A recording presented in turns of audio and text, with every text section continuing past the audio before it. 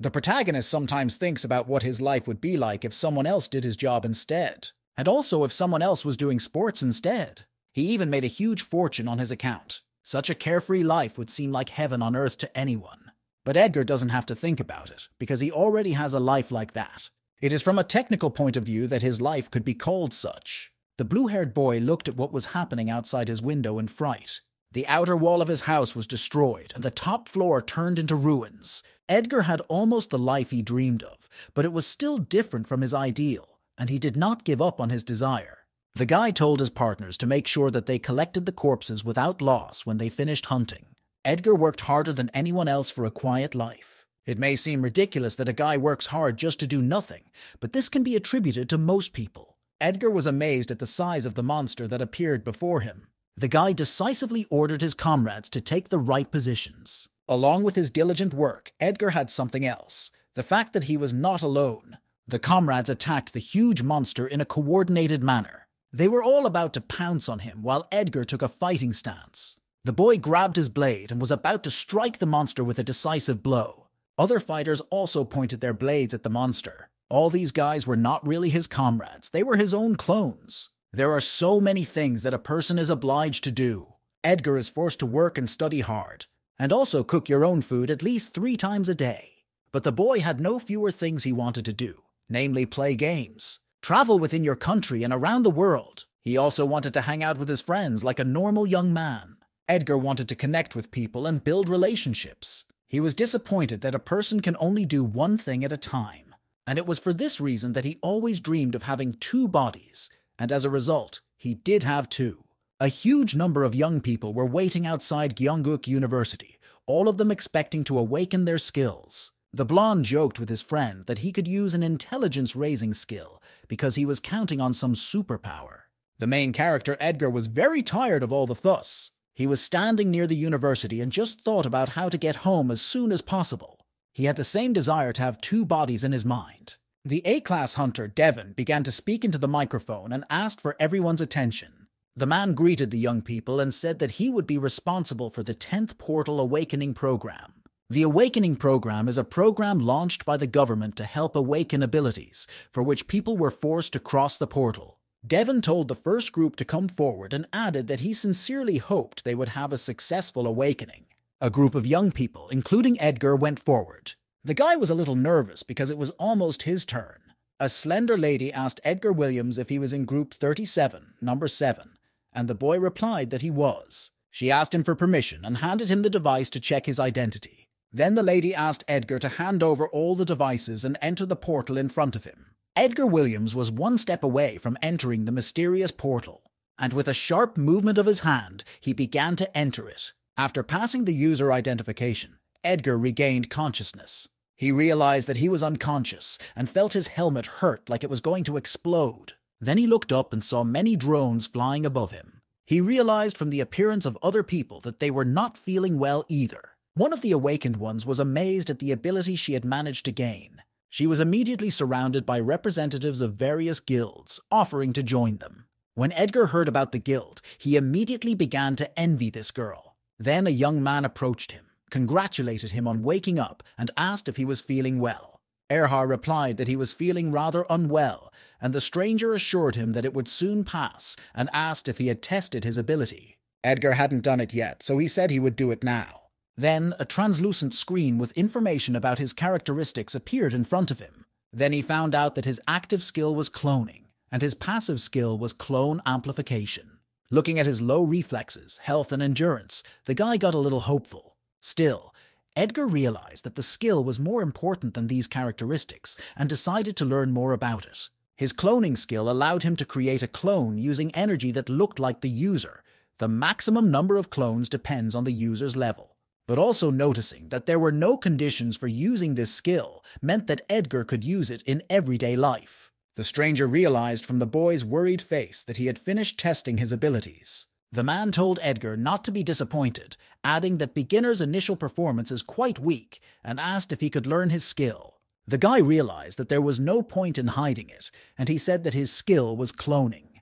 Upon hearing this, the stranger was immediately embarrassed. Edgar gave him a questioning look in response. The man explained that there was a person with the skill of illusory cloning, but since the clones did not have a physical shell, they could not do anything. This answer confused Edgar because his clones are not an illusion. The stranger tried to encourage Edgar, saying that if he demonstrated his skill to officials, they would be able to evaluate it more accurately. Then he looked at the place where the others were demonstrating their skills. One of the men was demonstrating his ability to become petrified. The audience looked at him with an appraising gaze. After watching all this, Edgar was overwhelmed by depression. He asked the man where the exit was, and the man replied that Edgar had to go through a final scan and registration, and only then could he return through the portal. The boy went to the research team as the stranger advised him. He waited in embarrassment for his skill to be scanned. The researcher told Edgar that the boy had a 73% probability of showing one or more abilities, and his identification was complete. The registration form of the awakened cloning skill was sent to the ID bracelet. Edgar chose the subway as a way to get home. He stared at his bracelet, thinking that it was over much faster than he had expected. The boy was interested in what his cloning ability would look like. Dense clouds were passing over the city's high-rise buildings, one of which our hero lived in. Upon entering the room, he asked his children if they had done a good job. By kids, he meant the computers on his desk. Each of them actively continued the game. Edgar sat down, looking at the monitor of one of the computers. He looked at the characteristics he got in the game and recognized that they were worthless. With some disappointment, Edgar Williams slipped into his bed.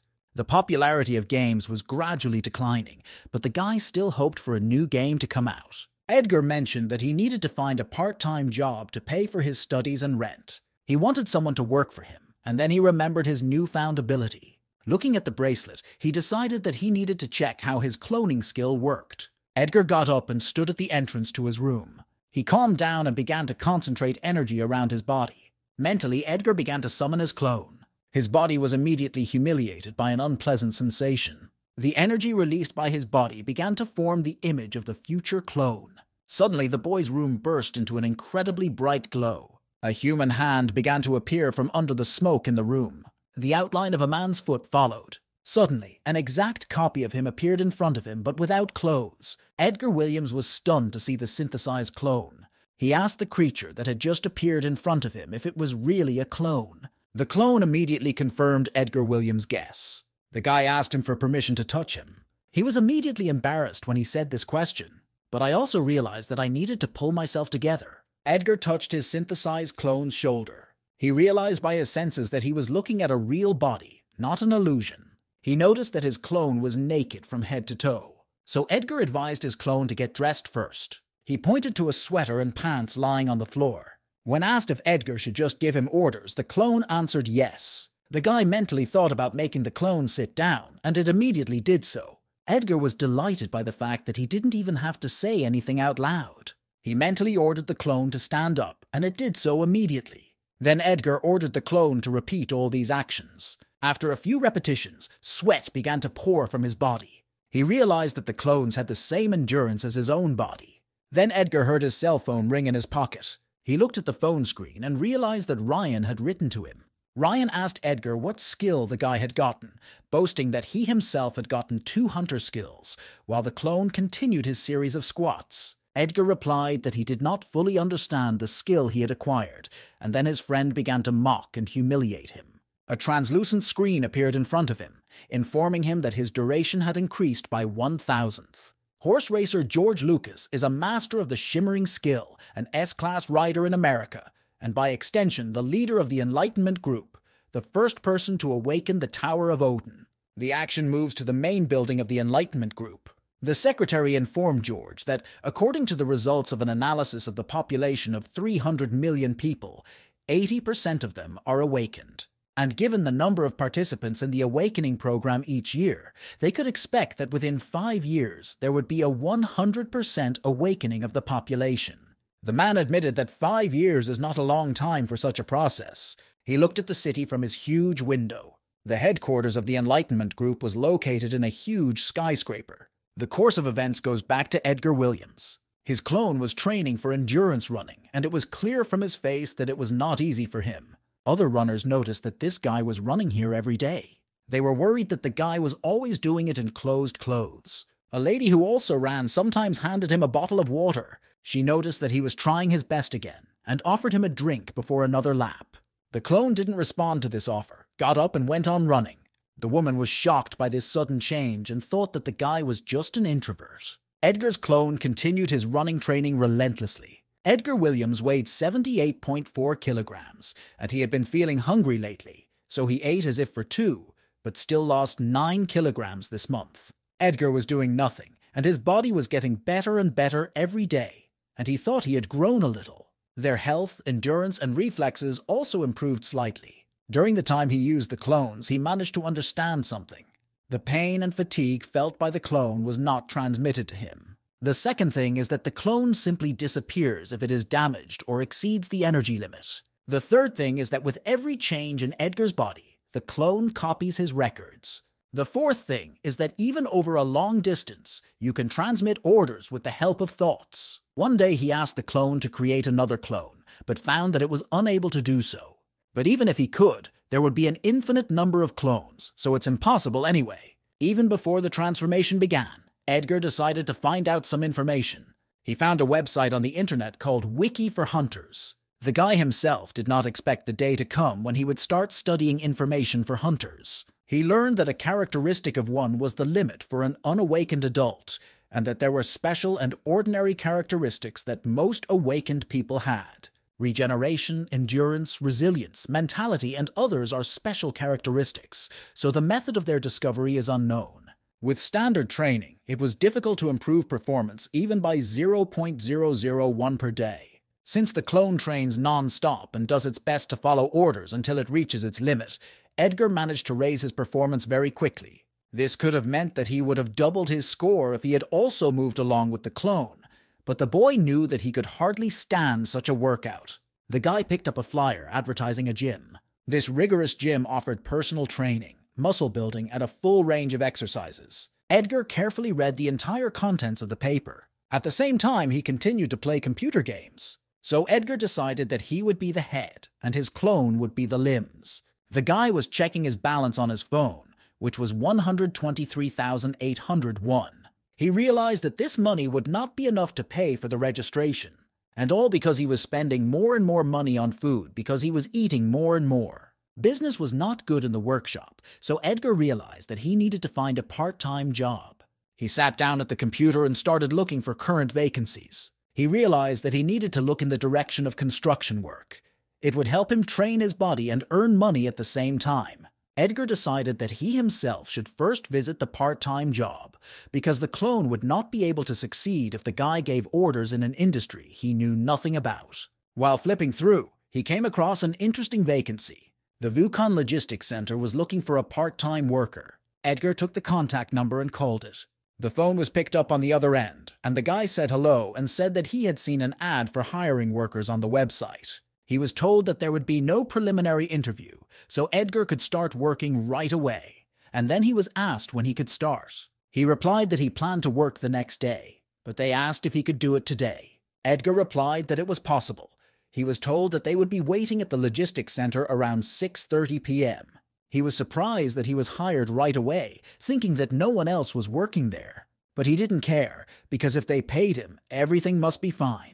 The logistics center consisted of several buildings, and there were several trucks on its territory. In the late afternoon, Edgar arrived at the building, as he had been asked to do. He took his number 1 clone with him. In case something went wrong, we could say that he was his twin. Edgar instructed the clone to answer well when he comes in, and that while he is working, his name will be Ryan. The building of the logistics center was much larger than the guy expected. He did not know where he should go. Then a man came up to him and recognized the boy, and he asked him what he was doing here. In the face of this man, Edgar recognized Mr. John. At first, Mr. John did not recognize Edgar because he had lost a lot of weight, and the boy said that he had come here with a friend to work part-time. When he heard this, the man pointed to the building and said that there was an office there. Edgar thanked him and said that it was a real blessing that he had come across him, and Mr. John said goodbye to the boy, saying that they would meet again. After Mr. John left, Edgar slapped his face. Meeting an old friend was very nerve-wracking for the guy. Edgar asked his clone if he was worried, and he said no. He realized that there was no reason to worry because he was now awakened. Moving forward, he told the clone that they needed to finish here as soon as possible so that they could eat ramen at home. But as he worked, Edgar realized that he was too arrogant about his delivery work. There was no end to the heavy packages Edgar had to carry. For other employees, this work did not seem too difficult. They carried the packages from place to place as if in one breath. Edgar pitifully assumed that these people had some kind of ability to drag heavy objects. The clone of the guy also performed the task without any problems. Watching this, Edgar realized that he shouldn't have come, because his clone would have done a great job on his own. Then the logistics center took a break for an hour. The clone watched his master's despair with excitement. Then he heard Mr. John handing them sodas. The man said that they needed to restore their water balance and eat at the same time, and the boys thanked him profusely. Mr. John was amazed that Ryan worked so hard without even saying a word. He thought the boy's name was very masculine. Then the man turned to Edgar and asked how he was feeling, and he assumed that this was the first time he had ever done this kind of work. Edgar confirmed his guesses and said that this work is quite tiring. But the man noticed that both guys had courage, because most people were just running away by this point. Edgar pitifully realized that if it weren't for the money, he would have been one of them too. Mr. John asked the boy which university he went to, and Edgar replied that he went to Gyeongguk University. When the man heard this, he said that it was a great school, but the boy argued that it was not that good. But Mr. John told Edgar not to be modest. The man himself would have given anything for his daughter to go there. The guy told the man not to worry too much because he didn't study very well either, but he managed to get in. Mr. John didn't understand how this was possible, and Edgar explained to him that he had simply obtained several licenses and a special permit. Mr. John's spirits immediately lifted when he heard about his special experience. Then he became quiet for a while and thought about something. The man asked Edgar if he would like to get another part-time job.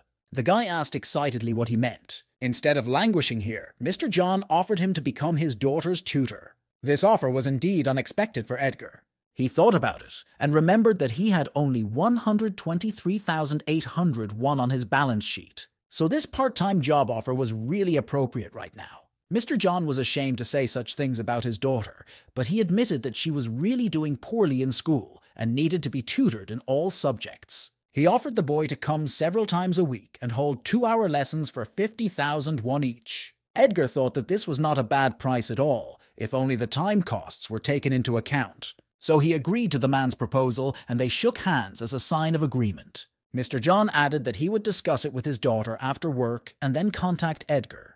Looking up at the sky and thinking about tutoring, he hoped that everything would work out for the best. Then a window appeared in front of him with information that his performance had improved. It was a complete success for Edgar to get the job and the performance points. He noticed that his colleagues continued to work. He mentioned that there was something else he needed to do before he left for work. Edgar looked into his bag to get a snack. But to his great regret, the guy found that it was empty. His clone wasted no time in looking up at the sky. Edgar's face immediately twisted with anger, but the clone indifferently continued to munch on their snack. Edgar irritably asked the clone if he had eaten everything. The course of events is postponed until the next morning. After a hard day's work, Edgar felt terrible. From that moment on, he decided that he would use clone number 1 for that part-time job. Looking at the screen with the characteristics, the guy realized that number 1 was still working. Edgar mentally ordered the clone to return. He wanted to recall and summon it again, but if he did it outside the house, he would lose his clothes. First, he decided that he should eat. He was very happy with his delicious breakfast. But a sound at the door drew his attention away from the meal. Number 1 entered and informed the owner that he had returned. Edgar told the boy to take a shower and change his clothes. And in a few minutes, his request was fulfilled. Then the guy asked the clone to give him his hand. The guy realized that number 1 was a clone, and if he was withdrawn, he would just disappear into the wind. He is not a person or a living being, but he still felt sorry for him. It was very difficult for him to even slightly injure his clone. But I still had to, and then blood came out of number 1's finger. Number 1 continued to look at his master with an unchanged expression. Edgar apologized for hurting him and acknowledged that he was doing well. The guy did everything to get the regeneration characteristic. Regeneration was one of the few characteristics whose method of discovery was known. You had to make a wound on the body and wait for it to heal on its own. He had to repeat this action until the feature opened, so he decided that he would keep trying for another month. He was afraid of inflicting wounds more serious than a needle cut, so he decided that he would just do it often. The guy told the number one to eat ramen every time he felt hungry and then continue to exercise. Edgar said that he would be away for a while and instructed the clone to answer calls from an additional phone while he was at work. The entire city was furnished with modern buildings. Edgar decided to respond to the flyer about the gym and went in search of it. But suddenly someone called out to him and hugged his side. Edgar recognized Ryan Miller in the face of the man who approached him. Ryan wasn't sure that it was Edgar, but he was right. He was surprised at how much weight the guy had lost, and Edgar himself was not happy with his gesture. When told that he had lost weight, Edgar replied that he was working out and was on his way to the gym. Ryan replied that he was also a sportsman, but you couldn't tell by his appearance. Then he asked Edgar which gym he went to. The guy said he was going to the Strong Body Gym, a place Ryan was familiar with, and he said it was pretty good. Edgar said he didn't see anything special there except the price. Rayon enthusiastically reported that the coach there was a real beauty. He asked to go to the gym with Edgar, and the guy was extremely unhappy with his actions. Edgar Williams and Ryan Miller entered the gym together. Inside, the training room was quite well equipped. The head of the gym himself sat down to lunch at that time. Looking around the room, Edgar noticed that it was quite nice. The manager apologized to the clients and welcomed them to the Strong Body Gym and asked if it was their first time here. The man said that in honor of the opening, they are currently offering discounts, and if they take a 3-month subscription, it will cost only 160,000 won. Edgar replied that he would take a 3-month subscription and asked the man to see if he had the correct technique for each of the machines. The manager agreed to the boy's request and said he would help him with the payment. Edgar Williams began his exercises by lifting a barbell. The manager said that this is how you do bench presses on an incline bench, and over time, you need to increase the load and accelerate. At this time, unexpectedly for everyone, Ryan lifted a 50 kilograms barbell. This surprised both the head and Edgar himself. However, his achievement attracted not only their attention, other athletes also watched his actions in embarrassment. Ryan Miller's body was really muscular. The manager was impressed by his body and assumed that the man had been working out for a long time, but Ryan proudly replied that it was his first time. Then the man missed that Ryan got a boost in strength after waking up. His strength score was 2.1. Edgar realized that the ability Ryan was talking about was strength, and he was jealous because he expected endurance to play a bigger role in weightlifting. He was afraid to imagine how strong other high-class hunters were, if a banal skill to increase strength had such an effect. No wonder everyone talked about hunters, even though it is a dangerous job. Then he heard his cell phone ring. Picking up the phone, he heard the familiar voice of Mr. John. He said that he had talked to his wife and daughter about tutoring and wanted to check with the boy if he had time. Mr. John wanted to talk to him face-to-face at their home, and Edgar said he would come as soon as he could. After a while, the boy got to Mr. John's house. Edgar was unhappy that after Ryan demonstrated his skills, he didn't even register for the gym. His friend justified this by saying that if he started going there, Edgar would not be able to study properly and would only envy him. But it wasn't true. In fact, the guy didn't register because the nice coach wasn't there today. But Edgar recognized that this was even better, because then he wouldn't have to worry about his clone. The guy went to apartment 603, where they were supposed to be waiting for him. He listened and heard that it was quite noisy, and he could hear the girl's dissatisfaction with her father because he had decided everything himself. Mr. John opened the door and said that he was going to work, and if they didn't like something, they should tell the guy themselves. Then the man stopped talking and looked at Edgar in embarrassment. The door slam from Mr. John was a surprise for the boy. The man's daughter was watching from the apartment. She was instantly embarrassed by the whole unpleasant situation. When Edgar entered the apartment, they put a compress on the place where he had bruised himself. Mr. John apologized to the boy, explaining that he had not noticed him. The man's wife put sliced apples on the table. The lady did not recognize Edgar because he had lost weight, and he explained that he had been actively involved in sports lately. Then the guy asked the girl if her name was Erica.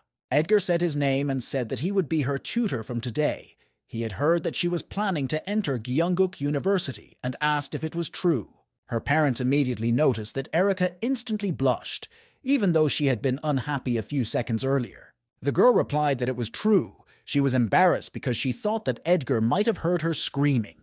The guy asked if she was in her senior year and added that he would like to see her progress before starting classes. Erica was extremely excited to hear his request. Edgar's expression immediately changed when he looked at the girl's report card.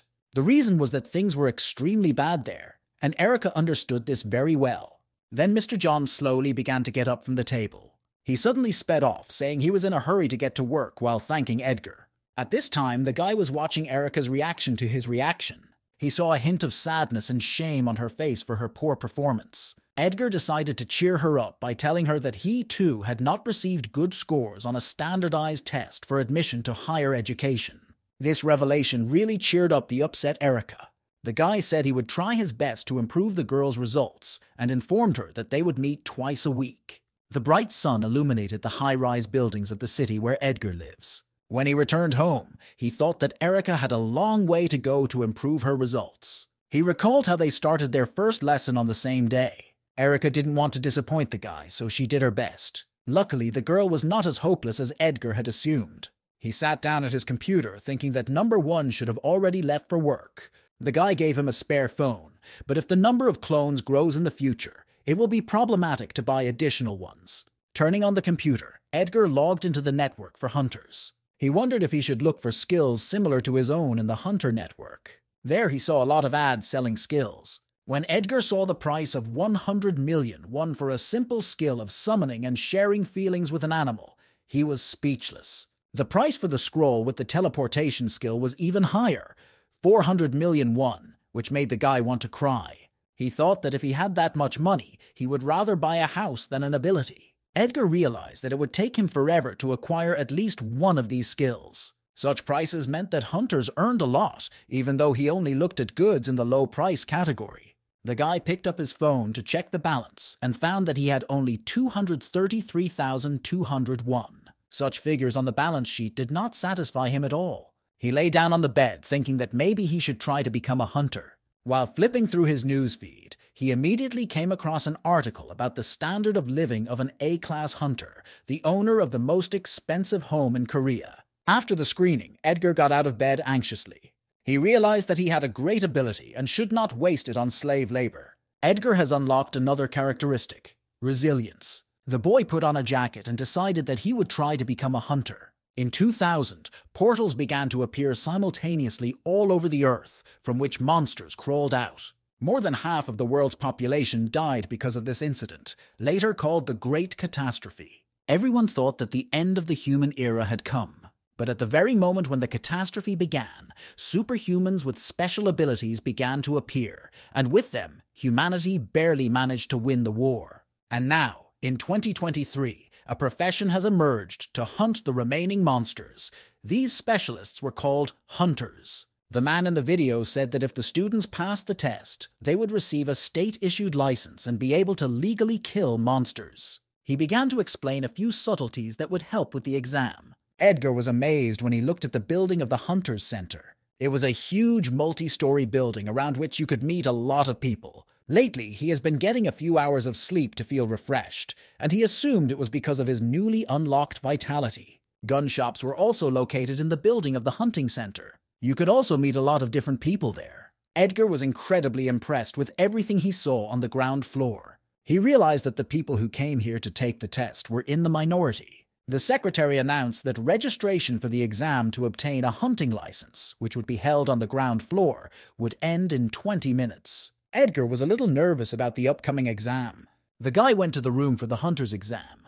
He opened the door to the room and apologized for the inconvenience. The tables were filled with people of all kinds. Edgar was very worried because there were so many of them. Some of the audience laughed at the boy's apology. Then I heard footsteps in the room, and an examiner was heading there. The man introduced himself as Han Lee and said that he was a C-class hunter and that he was to be their examiner today. The examiner explained that the license exam consists of a written part, a practical test, and a test of professional aptitude. He added that if students are caught cheating, they will be disqualified from this exam and will not be able to retake it this year. The audience was agitated by the words that the examiner does not forgive cheaters. You could feel an incredibly terrible pressure throughout the room.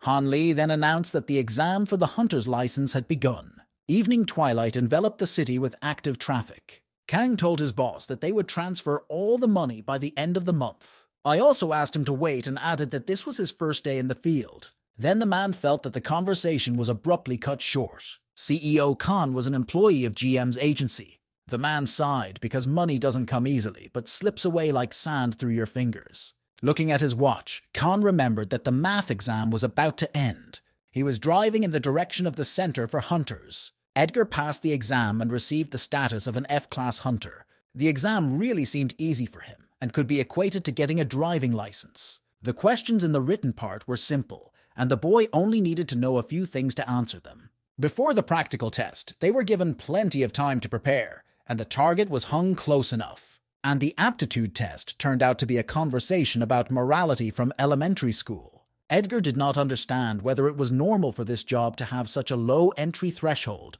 since hunters constantly risk their lives and use weapons. Then the boy looked back to take another look at the building of the Hunter Center. He thought that the government wanted as many people as possible to become hunters. Still, he decided that he shouldn't get too worked up about it. Then he noticed other hunters handing out business cards. The faces of these men seemed quite familiar to Edgar. Then he remembered that they were representatives of guilds that were trying to recruit hunters. Then a voice congratulated him on passing the exam for a hunting license. He was handed a business card from the JM agency, the same one where Con Blake worked. The man introduced himself to Edgar and offered to work with their agency. With every purchase and when looking for items for a small percentage, they were ready to offer the guy the best deals, and Edgar just thanked them. Then he noticed that a translucent screen with characteristics appeared in front of his face. The level of the cloning ability increased, and now the guy could summon 2 columns at the same time. The agency representative continued to say something, but the guy immediately ran off, saying he would contact them later. Khan tearfully asked the boy to remember to do so. At night, Edgar Williams finally made it home. He was incredibly pleased with the improvement in his ability. The guy had already managed to call his number 1 home. He also tried to summon a new clone. Edgar told number 2 that he was looking forward to working with them. He looked at the business card and announced that they were now ready to become hunters. Mr. Blake managed to hand out almost all of his business cards that evening. The man hoped that at least one person would contact him. Khan looked thoughtfully at the evening scenery and recalled past events. The course of events is transferred to the official representative office of the leading guild in Korea, Haesong. On the table was a pile of documents with a huge number of numbers. The guild representative told Khan that he only needed to settle the amount according to what was written in the documents. The man understood the order and picked up the papers, but when he saw their contents, he was surprised. The numbers were not what Khan expected to see. He informed a representative of the guild about his excitement. Kang said that the amount was quite suspicious. The price for the troll was supposed to be at least 5 million won, but then the man interrupted him. He asked Kang if he had joined the Haesong Guild a long time ago. This was true, and then the man told Khan that he should have realized everything by now. He added that if they do everything they have to do according to the rules, they will have almost nothing left. He understood that Khan was a respectable citizen, but he warned the man that he should not interfere in the guild's internal affairs. The guild representative asked Khan with a defiant tone in his voice if he understood. The man realized that he should have kept silent then, because now he is having a hard time. Then the melody of his ringtone started playing in the man's pocket. He picked up the phone and introduced himself as Con Blake from the JM agency. It was Edgar, and he said he wanted to clarify a few things and invited Khan to a meeting. The man was waiting for Edgar outside a local cafe. Then he noticed a guy waving at him from one of the tables. Khan came over and apologized to the boy for keeping him waiting, but Edgar said that he had just arrived himself. Then Khan suggested ordering something to drink. The man ordered a cold iced coffee. Khan asked him if he wanted to go into territory that even a beginner could handle, and Edgar confirmed it. When the man asked him about his ability, the boy replied that he had the skill of cloning. Khan had heard that cloning is a skill that creates illusions that are not capable of anything. At the time, he thought that Edgar was a beginner with illusions who was physically incapable of anything and would not be able to help in the hunt. Khan handed him a contract and asked him to read it. First of all, he wanted to offer Edgar a territory for slug hunting. The slimes were not very dangerous, although they could release some substances and poisonous gas, and it was recommended to wear a mask and protective clothing to visit the area. Another disadvantage was that this place is not allowed to stay for a long time for the reasons described above, but Edgar said that this was not a problem for him. The second area to choose from was the horned hare hunting zone, where you could stay longer, but the prey was difficult to catch, so you couldn't earn much there. There were also low-level monsters, such as giant rats, but only the aforementioned monsters were in areas where Kang could guarantee the boy's safety. Edgar liked the two locations, and the price of the items for sale was attractive. He handed the man a piece of paper and said he wanted to sign a contract. Con Blake immediately thanked Edgar for accepting the offer. He asked the boy which of the two territories he would choose. The guy immediately stamped it and said that the man had misunderstood him. He had already told Con that he liked both places. The man looked anxiously at the clone that had just appeared in front of him. Edgar said that when he said this, he meant that he would hunt both. Then Con recalled his first meeting with someone with a similar ability. That guy also had a cloning skill. Then the man asked the hunter if he could demonstrate his skill. The hunter folded his fingers and began to use his ability. Illusions of clones began to appear behind him. And after a while, there were many more of them. Con was amazed to see so many clones. One of the illusions pulled its hand back and began to draw a sword. All the others did the same and pointed their blades at their master. Con did not understand what was happening and why they did it. And in one motion, all the clones pierced the host's body with their blades. It was hard for the man to watch. He asked them to stop. But at some point I realized that everything was not as he thought. The hunter said that all these clones are just illusions. They are not real. To verify his words, Con touched the blade of one of the clones. His hand passed through the sword, and the hunter said that illusions cannot do harm. He added that they are good for attracting the attention of monsters. Con said with a disturbing laugh that seeing that was enough. The last cloning skill he saw was definitely related to illusions, but the man realized that this guy's skill was different. After all, the clone before him had stamped the contract issued by Con. And before that, the clone drank a whole cup of coffee. This is the first time Kang has encountered such an incredible skill. He suggested that the boys could be twins and asked Edgar about it.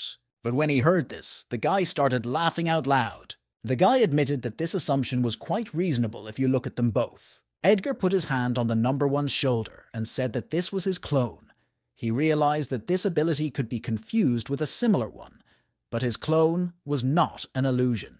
And then the guy admitted that he had another clone, but he sent him to a fitness center. Con was amazed to hear that clones can build muscle. Edgar said that if his clones were getting stronger, then he was getting stronger too, so he could raise his own characteristics. The man realized that this was an unusual ability of an F-class hunter, and that this boy had great potential. Edgar returned to the question of the hunting ground and said he wanted to ask Con something. The guy asked if there would be any problems if the same person entered two places at the same time. Mr. Con replied that there might be difficulties, as there is a record at the entrance. Hearing this answer, Edgar was immediately upset, but then the man added that he would talk to the hunting association and they would find a way to solve the problem. In return, the guy had to go with him, as he needed to scan the bracelet and demonstrate his ability. Edgar agreed to this condition, but added that he would not be able to use the ability until tomorrow night. In response, Con offered to meet at the Hunter's Center in 2 days. And then the man timidly reminded him of the contract. Edgar replied that he had already put the stamp on it and checked all the details from the photos sent to him by number 2. But the guy was suddenly alarmed when Con suddenly stood up. The man extended his hand and said he would look forward to working with them. Edgar shook hands and said he would be waiting for it too. 2 days have passed since the meeting between JM's executive director and Edgar. The guy looked from side to side, waiting to meet Mr. Con, and then he heard a familiar voice addressing Edgar as a hunter. Con noticed that the guy had arrived earlier than planned, and Edgar replied that he had come early in case the man was already waiting for him. Kang told the boy that most of the departments of the Hunters Association were located in the Hunters Center building and suggested that he visit it first. In the queue, Edgar Williams was number 166. After Hunters 164 and 165, it was finally Edgar's turn. An employee of the association asked the boy if he wanted to get double access to the territory for hunting. Edgar confirmed this, saying that he has the skill of cobbling but only one bracelet for identification. The employee told the guy to wait a minute, noting that he was the first person after Skakun to request a duplicate bracelet. After a while, the employee gave Edgar an application, telling him to come to the government office to fill out the appropriate documents. And then the man added that Edgar could take the test in the skills demonstration room.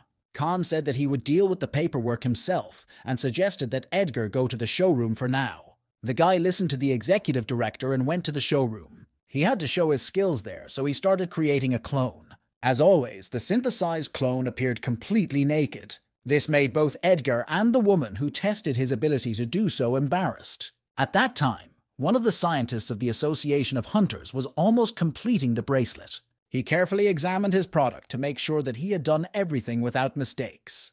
The request for an identical ID bracelet was fulfilled, and the man told Edgar that the clones could enter the hunting grounds simply by scanning their fingerprints. The scientist added that they had also taken into account the possibility of simultaneous entry and exit from different locations, as well as re-entry of clones, and Edgar thanked the man for this. The scientist was very interested in Edgar's skill, because he knew that such a skill had not yet been found not only in Korea, but also around the world. The guy was excited by his words, so he took the clone under his elbow and told him that it was time to go. The man was upset that Edgar had left, because he could have been a great subject for research. The guy came back and informed the executive director that everything was done. Finally, his preparation for the commission was completed. Khan asked Edgar if he was going to the territory to hunt right now, and he said yes, because he had nothing else to do today. The man didn't understand why the clone was hidden under a mask, but Edgar explained that he didn't want to draw too much attention to him. At this time, a man was watching Khan and Edgar's conversation from one of the upper floors. He realized that his friend Khan Blake was standing down there. The man himself was the head of the Heeson Guild, Mike Heeson. The men's conversation was interrupted by an unexpected appeal to Mr. Khan Blake. Immediately afterward, the head of the guild loudly descended to the floor. He told Khan that they hadn't seen each other for a long time, especially in a city like this. Edgar Williams immediately recognized the man in front of them. Mike emphasized that he didn't know that Khan was still dealing with the hunters. Looking up, Edgar realized that the man had jumped from a height of at least several floors. Khan Blake caught incomprehensible glances and was embarrassedly silent. He only dared to say a few words of greeting to Sir Mike Heeson, but the man laughed at him for saying "Good afternoon" and addressing him as Sir. He looked at Edgar with a superior look and asked who this guy was. Mr. Khan explained that Edgar is a hunter associated with their company.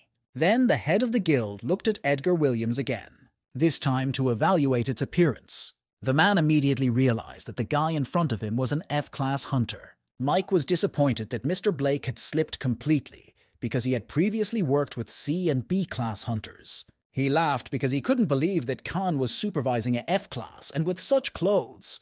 Mr. Khan was seriously angry at what he had just said. However, Edgar suddenly put his hand on his shoulder to reassure him.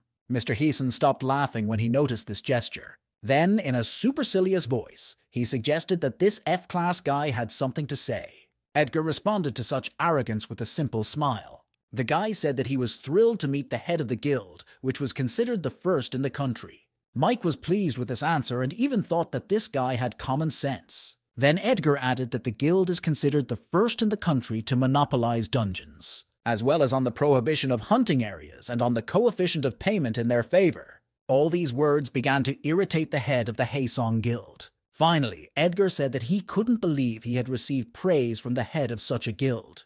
Mr. Heeson told Edgar Williams that he was quite brave, but then his expression and the energy of his personality changed overnight. He approached the guy and asked if his skills were on the same level as his audacity. Edgar was extremely agitated by the question he had just asked. But then their conversation was interrupted by a man looking for Mr. Heeson.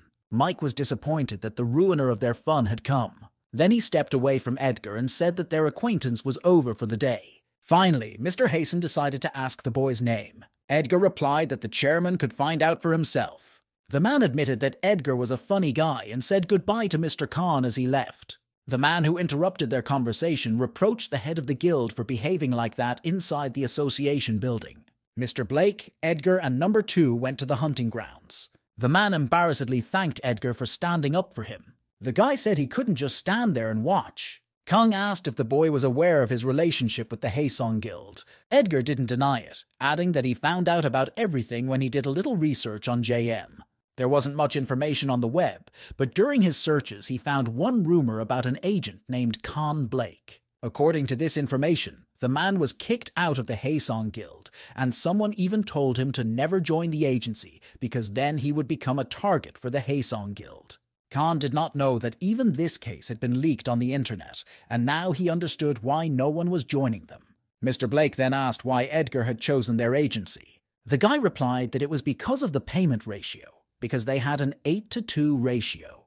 But there was another reason why he chose this agency. The guy said that he could also trust Mr. Blake if he didn't like something in the industry or the guild. The last words came as a surprise to the executive director. Finally, he thanked Edgar for his trust and choice. Clone number 1 was in the training room at the time. It was clear from his appearance that he was training hard. The coach had already tried to talk to the number 1, but he wouldn't listen. One look was enough to tell how dangerous it was for the boy, and the other coach was worried whether he would be okay. Then number 1 heard a new message arrive on his phone. Edgar told the clone to finish his workout and take a shower, and informed him that he would be waiting for him at the entrance to the gym at 4 o'clock. Then number 1 drank a whole can of water and headed for the shower. Seeing him finally finish, the coaches breathed a sigh of relief. The action shifts to a hunting area with poisonous slugs. Edgar destroyed the poisonous monsters one by one. His tank of prey was half full, and when he reached this mark, the guy decided to end the hunt. He was relieved to take off his mask, which was quite difficult to breathe in. Edgar informed Mr. Blake that it was quite difficult to breathe in the gas mask, as if he was breathing through several face masks at once. Kang noticed that the slug site is considered safe, but hunters usually don't come here. Edgar now understood why and recognized that he would not be able to hold out for too long. The man told the boy that when the container was full, he could simply change it in a rented closet, but added that it would be extremely difficult to last 6 hours. Khan didn't know if it was true, but they said that you could survive longer if you bought a good gas mask and higher-end uniforms. But Edgar didn't think he could spend even 2 hours there, let alone 6. But then the guy remembered that he also had clone number 2, so Edgar assigned the task of collecting slugs to his clone. Before leaving, the guy wished his clone good luck. Then he asked Mr. Blake to send them to the field with the horned rabbits. Edgar wanted to go there with number 1, but he wasn't with them. The guy remembered that he hadn't picked it up from the gym yet. At this time, clone number 1 was patiently waiting for the master to arrive. In the evening, Edgar finally picked up number 1 from the gym. The evening sky was enveloped in dark colors, swallowing up the city behind it. Khan asked the boy if he called his clones number 1 and number 2. Edgar replied that if he gave them any interesting names, he would only get confused, so he called them by number. Mr. Blake himself understood that since we were talking about clones, names were not necessary. Then Edgar changed the subject, mentioning that guns are used to hunt horned hares. So the guy asked Mr. Blake if in that case he didn't need to prepare some equipment. The man replied that there was no need to worry about it, because most of the items could be rented on the territory for hunting. Still, one day Edgar will have to buy his own equipment, as the rented items can only be used on the territory for hunting. Then Edgar heard a strange sound and asked what it was. Mr. Khan informed the boy that they had finally arrived. The place for hunting was the territory of Ujangsan. People in military uniforms with weapons were standing all over the territory. There were also people who controlled the entrance and exit to the territory. This place was gigantic, and Edgar realized that it was not even close to the slug territory. Kang agreed and added that this is the famous Ujangsan area where the monsters made their breakthrough. The guy recalled that he had heard about the monsters' breakthrough before. Usually a portal does not let monsters out, and that's why the hunt mostly takes place inside the portal. However, in certain cases, monsters pass through the barrier, destroy the neighborhood, and the place turns into a territory. And it is in such cases that people call these places monster breakthroughs. During the breakthrough 5 years ago, most high-ranking monsters were defeated. That's why only F and E rank monsters are left in this area, and hunters consider this place a great hunting ground. Edgar wondered if anyone complained about all the noise around them. Then he and Mr. Blake entered the place where the hunters were gathering. Khan pointed to a place where weapons were sold and said that Edgar could rent everything he needed there. The fee included a rifle, night vision goggles, rent of a shooting range, earplugs, and 400 cartridge strips. The man announced that Edgar would have to pay 700,000 won for the whole thing. It was a huge amount of money, and Edgar held out his bank card with pity. Mr. Blake assured us that everything would pay off if we hunted hares successfully, because the price for 1 horn is equal to 1 container of slime.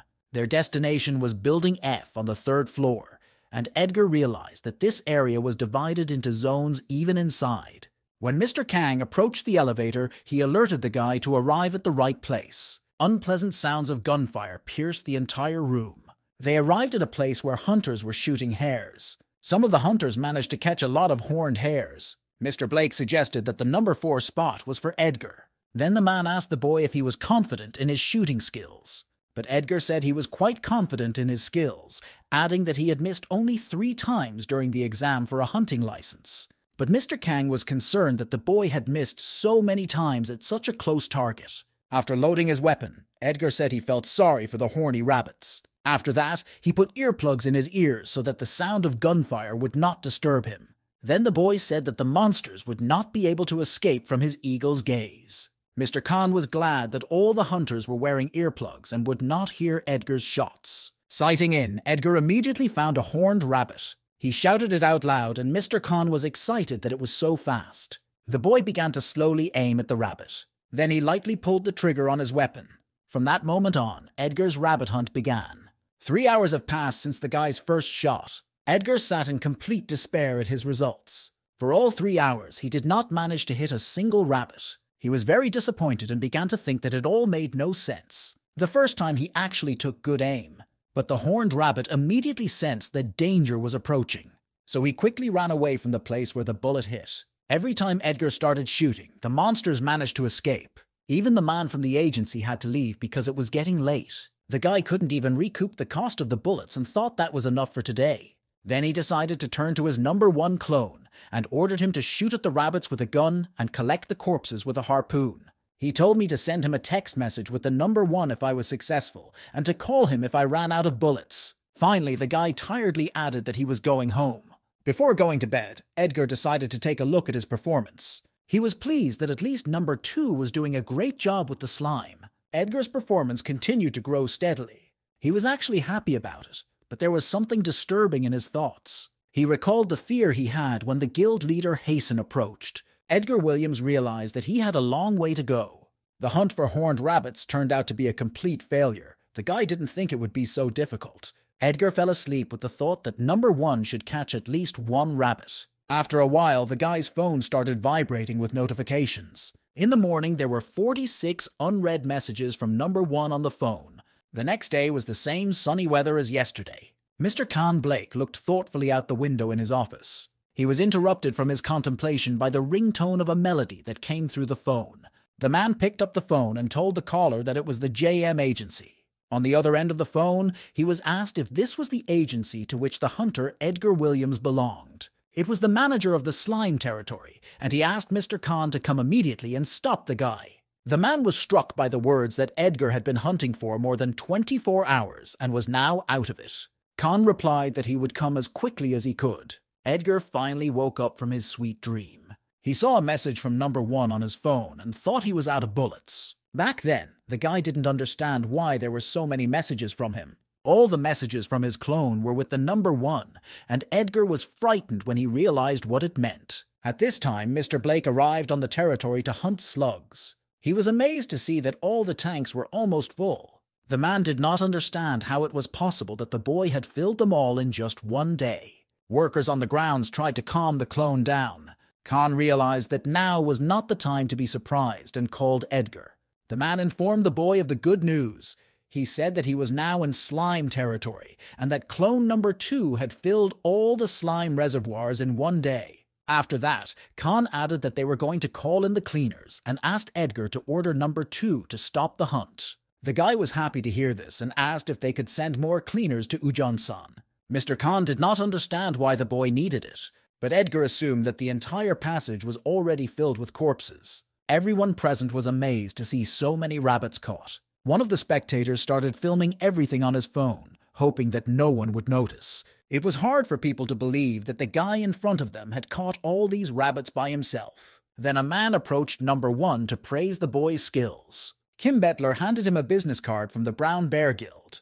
The man asked the clone if he was currently in any guild, but all he could hear in response was silence. Kim realized that he needed to be patient because most talented people were strange. But this idea was immediately denied by another man. One volunteer said that they had already tried to talk to the boy, but he did not respond to them. In the faces of all these people, Kim recognized recruiters from a large guild. The man objected, saying that the guy should have said at least a few words. Then Edgar approached number 1 and handed him extra balls. He ordered the clone to continue hunting, and if Mr. Agent came to let him take care of the corpses. Finally, Edgar praised the number 1 for his excellent work. The clone was very happy to hear the owner's praise. So after these words, he immediately took up arms. The audience could not believe that this guy was going to start hunting again. Still, they decided to stay to watch him hunt. Edgar realized that he had grossly underestimated the clone's capabilities. Now they were getting only 50% of his performance, so they were essentially half as good as him.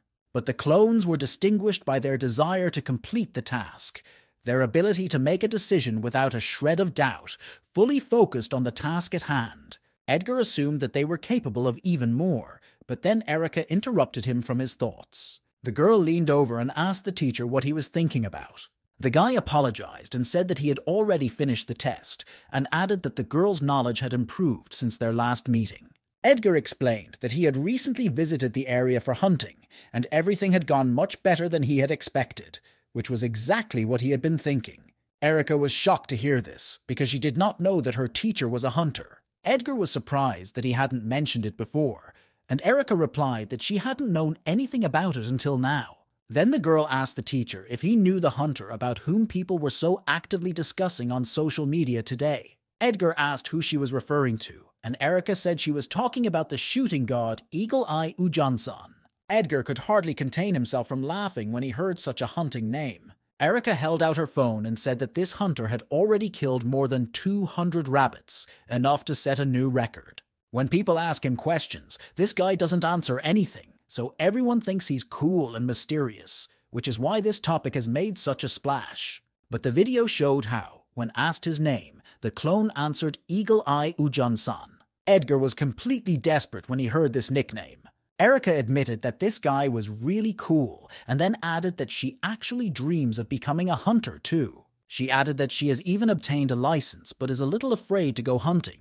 Then Erica asked, embarrassed, if she got a good result on the test, if Edgar could go with her once. The guy replied that it wouldn't really be a problem for him, and said that if the girl went to university, he would definitely take her with him. Erica asked the teacher if he was lying, and Edgar said that it was true, and that he even knew some safe areas for hunting. So the girl agreed, and as a sign of promise, she held out her little finger to the teacher. Edgar held out his hand in return, and they made a promise to each other on their little fingers. Then Erica added that the guy shouldn't even dare change his mind about his decision. The guy agreed, and said that if she kept up the good work, she would definitely be able to enter Gyeongguk University. After class, Edgar left Erica's room.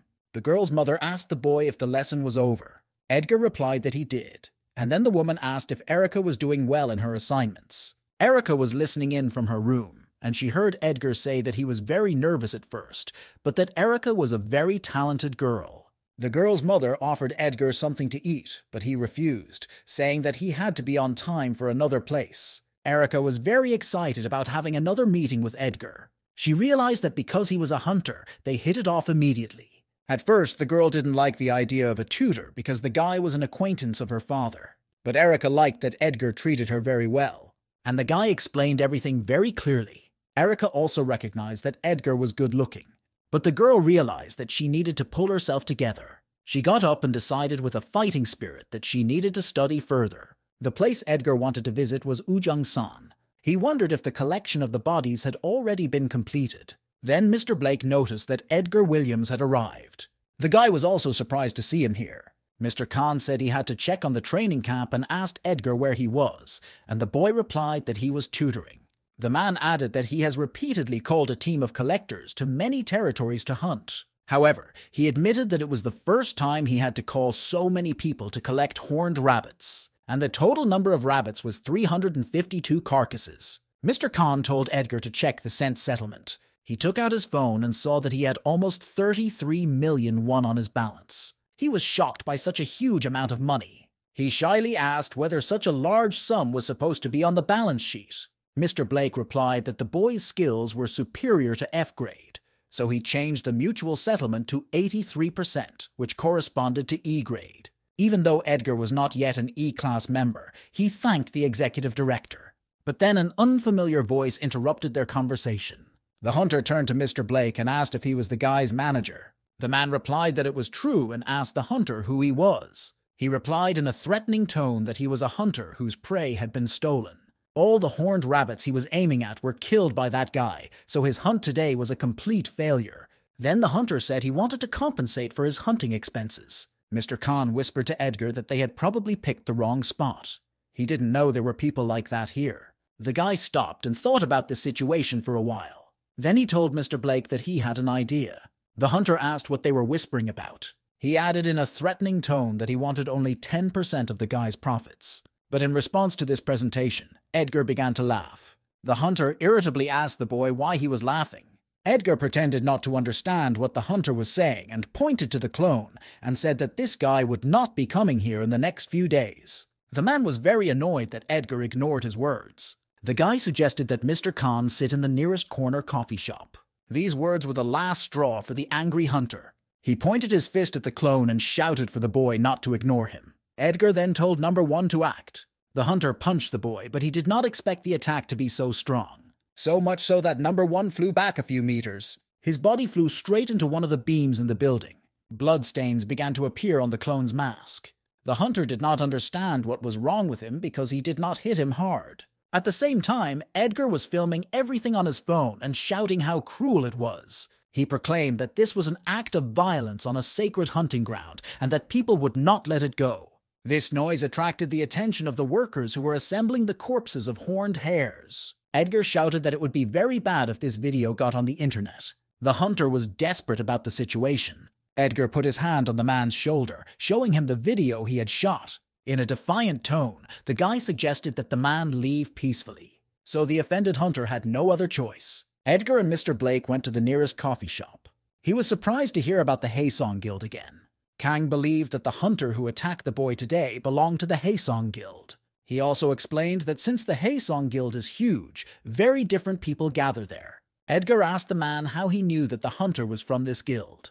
Khan replied that the hunter had been watching him from the moment he came to collect the corpses. Then an unpleasant assumption occurred to him. Edgar realized that Khan had in mind that the guild would want revenge. The man explained that the guild did this because they decided that Edgar's clone was another hunter who had signed a contract with them. Other hunters were subjected to harassment, so they did not stay long and left the agency. And at the moment, there are several F-class hunters left, including Edgar. And even now, Mr. Kang could not promise that there would be no more problems from the Haesong Guild. Edgar replied that he knew everything before he joined and was not going to change his mind. He assured the man that there was nothing to worry about. He added that he would not let them get away with this unpleasant situation. Edgar already had a plan to become stronger in a short amount of time. He began to explain it to Mr. Khan and asked him what he thought about it. The man replied that he had never thought about it before. They agreed to meet again tomorrow at 2 p.m. Mr. Blake suggested a hunting shop as a meeting place. There was a trade in weapons, armor, and other items for hunters from the very beginning.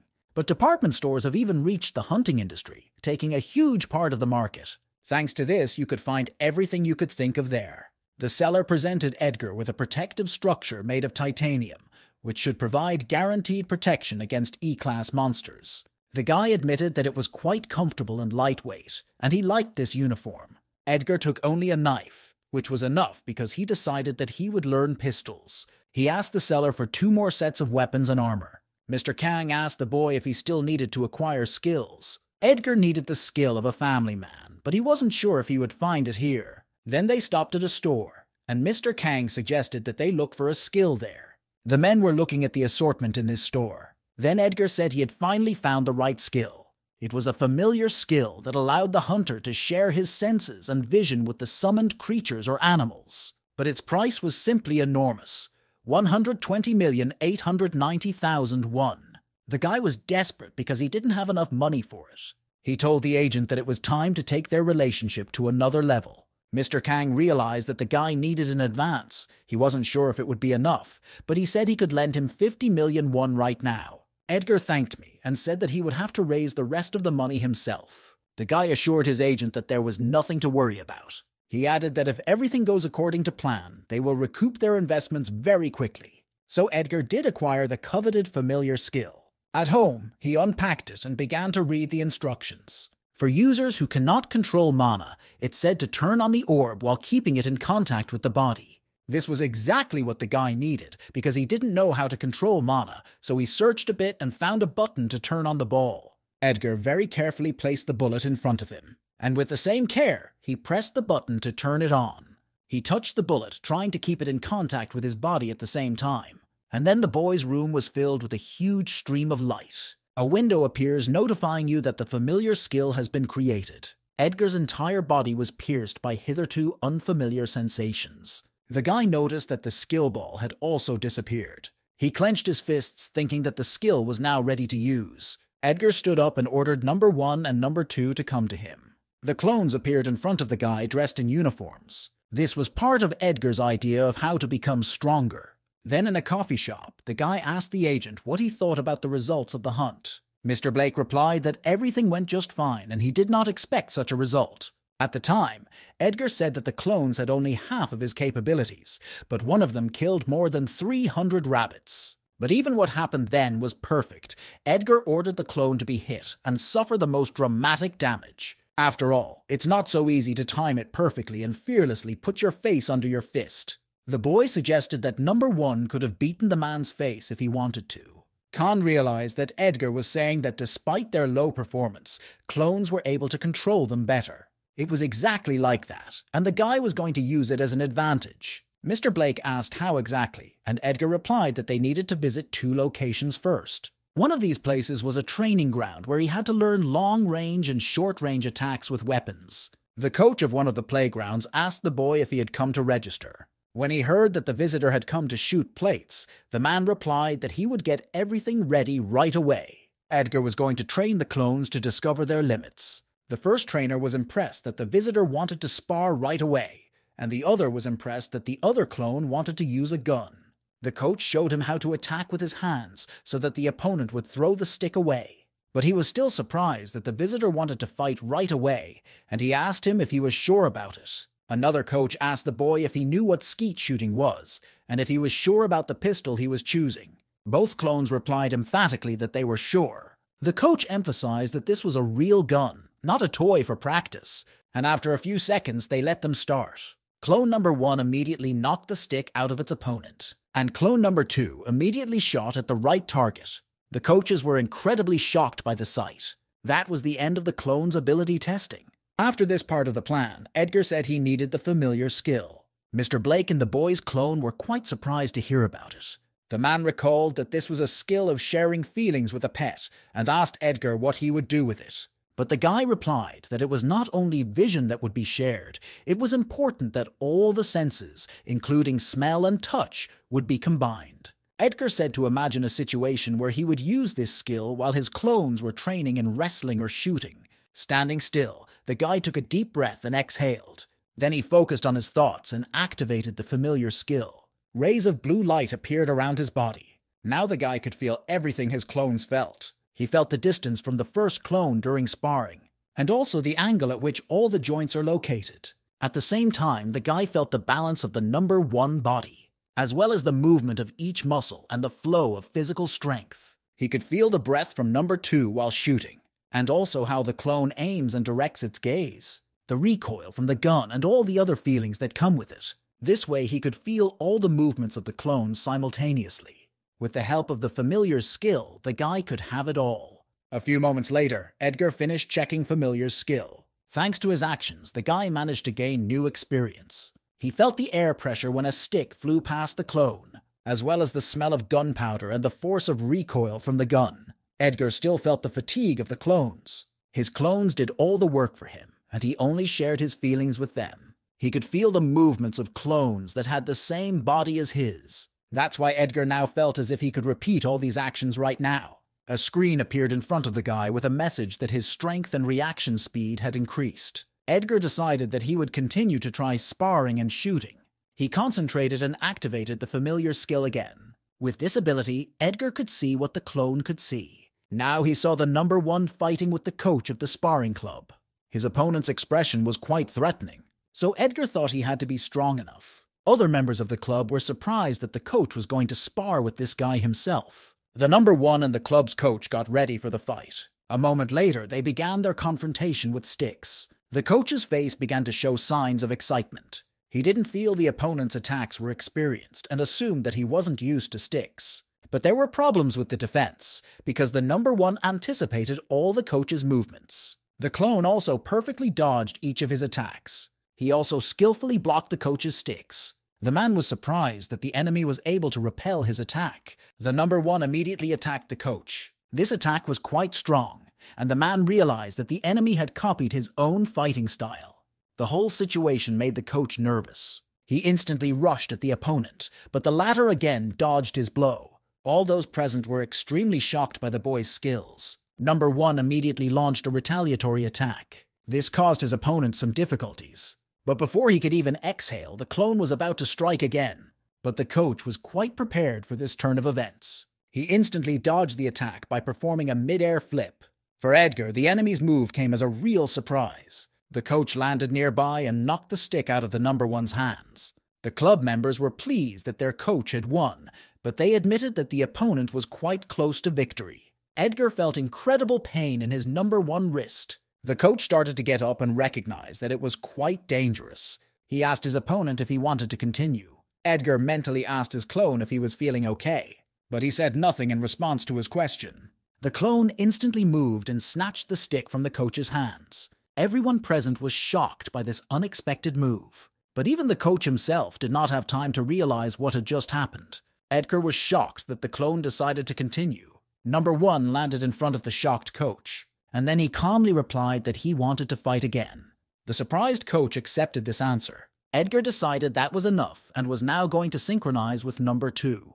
And then the guy turned off the synchronization with the first number. Events are transferred to the place where clone number two was shot. The man who also participated in the shooting was incredibly pleased with his results. His wife was also impressed and praised her husband.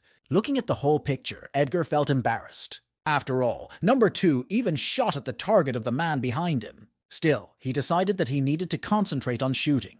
First, the clone fixed the position of the upper body. It was necessary to stay still and turn only in the direction of movement, following the trajectory of the saucer, and then wait for the moment when the target and the intended trajectory converge. And when this happens, the ball will go straight to the plate. Edgar decided to memorize every little detail. He wanted to learn everything his clones were capable of. The evening twilight captured the majestic buildings of the city. Edgar concentrated, about to complete the synchronization with the clones. Switching between the first and second clone was very tiring. For a moment, Edgar felt dizzy because he had run out of mana. He felt very tired, so he decided that he needed to rest. Edgar was amazed at the frenzy of his clones' movements. After all, they have no doubts and are not afraid of anything, so they move as they need to. Next time, Edgar wanted to go with them to see what would happen if he tried to do it himself. Not far from the place where Edgar sat down to rest, Erica was walking by at the time. He heard someone address him as a teacher. He was quite surprised to see Erica in this place. Edgar asked the girl what she was doing here so late, and Erica replied that she was studying in the library.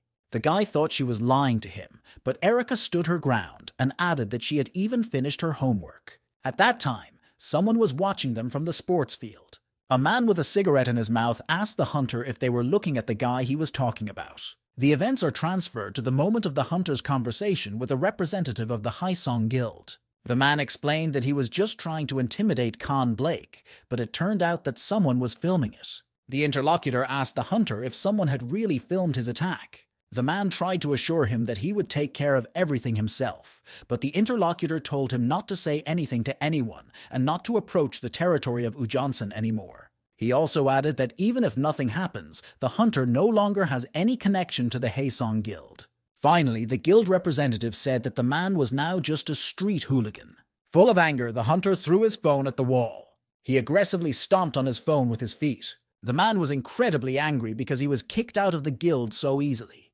But then someone asked the hunter what happened to make him so mad. Barry Gunn noticed that he hadn't seen the man for a long time. He came closer to the hunter and asked what happened. So the man was forced to tell everything that happened, and Barry was surprised that he did nothing and just let the guy go. He remarked that he knew this would happen when the hunter was excited to join the best guild in the entire country. The man asked if there was another job for him, as the guild had ordered him to stay away from Ujonsan territory. Barry asked his friend Jackson if he had any work for Wade, and Jackson replied that there were several options. But while talking, the men noticed a couple sitting on a bench nearby. Wade recognized the guy who was filming him at the time. Barry Gunn asked the man if he was sure about this, but Wade had no doubts about it. They stood nearby to get a closer look at the guy. Barry asked if this was the guy Wade was talking about. Erica asked the teacher what he was doing here, and the boy replied that he was just practicing.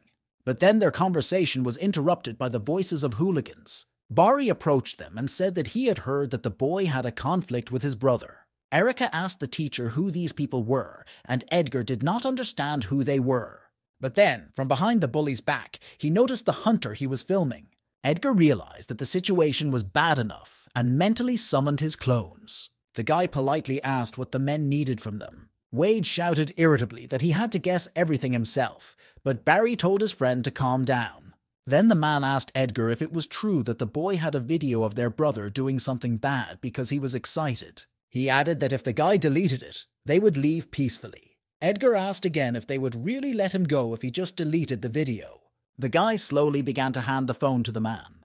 But then he asked if there was a guarantee that they would do as they said. Barry realized that the guy in front of him was not stupid and said that he was right. He would not leave here in one piece. He justified this by saying that Edgar was not smart enough to delete the video right away, so now he doesn't care. The guy whispered to Erica to wait for the right moment and run away. Then Edgar told the bullies that there was actually a big difference. He did not expect to find himself in a difficult situation so quickly. He threatened the men in front of him that he would beat them all. Barry laughed because Edgar was so overconfident, and after the man's gesture, Jackson and Wade attacked the defenseless boy. Edgar barely managed to dodge an attack from a hunter he was filming at the time, but Jackson's punch slightly hit the guy's head.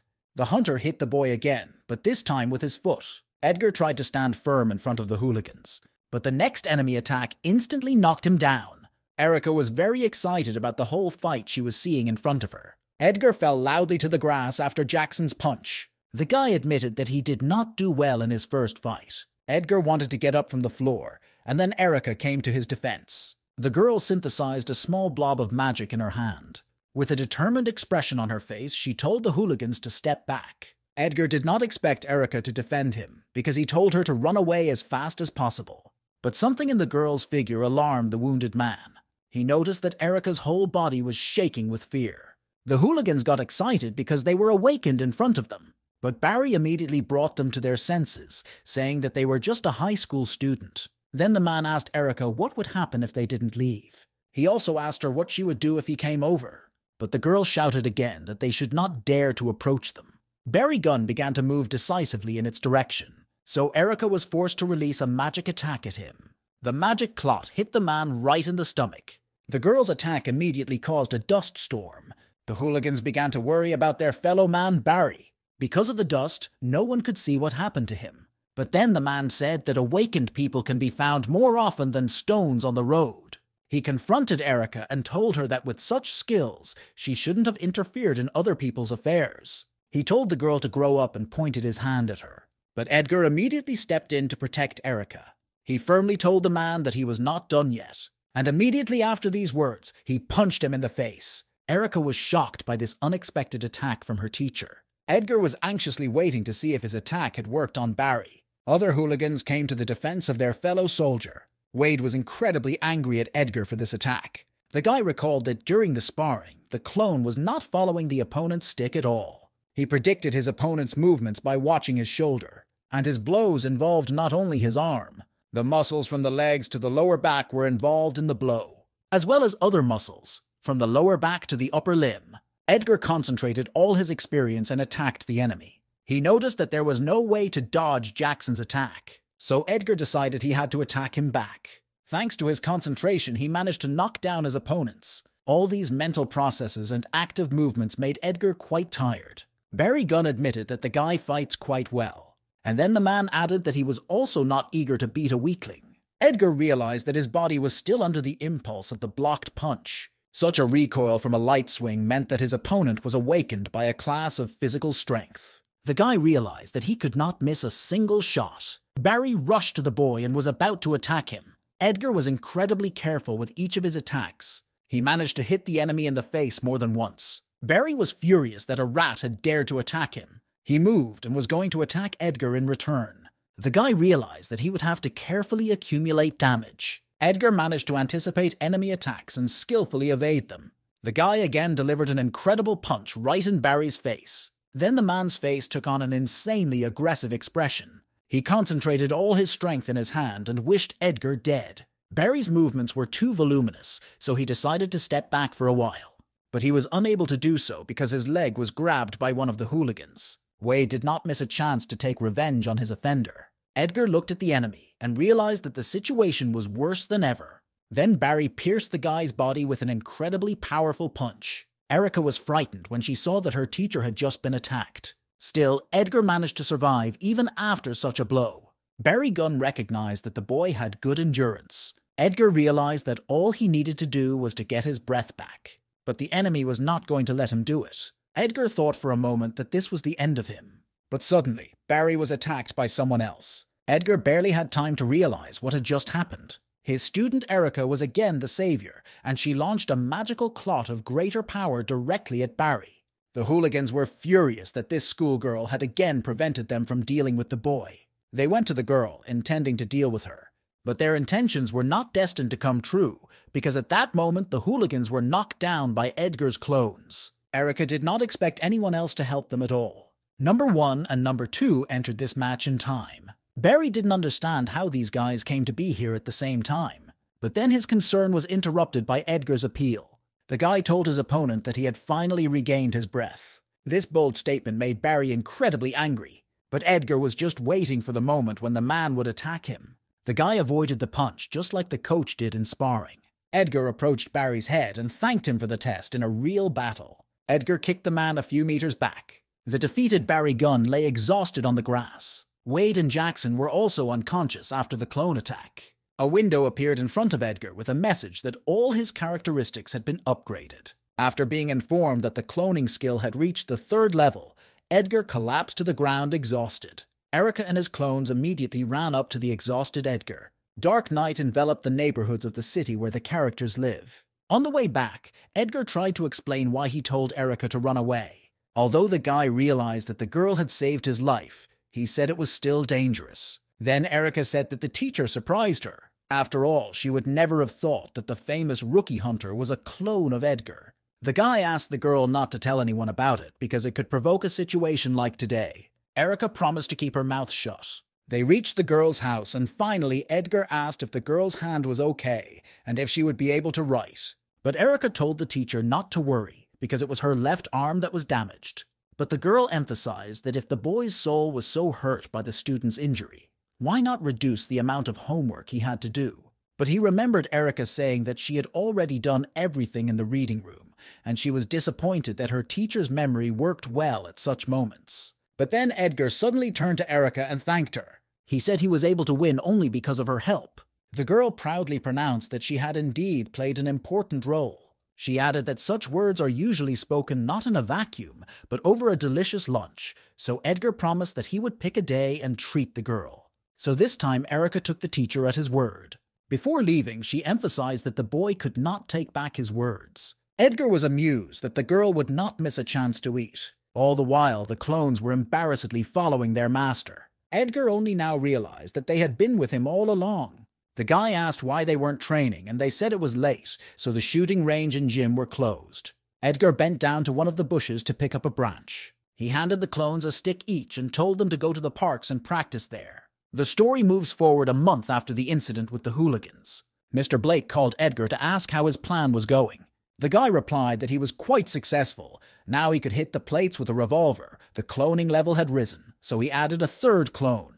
The man congratulated the boy on these achievements and said that it would significantly increase the speed of progress. Edgar said that Mr. Khan would be very surprised to see his characteristics. He also added that it may sound a bit unexpected, but he asked us to look for 3 more areas for F-Rank hunting by tomorrow. Mr. Khan was very surprised, but said that he would make every effort to find it, and Edgar did not expect anything else from him. The man asked the boy what time he planned to go hunting, and Edgar replied that he would send the clones to train in the morning, so it would be in the afternoon. The guy ended the phone call and turned to the clones. Clone number 1 was to improve the top, number 2 was to improve the bottom, and the 3rd was to do aerobics. Edgar told them to go to the park to exercise and return by 12 o'clock. But just before he left, he emphasized that they should leave their guns at home. At that time, the guy himself decided to watch videos about capturing hunting zones with monsters. The guy noticed that his coons assimilate information very quickly.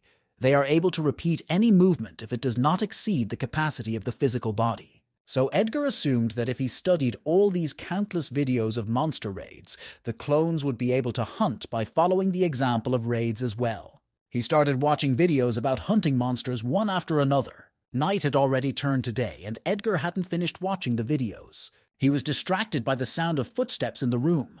He didn't even have time to notice that it was already 12 o'clock. Edgar ordered the clones to take a shower and sit down at the table. The guy hadn't slept all night, but still didn't feel particularly tired. He watched the raids on most F-rank monsters, and now it was important to understand whether the bowing would work for him based on the example of raids. In addition to battles, Edgar should focus on mana training, as he was unable to withstand the mana cost of the familiar skill during the last sparring and plate shooting. The guy received a message from Mr. Blake and remembered that he was coming soon. Edgar told his clones to pack up if they were done. The guy and his clones left the building to see Mr. Agent. In the presence of the clones, Edgar felt a sense of danger, and even he felt uncomfortable around them. Mr. Khan said that all the hunting areas are ready, and they are located not far from here. Edgar asked the man to take care of the clones, and Mr. Khan was surprised that the guy wasn't going to go with them. Edgar explained that he would keep up to date with the familiar skill, and that he also needed to listen to the Mana Breath lecture. The guy asked me to drop the clones off at the zones and sign in when they arrived. After the car left, Edgar was also going to go take care of business. The guy slowly breathed in and out. He had to get rid of the tension in his body, notice all the sounds around him, and concentrate on himself. In meditation, it was recommended to imagine the sensations while using the skill, which was also a good way. Edgar recalled that every time he used the familiar skill or summoned clones, he felt as if energy was surging out of his body.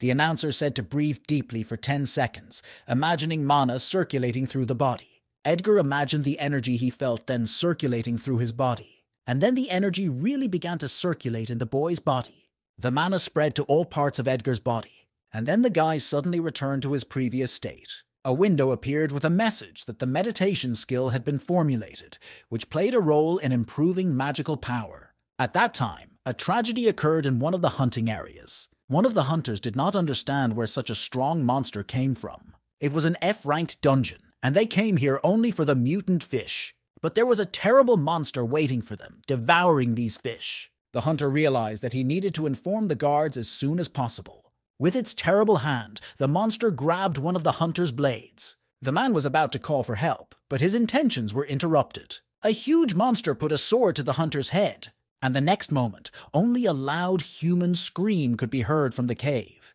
Mr. Blake reached the last hunting area of the abandoned wastewater treatment plant. He told the clone that there were mutant fish here, which were quite famous for their powerful jaws. Finally, the man told number 3 to be careful. The agent had dispersed all the clones to the hunting zones, so he sent a message to Edgar. He was really surprised by the guy's incredible ability, which allowed one person to hunt in 3 places at once and still stay at home. The man realized that depending on the results of the hunt, the hunter's case could be in turmoil. In this one, Edgar rejoiced, thinking that he had discovered the skill of mana breathing. But after the announcer warned him not to confuse the newly acquired meditation skill with breathing mana, he sighed in disappointment. He realized that the skill of breathing mana was not so easy to acquire. After receiving a message that all the clones were in place, Edgar thought it was worth taking a walk to one of the hunting zones. He concentrated his energy and activated the familiar skill. Edgar immediately saw a picture of a giant rat being killed. He did not expect to see this immediately after activating the skill. He realized that he had synchronized with the first number, who was hunting at the time. Everything was going well, and it looked like the knowledge from the raids had helped. Then number 1 noticed a huge pack of rats approaching from the other side. Edgar decided to watch the battle from that moment on. Giant rats, even with an F rating, were quite unpleasant opponents. The man in the video recommended not to go to them alone if possible, but he also emphasized that there are several ways to attack them if a person comes in solo. First of all, since the rats were moving in a straight line, it was necessary to increase the distance and open fire on them. Number 1 followed this instruction and started shooting at the giant rats. The man in the video said that if the bullets failed to kill all the rats, the hunter would have to engage in close combat. Rats have strong skulls, so you need to aim for the eyes or spine. This was the #1 way to neutralize the surviving monsters. But it was also known that giant rats bred at the same rate as normal rats. So if the hunter learns how to overcome them, he will gain a huge amount of experience points. Then the announcer began to tell how to get into the monster's spine, but a janitor began to block the camera. #1 shot one of the giant rats with incredible speed. The bullet of his gun flew off into the distance. #1 shot directly into the spine of a giant rat. As Edgar expected, the clones were able to hunt in accordance with the material he had studied. They were not afraid and did not fall into a stupor when they saw monsters, and they continued the hunt regardless of the severity of the raid. One by one, the clones overcame all the obstacles on their way, and with the help of the skill, Edgar's family could gain experience in hunting without directly participating in the hunt. The characteristics increased incredibly fast. The higher the characteristics, the faster the clone hunting speed.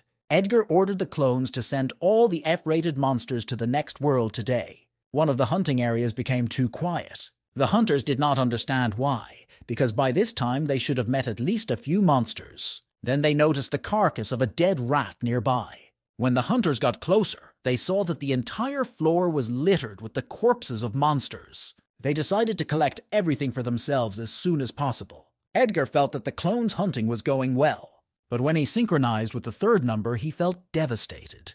And then he realized that he had missed the most important thing. Edgar recalled that they did not take a single carcass of a dead rat. The guy simultaneously ordered numbers 1, 2, and 3 to collect all the prey they had hunted and forget about hunting until they put all the bodies in the vault. Edgar began to worry that someone else might have taken care of their prey. But then something else distracted Edgar from his thoughts. The guy asked number 3 why he didn't take the mutant fish that were lying behind him, and the clone replied that he didn't kill them. Edgar began to reproach him for this, because now every head of the monster was important, so the clone had to tell him that he would take the corpses. Number 3 approached the mutant fish and began to collect them. The monsters had been chopped into pieces, so Edgar knew that they were definitely not killed by number 3, and he wondered who could have made these chaotic cuts. Number 3 noticed that among the corpses there was a part that was not from a mutant fish, and asked the owner if he should take it. What he saw in the clone's hand scared Edgar to death. Number 3 was holding a severed human hand in his hand. Then the clone's attention was drawn to a strange noise in the bushes nearby. Edgar realized that there was something unusual about them. Number 3 took up a pistol and went to inspect the area. Then the clone heard something land near him. But at the sight of the crash, only the severed head of the mutant fish was found. Edgar realized that this maneuver was a bait for him. The clone sensed the presence of a huge monster and immediately prepared to attack. But before he could do anything, his right arm was cut off. The clone didn't even have time to realize what had happened. It was hurt and hot at the same time. Edgar gritted his teeth against the incredible pain that pierced his body. The guy felt all the pain on his right arm that the clone was experiencing at that moment. At that moment, Edgar's synchronization with the clone was interrupted. With an incredibly frightened look, Edgar looked at his right hand. The guy still felt an incredible horror that permeated his body. Because of the pain, Edgar unconsciously cut off the connection with the clone. The guy realized that this was no time to chill and pulled himself together. Edgar called Mr. Blake and asked where the third hunting area was. The man replied that there was an abandoned wastewater treatment plant near Incheon and asked what happened. The guy said to urgently send numbers 1 and 2 to this area and that he was also leaving, and added that he would tell all the details on the spot. He told Mr. Khan that there was a problem in the third hunting zone. And then he added that this problem is quite serious. The wounded clone knelt down in front of the monster. The body of number 3 gradually began to dissolve into thin air. Then he completely disappeared and only his clothes remained in his place. Edgar got out of the car and hurriedly closed the door. The guy was still nervous from the shock that had permeated his body. He arrived at the plant where the third hunting area was to be located. Then Edgar was struck by the feeling that the connection with number 3 had been severed. The description said that the clone could be summoned only after 6 hours and 34 minutes. Edgar approached the guards and they allowed him to enter. The boy realized that the agent should have arrived earlier and been the first to accompany the clones. Upon entering the territory, he saw that the agent and his clones were indeed already there. Mr. Blake said that he had brought along numbers 1 and 2, as Edgar had asked. The guy began to explain the situation, saying that number 3 had been eliminated, and that instead of the mutant fish, another monster had appeared that was much stronger than it. Edgar also added that the monster looked like a fishman, with a head like a fish and arms and legs like a real monster. Mr. Blake was familiar with this description. This monster was popularly called Fishman. The agent replied that they should immediately report everything to the security post and temporarily surround the premises. Even a group of E-ranked hunters would not be able to defeat the Fishman because this monster was D-ranked. Khan was going to go warn the guards and temporarily block access to the hunters. But Edgar stopped the man, saying that they should do it after the clones entered the portal. The guy said that he could not just sit idly by.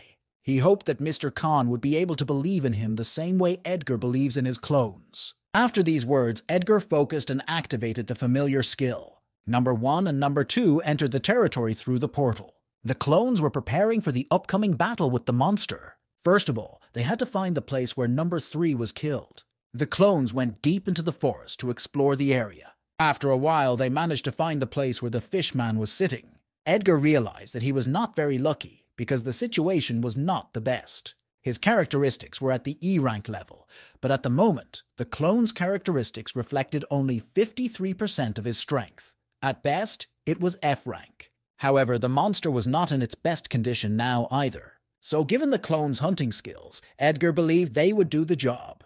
Through a mental connection, the guy ordered the clones to aim at the fishman's head. And then, one by one, the bullets flew in the direction of the monster. They hit his body, but it did not bring any result. It seemed as if Ribola did not care about these bullets at all. But then Edgar realized that the clone's bullets had simply bounced off his body. The fisherman noticed the boys and shouted very loudly. After that, he jumped in the air and rushed at them. The clones simultaneously bounced away from the spot where the enemy had just attacked. Edgar did not miss the opportunity and ordered the clone to attack the monster.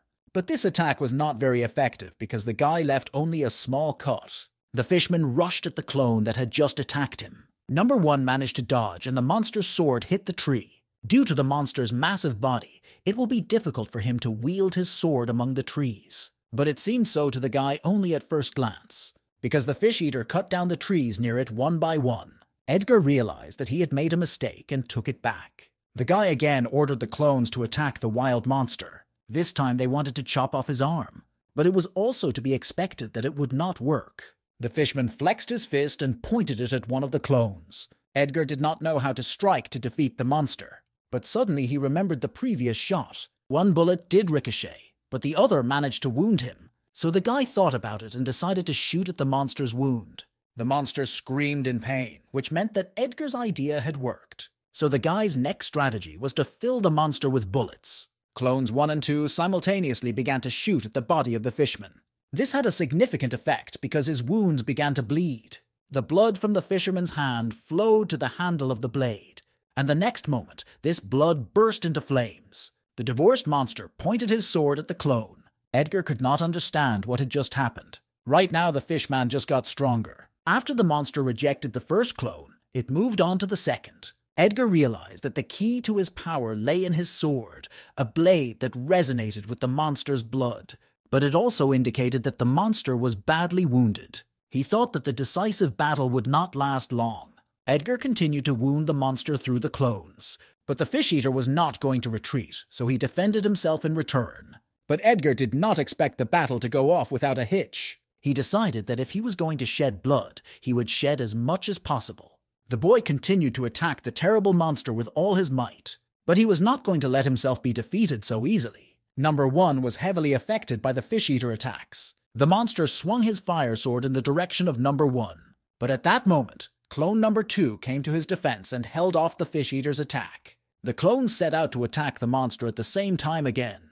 This time they cut his ugly body badly. The fish-eater looked back angrily at his rivals. The exhausted monster gradually began to lose energy. A moment later, he fell defeated to the ground of the territory. Edgar breathed a sigh of relief that it was over. His clones didn't even have the strength to make a move. We are out of ammunition, so today's hunt will have to be called off. Edgar realized that he needed to notify the agent so that he could call the collection team. But then the bloody footprints on the ground caught his attention. He got scared, assuming that the fish eater was not dead yet. Edgar ordered number 2 to follow the bloody footprints. The situation was very bad, because there was a portal in that direction. The guard of the territory told the hunters that a D-rank monster had been detected, so for the moment, the entrance to the portal was prohibited. The association was supposed to send other hunters, so the guard said he would inform the men when the situation became clear. But the hunters were very unhappy with this, because they spent a lot of time collecting all the prey. Mr. Blake was thinking that Mr. Edgar should hurry up, but then the voice of a security guard caught his attention. He noticed something strange near the portal and ordered his colleague to call the unit commander. The guards took aim at the monster approaching them from the portal. It was the same fishman whom Edgar had not fully defeated. One by one, the guards started shooting to prevent the monster from passing through the portal. But the monster still broke through even through them. Then, from under the bushes, one of Edgar's clones took a swing at the monster. With a quick movement, he threw the dagger toward the monster. It reached the fishman, but immediately bounced off his skin. But at that moment, Edgar appeared out of nowhere and picked him up. The boy strained his palm and stabbed the fishman with his dagger with all his might.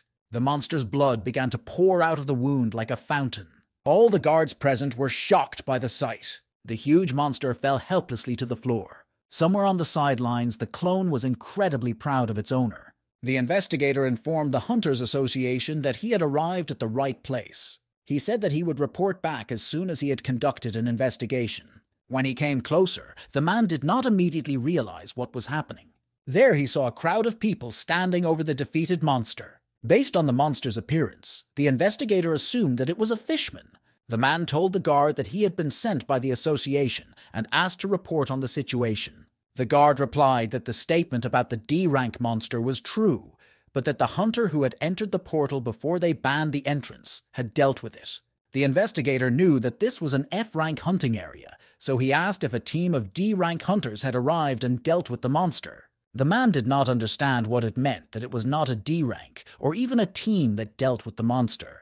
The guard pointed to the guy behind him and added that the monster was dealt with by an F-rank hunter with clones created using the skill.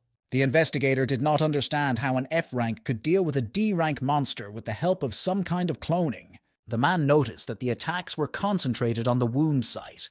It was like a way to damage a monster without magic bullets. He looked carefully at the hunter and the agent standing next to him. The investigator was still concerned about how it was possible to shoot at a monster that was constantly moving. The man told the guard that he would inspect the area inside the portal to see if there were any more D-rank monsters left. The investigator told him to find out all the circumstances while he was away. The man realized that it would be strange to report to the association that when he came, the monster was defeated by an F-ranked hunter. Edgar received a message that he had gained the active skill Running, which had an additional effect when used. He also received the passive skill Art of Shooting, which increased his power when using firearms. Along with all these skills, regeneration was discovered. An active skill called Mighty Punch was also added, which allowed you to put all your strength into a punch. In addition, the guy's other characteristics have greatly improved. Edgar did not even realize that he had acquired so many skills. He assumed that clone number 1 and number 2 had survived through regeneration. The guy told Khan that the clones were badly injured, but there was still a lot of time left before the next challenge, so the regeneration was to help them recover. The agent was delighted that Edgar had defeated the D-rank monster, and the boy himself admitted that it was quite risky. Mr. Kang was sure that with his skills he could easily clear the E-rank zone, and Edgar wanted to learn more and then raise the 2 clones higher. In the middle of the conversation, Edgar remembered the sword of the fishman. He told the agent that the monster was carrying an unusual sword that could absorb blood. Edgar approached the monster's body to pick up the sword from the floor. But Mr. Khan stopped him and asked him to order the clone to take the sword just in case, because it might be cursed. Upon hearing this, Edgar asked if he could use the item. Mr. Kang replied that the cursed items are rare, and depending on their value, the guy could set a price of several 100 million won. The agent also said that since Edgar had defeated a D-rank monster, he could expect a big profit, so Edgar decided to stop hunting for today. But the guy was interested in another thing, and he asked the agent if the thing that popped out of the fishman's head was also expensive. Then Edgar pulled a crystal-shaped object out of his pocket. Con Blake's face showed indescribable surprise. He knew that the thing the guy was holding was a low-level crystal. This crystal was real garbage because you can't even get money for it. But Edgar had such a satisfied expression on his face that it was hard for Mr. Khan to tell the truth. The agent told the guy that it was a cheap item that could improve his performance, but he could not use it. He added that it has a lot of side effects, which is why the price is so low. But Mr. Blake immediately added that the rest of the loot could be sold for a lot, so Edgar had no reason to be too sad. After these words, the guy cheerfully said that he would leave the rest to the fundraising team. After the incident, Edgar returned to his home. The guy was very tired from all the events that happened today. He told the clones that they could rest for now. Edgar himself was about to summon clone number 3. He activated the ability and the figure of his third clone appeared in front of him. When he showed up, Edgar immediately ordered the boy to put on his armor and go to training. He sat down to look at what he had managed to take with him. As a result, he took a low-level crystal and a sword of the fishman with him. Edgar found out online that the crystal he received was a crystal of power. It said that it was not suitable for humans but could be used on familiars, but it caused monsterization. Increasing his strength by 0.005 at a time was a very tempting offer, but he was worried about monsterization. Usually, the clone's shortcomings in the form of hunger, injuries, and other things did not affect Edgar, but it could happen that monsterization will not be included in their list. Edgar imagined his head turning into a dragon's, and how Mr. Blake shoots him in the head out of fear. After thinking about it, he decided that he would not do it for now. Next, Edgar was going to examine the fishman's sword. He recalled the agent's words that the sword could be cursed. The fundraising team gave the guy his case, after which a clone carried it. But nothing happened during this time. He could have gotten a lot of money out of it, but Edgar decided to use it to the maximum and sell it later. He told number 2 to take the sword. The clone obeyed its master's order and reached for the blade. Edgar expected something to happen after number 2 took over. But a few seconds passed and nothing changed around me. Number 2 only said that he heard some noise. Edgar decided to listen to him as well, so he activated the familiar skill. He felt a tremendous thirst for blood and heard the sword's request to kill. These calls were too loud, so Edgar deactivated the familiar skill. The boy noticed that it had no effect on the clone, except for the noise, and suggested that if he had grabbed the blade himself, it might have affected his actions. Edgar suggested that number 2 use the blade for a while, and then a window appeared next to it with a message that the regeneration was increased. The guy suggested that the rest had an enhancing effect on regeneration. Tomorrow, Edgar wanted to continue to travel through the hunting areas, but he realized that it would be problematic because his guys were in bad shape. The guy told the clones that today the 3 of them would meditate and try to open the mana breath, and tomorrow, when he was gone, they would continue it together. Then Edgar focused and activated his meditation skill. Tomorrow he will be away from home for a long time because he has to go to university. The action moves to the neighborhood of Gyeongguk University. It seemed to Edgar as if the vacation had flown by in a flash. The reason for this could be that he threw all his energy into improving his performance. The clones did not rest a single day to improve the host's performance. There was one more thing that disturbed Edgar at the university. The boy was sad because no one in the building greeted him, and everyone pretended not to know him. However, in the classroom, Edgar immediately ran into his friend Ryan. The guy clearly did not expect to see him here. Ryan said that good grades were promised here, so he signed up, and Edgar was surprised that his friend finally started to care about his grades. Then the guys started talking about the gym, but at the same time their classmates were looking at them in surprise. My friends couldn't believe that Edgar Williams had entered the classroom because he used to be fat. Other classmates also did not recognize the guy and began to actively discuss him. Ryan noticed that Edgar was popular now, and now he knew why no one recognized him. Edgar pointed at himself and asked his friend if he had really changed much. Ryan told the boy that he had changed so much that his own parents wouldn't recognize him.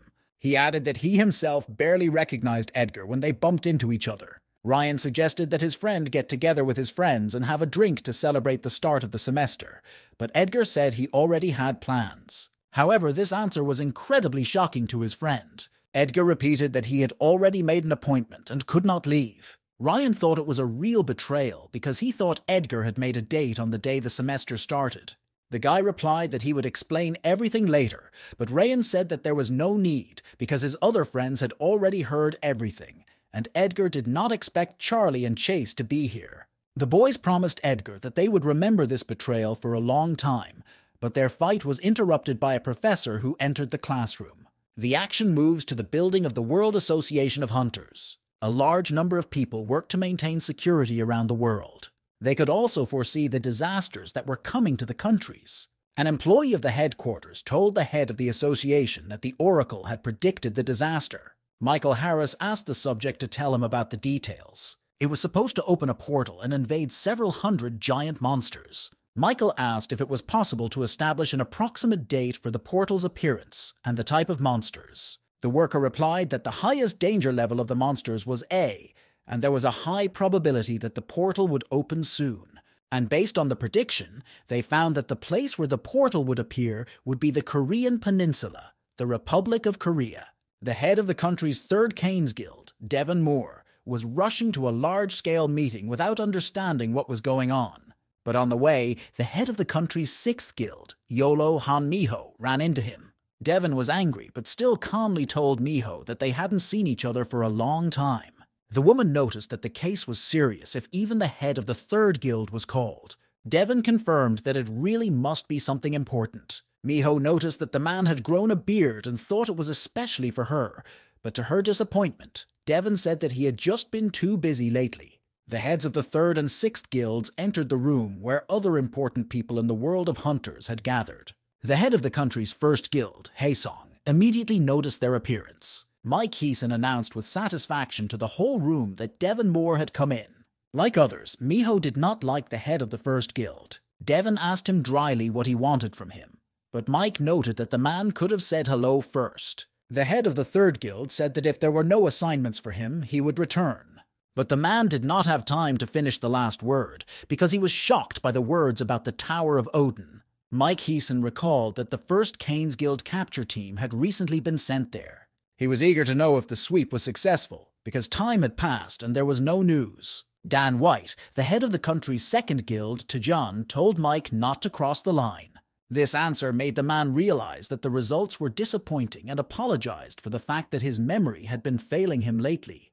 But such words were increasingly arousing the rage of the head of the third guild. Miho noticed this and began to worry about her friend. Then the head of the Korean Hunters Association, Oh-Ram, entered the office. Noticing the expressions on the faces of the leaders of the first and third guilds in the country, the man thought that something had happened. The others in the room were also quite excited. The leader of the association realized that something had definitely happened here. First of all, the man thanked the leaders for responding to the general convocation. He said that the World Association of Hunters has sent a warning that a catastrophe is approaching South Korea. Mike Heeson mentally assumed that it would be about the Oracle. After receiving information about the formation of the portal and the invasion of A-rank monsters, since this is a large-scale disaster, Oh-Ram decided to ask the largest guilds for cooperation. One of the leaders asked when and where the portal would open, and the head of the association replied that there was no information yet, except that it would be in Korea. Dan White immediately thought that the leader would propose to surround the entire Korean peninsula, stupidly waiting for the portal to open. Oh-Ram had just called them all together to discuss this moment, and all they knew was that the portal would open soon. But the leaders did not understand how to prevent a catastrophe when you do not know where and when it will occur, and they did not have enough hunters even for raids. When asked whether the association would cover the salaries of hunters assigned to defense, Oh-Ram answered vaguely. The head of the guild, Mr. Canas, said that he had one suggestion. Devon said to have the rapid response teams from each guild patrolling their neighborhoods on high alert in the first place. He added that as soon as a disaster occurs and its location is known, all guild forces should be sent there. The man emphasized that everyone must be sent without exception, and those who refuse will be punished. The chairman of the association emphasized that this was a good idea and proposed a show of hands. The guild leaders realized that it would not be difficult to fulfill the plan, since they already periodically patrol the area of their base, so they raised their hands. Han Miho, head of the 6th Guild, also raised her hand in agreement, and even the leader of the Haesong Guild agreed with this proposal. The vote was unanimous, so the chairman of the association announced that they would follow the suggestion of Chairman Devon Moore. Finally, the man added that he hopes that each guild will protect its territory and maintain close cooperation. The action moves to the grounds of Gyeongguk University. The first day of the semester at the university passed quickly. Edgar was returning home after class, but on the way, he noticed Erica, who was reluctantly talking to a man. The stranger asked for the girl's number because he really liked her. Erica replied that she had a boyfriend, but the man continued to insist. Edgar approached the girl and asked what she was doing near the university. Erica did not expect to meet the teacher here, but she immediately took control of the situation and decided to pretend that he was her boyfriend. Edgar looked at the girl in surprise when she called him dear. Erica told the guy that she had been waiting for him for so long, took him by the elbow and led him away from the place. The sky above the city was gradually changing its colors to evening ones. Erica explained that she didn't want to give the man her number, so she grabbed Edgar's hand and left the place because she had already told him that she had a boyfriend. So that Edgar wouldn't misunderstand her, she added that she didn't actually have a boyfriend. Edgar asked what had happened at the school that Erica had asked for meat today, and she replied that it was the anniversary of the school's opening. Now the guy realized why she was wearing casual clothes. Erica thought he couldn't take his eyes off her dress and offered to give her his number. But there was no need for that, because Edgar already had her number. The guy received a message from Mr. Blake saying that the advance had been paid and that he had already sent the payment for the booty. Edgar was amazed that they had already recouped all 50 million and admitted that his cloning skill was truly incredible. With joy, the guy told Erica that she could choose the most expensive meat. He assured the girl that she shouldn't worry about money and offered to take Korean beef. Erica and Edgar stopped at the Korean Cow Soul restaurant. They chose one of the most expensive types of meat and started cooking it. Erica admitted that the meat she chose was indeed incredibly tasty, but she was still worried that the prices in this restaurant were too high. Edgar reiterated that there was no need to worry about it and added that he still felt guilty about Erica's injury. The girl did not expect to hear that the teacher really still cared. Then Edgar turned to the restaurant owner and asked him to bring 4 more portions of meat. Besides Erica and Edgar, there were many other people in the facility. The restaurant was operating as usual and nothing seemed to portend trouble, but the video on the TV suddenly stopped. A notification appeared on the screen about the threat of monster invasion through the portal. The announcer announced that a disaster alert was sounding throughout Korea. This was not a drill. All citizens were asked to prepare essential items and head for shelters. His classmates asked Raven to calm down, but he was sure that while they were struggling to get around, Edgar was on a date with a girl. Chase told Ryan that he couldn't be sure that Edgar was on a date. But immediately after these words, they noticed Edgar sitting with a girl in a restaurant nearby. You could see them laughing and having fun together. Chase was incredibly angry at what he saw and also began to get angry at Edgar. Then students received a notification on their phones at the same time. Ryan took out his cell phone to find out what had happened. After reading the message, he told his friends that the situation was worse than ever. The entire internet was abuzz with reports of an unexpected alarm. Charlie noticed that it was too calm outside for an alarm and that sirens should have sounded. Edgar came out of the restaurant and immediately noticed the guys at the entrance. Erica followed him out, and Edgar asked what they were doing here. Charlie replied that they were walking and suddenly saw Edgar in the window, and Ryan asked him if it was his girlfriend behind him. Erica blushed, but Edgar was quick to explain that she was his student who had recently helped the boy, so he decided to treat her to a meal as a token of his gratitude. The teacher introduced her classmates, Ryan, Chase, and Charlie, to the girl, and Erica politely introduced herself in return. Erica and Edgar didn't have time to finish the meat, so the guy asked to have the order packed to go. He handed the package to the girl, telling her to take the meat home and eat it with her parents, and Erica thanked him very much for that. Edgar told her to go straight home because her parents might be worried about her, and her friends really believed that he was her teacher. Erica asked if that was the end of the presentation, and there would be nothing else today. Edgar replied that her parents would not like her wandering the street when the alarm sounded. But even his classmates thought it was too boring on Edgar's part. The guy shouted that the situation was dangerous, so he ordered us to go home. He didn't understand why his friends were acting so carefree. Edgar heard the drunks nearby, planning to keep going. He did not understand whether it was really just him who reacted so sharply to everything. He also didn't understand why everyone around him was acting as usual. Worried, Edgar decided to call the agent. He asked the man if he had heard the alarm, and Mr. Blake said he was going to contact Edgar about it. This was confidential information, but the association planned to report the threat for at least 3 months. It was not yet possible to determine the place and time of the portal's formation, but it was known that A-ranked monsters would emerge from it, so huge casualties among people were possible. Edgar asked why the association does not disseminate information and does not insist on evacuating to shelters. Mr. Khan Blake explained that many businesses would suffer if citizens' activities were suspended for such a long period. And because of this, all the criticism for the damage will fall on the association, so they warned us only in this way. The man added that most likely the hunting zones were closed on an emergency basis, so they would not be able to hunt. Khan was going to take shelter, and Edgar to his family. In the evening, Edgar returned to his apartment. Upon entering, he immediately asked the clones how they were feeling.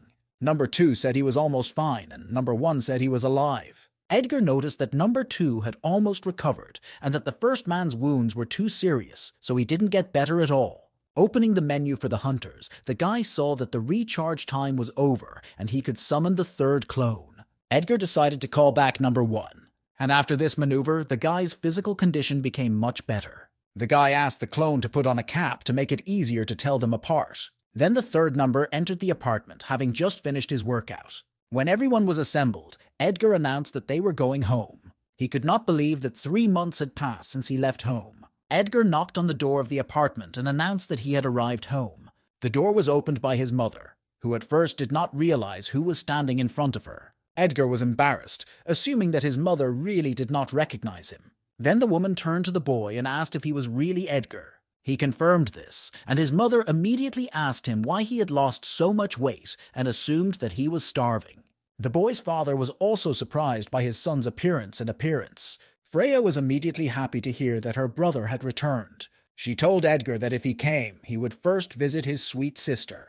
The girl came closer to look at her brother, but then her face was filled with surprise. She was also not prepared for her brother's appearance to change so dramatically. Freya was surprised to ask the guy who he was. Edgar recalled Ryan's words that even his parents did not recognize the boy, and admitted that he was right. The mother noticed that her son did not come alone and asked why all his friends were wearing masks. Edgar replied that they were not his friends and asked the boys to take off their masks. For Edgar's family, what they saw was a real surprise. They did not understand why the faces of all 4 boys were the same. Edgar hurried to reassure them and said he would explain everything.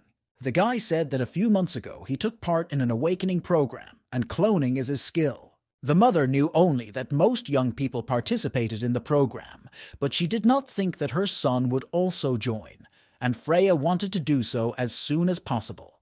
The father asked Edgar if he was a hunter now, and the boy replied embarrassedly that he was not going to hide it from them. The mother asked the boy worriedly if it was dangerous. Edgar replied that he was not doing anything dangerous with his skill, because his clones were doing the hunting for him. Then the guy remembered that there had been a threat alert and told his family that they should also move to the shelter. The father replied that they had packed things in case of an emergency, but first they wanted to observe the situation.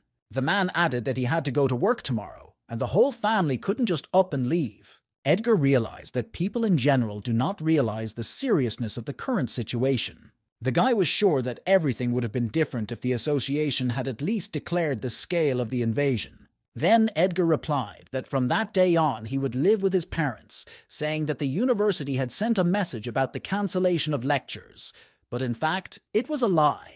The guy realized that he could not convince them to take shelter, so he decided to stay with them himself.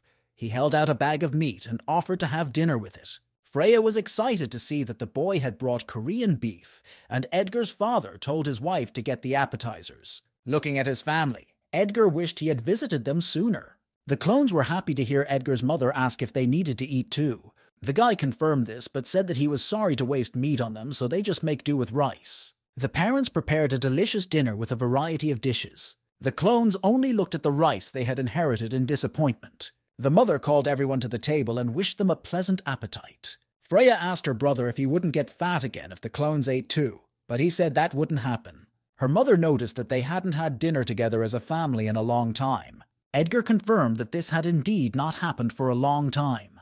As he continued to speak, debris suddenly flew into the house. The unconscious man began to slowly open his eyes. All Edgar could see around him were stone fragments, and he did not understand what had happened. He began to slowly get up from the floor, holding his head.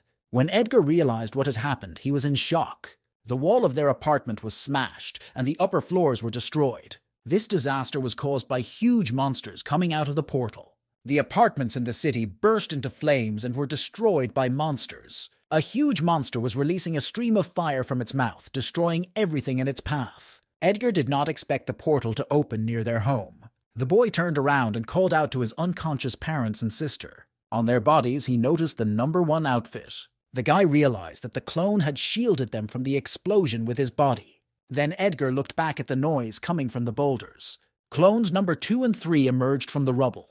Number 3's arm was torn off, but he managed to stop the bleeding. Number 1 was destroyed, and Number 3 was seriously wounded. Edgar never expected the portal to open so soon. The boy's mother began to slowly get up from the floor. Edgar's family didn't understand what had happened, and he told them that the first thing to do was to leave the building as soon as possible. My father was desperate because the wall in their apartment was completely destroyed. But the guy said that now was not the time to think about an apartment. After all, a more serious catastrophe occurred. A portal with monsters opened. A large number of buildings and infrastructure were destroyed. Terrible monsters chased the unfortunate people who did not evacuate in time. Many residents were simply covered in rubble from destroyed buildings. The monsters attacked the shocked people one by one. More and more monsters kept coming out of the portal. The boy's family was gathering all the necessary things for evacuation. Edgar asked Freya if she had already put on her gear. He gave his sister the armor worn by Number 1, even though it was a bit too big. The girl was worried about whether her brother's clone would be okay, but the guy said that Number 3 was a tough nut to crack, so he would be fine. Suddenly, one of the monsters flew from the sky to the ground. The impact of its fall caused a strong dust storm. The monster was badly injured when it reached the ground. Edgar didn't understand why the monster just fell out of the sky.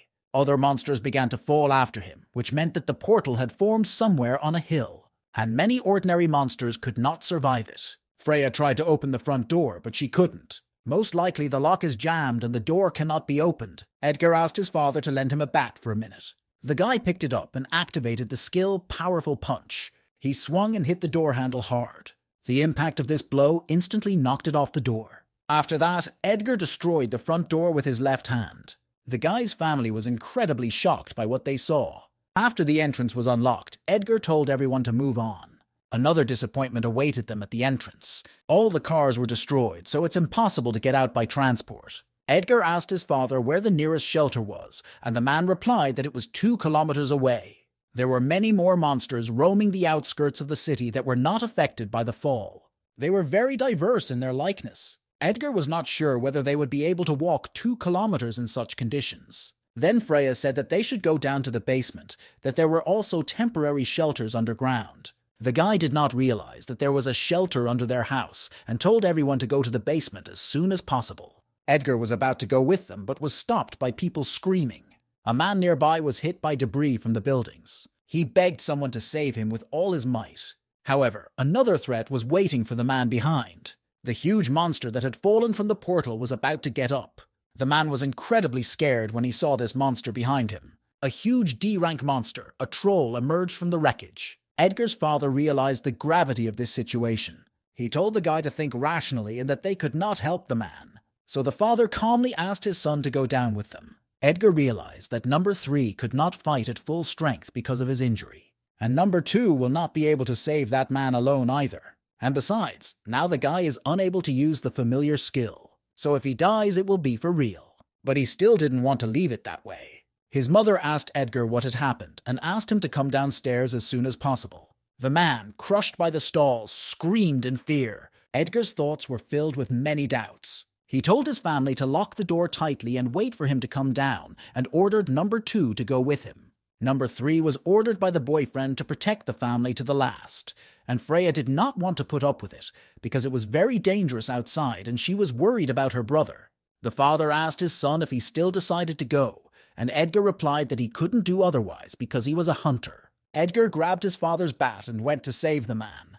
Freya pulled away from the hands of Number 3, who tried to restrain her. She did not want her brother to risk his life. But when the land is full of monsters, it's not the time for a hunter to do other things. Edgar rushed at the monster, hitting it in the mouth with his bat. If Edgar is going to call himself a hunter, he has to kill monsters. The troll screamed in anger at the boy's previous blow. Edgar ordered Number 2 to pull the man out of the wreckage. He pointed his finger at the monster and ordered it to attack. Edgar stood calmly in front of the monster, who also had a huge bat in his hands. At that time, another monster was watching them. He heard the boy order the troll to attack him. Number 2 rushed to help the crushed man. The rescued man said he could walk himself and thanked the guys very much. The troll looked at Edgar with its disgusting face. He didn't like the fact that the monster was so huge. He ordered Number 2 to get his weapon. They were going to use everything that could be used. Now Edgar was not in a situation where he could make a choice. He took out a low-level monster crystal and ordered the clone to eat it. Number 2 understood the order and bit through the crystal. After that, his body began to transform.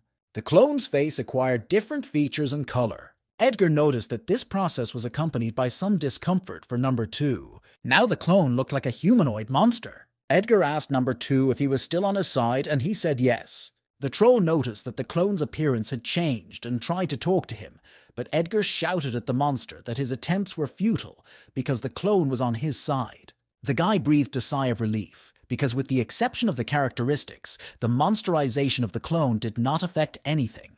Edgar announced that from now on the real hunt begins. The burly giant began to rearrange his massive bat. He swung his hand, which contained a weapon, directly at Edgar. Stone fragments instantly flew in the boy's direction. But Edgar skillfully repelled all the obstacles on his way. Then the troll reached out to the boy with the intention of grabbing him. But Number 2 immediately noticed this and thwarted his intentions. He used the blade to cut the monster's limb. Edgar was really impressed with the effectiveness of the sword he took. The giant monster screamed because of the pain in its newly wounded limb. He swung the bat again, and a storm of debris flew in the direction of the boys. Edgar noticed that this time the opponent was much slower than the fishman. The boy jumped the contract to get closer to the monster's mouth. However, the troll noticed this and immediately covered his face with his hand. Edgar didn't understand why the monster's arm had reappeared. With a wave of the restored limb, the troll threw the guy back. Edgar did not expect the monster to regenerate at such a high rate. The monster's skin itself was fragile and could be cut quite easily. But the problem was that the troll regenerated too quickly. In this case, the method of damage accumulation will practically not work with him. Edgar shouted to Number 2 to make the monster tilt its head. The clone heard his master's order and swung his blade at the troll. To make the monster bend over, he cut its lower limb. The wounded leg fell to the floor, and the monster bent down after it. Edgar took the chance and shot him in the eye. Despite the ability to regenerate, the troll will not be able to see anything for some time. The monsterized clone dissected the monster's second limb. Now both limbs fell to the ground and the monster followed. The troll's eyes gradually began to recover, and he regained the ability to see. But at that moment, right in front of him, he saw Edgar. The guy activated the skill Powerful Punch and swung the bat into the enemy's face. Edgar found a convenient position for this attack. He hit the huge monster almost all over the face with the bat, and with a powerful blow, he threw his body back onto the rubble. After this attack, all of the guy's characteristics instantly improved. A few seconds later, he felt pain in his right arm. Most likely, it was a side effect of the powerful blow, which was to be expected with its effectiveness. Edgar realized that the monster he had defeated was on the same level as the fishman. The guy got up and told Number 2 to hurry to the shelter, because their relatives were very worried about them. Edgar could not find his phone and assumed that he had lost it while fighting the monster. He told clone Number 2 to borrow his phone for the time being. He also reproached the clone that he would not be allowed into the basement with his appearance. The smile on Edgar's face immediately began to fade as he heard a loud noise behind him. After all, there were still a lot of monsters and people in the city who needed to be saved. He realized that the situation was getting worse. Almost the entire city was attacked by monsters. Airplanes of the Hunting Association rushed to the site of the portal's opening. An incredibly huge monster roamed the neighborhood. With just one step, it destroyed everything in its path. This terrible monster was similar in size and appearance to a dragon. In addition, this monster could accumulate fire and shoot it in different directions. But this time, he was prevented from fulfilling his intentions. Local hunters rushed to confront the monsters. The 9th guild in the country, the Red Flame, has already started working, and the commander ordered his colleagues to aim for the monster's head. The commander of the 7th guild in the country, Scorpion, ordered his subjects not to yield to other guilds. He said to consider each torn-off scale as a salary for several months. The hunters surrounded the dragon-like monster from all sides. Meanwhile, the Cain's Guild was flying fighters to the crash site. The pilot announced that they had arrived at the target and was about to open the hatch. The head of the country's third guild, Devon Moore, was on that plane. When they reached the target, the man ordered his colleagues to get ready. Upon noticing the plane, the bird-like monsters immediately began to approach it. And it was precisely for such a case that these planes were equipped with weapons. And the approaching monster was immediately hit by a barrage of bullets. The hunter informed the captain that the megalosaurus was retreating. Devon replied that many guilds had already arrived, so it could be left to them, and told them to focus on rescuing the survivors. On the ground, hunters continued to fight high-ranking monsters. But there were also those who did their job in bad faith. Some hunters stole precious things on the bodies of dead people. Devon Moore looked upon such scum with complete contempt. The guild coordinator reported that there were several survivors about 700 meters away in the northeast direction. Devon told his partner that he had received the information. The man used the ability to see where people were. He noticed that 2 hunters were protecting the survivors. They were holding up pretty well, but Devon realized that there were too many monsters against 2 people. The head of the guild announced that he was leaving for the northeast. He ordered his subjects to divide into groups and begin a rescue operation. Devon got down from the plane and flew in the right direction. Edgar was planning to return to this as soon as he had dealt with that big monster. But there were more monsters nearby that looked like goblins. Edgar could not just leave people in danger. The guy ordered the people to go down to the shelter, but they couldn't do it because there were monsters behind them too. Edgar asked number 2 to deal with those monsters. The bloodthirsty goblin was about to pounce on the frightened man. But number 2 skillfully neutralized every enemy. Edgar fought monsters with a pistol. The powerful punch took too much strength, so he could no longer use it. Another huge monster emerged from under the boulders. He had been unconscious before, and Edgar hoped that the monster would not wake up. The monster stuck its beak into the ground and began to release a strange substance. It instantly scattered all over the neighborhood. This flammable substance caused Edgar a lot of trouble. A stream of bullets was flying at the defenseless residents of the city. Even so, the hunters continued to protect people. Number 2 shielded the people behind him from the hazardous substance with his body. At the cost of his life, he continued to protect civilians. Edgar realized that number 2 was no longer able to fight on. Someone interrupted the bird-like monster's intentions to spray further combustible substance. His head was crushed by the paw of another huge monster. A huge tiger-like monster was approaching Edgar. Even the other monsters were frightened when they saw him here. This reaction of the monsters surprised Edgar. The boy looked at the huge paw approaching him and realized that he was finished. But things didn't go as Edgar expected. The boy was waiting with fear for a terrifying tiger to pounce on him. But as time passed and he was fine, the guy decided to open his eyes. He saw an unfamiliar man right in front of him. With one swing of his sword, this hunter cut off the head of a huge monster. Even city residents did not expect this turn of events. Devon Moore excitedly asked people if they were okay. Edgar was still looking at his rescuer in shock. The hunter said that his name was Devon Moore, and he was from the Canes Guild. The events are transferred to the shelter under the house of Edgar's family. People looked on in embarrassment as Freya quarreled with her brother's clone. Many of them are already tired of the hype that the girl has caused. Freya demanded that number 3 let her go and let her save her brother. But he was not going to violate Edgar's order to protect his family. Freya reproached the clone that if he really had his brother's skills, why didn't he help his master? And he replied that he had orders to follow. Her father asked Freya to stop making noise because it made others worry. The girl asked her father if he was not worried despite the fact that he had seen the situation from the outside.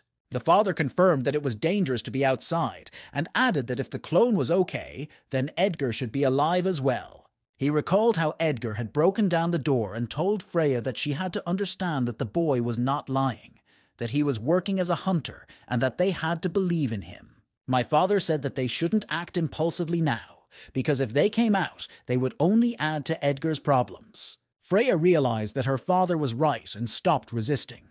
They were also distracted by the noise at the entrance to the shelter. Behind the door, a human voice was begging for help. Freya assumed that Edgar had returned, and her father realized that it was not his voice. Other residents suggested that it could be someone from the neighboring houses. They don't know the password, so it would be worth letting them in. The display was too dark to see who it was. Louise Williams suggested that it might be a man rescued by her son, and Freya hurried to open the entrance. She noticed that someone was standing next to the person on the screen, and she believed it was her brother. Freya entered the password and unlocked the entrance to the shelter. The girl hoped to the last that her brother would be outside the door. But instead, the silhouette of a dead man was waiting for her at the entrance. The monster behind the corpse was asking for help in a human voice. Freya did not expect to see such a picture in front of her. In his hands, the monster held the corpse of the man Edgar had saved. The monster swung and opened the corpse to the side of him. A B-rank monster, the screeching dragonfly, entered the vault. The monster repeated the same words as the man Edgar had rescued from the rubble. Seeing the monster, frightened people began to scatter in different directions. Freya froze in place, but number 1 immediately rushed to protect the girl. He pointed the knife directly into the eyes of the screeching dragonfly. Unfortunately, the monster was ahead of his attack and repelled it. Dragonfly launched a paw attack at number 1. Blood immediately gushed from the wounded clone's mouth. The monster pierced through the body of number 1 with its paw, and at the same time, he pierced Freya's stomach, which the clone was trying to protect. Blood also began to flow from the girl's mouth, and Freya gradually lost consciousness. And the next moment, she fell to the ground exhausted. However, Edgar's clone was not going to give up so easily. He fired a shot at the detector near the door. It sent a message that critical damage had been detected. Because of this, the forced closing of the doors was activated at the entrance to the storage facility. Number 1 moved and pushed the monster back. That way, he could be alone with the monster and buy some time. A few seconds later, the entrance to the shelter slammed shut. Devon Moore apologized to the residents for arriving so late. Edgar recalled that this man was leading an awakening program, and it came as a surprise to him that Devon turned out to be an unrealistically strong hunter. Edgar identified himself in response, extended his hand to the man, and thanked him for saving them. Devon said it wasn't his fault. He had seen Edgar defend people to the last and praised him for it. He also emphasized that Edgar was alone and did not escape until the very end, but he could have if he had wanted to. In an emergency situation, conscience can easily let people down, but in this case, it was the other way around. Devon told the guy that his courage was impressive. Edgar shyly thanked the hunter, and the praise immediately lifted his spirits. The guy was so carried away that he began to get a little carried away. Devon recalled the moment he approached the scene of the monster's fight with the humans. Then he saw one of the hunters put his body on the line to save the people. The guild leader was worried that something might happen to the hunter, but then he noticed that only his clothes were left in the place of the guy, and he had disappeared. And at that very moment, another monster arrived at the scene of the battle.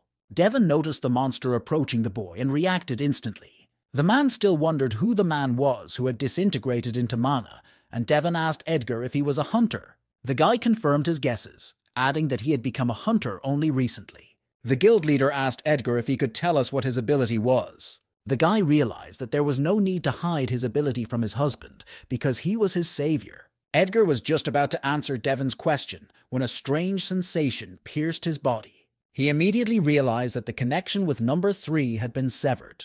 The guy grabbed the blade and apologized to the rescuer. Edgar reported that his family was in danger and then immediately went to the shelter.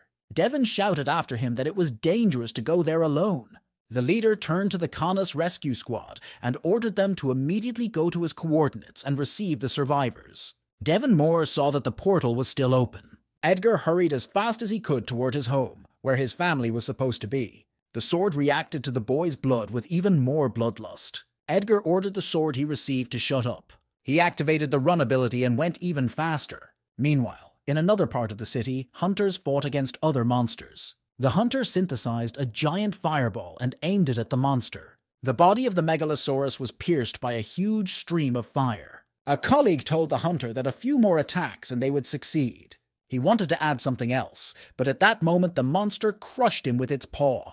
The chairman ordered his colleagues to disperse the support group even further because the radius of attack was too large. A hunter from another guild tried to attack a huge monster with his sword, but because the shell was too strong, he was unable to pour poison into it. The head of the Red Flame Guild said that now was not the time to compete with each other and suggested that they join forces. Then a voice behind me asked if they were going to combine something.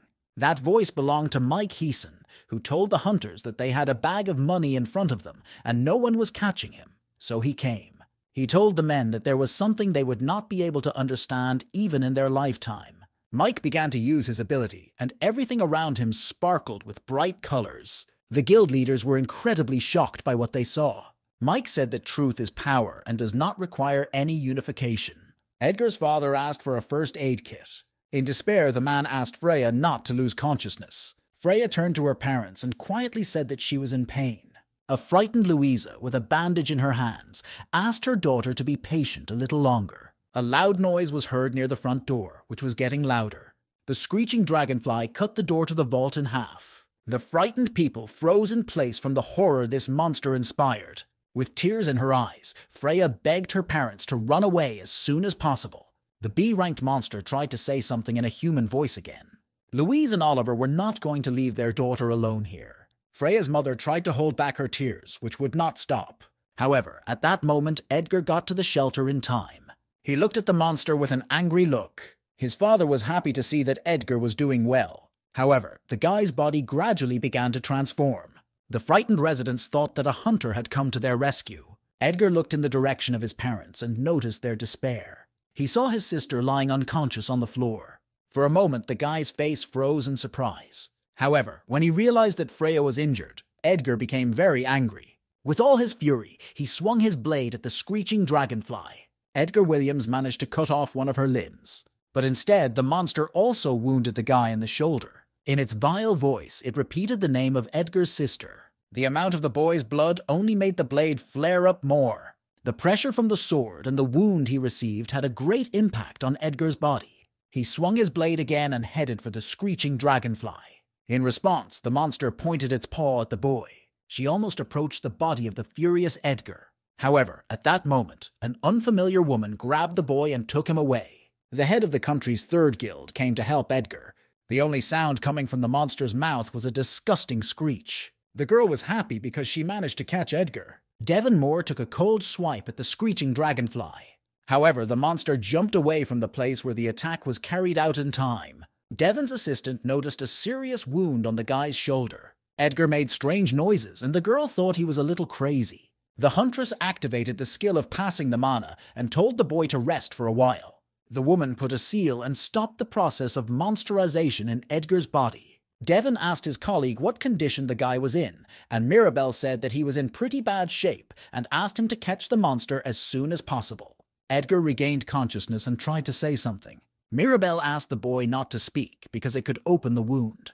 Devon heard Edgar say that his sister was injured.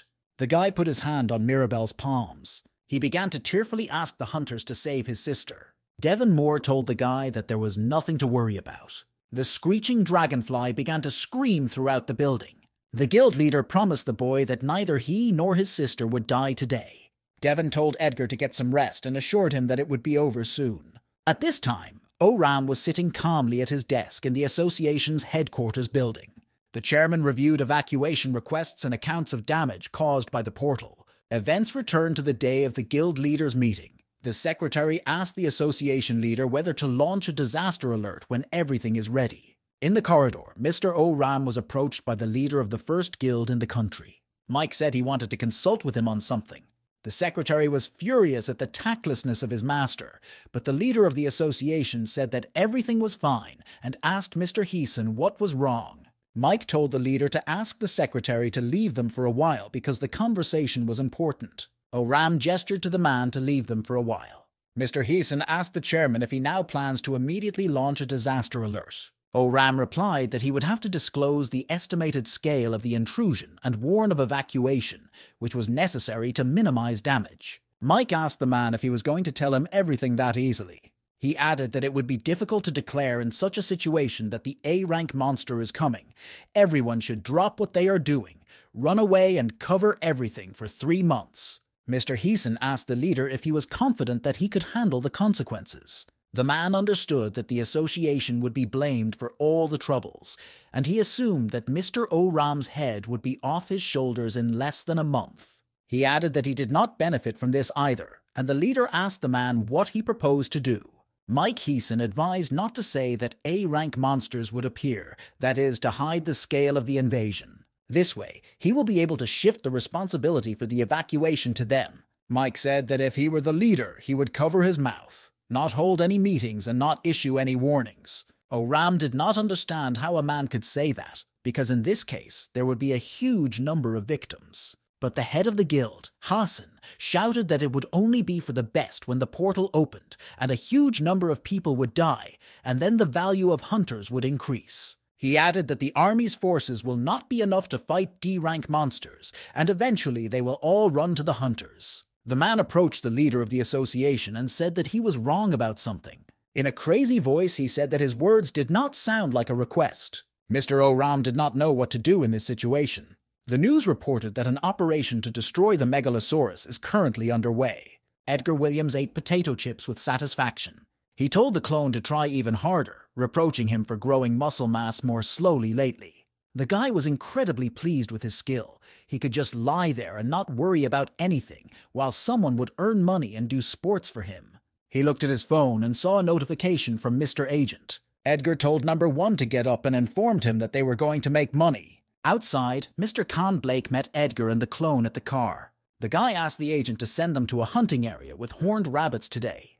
Mr. Blake asked the boy where Number 2 had gone, and Edgar replied that he had sent him to the gym. Mr. Agent noticed that if Edgar had practiced with him, the speed of progress would have increased significantly. Edgar was not a big fan of sports, so he thought that the clone's work would be enough. The boy honestly answered that he decided to become a hunter just for fun, and Mr. Khan told him that with this ability he could become the best hunter. But Edgar said that he hadn't thought about it, because it was enough for him that he could take care of himself. Then the tone of Mr. Khan Blake's voice changed dramatically. He asked the boy if that was the reason why everything turned out the way it did. Edgar was incredibly scared, not understanding what was happening.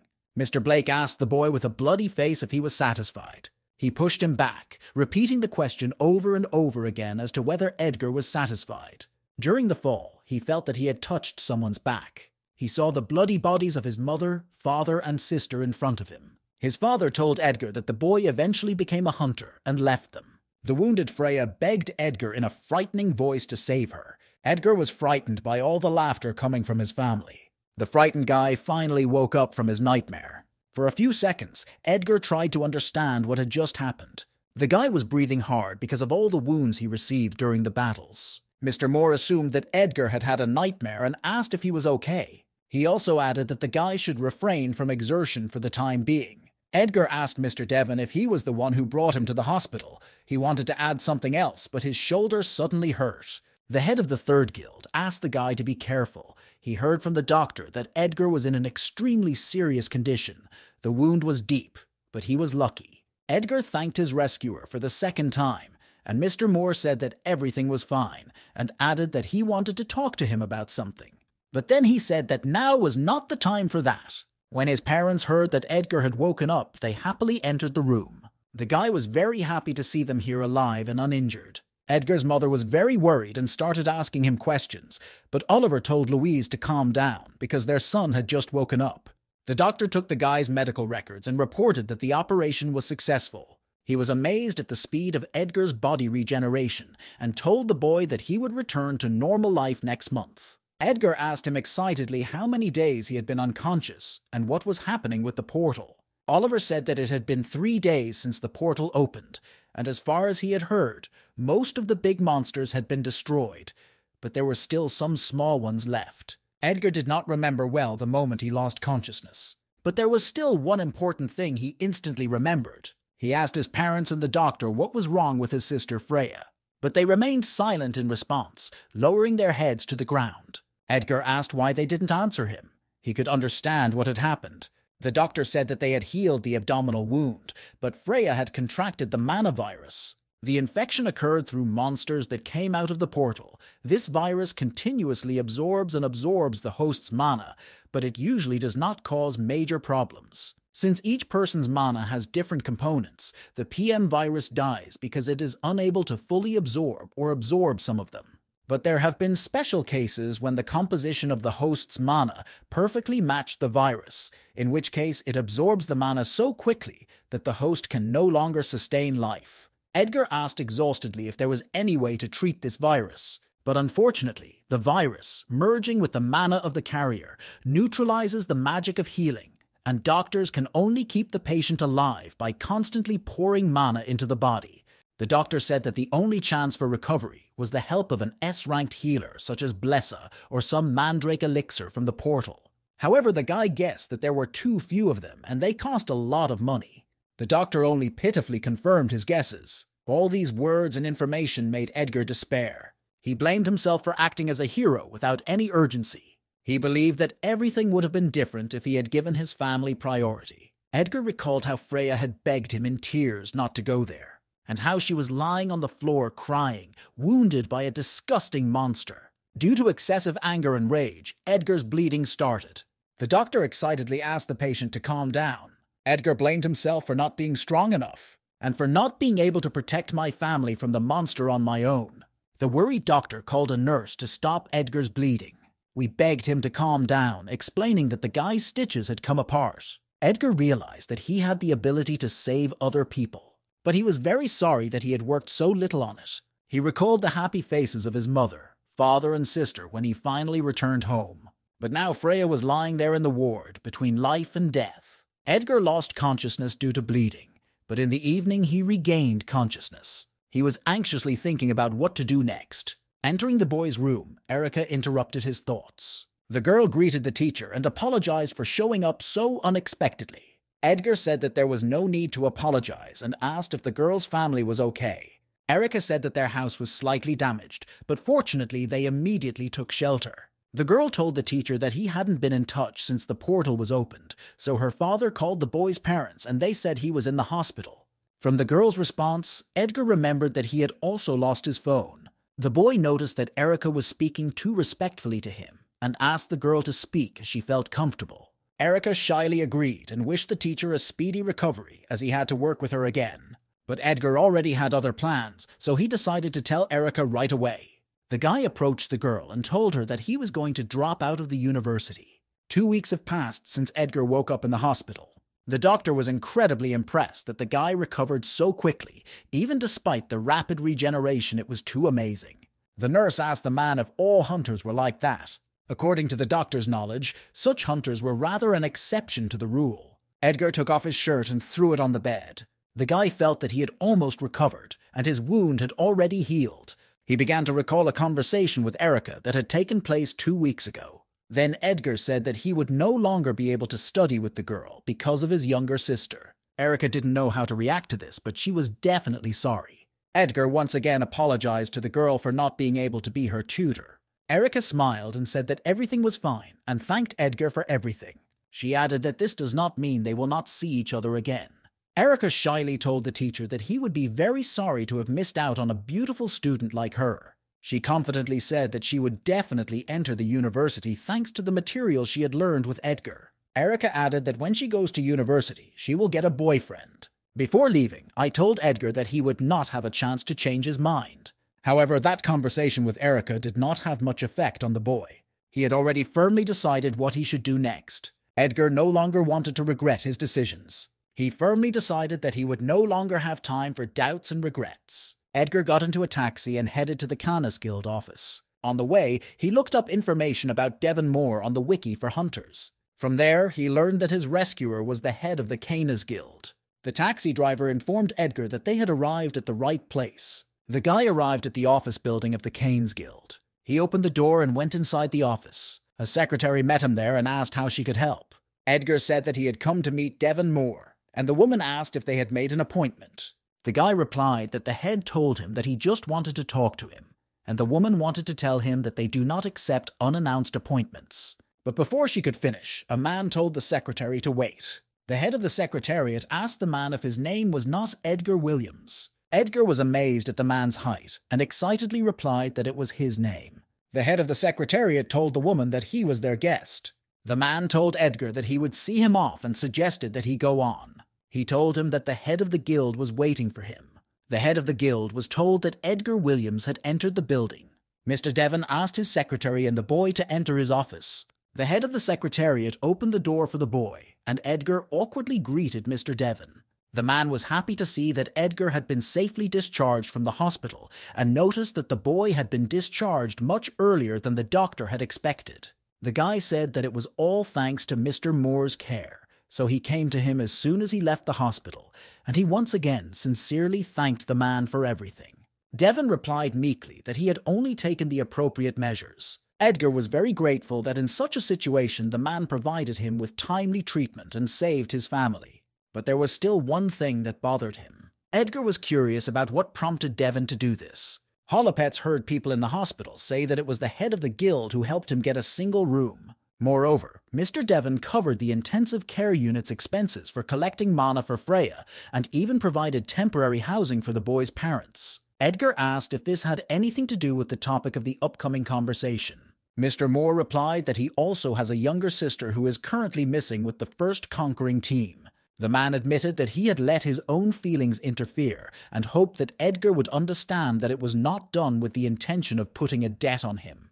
The guy was embarrassed to ask why the man wanted to meet with him after discharge. Mr. Devon never found out what Edgar's skill was, but he realized that it was real cloning, and the guy who saved the townspeople was his clone. Edgar replied that he had no plans to hide it, and that the man was right. His skill was cloning. This answer was exactly what the guild leader expected.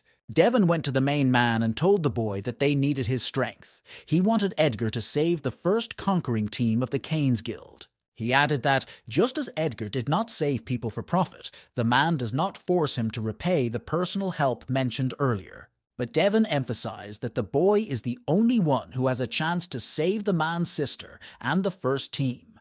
The head of the guild bowed to Edgar and asked him once again to help them. The boy silently thought about what to say to Mr. Devon. Edgar recalled how he begged the hunter to save his family. The guy calmly replied that Mr. Devon had already saved his family once. He added that now it was his turn to do the same.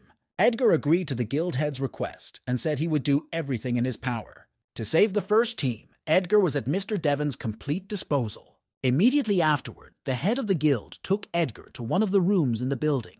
More precisely, he brought him to the Canis Guild's fight hall. The walls of the room were quite strong, so Edgar could use his skills or firearms there with peace of mind.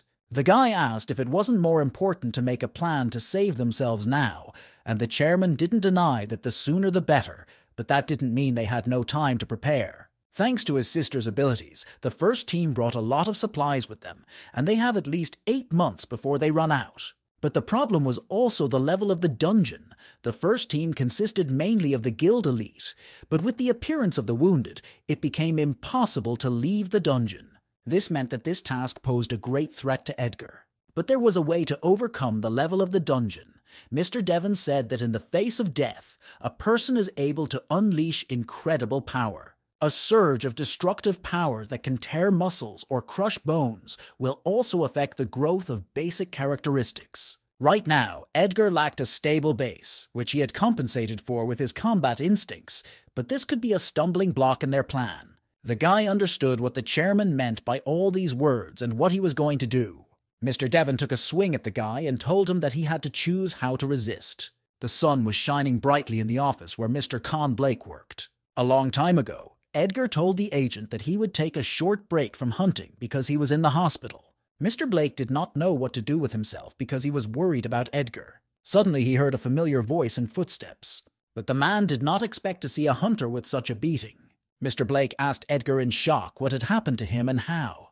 The guy answered embarrassedly that something had happened in the meantime. Edgar had a lot to tell the agent, so he began his story. Mr. Blake learned that Edgar's sister had been infected with the mana absorption virus in the portal disaster. The boy was fine because the mana was different in composition, even among relatives. Kang realized that because Devon Moore had saved Edgar's family and life, he decided to accept the guild's assignment. The agent was surprised when the hunter stopped contacting him, but he had no idea that this could happen. Edgar lost his phone in the crash, so he used a spare one that the clone had. So he asked to rename number 2 to his name. Edgar did not want and was not going to restore his old number. Mr. Blake asked how the boy could contact his friends. Then Edgar remembered his last conversation with Erica and the decision he had made. The guy replied that it would be even better now. The agent was surprised by this answer and asked how Edgar had gotten such injuries. The hunter said that he received them through an assignment. He was told that he needed to adjust the main characteristics, so they arranged several sparring sessions. Mr. Blake was shocked that it was the guild that brought Edgar to such a state, and he said he would file a formal complaint against it. The guy asked him to calm down and told him that it was part of the plan. The head Devon Moore said that his younger sister was locked in a dungeon. The head of the guild was more desperate than anyone else, so the guy understood his feelings. Edgar didn't deny that he had been beaten quite well today, but starting tomorrow he planned to use clones in his training as well. Finally, he said that he would leave restorative elixirs in the office. Tomorrow Edgar's day started immediately with training. As planned, Edgar brought a clone with him today. Mr. Devon noticed that the boy was not alone today. Edgar and the clone pointed to the head of the guild, saying that today would not be like yesterday. But the guy was wrong, and the training session ended with additional injuries. The next day, Edgar brought another clone, but unfortunately it ended the same way as yesterday. The next time, Edgar brought a third clone with him, hoping that the 4 of them would succeed. But unfortunately, the situation was even worse than yesterday. All 4 guys were beaten up pretty badly. After all the failed attempts, Edgar went to Mr. Blake's office. The guy told the agent that the head of the guild, Kindness, was too strong. The clones repeated his every move so that Edgar wouldn't say they had nothing to learn, but the gap in basic characteristics was too great. He was desperately thinking about how to close the gap. After these thoughts, Edgar came up with an idea. He showed the picture on his phone to Mr. Khan and asked if he could get it. The man had already bought them once, but he wasn't sure if it was safe. But Edgar assured him that he didn't have to worry about it, so the agent said he would fulfill the order. After Mr. Agent got Edgar the thing he needed, he got ready to spar with Mr. Devon again. The head of the guild was happy to see that the boy had come to visit them again. But when the man looked in Edgar's direction, his face was filled with surprise. Mr. Devon did not expect that Edgar would want to monsterize clones. The boy was pleased to tell the chairman that today everything would be different. Mr. Agent was pleased to tell Edgar that he had obtained the necessary crystals. He added that they didn't manage to buy out that many because they were in a hurry. When Edgar opened the box, he said it should be enough. He was sure that this would definitely confuse the head of the guild. Devon excitedly asked the hunter what he had done with the clones. The guy was holding a low-level monster crystal in his hand. He replied that he had fed the clones as many as 60 monster crystals. Since the clones were summoned creatures, they could absorb crystals, and additional characteristic points were awarded to Edgar. The head of the guild did not expect that even crystals could affect clones. Today, Edgar was going to use everything he had, so he brought a pistol and a fishman's blade. Mr. Devon liked the boy's attitude and said that a gun or a sword would do. He told the clone and the boy to attack with the determination to take his life. Clones were the first to attack the head of the guild, Canis. Mr. Devon realized that Edgar's characteristics had grown significantly. Although it was said that the characteristics of the clones were inferior to the main body, they were now a physical force on par with the host. This was partly due to the crystals, but it was more influenced by monsterization. Strength is good, of course, but monsterization has taken away the clones' main advantage, their marksmanship. Mr. Devon suggested that they had eaten too many crystals. But at that moment, Edgar took a swing at him and said that his monsterization had been avoided. The guy put the blade right up to the head's throat and pointed a gun at him.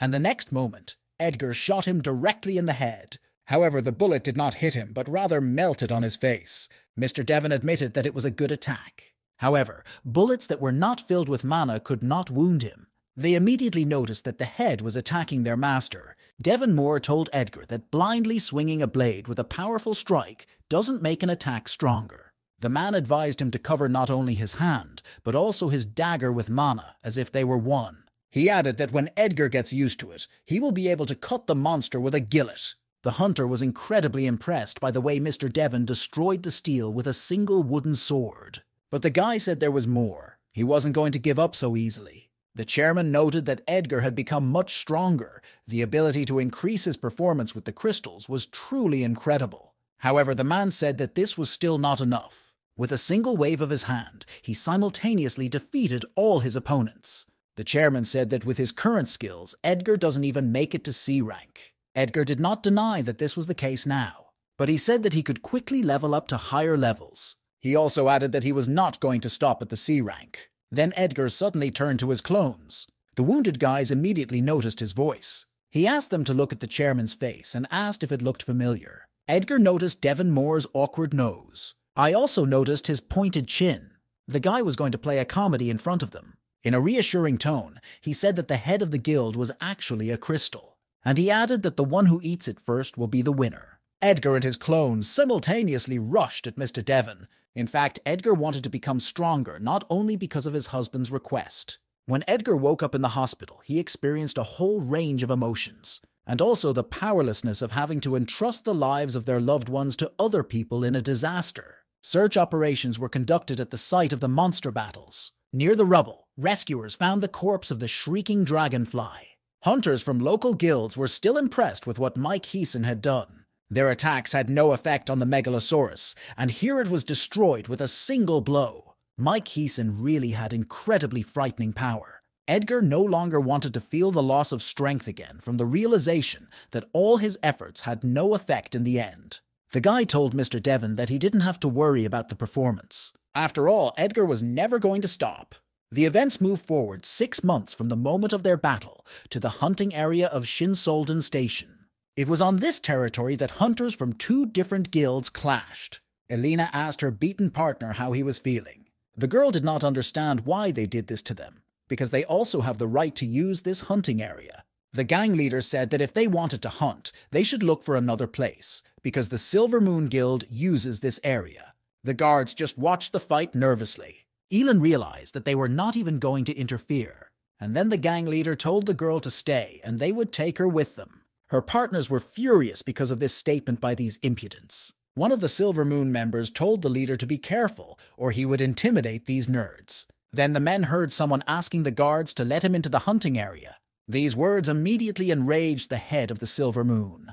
The guards asked the guy if he saw what was happening, but the hunter did not understand why they were not letting him in, since he had given them a pass. The leader of the Silver Moon gang asked the hunter if he was so stupid that he hadn't realized anything yet. He clenched his fists and was about to hit the guy. The man aggressively announced that this hunting area was used by the Silver Moon Guild. The hunter did not like this impudence, and he instantly stopped the man's attack. After that, he also struck him hard in the stomach. Elin and her partners were incredibly shocked by what happened. The hunter asked the bully why he was swinging his fists left and right. He also recalled that he had heard of the Silver Moon Guild somewhere before. Edgar thought about it for a while and said that it was one of the most inept guilds. He asked the man what their hunting had to do with him wanting to get into the hunting area. The other members of the guild were incredibly angry when they saw that the guy had beaten their commander. They surrounded Edgar and threatened that he would not leave here in one piece. One of the guild members told him that they were D-rank hunters, and he didn't think that the boy would be able to stand up to them all alone. But it was in his last words that he was very wrong. The first clone of Edgar appeared near one of the guards. Along with Elin's comrades, other clones of the boy were heading to the battlefield. The guild members immediately noticed that reinforcements were on their way. They did not understand where these guys came from. Edgar asked me to repeat the man's recent statement that the hunter was alone. The events are transferred to the office of Mr. Con Blake. The man was surprised to see that Devon Moore had visited him. The head of the guild, Canis, apologized for disturbing the agent so late. Mr. Blake replied that it was not difficult for him to come to the guild office himself. Devon Moore came to the office because he had asked the agent for something earlier. Khan pulled out the documents and said that since they were personal information, the man could not take pictures of them or take them with him. Mr. Devon was well aware of this, and he only needed them for confirmation. The head of the guild asked the man if Edgar had really made such progress in just 6 months. The agent confirmed his words and added that the guy was like a completely different person now. He had only 2 hobbies, sports and hunting. Khan asked if Edgar's characteristics would be a problem in the plan, and Mr. Devon said that with this level, no. The man was prepared in case Edgar didn't get pumped on time, but it was useless because the boy had an amazing growth trend. After reviewing the document, the head of the guild announced that they were starting to implement a plan to rescue the first team. Edgar moved up to D rank and reached the top of C rank, and the man wondered how much stronger he had become. The guards watched in amazement as Edgar and his clones beat up members of the Silver Moon Guild. The clones were far superior in strength to these brutes. Elin's friends were shocked by what they had just seen. Edgar's clones continued to beat the guild members one by one. One of the guards started asking the boys to stop fighting. Edgar asked what exactly they didn't like about it, and the guard replied that it was too much. The hunter didn't like the fact that the guards just stood there in silence when the members of the Silver Moon Guild drew their weapons. The guy replied that they should have said something like that when those men were beating those hunters. He added that he had no desire to criticize them, so he advised them to focus on their task and guard the entrance as they had done before. Edgar ordered the clones to smash all the men's phones so that they could not contact anyone. Elin embarrassedly suggested that her friends look for another hunting area. Shinsoldong Station was a hunting area with D-rank monsters. At that time, one man was collecting low-level monster crystals there. In fact, he was very scared to be here, because this dungeon was not his level. Out of fear, he clutched one of the monster's crystals in his hand, and then he started throwing the crystals on the floor one by one. Wade did not like what he was doing in the dungeon. Then the man noticed the entrance opening in the opposite direction. He got excited because it could be someone coming to check on his work. Edgar entered the dungeon, and Wade excitedly told him that he had just a little bit of time left to get back to normal. But he didn't expect to see the hunter in front of him who brought him here. Edgar told his old friend that they hadn't seen each other for a long time. Wade could not understand why and how Edgar ended up in this dungeon. A few seconds later, the clones came in to tell him that they were done. The worried hunter asked Edgar how they had gotten in, because the Silver Moon Guild was supposed to be waiting at the entrance. But Edgar replied that he should be the one to ask because Wade was a weakling, and this was a D-rank dungeon. From the hunter's appearance, Edgar realized that he had not come here to hunt. Not far away, he noticed another man who was also collecting low-level monster crystals. Edgar asked Wade if the Silver Moon Guild had thrown him here. He picked up the phone and said that he didn't feel sorry for the man at all, but he would still listen to what happened. He showed me a photo of the Silver Moon Guild members and said he didn't have to worry about them. Wade didn't understand how this guy got the men to obey him because they were D-rank hunters. Edgar told the man to tell everything if he didn't want to end up like them. Wade began by saying that crystals can be obtained from the corpses of monsters of D-rank and above, although not always. The guy didn't know that he had to have a D-rank or higher. The hunter continued that even if the monster's body has already decomposed and disappeared, the crystal retains its shape for a long time afterwards. And in the dungeons, fights between monsters were quite common.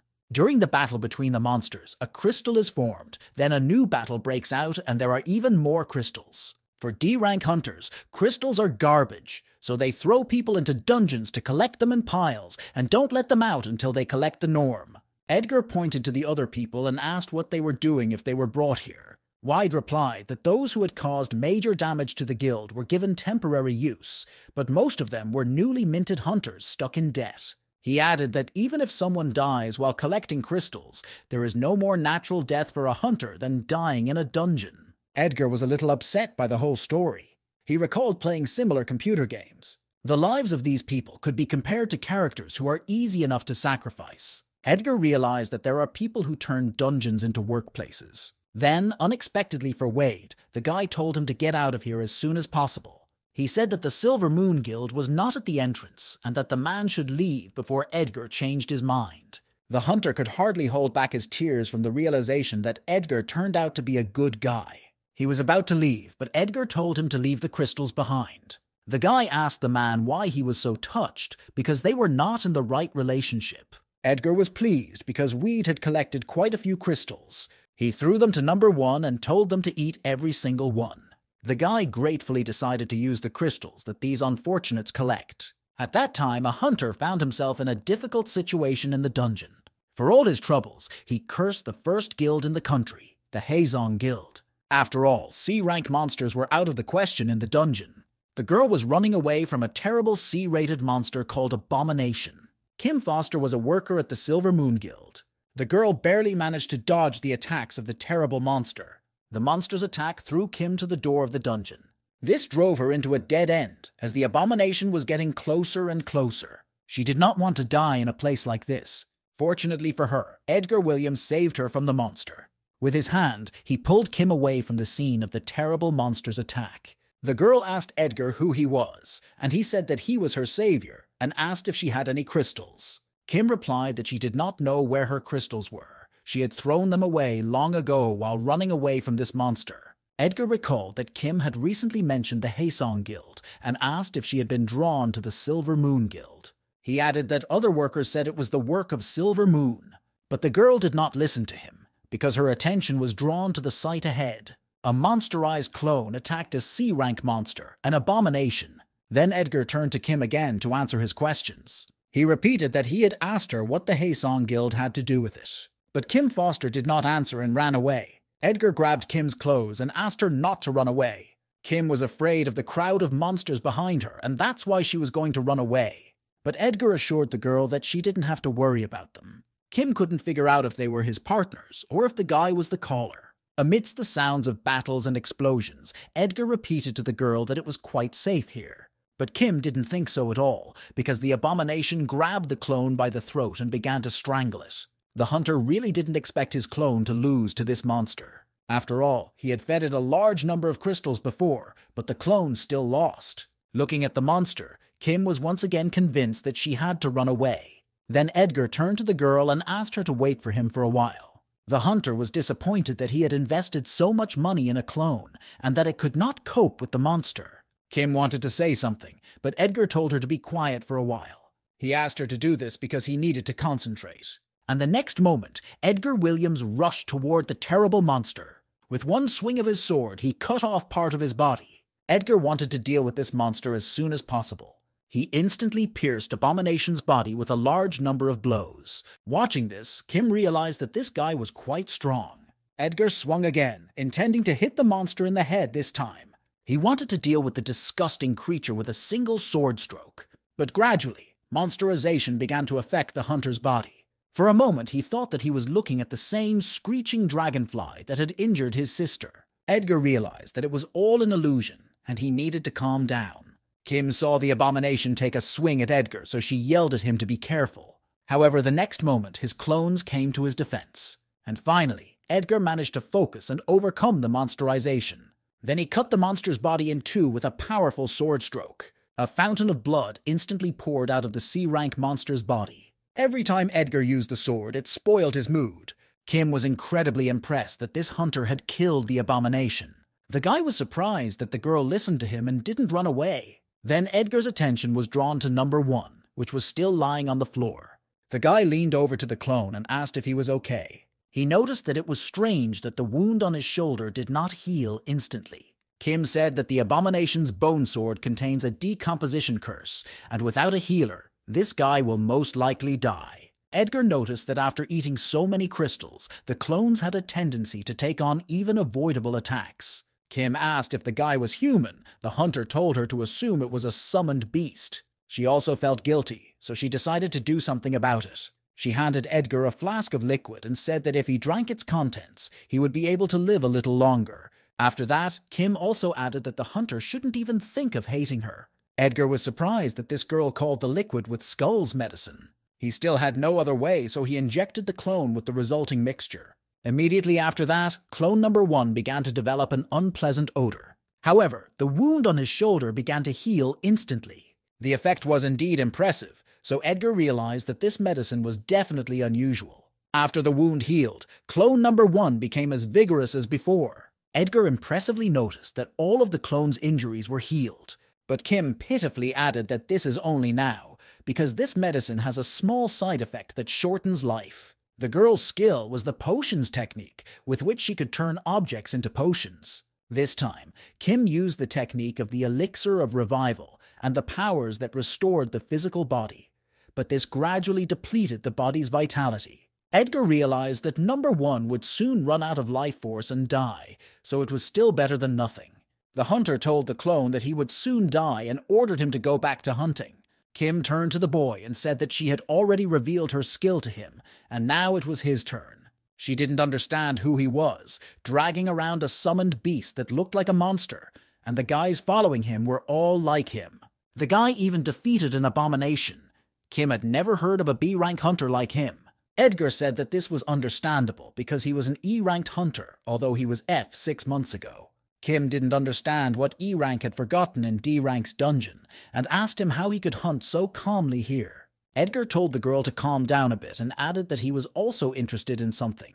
With a smiling expression on his face, he asked why she kept poking him. The action is transferred to the territory of the Yomo Guild warehouse. The head of the guild, Han Miho, was worried that all these crystals would be enough. The guild's manager, Luna Ross, asked why they were collecting all this stuff, because they usually don't even pick it up.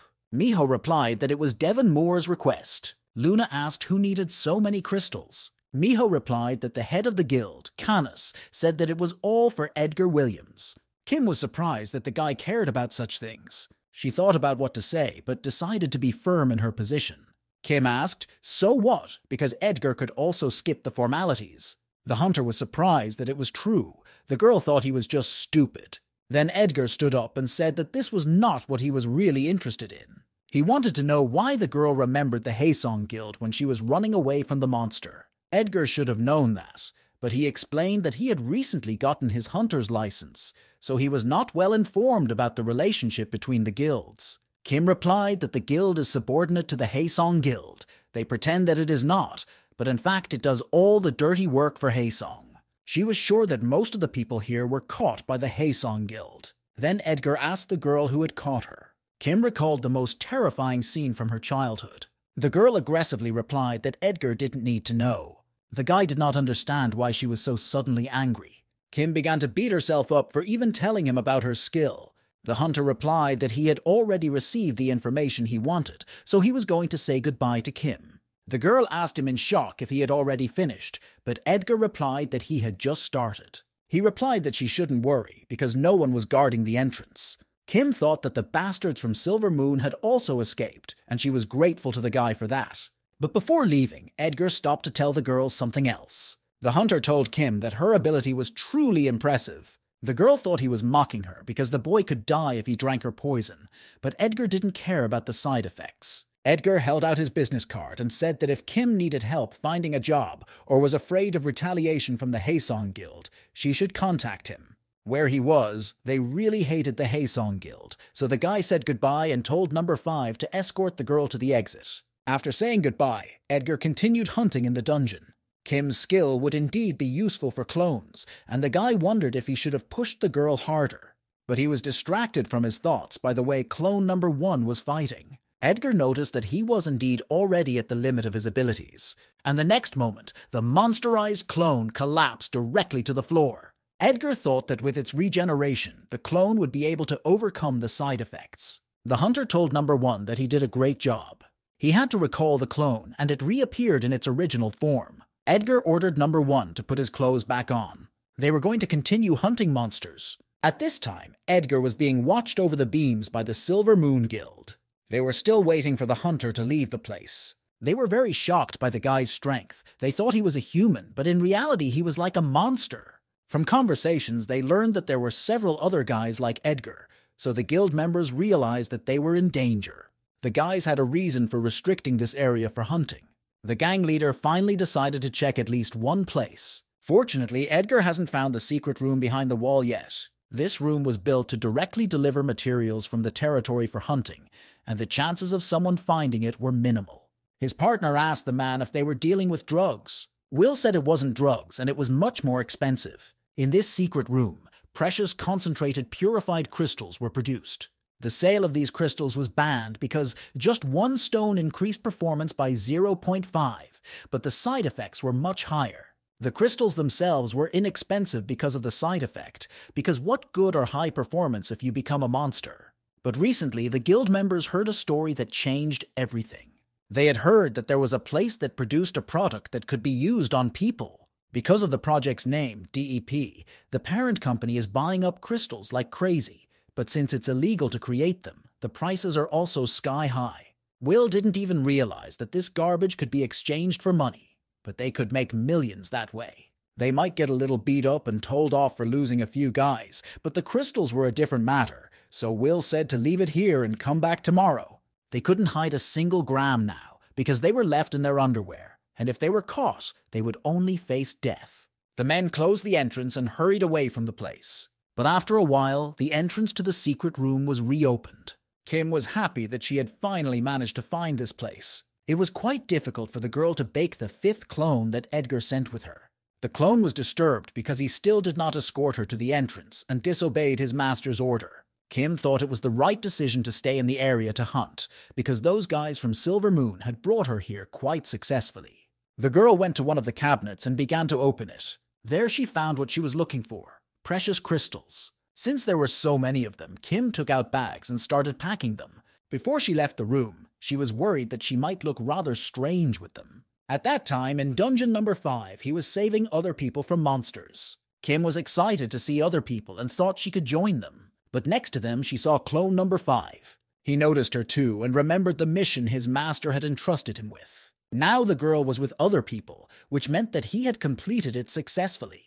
Kim was happy that she had managed to escape and was now safe. Most of all, she wanted to send the Silver Moon Guild and Haesong to hell. Edgar and his clones took care of people and also dealt with monsters. And besides, he received a large number of crystals. Now he understood why there were so few crystals on the market and was happy about his wonderful catch. The clone was about to eat them, but Edgar said that if it became a monster, it would only scare people. The cloning skill had not yet recovered, so they had to wait until tomorrow. Then Edgar heard a new message on his cell phone. He pulled out his phone to see who had texted him and what. Mr. Blake asked the guy to come to the Canes Guild tomorrow. They said they wanted to explain the details of the assignment. The next day, the Silver Moon Guild discovered that all the crystals had disappeared. They didn't understand where they could have gone, because the crystals were here yesterday. This created huge difficulties for them as the payment deadline was tomorrow. Will angrily grabbed one of the security guards by the throat. He reproached the man for not doing his job properly and asked who he let in.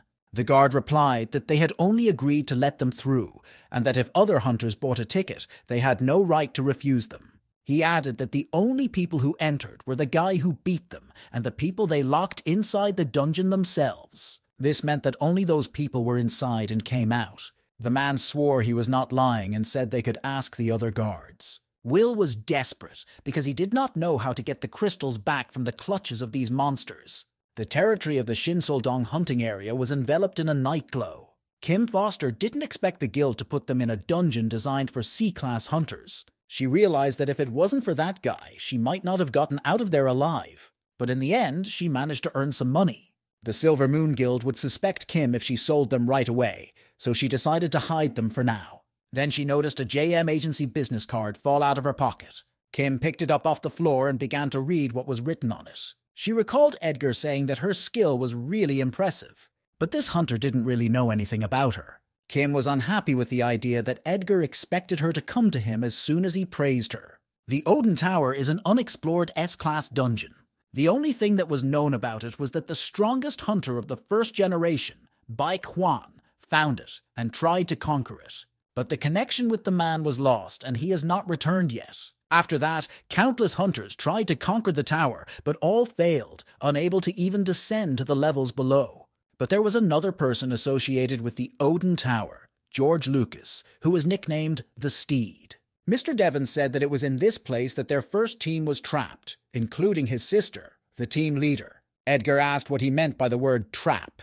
The man replied that Odin's tower has a special structure. It has an entrance but no exit. The only thing that connected people to the outside world was mana, and they could only be contacted through the skill of telepathy. Therefore, to get out, you need to either go through the dungeons or escape using teleportation, which is why Edgar's cloning skill is so important.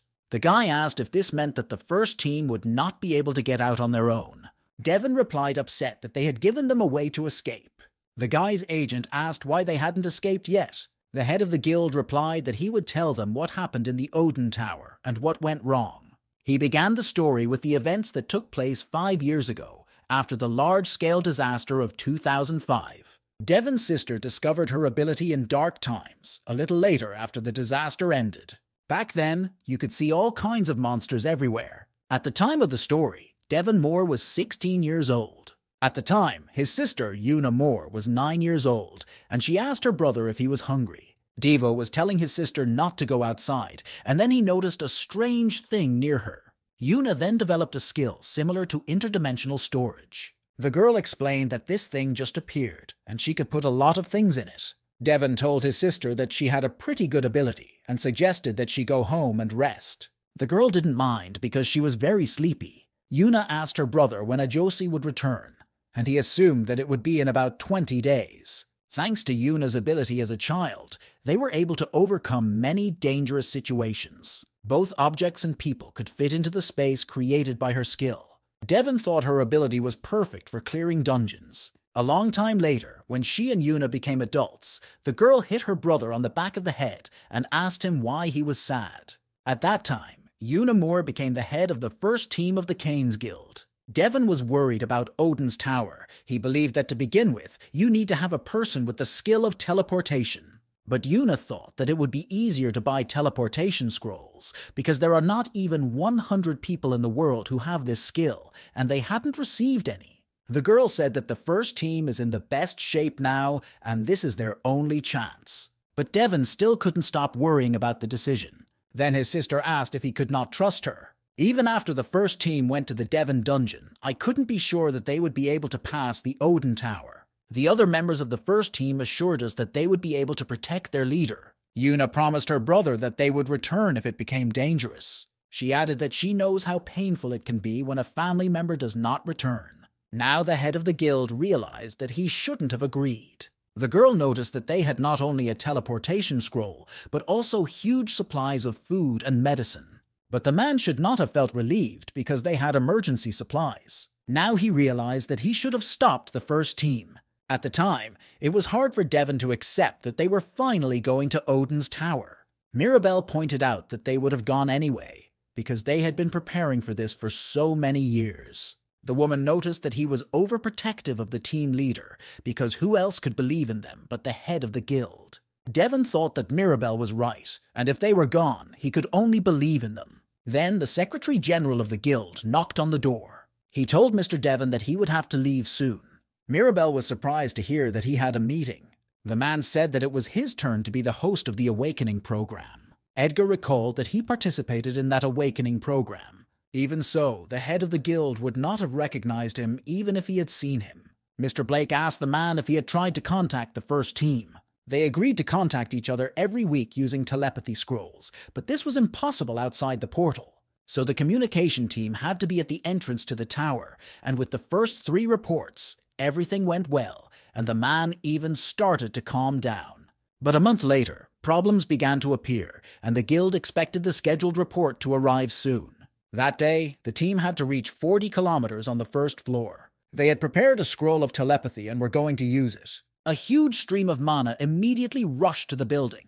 The controller informed them that they had received a report from the team. He said that they had covered 700 meters from the last claimed point. There they were ambushed by unknown monsters. Most of the team fought the monster, and there were some wounded. But then the members of the communications team were struck with an incredible pain in their heads. Devon assumed that the first team had torn several scrolls at once. He told Mirabelle to control the flow of mana. Then the man turned around, as if expecting the worst-case scenario. A huge portal began to appear in the building.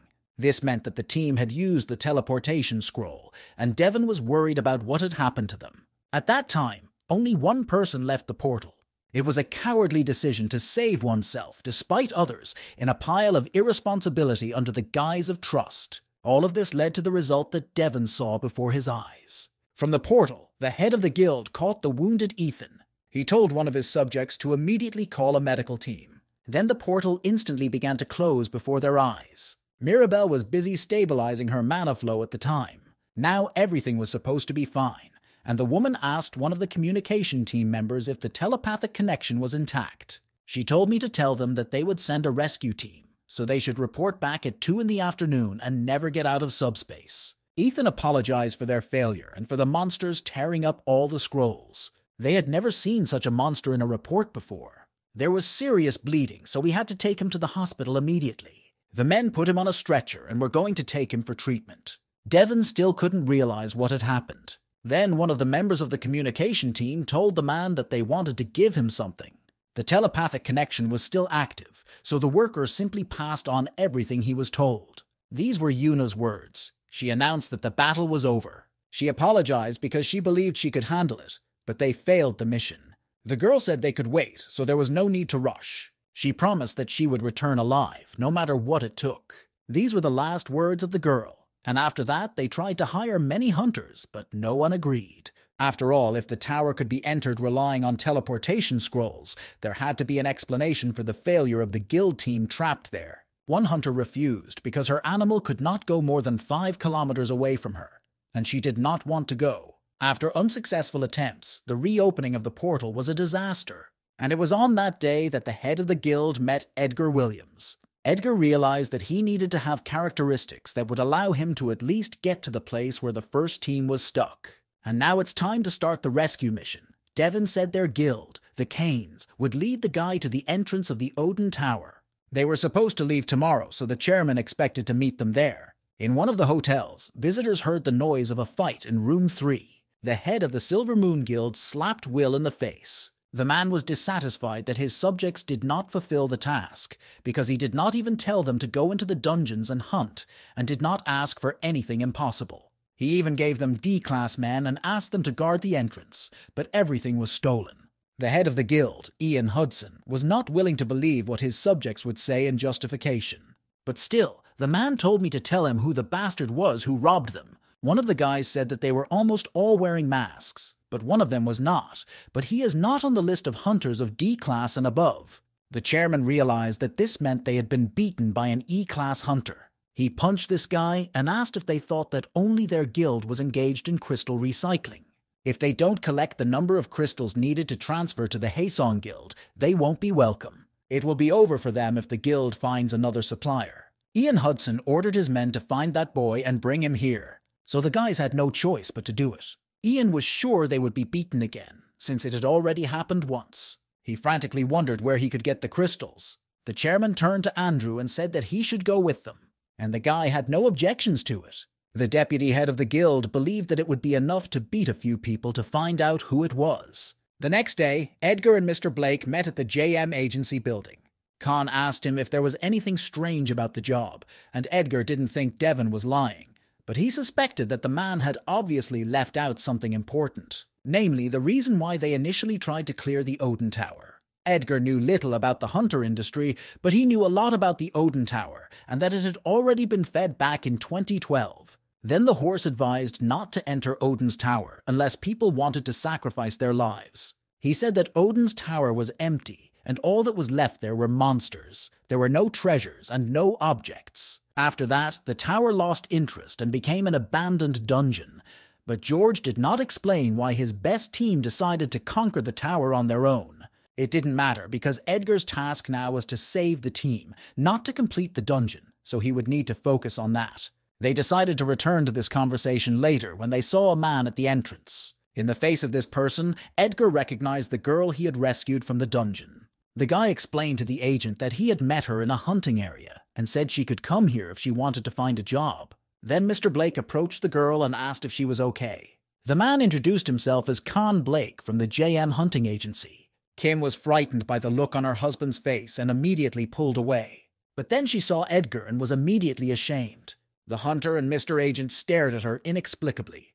First, they offered the girl a snack. Edgar suggested going to a restaurant across the street from the agency. Kim Foster devoured the food with great enthusiasm. Mr. Khan advised the girl to take her time, and Edgar realized that she was very hungry. Kim wanted to say something, but the guy told her to finish eating first. Edgar wrote down his number on the girl's cell phone. Judging by the fact that Kim had come, Edgar could count on the fact that she was here to work for the JM agency. The girl hesitantly confirmed his guesses about this. Then Mr. Blake asked what ability the girl had. Kim replied that her skill was evaluating items and creating potions. Edgar ironically remarked that after these potions one could die. Kim angrily pulled his hair, saying that she also had potions that did not kill. Edgar knew that her potions had wonderful effects in return, so he wanted to use her skills. The agent asked the guy if he was going to use them on clones. Edgar asked the man to get everything he needed to make the potions, and said he would also help financially. After Mr. Blake agreed, Edgar said it was time for him to leave. Kim asked the boy if he was going somewhere, and Edgar replied that he was going to the dungeon. But this time, his goal was not to hunt monsters. Kim threw the boy 2 bottles of potions and told him to take them with him. She created 1 potion for strength and another for mana as a thank you for the food. The side effects were that the strength potion dissolved muscles, and the mana potion exploded the body. The boy gratefully accepted the gift for the road. He gathered all his clones and told them to follow him. Edgar promised that when he returned, he would buy them all something to eat. Luna arrived at the place where she was supposed to hand over all the crystals to the Cain's Guild. Finally, the girl told the leader that she would contact her as soon as she delivered the goods. She was thinking about how they could move this mountain of crystals. But then, an unpleasant sight caught her attention. All the guards at the guild storage facility were unconscious and severely beaten. Luna saw a human-sized hole in the wall of the building. The girl did not understand what kind of idiots dared to break into the Yomo Guild warehouse. She activated the radar skill to track where the criminals were hiding. When Luna found where they were hiding, she headed inside the building.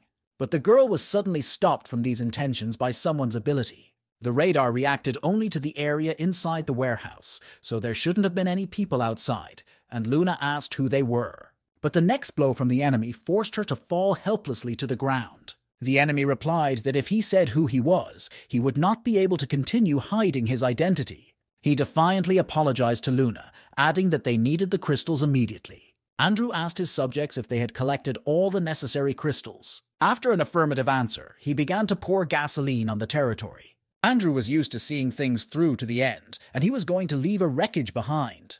The guild members were frantically taking the crystals out of the burning building, first to retrieve them, and then to find out who had encroached on their property. The course of events is transferred to the island of Iceland. The plane carrying Edgar landed on one of the island's shores. He never imagined that this would be his first trip abroad.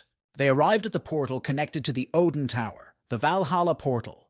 The guards informed Edgar that Chairman Devon Moore was waiting for him at the entrance to the tower, and that he could enter immediately. It was only a matter of time before Edgar would be in Odin's tower. He went further in and saw a very unusual entrance to the tower. He could not believe that he was looking at the entrance to a dungeon, because it looked nothing like Edgar had imagined. On one side was a boundless rock, and on the other side was the universe. It didn't look like a tower at all. It was quite cold there, so Edgar told the boys to hurry to the guild camp. At that time, the camp was talking about the recent attack on the YOLO Guild warehouse. Devon said that the attack had been fully planned, and that all the crystals he had collected had disappeared, and Mirabelle suspected that the thieves did not know Han Miho's character at all. Then their conversation was interrupted by Edgar's unexpected entrance. They were instantly happy that the guy had finally arrived and that the day had finally come. The members of the communication team were embarrassed to see what kind of a guy would go to the rescue of the first team.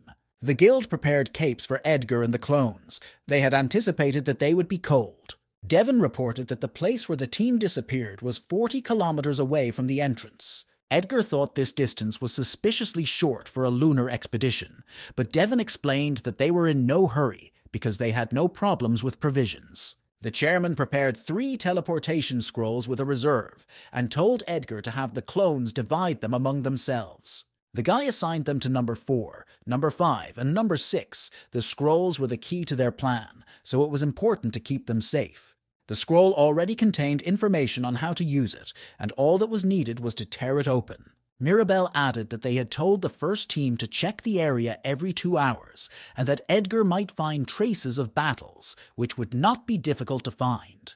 Devon asked the boy if he was interested in anything else. Edgar thought for a minute about what to ask him. He turned to the chairman and asked when his sister returned what they would have for dinner. This question immediately made Mr. Devon feel warm. He said that for the first time in a long time they would eat home-cooked food. Edgar told the clone to take the sword and not to forget the elixirs. Now the guys were ready to start the mission.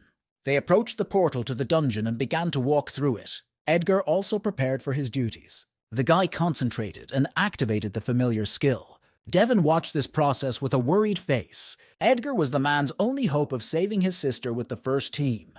The guy synchronized with the clones and began to see something. The clear image around him meant that the skill had worked as expected. As soon as the boys entered, they encountered a snowstorm, and even with his increased resistance to cold, Edgar was still cold. Then the majestic Tower of Odin appeared before his eyes. The guy was really impressed with her appearance. He turned to the other clones and said they were in place. It was quite unusual for Edgar to use Familiar's skill in a different way. He was filled with strange feelings because he was the manager of number 1 himself. Now Edgar not only shared his feelings with the conquered object, but also controlled it personally. Previously, he could also give orders on where to aim or where to go, but then he didn't feel like he was doing it himself. The guy told the clones to get ready to go to rescue the first team. Now he understood why they said that escape from the tower was impossible. The space behind was blocked by an ice barrier that could not be broken. The boy looked at the notes to find out what kind of monster would be waiting for them at the front of the tower. Their first obstacle was the E-rank monster, Frosty the Bat. These monsters have a habit of acting in packs, so we had to be wary of attacks from all sides. The peculiarity of these monsters was that there was always the largest individual in the pack, acting as the leader. The leader of the Frosty Bats was a D-rank monster. Edgar decided to deal with the main monster on his own. But just as the guy was about to swing, the other clones had already rushed to the monster. So Edgar's intentions to deal with the monster on his own were thwarted. After the clones dealt with the frosty bats, they moved on. However, the original monsters began to appear more and more often on Edgar's path. There was no end to them. Even though they were quite weak, it still annoyed him. Edgar and the boys have already walked about 13 kilometers through the Odin Tower. This was about the 4th part, and judging by what was written in the manual, they were about to face a new monster. And as if on purpose, new monsters began to crawl out from under the rocks. Edgar activated the mana bullet skill, which charged ammunition with mana and fired it, and hit the enemy. The bullet instantly flew toward the body of the monster he met. Edgar told the clones that there were 3 monsters coming at them from behind and 2 in front. The hairy monsters headed for the clones one by one. The guys in turn were preparing to take their attacks. Edgar shot at them with a pistol, and the clones attacked with their bare hands. The guys managed to cope well with the monsters they met. Edgar landed on the floor and was about to swing his blade. But at that moment, the ground under his feet began to crumble to pieces. And the next moment, someone's huge hand came out of the ground. The night glow enveloped the tent of the Cain's Guild where Edgar was staying.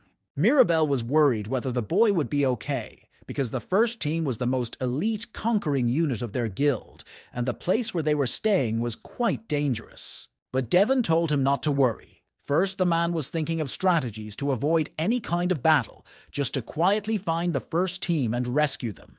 Because the average stats of a C-rank hunter were the main criterion for this operation.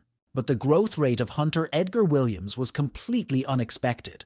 He was able to raise most of his stats to almost 20 in just 6 months. This value could be compared to the level of a B-rank hunter. But more importantly, the clones were also getting stronger. They were weaker than the host, but on the other hand, their movements were perfectly skillful. Shalova could say with certainty that the clones had the abilities of B-rank hunters, while the average rank of the first team was also B. Mirabelle asked her colleague if he meant that this guy's strength could be equated to the entire first team.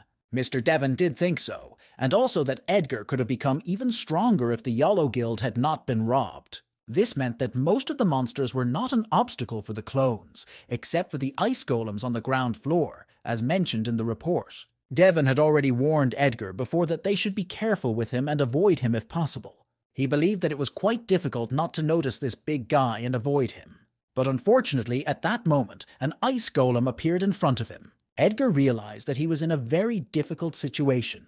Then he tilted the blade toward the clone's finger and cut it to draw blood. The blade in the guy's hands immediately reacted to the blood. After that, Edgar took a swing at the huge monster in front of him. Unfortunately, his attack had no effect on the ice golem.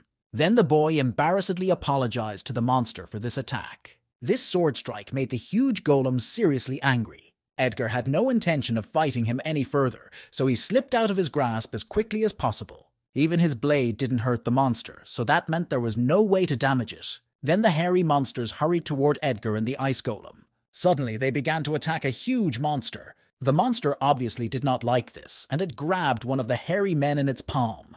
The next moment, he threw the creature into his mouth and ate it. Edgar did not expect the ice golem to eat these monsters. Then the monster stretched its hand in the direction of the clones. The guy immediately noticed this and ordered the clones to dodge. This attack caused the floor to collapse, and even the hairy monsters could not stand on their feet. Edgar remembered Mr. Devon telling him to aim for the golem's core. But because of the monster's physique, it was unclear where the core was located. Then Edgar looked closely and noticed a yellow stone in the monster's body. He realized that this was the core of the discovery.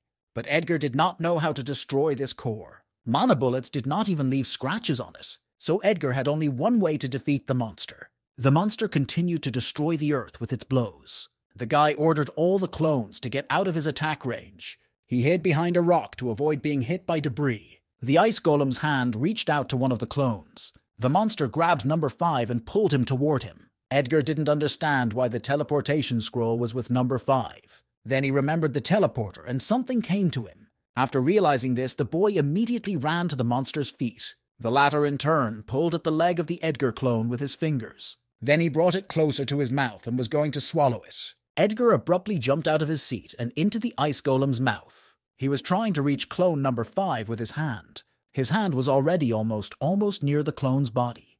The next moment, the ice golem swallowed the unfortunate man, closing its mouth. The other clones watched their host anxiously. At that moment, Edgar bounced away from the ice golem's teeth. The golem just stared angrily after Edgar, who burst out laughing at the same moment. The boy turned to the monster and asked how his throat felt. On his fingertips he held a paper bundle, a teleportation scroll. Edgar boldly asked the monster if it had any idea what it was. Then the golem felt something strange happening in his body. A portal began to appear in the place where the core was located, and the ice golem screamed from the pain that pierced his body. Edgar knew that the teleportation scroll was in the possession of clone number 5. The boy realized that he had no way to destroy the ice golem's core, so instead he decided to simply teleport him to another location.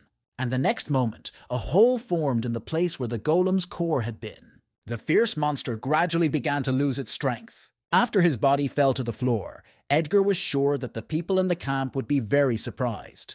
They really didn't understand where this icy depth came from. A message appeared in front of Edgar that the cloning skill level had been raised to 7th. He didn't care much about improving other skills. His priority was cloning.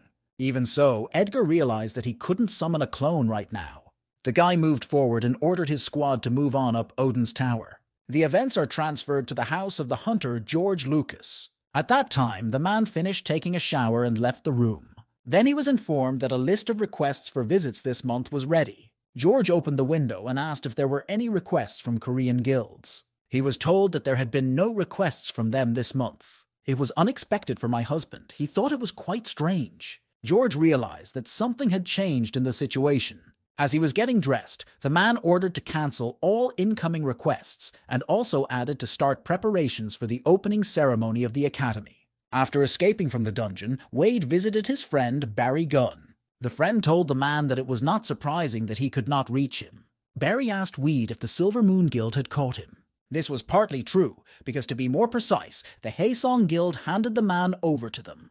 Barry wondered how the man had managed to escape from these scum. Wade hesitantly replied that he had help with this. Barry replied that if Wade was already here, he would have to help Jackson because he had a lot of work to do lately. Then the men heard someone knocking on the front door. Barry opened the entrance a little and asked who was bothering them. However, he should not have expected a normal response, but saw a man's fist through the doorway. The unexpected visitor knocked the door down with one punch and threw Barry Gunn back. Wade was worried when he saw that his friend was wounded.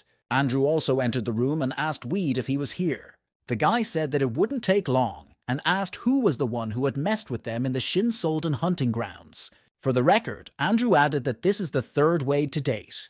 The 2 people before him said they knew nothing about it, and the guy was going to find out if Wade knew anything about it. Barry shouted back at Andrew in anger. He took a swing at the guy, asking what they were going to do on someone else's territory. But Andrew easily stopped Barry Gann's fist.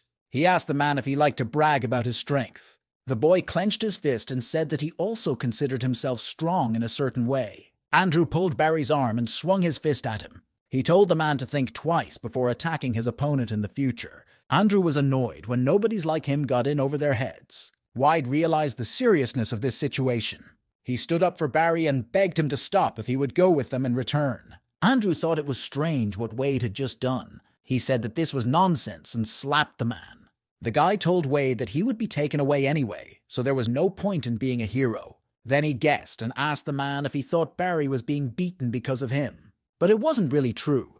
Andrew said that Barry was going to die because he screwed up, so we didn't have to worry about it. And after these words, he hit the man again hard in the face. Wade did not like to see his friend being beaten. Andrew was about to kick Barry's stomach, but something stopped him from doing so. Namely, the unexpected exclamation from Wade that he knew everything. With a crazy look, the guy asked what he knew. Wade knelt down and said he knew the guy who attacked the Silver Moon Guild. He begged Andrew to have mercy on his friend. Such a statement really made the impudent guy laugh. Andrew asked his partners if they had just heard everything well. With a crazed expression on his face, he added that once they beat a person to a pulp, everything affects the outside world. Edgar and his team continued to move around the Odin Tower. On their way, they began to encounter the first human corpses. The guy told the clones to move on a little slower. He also emphasized that from now on, they should remain extremely vigilant. Edgar thought it was strange that the monsters had not yet appeared, but they encountered more and more corpses on their way. It is very difficult to remove bodies from this place, so Edgar understood why they were abandoned. But still, he was concerned about who killed all these people. The guy asked one of the clones where they were now, and he said that they were near the target. Edgar ordered the boys to look for traces of the first team's fight. He assumed that they had hidden in subspace near the battlefield. The guy mentioned that the first team was supposed to check the situation every day at 2 o'clock in the afternoon and asked how much time was left. However, at that moment, the guy noticed a clone swinging at him with a knife in his hand. But in reality, everything was not as it seemed at first glance. The clone put up its hand to protect the host from the monster that had just appeared. Edgar didn't understand what kind of creature had appeared before them. This monster appeared out of nowhere, and it was also invisible. Immediately after the first monster, his comrades began to dawn. Now Edgar understood why they had encountered so many corpses. This is most likely why the first conquering team failed. While Edgar and his clones were oblivious, they were surrounded by a huge number of monsters. The clone tried to pull the knife out of his palm. Meanwhile, the monster hurried to attack Edgar, but the guy got ahead of him, swinging at the monster behind him. He cut open the monster's body and ordered the clones to fight on. But suddenly the monsters began to vanish into thin air. Because of this, Edgar could not see the monsters' movements. His clones continued to fight against invisible monsters. Edgar did not understand how the guys kept blocking their attacks. They also continued to defend themselves from enemies without difficulty. Edgar decided to regain control of body number 1 and observe for now. The guy ordered the clones to make their way further. Number 1 immediately moved to attack the monsters. He blocked an attack that seemed impossible to see. And then Edgar finally realized how the clones managed to recognize where the monsters were. The guys were reacting to the sound of the wind created by the enemies as they moved. Edgar believed that he could imitate the clones' movements, and that he had enough experience to do so. But in reality, this is not true. Edgar still has a long way to go. The course of events is transferred inside the subspace created by Yuna Moore. His partners tried to get through to their captain. They said that it was almost 2 o'clock in the afternoon, and they needed to check the situation outside. Yuna recalled once again that it was at this hour that they were instructed to do reconnaissance. In an exhausted voice, she asked if a rescue team would come today. The head of the guild's first conquest unit, Canis, could not even say that she really believed it. She assumed that today would be the same as the previous days. One more day of life in the middle of a terrible snowy desert will repeat itself. However, when Yuna opened the portal, she heard a noise outside. Edgar tried to predict the location of the monsters, but he wasn't good enough. He decided that it would be better to continue watching. These monsters didn't even have high speed or strong defense. Only their invisibility posed a serious threat. And besides this, there were an extremely large number of these monsters. No matter how small a scratch is, it is still a wound, and the more of them, the worse, so they could not be ignored. Edgar realized that he needed to get out of this place as soon as possible. After all, there were hundreds, if not thousands, of these strange monsters here. At that moment, however, Edgar noticed a portal opening at the scene of the fight. He realized that this was the first conquering team. Edgar immediately ordered the boys to run toward the open portal. The head of the special unit noticed a man outside. She immediately informed the team of her observations. The girl ran to them, saying that there were people outside. But her team members found it hard to believe. Young Moore assured me that she could hear a sound approaching them. Then others looked in the direction of the portal and actually saw people there. They immediately assumed that it could be a rescue team. However, Yuna noticed that they were not hurrying to them alone. Behind the clones' backs, the silhouettes of a large number of monsters were seen, and the special forces were frightened because these people were leading all the monsters. Edgar shouted to the people in subspace that he could save them. And in return, he asked me to save them from these monsters now. Then Yuna ordered the first conquering team to support this guy. They realized that they had no time to waste. With the help of magic arrows, they began to neutralize the enemies who were running after the boys. The clones barely made it to the entrance to the subspace. And when they did, the barrier was closed and the monsters could not get in.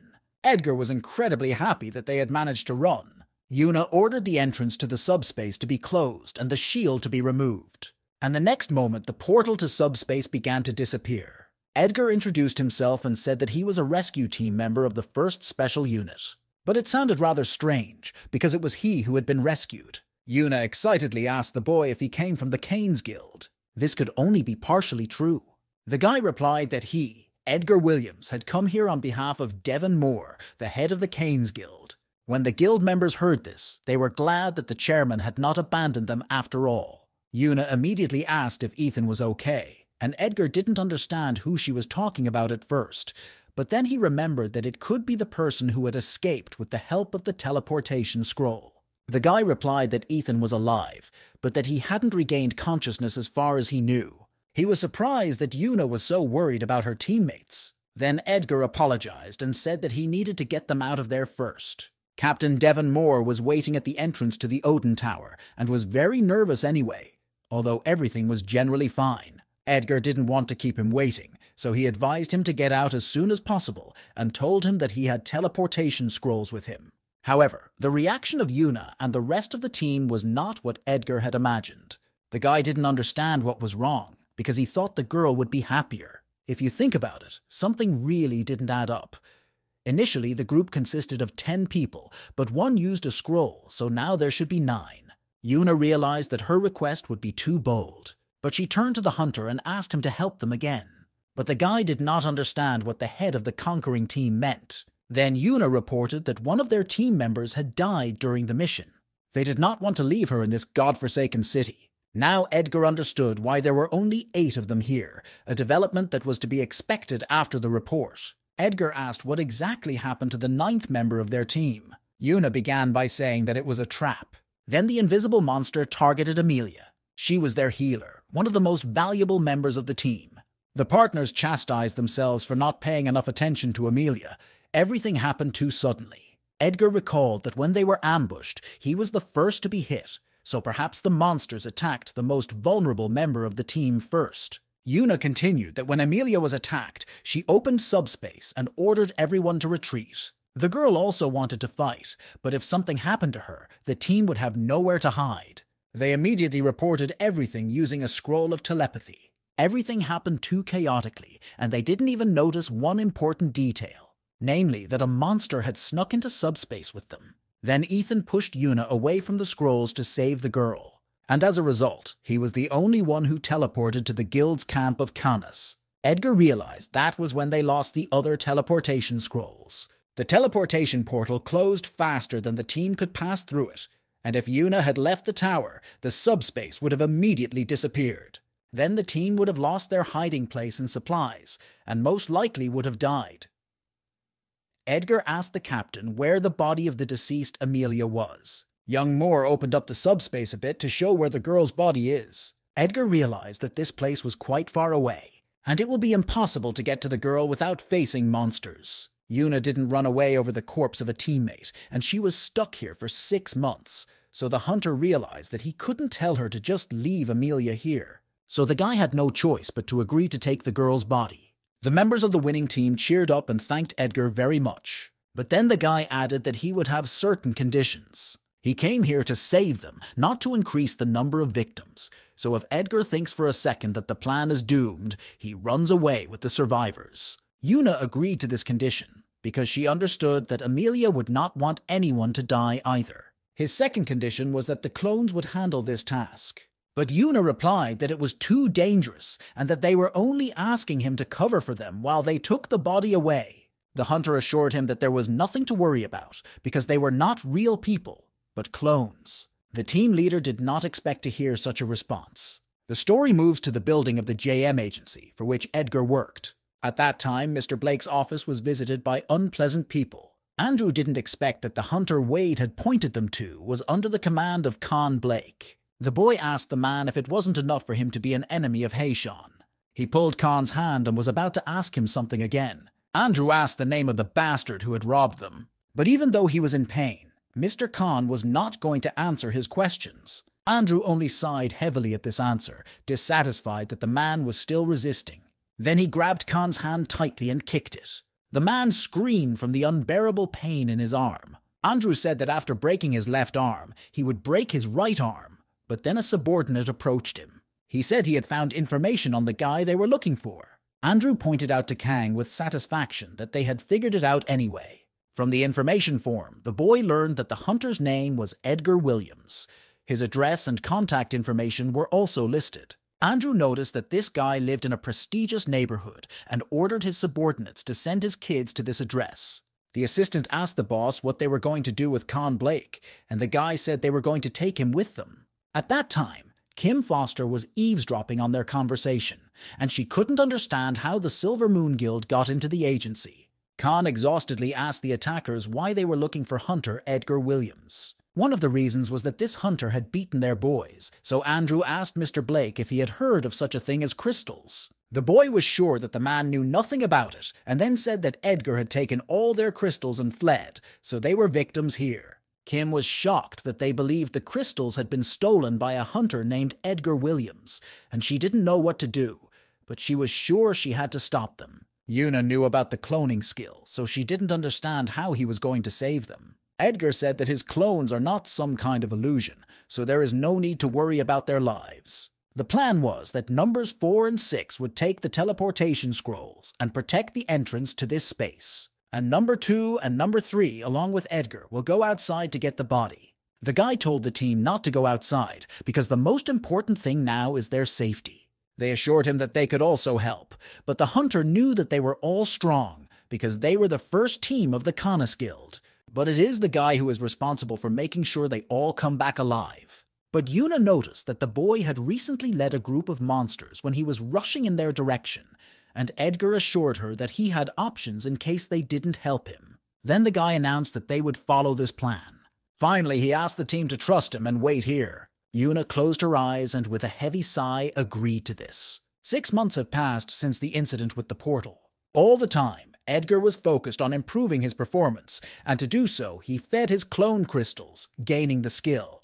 He gained the monster absorption skill, which allows him to gain part of the characteristics of the killed monster with a 12% chance. This was the secret of how he had acquired the characteristics the guild expected of him in such a short period of time, but he was not going to stop there. He was happy to use every opportunity to become stronger. He took the elixir that Kim had given him for the road and announced to the clones that they were ready to go. The boy asked clone number 4 to lend him a knife. In exchange for the knife, he entrusted him with his blade and a potion of power. Edgar told the clone to go along with everyone else as soon as they took the body. Yuna emphasized that those monsters stand still all day long when no one is around, so now they are standing in the same positions. So she asked Edgar to be extremely careful. Then the entrance opened and Edgar and his clones were about to complete the mission. When Edgar came out, he immediately started looking for Amelia's body. He examined the area and finally managed to locate it. After that, the guy and his clones immediately moved to this place.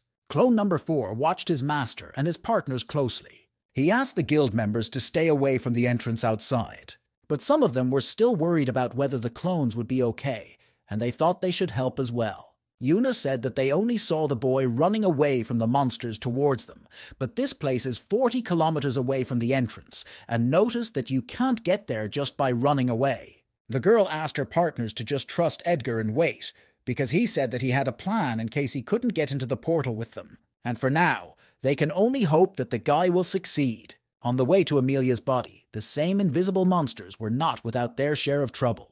Edgar was happy that he had finally managed to block the attack of one of the monsters. He still couldn't pinpoint their location, but he still felt something.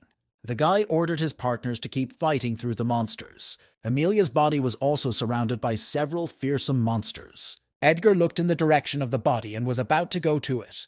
But then the clones suddenly began to be attacked from behind. The hunter couldn't believe that the monsters behind the shield had gotten to them. In this case, it meant that they were surrounded on all sides. He decided that it was better to use the potion now. The next moment, he opened the jar and drank all of its contents. His body immediately began to fill with incredible strength. He activated the magic bullet skill and was going to break through the monsters without hitting the corpse. The next moment, he took out a good portion of the monsters with one shot. The road on the way to Amelia's body began to be cleared of monsters. The first conquering team was incredibly impressed by what they saw. Now Edgar and his clones could get to the body without any problems. The guy asked clone number 2 if he could move, and he replied that he could do so without any problems. So Edgar ordered his clones to grab Emily's body. The mana continued to flow into the clone's body, and Edgar felt as if he was about to break down. So finally, the guy decided to distract the monsters. He ordered the clone to grab the body and run away as fast as possible. Number 2 and number 3 listened to their master, and then the earth began to fall to pieces everywhere. Thanks to this maneuver, the guy managed to distract the monsters to himself. After the clones grabbed Amelia, they immediately rushed to the entrance to subspace. Young Moore was incredibly grateful for saving her colleague's body. Then clone number 4 began to tear the teleportation scroll. The first team was immediately worried because there was one more guy left, but number 5 assured them that there was nothing to worry about because it was just a clone. There was still a clone number 1 outside, managed by Edgar. He glanced in their direction to see if everything was going well, but it was still very difficult for Yuna Moore to accept the fact that they would leave him so easily. So the guys had to work hard to persuade her to go through the portal.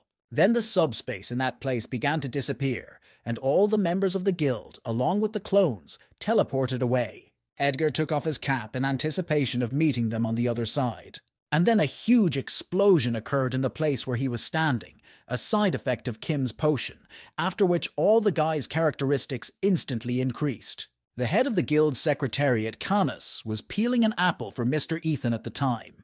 He told the man that today the guild was on a mission to save the team, and by now it should have been over. So the man asked Ethan to wake up to greet everyone else with a smile. After these words, one of the unconscious man's fingers began to move. Everyone at the guild headquarters was waiting for the mission to finally end. And now a portal has finally begun to appear inside the building. Mirabelle realized that this must mean that the first conquering team would finally return. Back then, you could see someone's hand from the portal. Mr. Devon recalled the moment when only the wounded Ethan came out of the portal. The man hoped that this time everything would be different and the entire first team would return. He opened his eyes and saw the silhouette of his younger sister in front of him.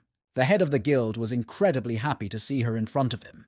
Then tears began to flow from his eyes out of joy over the return of his dear sister. Edgar disconnected synchronization with the clone and returned to its normal state. It was the first time he had ever experienced such an explosion. Then a scene of brother and sister reunion stretched before his eyes. Yuna also began to cry, finally seeing her older brother after a long time. The girl cheerfully asked her brother not to talk about the guild's decline while she was away. After these words, Devon rushed to hug his dear sister. Continuing to cry, he said that everything was fine now. But Yuna broke down in tears because she was unable to save the lives of all the team members. She was very worried all this time, thinking that no one would come for them. She was incredibly scared at the thought of not seeing her family and friends again.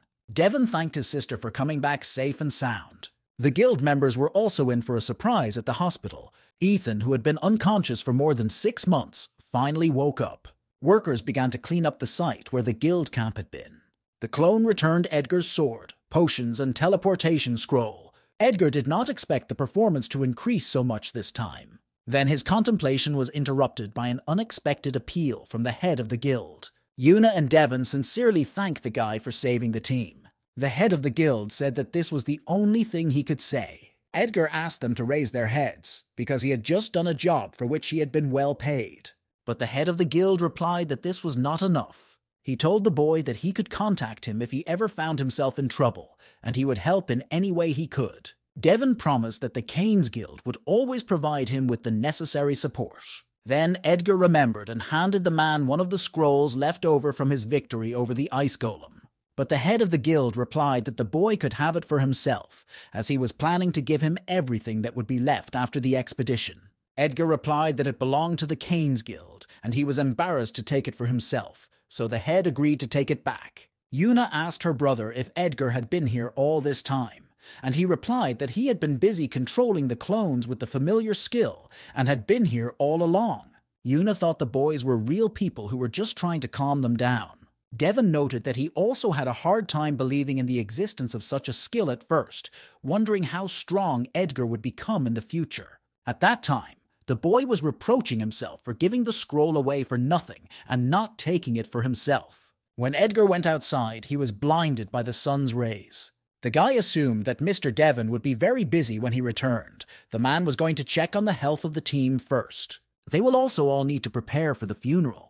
Then the hunter started receiving incoming messages on his phone. The signal was not reaching him all the time he was in the portal, and now he started receiving messages. What Kim told him was incredibly shocking to Edgar. The girl took a picture of the office and said that Mr. Agent had been kidnapped by scum from the Spiked Moon Guild, and that she was now chasing them. Edgar gritted his teeth against a momentary bout of rage. He turned to the head of the guild and said that he had to go somewhere, and Mr. Devon asked Edgar excitedly what was wrong.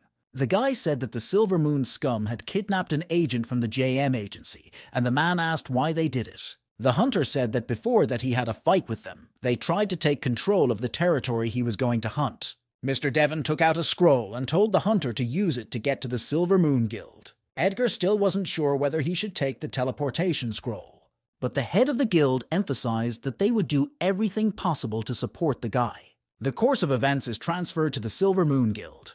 Kim also joined them, and she didn't understand why Edgar hadn't responded to her messages yet. But then she heard someone address her. The man instantly grabbed Kim by the throat and pulled her toward him. He asked the girl who she was and why she was wandering around. Kim seemed very familiar to this man. But right after that, Edgar came to the girl's aid. Clones of the boy also surrounded other members of the guild. Edgar strangled the man who approached Kim, asking where his agent was. But the man did not say a word in response, and Edgar began to choke even harder. Kim was worried because at this rate the guy might kill him. She asked us to stop, saying that she saw where they were taking Con Blake. After these words, Edgar let the guild member go and told the clones to tie the two up. Edgar asked the potionist what was happening to Mr. Agent, and the girl said that the scum from the Silver Moon had taken him inside the warehouse. She also added that in addition to these two men, there are several other people who constantly patrol the warehouse's neighborhood. Edgar was about to go there and told Kim to stay here because it could be dangerous. Since he had other clones with him, he assured me that I wouldn't have to wait long. At this time, in the guild warehouse, Andrew was calling out to Mr. Blake to wake up. Before that, he was already wondering why the agency, among many guilds, had chosen them. He said that few guilds privatize hunting areas. Andrew asked the assistant when Edgar Williams would show up, and the man replied that the guy was abroad, so he would have to wait a few more hours. The time was quite late, and Andrew was already hungry, so he suggested ordering a delivery. Then a noise from outside the warehouse caught the attention of everyone in the warehouse. The handle at the entrance began to cut through the metal of the door. Kang was excited by the noise, and Andrew was momentarily alert. The passage was opened, and Edgar Williams entered the lineup. He addressed the audience and asked if they were the Silver Moon Guild. Andrew's assistant was surprised that his predictions were wrong. He didn't know how the guy got here so quickly. As far as the men knew, Edgar was supposed to be with the masked men, so one of the guild members said he would check to see if they were hiding nearby. Andrew sighed and said that the sooner they finished, the better. He ordered his subjects not to kill the boy. Mr. Blake turned to Edgar and begged him to stop, but the guy responded by asking the agent to be patient a little longer. He threw an incredibly fierce look at the members of the Silver Moon Guild, and he said angrily that he would do to these bastards what they had done to Mr. Agent. After these words, one of the guild members took a swing at the boy. However, Edgar instantly blocked his clumsy attack. He grabbed this guy by the arm and pulled him toward him. After that, he pressed on his hand with a strong blow and broke his arm. Following the wounded guild member, another man rushed to the boy's side. Edgar instantly jumped to him and grabbed his side. Andrew was incredibly annoyed that these fools were useless. The boy's assistant was excitedly watching his teammates fight. The hunter easily dealt with everyone who came across his path. Andrew then turned to Edgar and asked him to pause for a moment. He clarified that it was not too late to tell them where the crystals were hidden, and then he would let everyone go alive. But Edgar did not understand what kind of nonsense this guy was talking about. He said that they had already crossed all the boundaries themselves and that it would not end easily. The deputy head of the guild pulled out a piece of paper and said that it was a document with all the guy's personal data. He did recognize that Edgar was pretty strong, because the hunter had easily dispatched their D-ranked guys, so Andrew assumed that Edgar was somewhere around C or B right now. The guy also noticed that the hunter's performance is just great. A couple of hits, and even a few tough hunters will end up on the floor. But then the deputy head of the guild asked Edgar if his skill was cloning. Then Andrew laughed out loud, because he thought that this was the reason why Edgar had been swinging his fists without using the skill.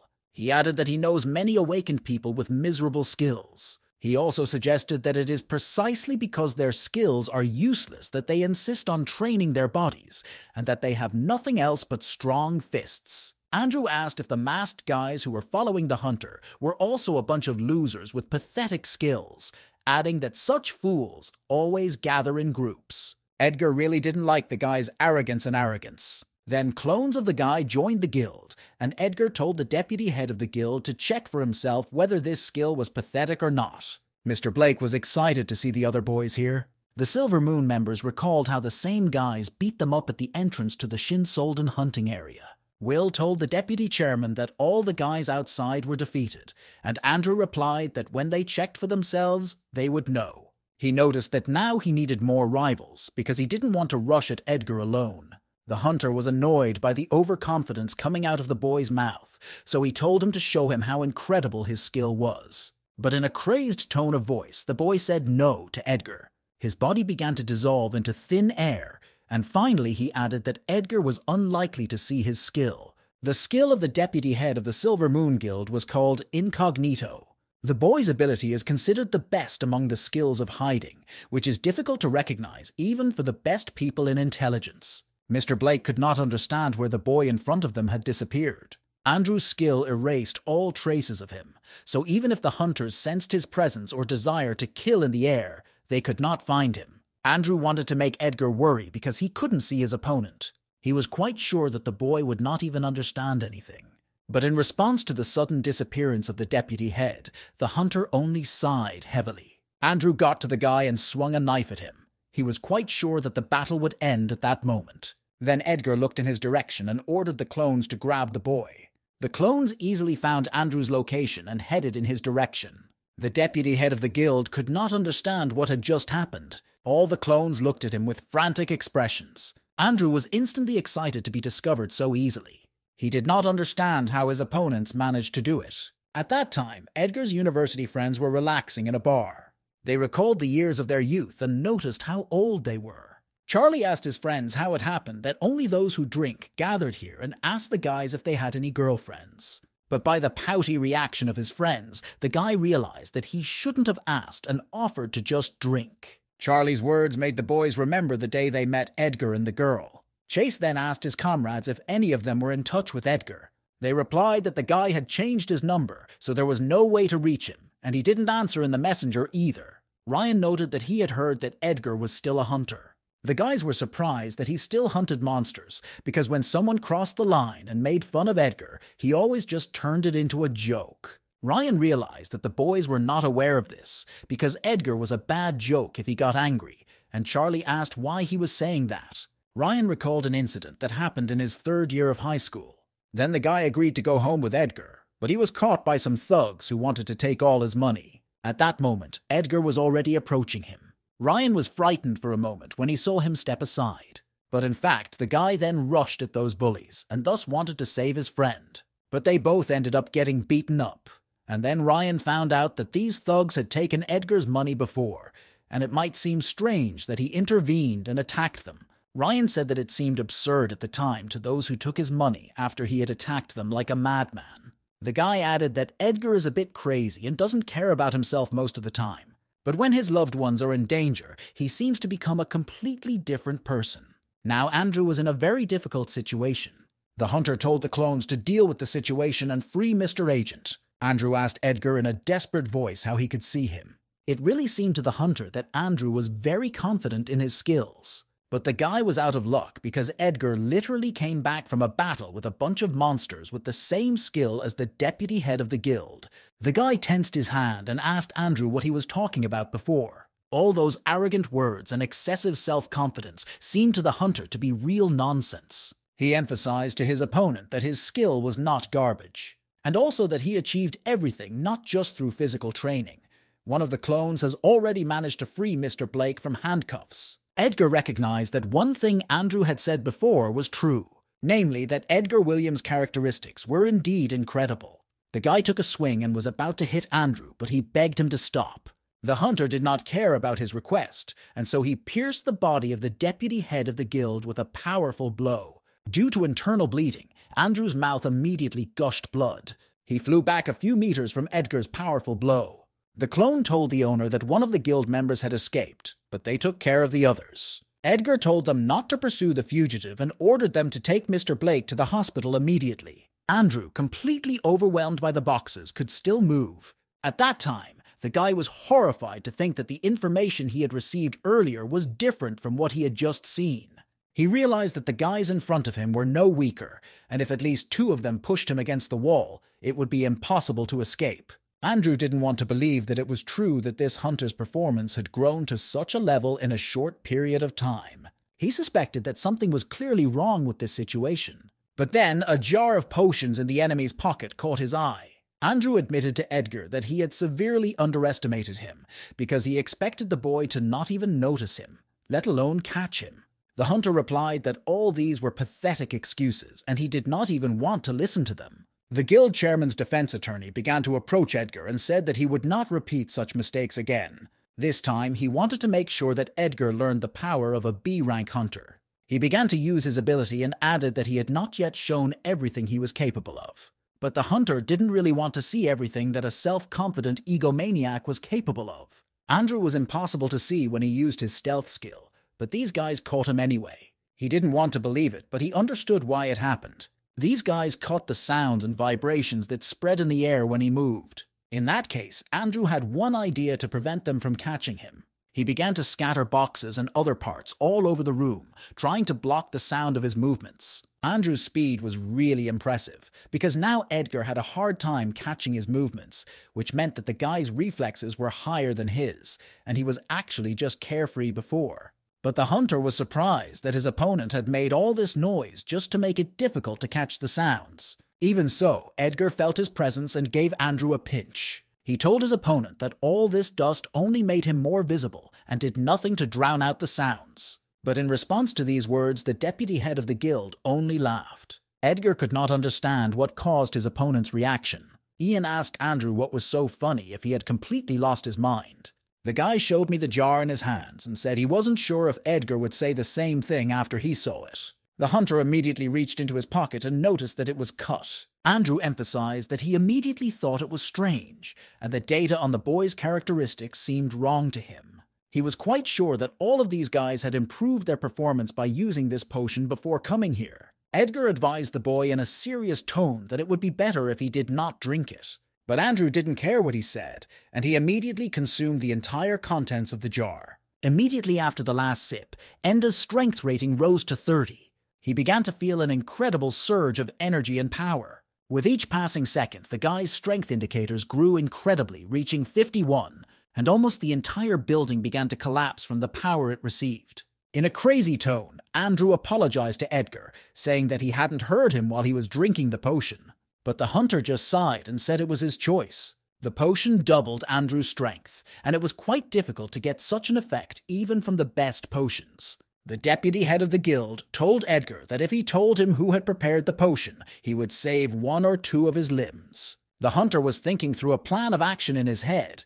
He knew that numbers 4 and 6 were occupied by Mr. Agent, so Edgar had to deal with it using numbers 2 and 3. He aggressively replied that saving the limbs would not be enough. After this answer, Andrew immediately rushed at the hunter. Clones number 2 and 3 rushed to stop the boy. However, Andrew instantly threw them away with the power he had gained. At this time, Edgar swung his blade at the enemy. However, the guy instantly blocked his attack. Andrew asked the hunter if he hadn't yet realized his situation. He reminded me that he had already studied everything about Edgar. I asked the guy if he thought that the dossier contained only his characteristics. The course of events is transferred to the part of the city where Edgar's house is located.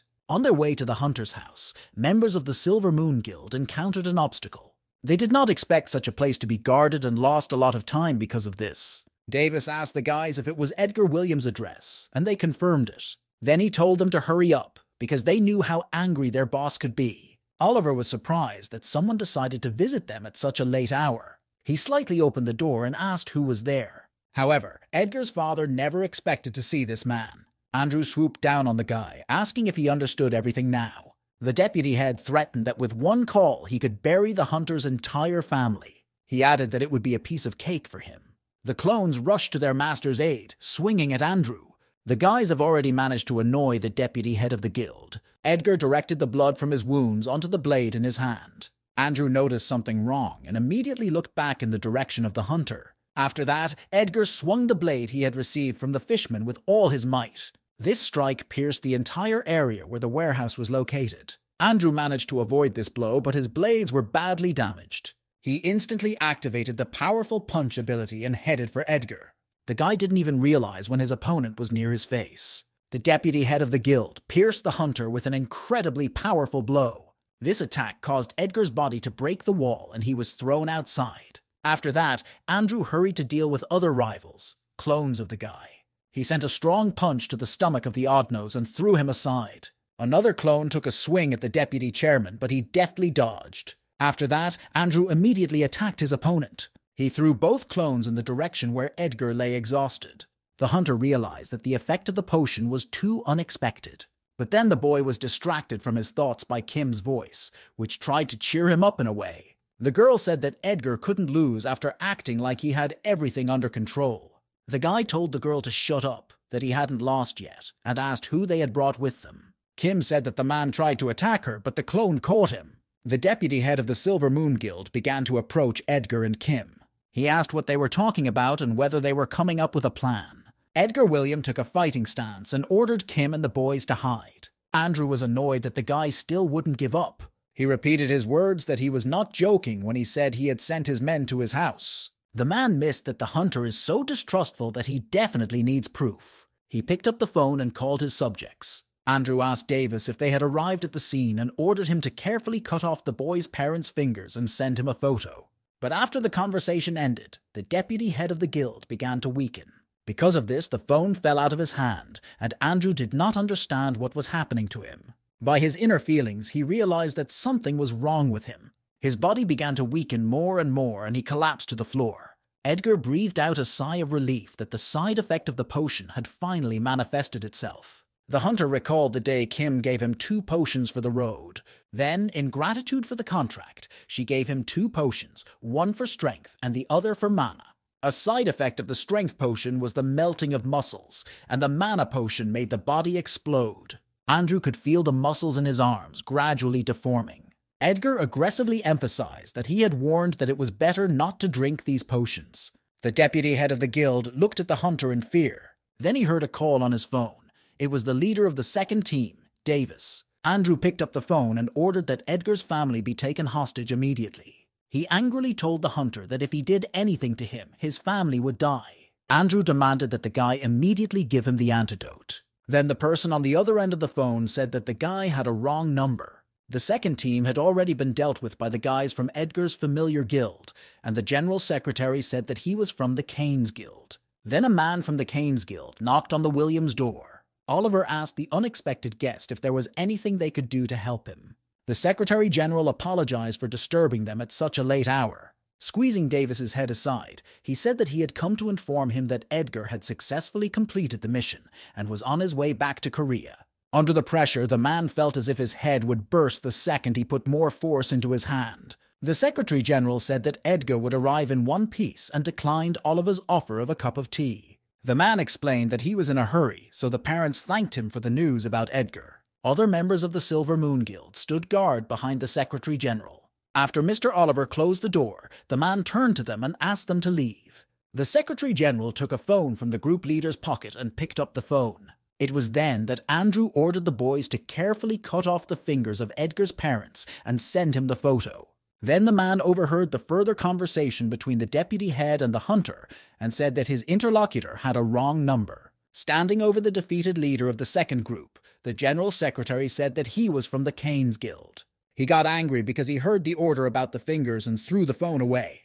The man went to call and report the whole situation to Mr. Devon Moore. Andrew did not expect his guys to be waiting for him there. He was very angry and called his subjects worthless bums. The side effect of the medicine was having an increasingly severe impact on his health. Edgar Williams only watched his opponent suffering indifferently. The body of the deputy head of the guild turned into a skeleton right before our eyes. Edgar leaned over to the boy and advised him that if he wanted to live, all he had to do was breathe and nothing else. Then he grabbed his hand and ordered him to listen carefully. The hunter threatened Andrew to never approach the people around him again. He was in incredible pain in his body and additional pain from his newly broken arm, and Andrew gritted his teeth. Kim watched this whole spectacle in embarrassment. Edgar wounded the boy again and asked if he understood. After these words, an incredible scream resounded throughout the building. The plot shifts to the hospital where Mr. Con Blake is admitted. On Edgar's behalf, the clone brought the man here for treatment. Then, suddenly, Mr. Agent heard the voice of a familiar hunter in the room. Because of the late hour, Edgar used a window rather than a door for his visits, which worried the agent because they were on the 5th floor. The hunter asked how he was feeling, and Mr. Blake said that thanks to people with treatment skills, he would be back to normal in a few weeks. The man noticed that the hunter had blood on his face and asked if he was injured, but the guy said that he was actually fine. Edgar emphasized that we don't have to worry about the Silver Moon Guild anymore, because they will never dare to do that again. Mr. Blake replied a little sadly and excitedly that he understood. Then Edgar asked his agent if he should raise his hunter rank, as his reputation had improved a long time ago, but his rank had not been evaluated for a long time. Edgar explained that he needed to improve his performance in order to pay his hospital bills, so he wasn't particularly interested in the rank. Edgar never worried about how people looked at him because of his low rank. He just always did his job well. But after the situation, he thought about it.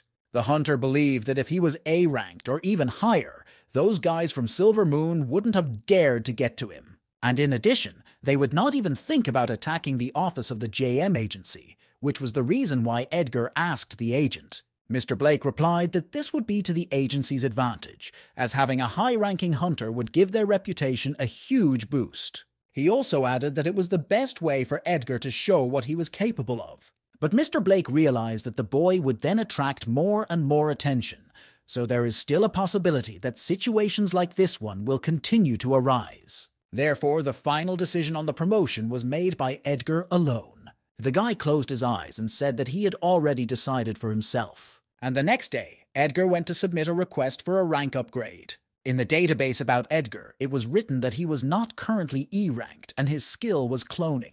He was asked if he was really alone, because usually teams submit a request, but Edgar anticipated that he might be asked. The agent said that usually the rank criterion is the ability to defeat a monster of the same level when you work as a team. If it's a C-rank monster, then a C-rank hunter gathers a team, meaning that the monster is stronger than the hunter. This was exactly the case when the fight is one-on-one, but Mr. Blake said that this was not the case with Edgar, because he already had a team. The secretary said that the guy would need to bring evidence of hunting and eliminating the target and get verification. After Edgar receives a confirmation letter from the association, he has to return to the same place. Then the hunter asked the secretary if he could be promoted immediately to B rank. The man could not understand what was wrong with this guy. He apologized to Edgar and told him that he could only be promoted to a level above his current one, so it was impossible.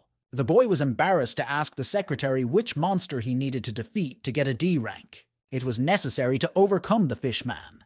The secretary thought that with a pathetic cloning, the guy thought too highly of himself. The man began to talk about the characteristics of the monster, but Edgar interrupted him, asking if once he killed it, he would go on. This audacity made the secretary of the Hunters Association incredibly angry. He angrily said that Edgar was right and wished him a successful hunt. The man was waiting to see how Edgar would handle it. He was sure that the guy would come back and ask for the promotion to be cancelled. Edgar sat down at one of the tables and started looking at something on his phone. Then he read the papers, which he found incredibly boring. But even after 2 hours, Edgar did not get up to do anything, but just quietly sipped his coffee. It was incredibly annoying for the secretary because he thought the guy was going hunting. Then Edgar got up from the table, and the man missed that the guy had finally decided to start hunting. But the hunter came to his desk again, and the secretary did not understand why. The man asked Edgar if he wanted to withdraw his request for a promotion. But unexpectedly for him, the boy replied that he had already killed the monster. Edgar added that he had killed a fishman and had proof, so he asked for a promotion to D rank. The secretary did not understand what this guy was saying, because all he did was sit there for more than 2 hours. The secretary apologized, but still noticed that the guy hadn't even been to the hunting grounds yet.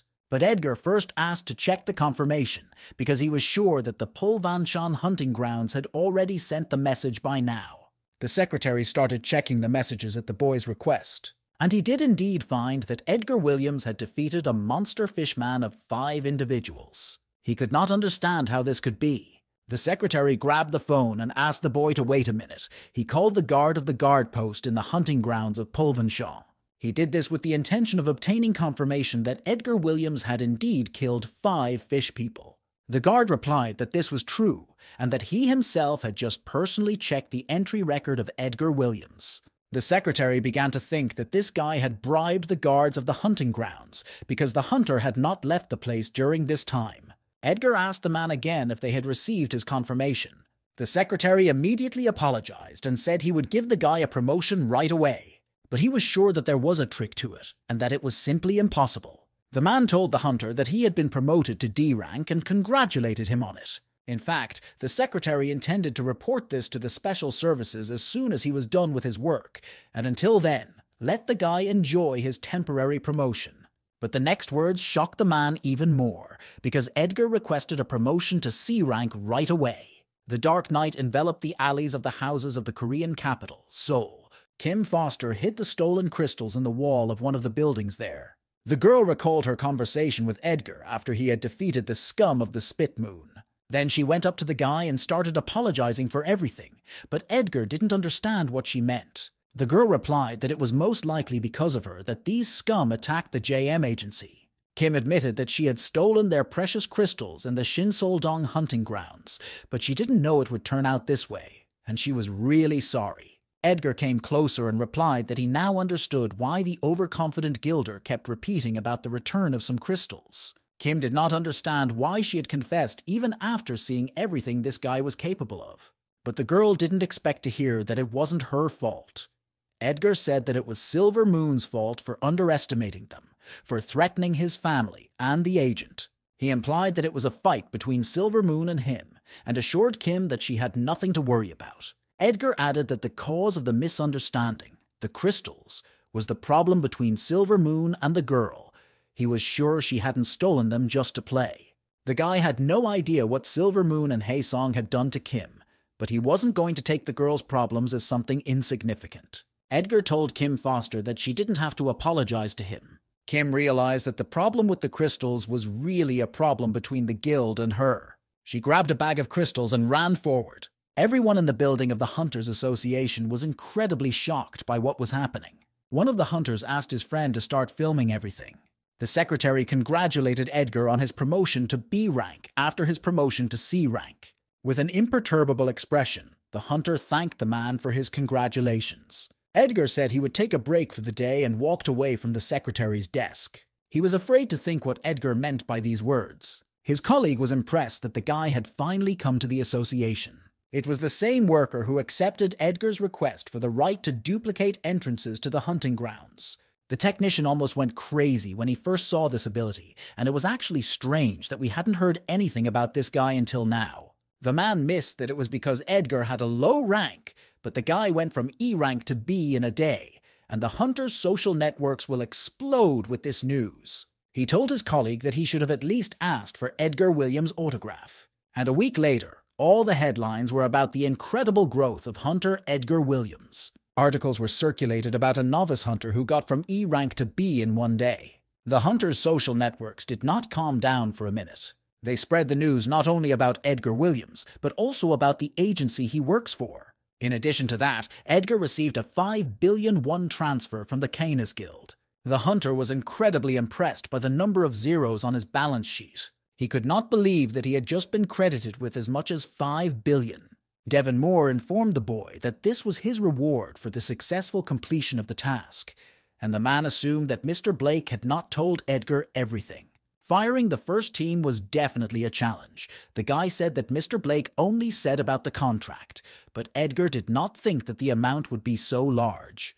Mr. Devon replied that they shouldn't worry, because if it weren't for the boy, they wouldn't have achieved anything, and he invited them to come to their guild to see the first team. Edgar replied that he would definitely visit them and hung up. This surprise overwhelmed him with an incredible wave of feelings. Edgar realized that if he was really paid that much, he didn't have to worry about hospital bills anymore, even though he could have paid the bills and kept Freya in the intensive care unit without it. But with so much money, Edgar could now provide Freya with better treatment. Now the hunter intended to get to the S-Class healer Bless, and all he needed was time. He decided that as soon as he got to Bless, he would fall to his knees and beg for his sister to be cured. The leader of the Silver Moon Guild was incredibly angry about the situation with his subjects. Ian realized that now there was no point in the YOLO crystals if there were no one to buy them. And besides, if the Canis Guild intervened, it would be a serious threat to them, so the chairman intended to destroy the evidence of their involvement.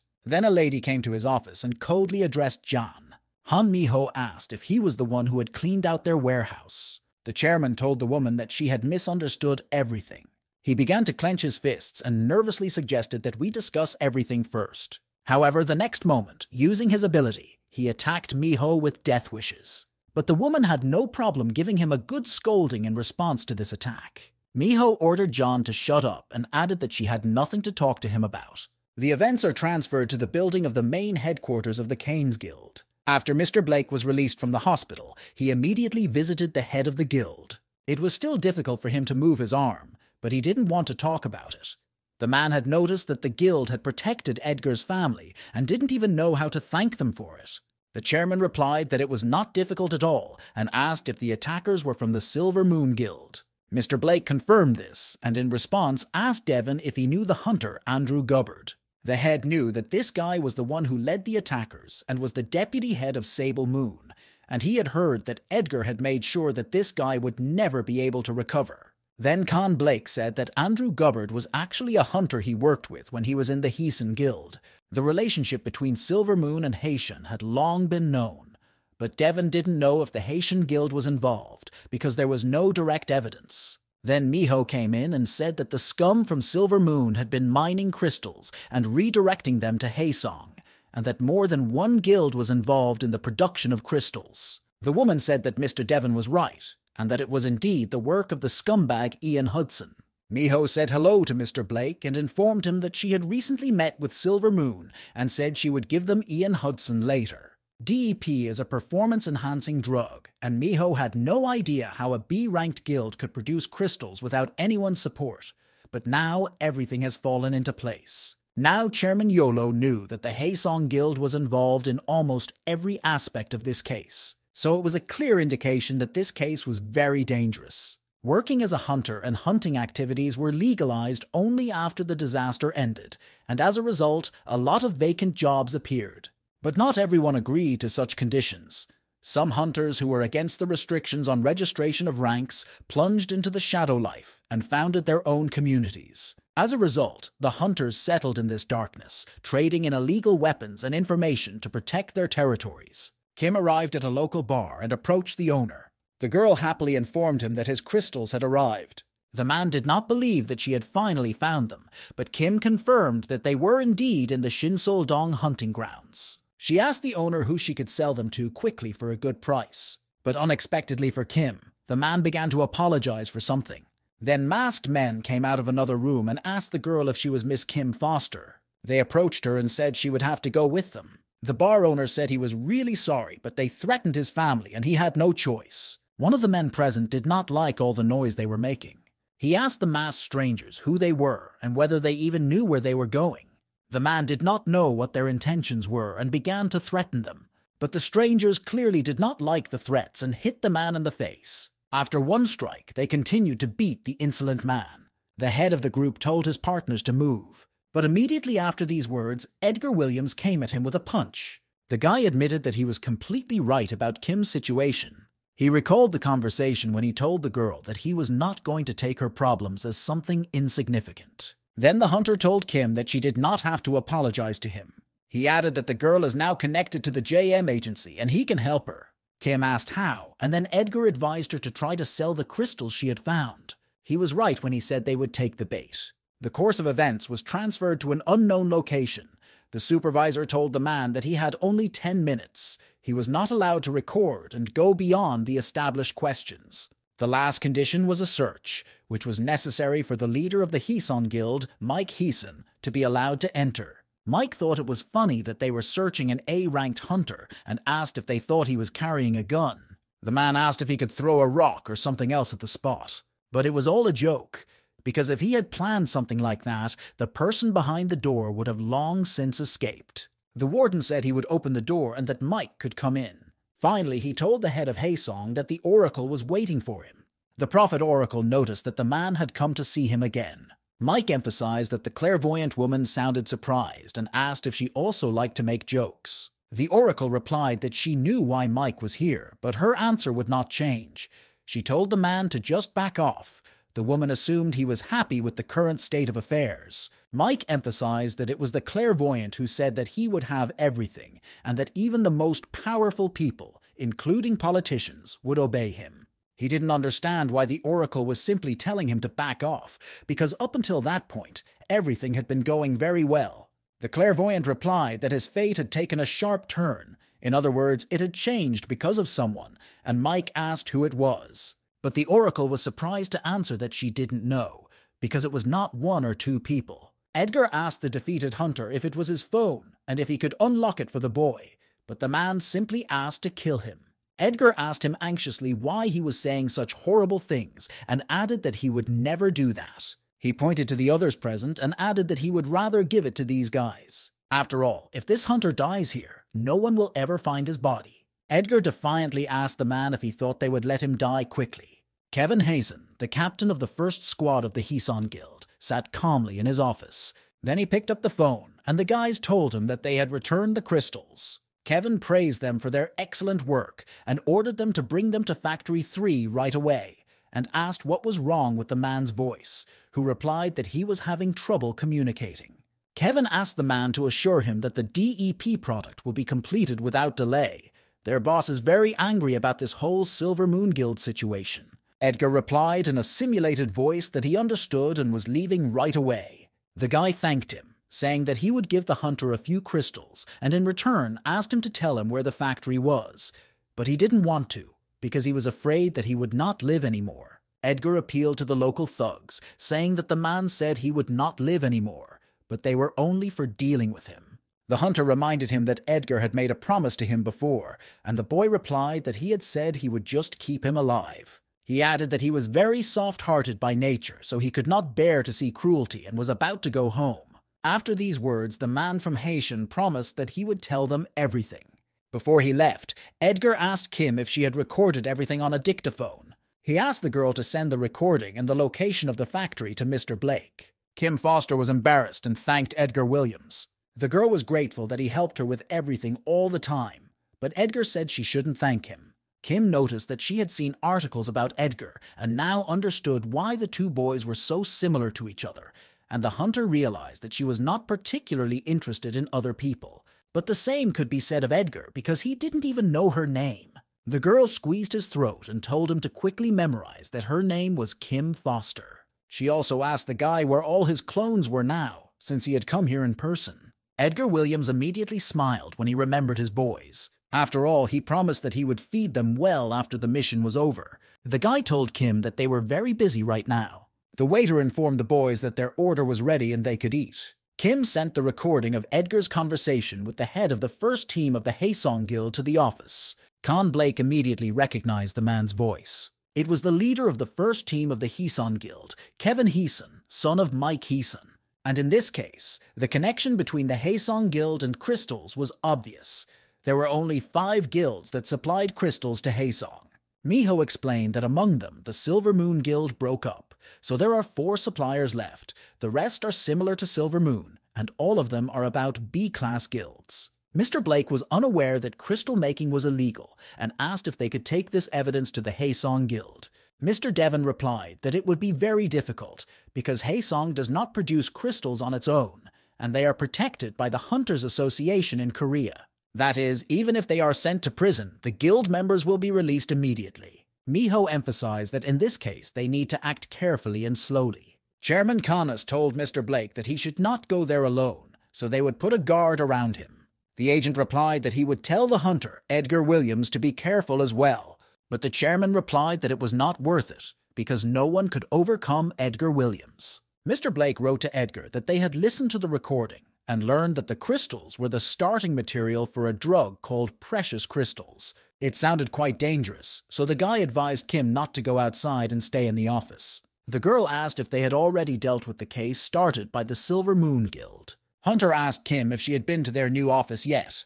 The girl was surprised to hear about the new office, and Edgar said she would be very surprised when she saw it.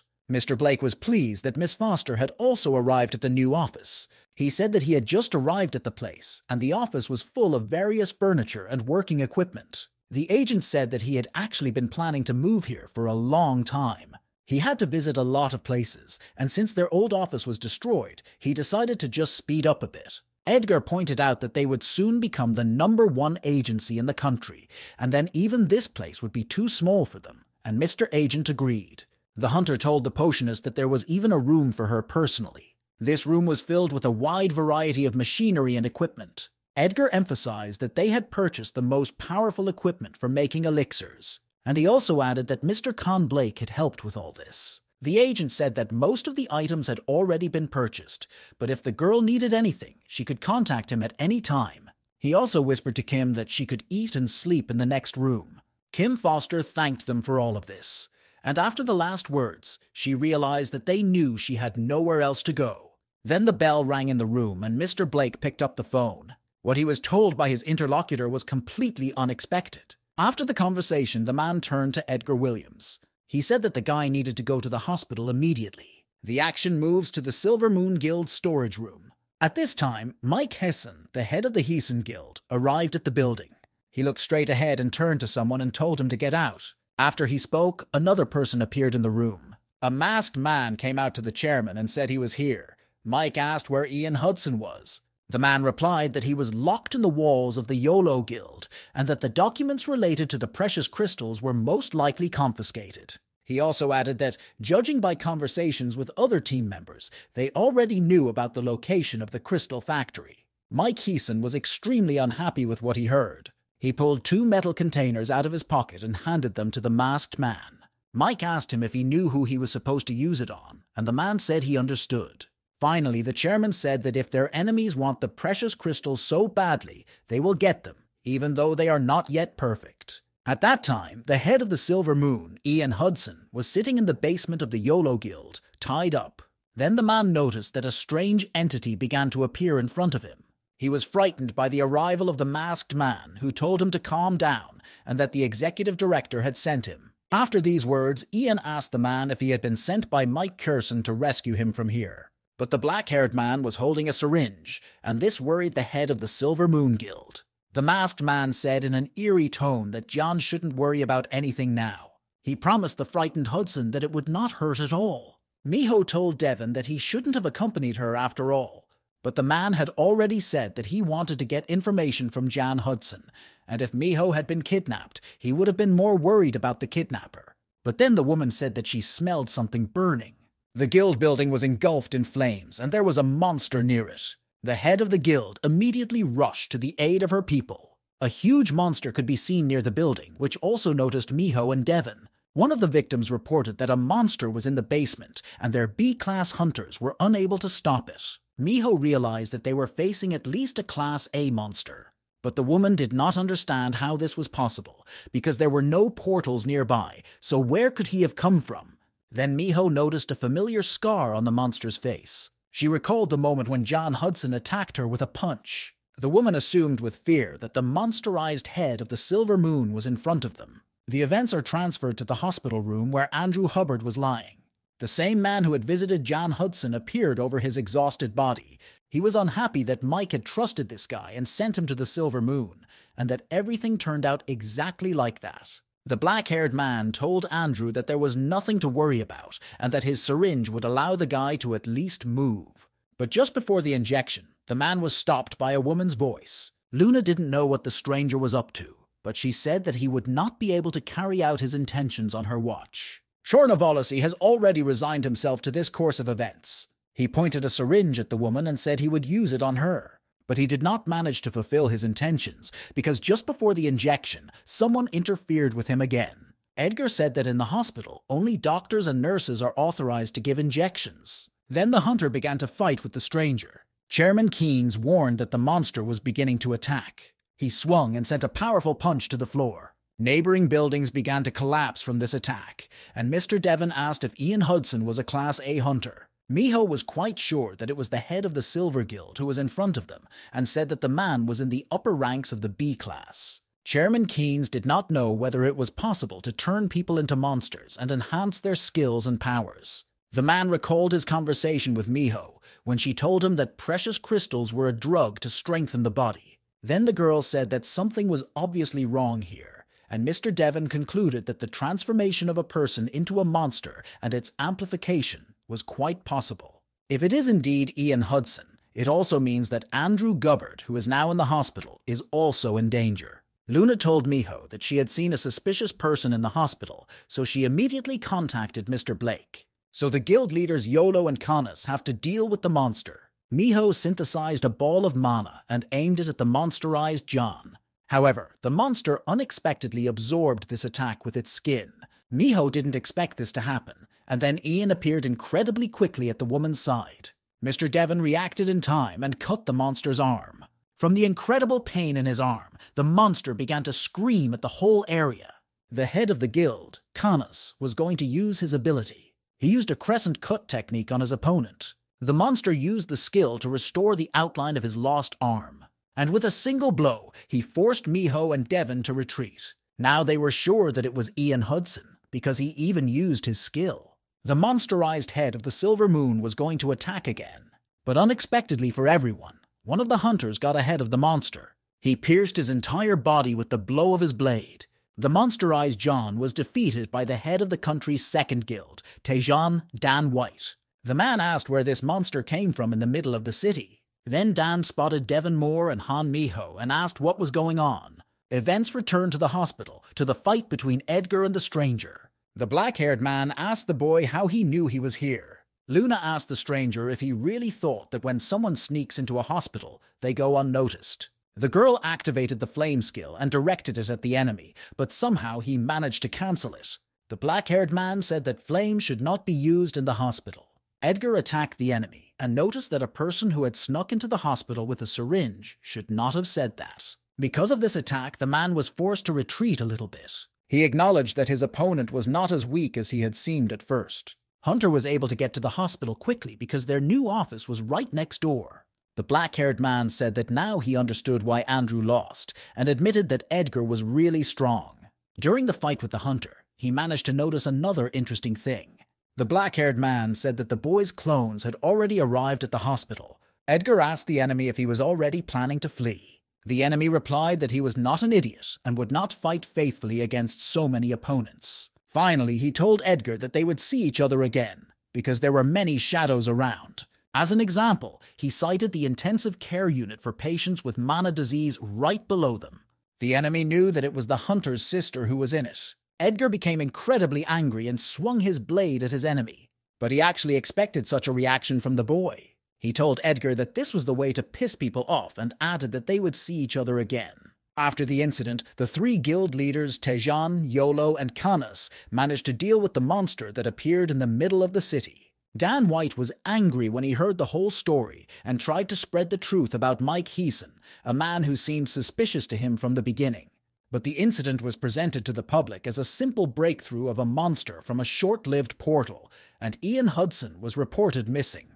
Because the Yolo Guild could be suspected of kidnapping, no one agreed to testify about the situation. Although it was late, we managed to locate the crystals and headed there, but by the time we arrived, there was nothing there. All the people involved in the production of crystals also disappeared, and only the equipment remained in place. Several new monsters appeared in the city, but the news was hushed up. The monsters were quickly disposed of, and people completely forgot about the whole incident. Everything that happened was shrouded in complete secrecy, and that's how the incident with the unidentified monsters ended. Edgar told the agent that they needed bodyguards, a thought that had been in his mind since the Sable Moon incident. He realized that this would reduce the efficiency of the hunt, but safety came first. Mr. Blake realized that Edgar was going to use clones to do this, and the guy explained that they didn't have enough money to hire security. Edgar was going to place one clone at home, 2 in the hospital, 1 near the JM agency, and leave 2 to hunt and work continuously. The agent asked the guy if he could summon a 7th clone if his level grew. But Edgar also had plans for the 7th clone, and the Cain's Guild was supposed to help him with them. The hunter was going to send the clone to a familiar place. This place was the very Tower of Odin, from which Edgar had recently rescued the first conquering team of the Cain's Guild. The 7th clone started shouting into the monster's loudspeaker that he was here. He shouted that he was alone here and unarmed. And the next moment, a whole flock of monsters attacked Edgar's clone. The guy had a plan to deal with them all with the help of an elixir made by Kim. And the next moment, powerful sounds of explosions could be heard all over the territory. One day, a very significant event was to take place in Korea, namely the opening ceremony of the Korean branch of the Academy of Hunters. The rector of the academy, Trevor Thompson, thanked everyone for coming. He began his speech by saying that the Hunter Academy was founded with the goal of training low-ranking hunters, and also to provide skills without charging to increase the productivity of obtaining items from monsters. Trevor said that anyone can come to them, and by learning and training with his hunting allies, he will be able to confidently step into the territory for hunting. He added that the person who shows the best results at the end of the year will receive a valuable gift, and pointed to the elixir behind him. The events are moved to the JM agency, to a personal gym. The hunter Edgar Williams was engaged in body training there. The guy was sorry that he could not get dumbbells weighing more than a ton, because the floor could collapse due to such weight. Edgar found it very boring, and he didn't feel any progress at all. It was reported on television that the rector, Trevor Thompson, announced the opening of the Hunter Academy and said that applications would begin on the 12th. Edgar didn't understand why the agent had turned on the news. He wanted to find the remote control to switch to something else. Then he heard that the rector had surprised many by revealing that the winner of the Korean department would be given an elixir as a prize. They added that as a result, everyone who enters will have a chance to receive the elixir, which serves as a huge motivation to show their full potential. Edgar watched a video screensaver of the newly created Hunter Academy. The song assured us that even if your skills are weak, you can learn everything. The boy asked Mr. Blake if it was true that you could get an elixir at the academy.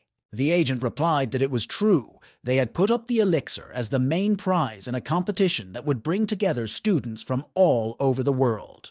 The hunter had only heard of the Korean branch, but now he learned that they have branches in other countries as well.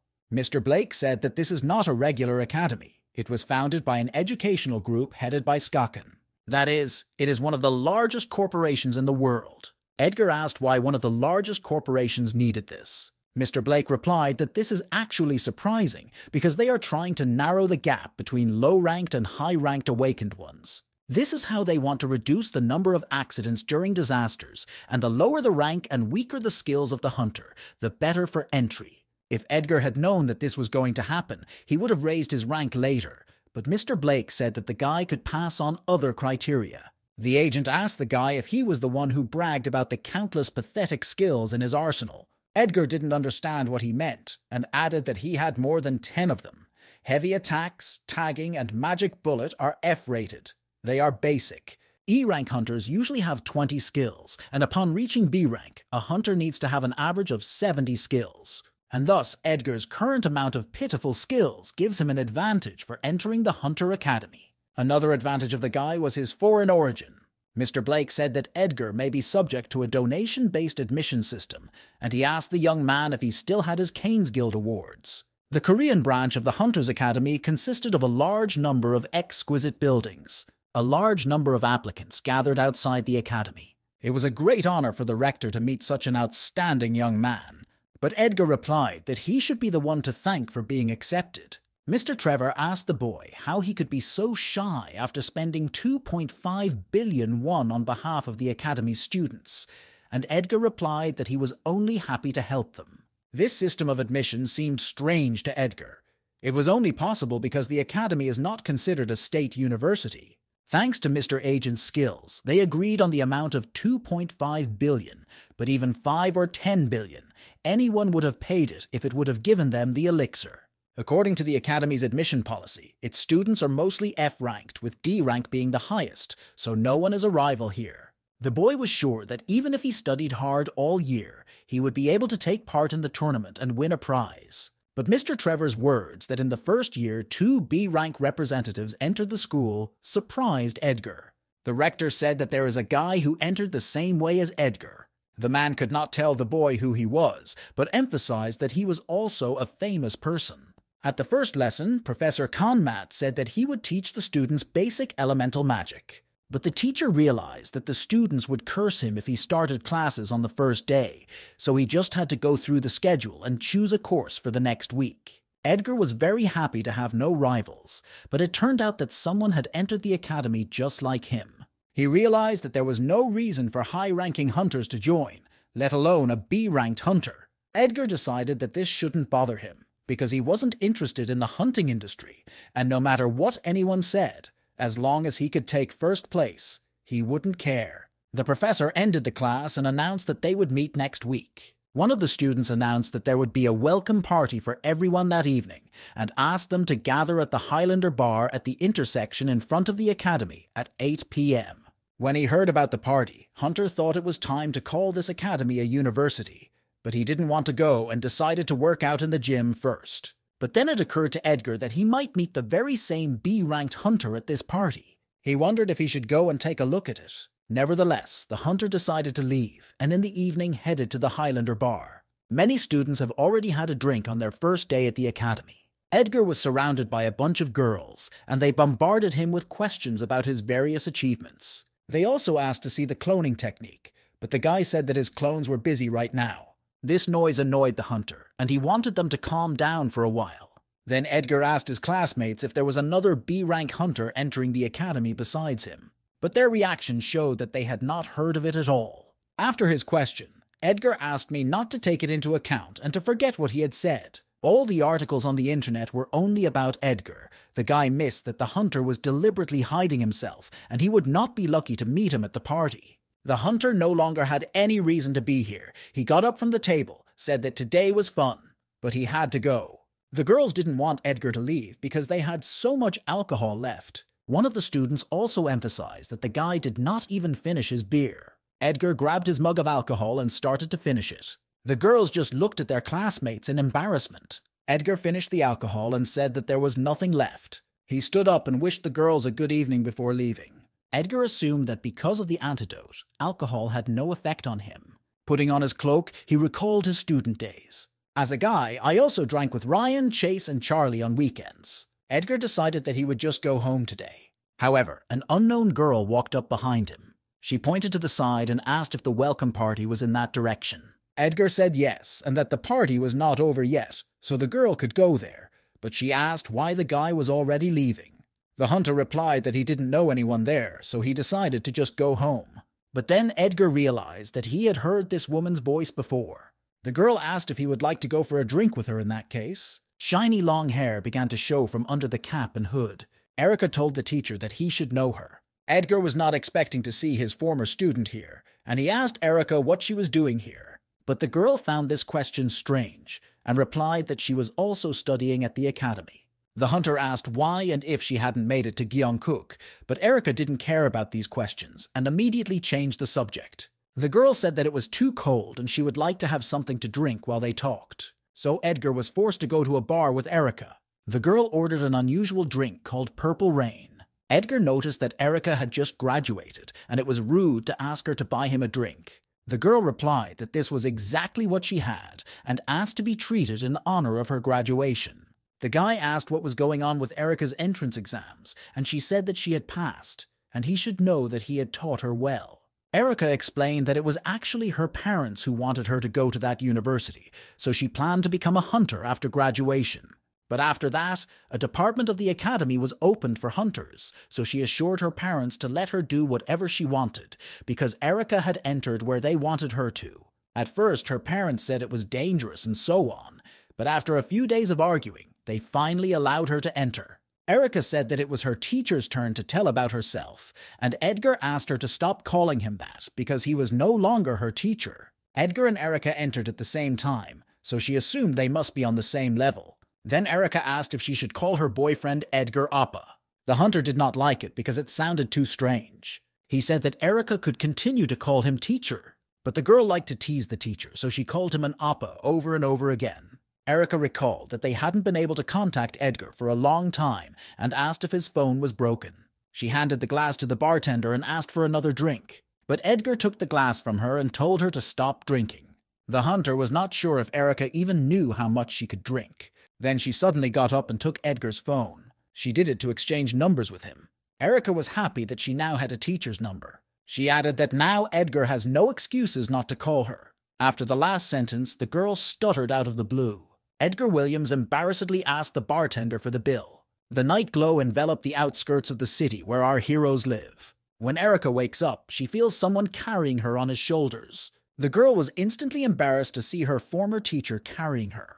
Erica immediately began to wonder why he was carrying her and assumed that she had fallen asleep on the bar. The girl did not know where they were going, but the thought of Edgar carrying her to his place made her instantly shy. Edgar noticed that Erica was already awake, and the girl asked him, embarrassed, if she had really fallen asleep.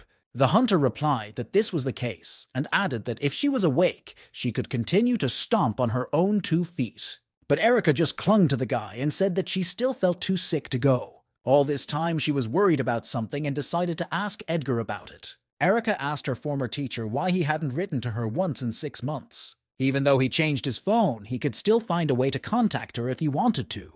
The hunter admitted that he planned to hit her if he saw her today. With a trembling voice, Erica replied that she had a lot of fun today and asked if Edgar felt the same way. She also asked the guy if they had never met at the academy. He would never have written to her. The hunter replied that he had entered the academy because he had a very important case. He admitted that he really had fun tonight, and also admitted that it was the best evening in the last 6 months. Because of his laziness, Edgar thought he would lose his resolve if he returned to his old friends. He was very afraid of repeating the same mistakes and regretting them again, just like he did with Freya. That's when Edgar's heart was filled with determination, and he knew he couldn't back down. When Erica asked him, he replied that people don't change that easily. He added that he had no choice but to cut all ties with his family. Edgar hoped that Erica realized that there was not a moment when he did not worry about them. The girl looked around and saw that her former teacher was carrying her to her house, not his, and was embarrassed that she had misunderstood. Erica took her cap from Edgar's hands, put it on her head, and said that this time she forgave him. Before leaving, she recalled Edgar's words that he was worried about them. The hunter realized that Erica didn't want to hear any excuses next time. The girl looked back and said with a sweet smile on her face that it was true. The plot shifts to the office of Chairman Mike Heeson. The man sat in a chair and looked out the window of his office. Then he looked to the side and began to think anxiously about something.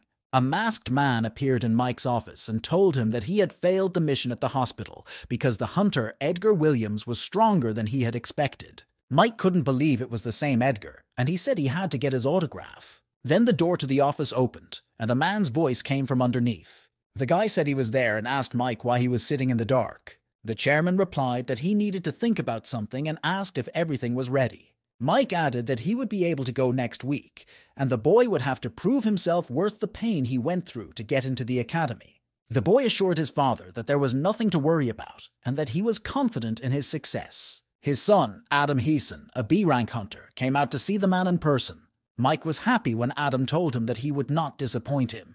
He told the boy that getting this elixir was his chance to prove himself. The professor of elemental magic announced that today they would begin to learn the basics of magic that he had discussed in the last class. Of course, Edgar knew he would run into Erica from time to time, but he had no idea that they would end up in the same class. The first skill that the teacher suggested we learn was the fireball. The fireball is one of the most flexible spells that everyone loves, and one of the most useful basic skills not only for hunting, but also for disasters. The professor announced that even chefs are mastering it nowadays. Edgar was curious about the method of training that the academy would use, as he had once learned to hit a hard punch by swinging his fists. Then the professor asked the students to stand in line and announced that he would hand out skill areas. He also added that if there are those who have mastered the fireball, they can stay in their positions. The skill areas are linked to the awakening system to register the skill.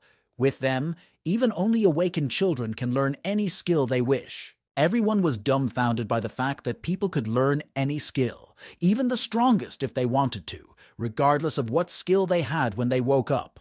But very quickly, everyone faced the harsh reality and crazy prices for skills, and due to the difficulty of production and limited circulation, prices skyrocketed.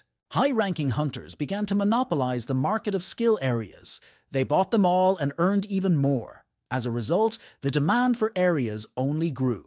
This caused a domino effect. Only hunters from the highest echelons could afford to buy skill areas, and the gap between high-ranking and low-ranking hunters only grew. The professor assured the students that there was nothing to worry about, and that they had enough spheres for everyone, and that they also had limiters for those who could not control their mana. Edgar couldn't believe that they were giving away skill spheres so easily. Fireball is one of the cheapest skills, but still, its sphere costs about 8 million won. Erica was also incredibly impressed by the generosity of the academy. After a while, Edgar managed to master the fireball skill. The professor asked the students if they had already mastered the skill, and he received a unanimous yes. After that, he said that it was time for practice and suggested changing the location to a stadium for practice. The students asked how they could increase the strength of the skills. Previously, they had to change mana flows for quality control and application of skills, but now that they have a system, it's all automated.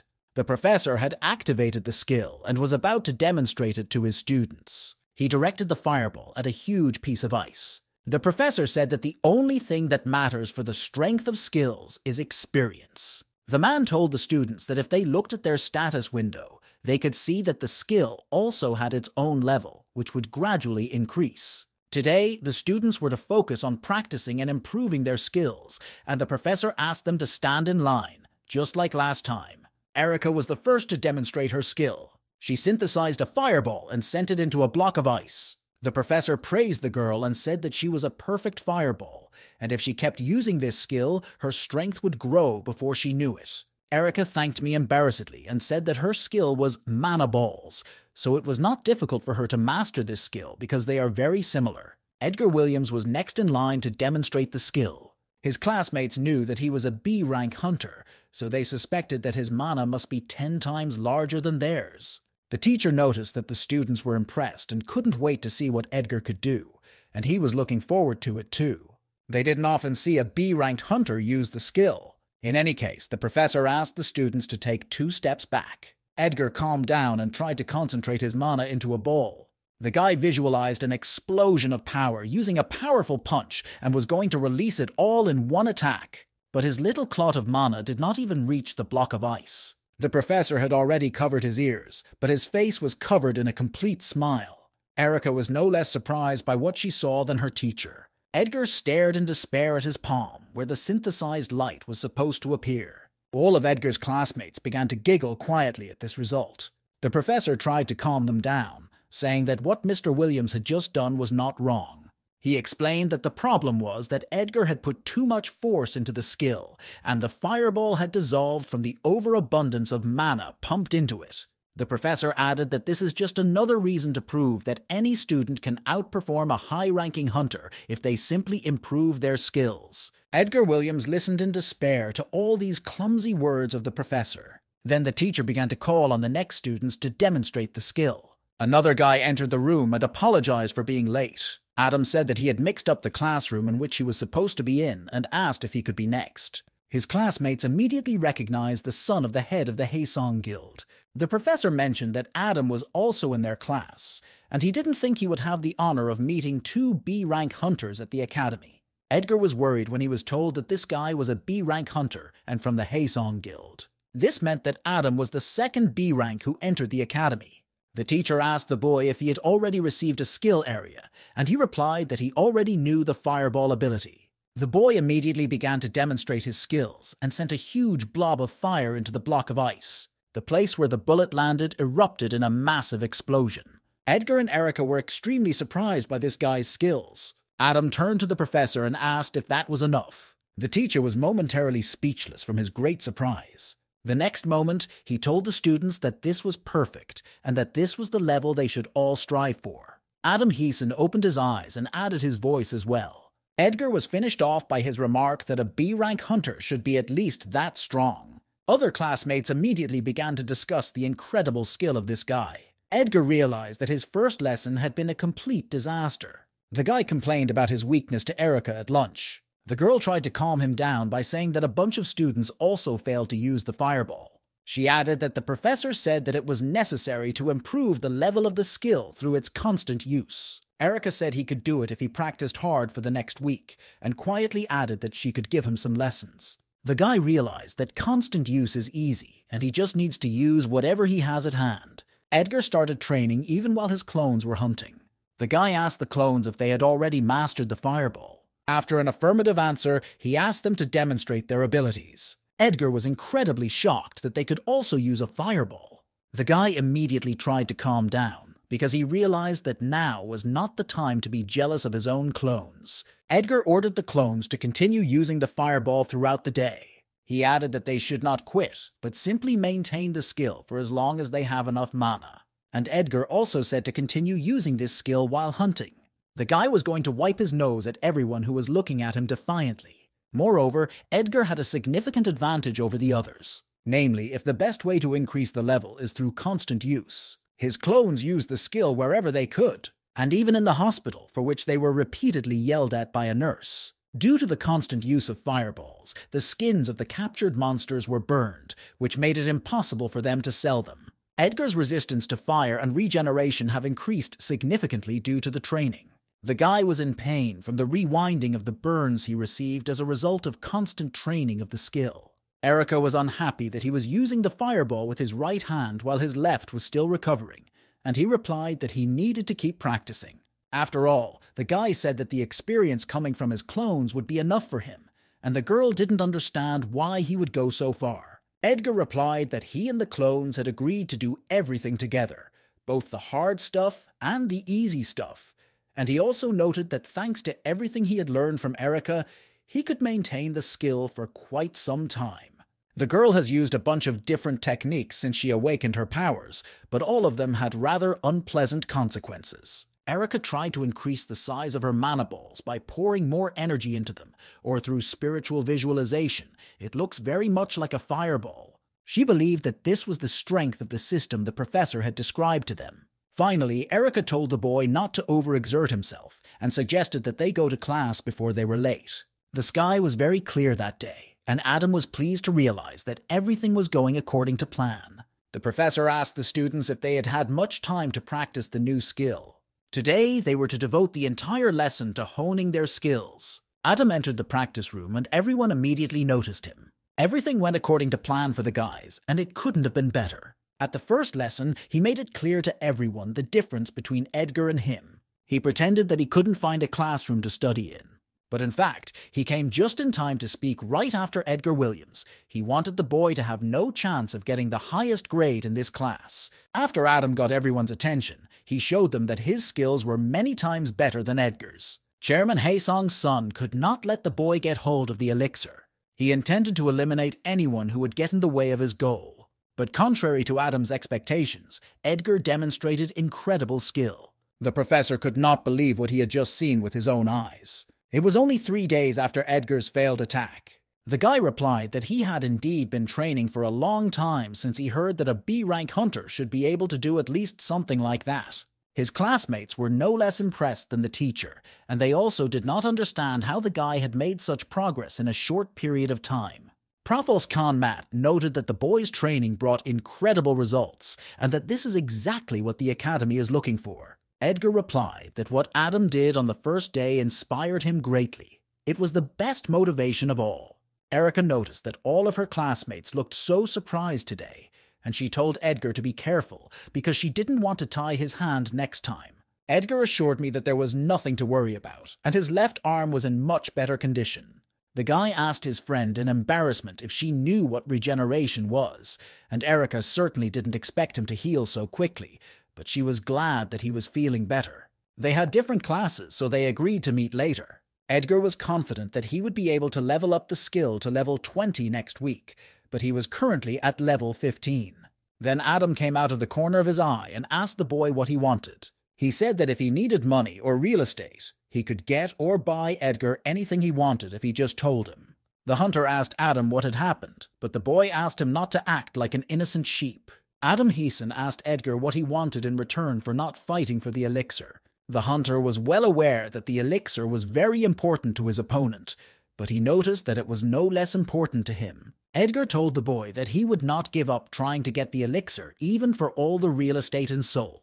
Adam told the boy that he would regret it. Edgar replied that if he were him, he would watch his words, because those who threatened him in this way have never ended well. This answer made Chairman Haesong's son even angrier. He slammed his fist against the wall and asked Edgar if he wanted to ruin all his plans. The story shifts to Kim's new laboratory, where she produced her elixirs. The girl handed over elixirs that help to increase resistance to poisons when drunk.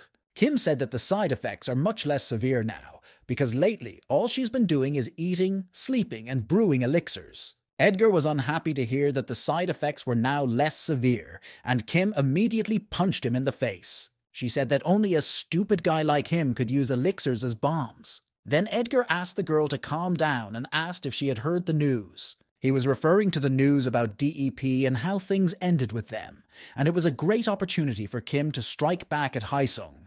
The girl noticed that everyone had done what they could, but that it was probably not enough, and that they would still have the opportunity to take revenge. The bastards from Haesung also pissed Edgar off, but he had no idea what kind of dark past Kim had with them.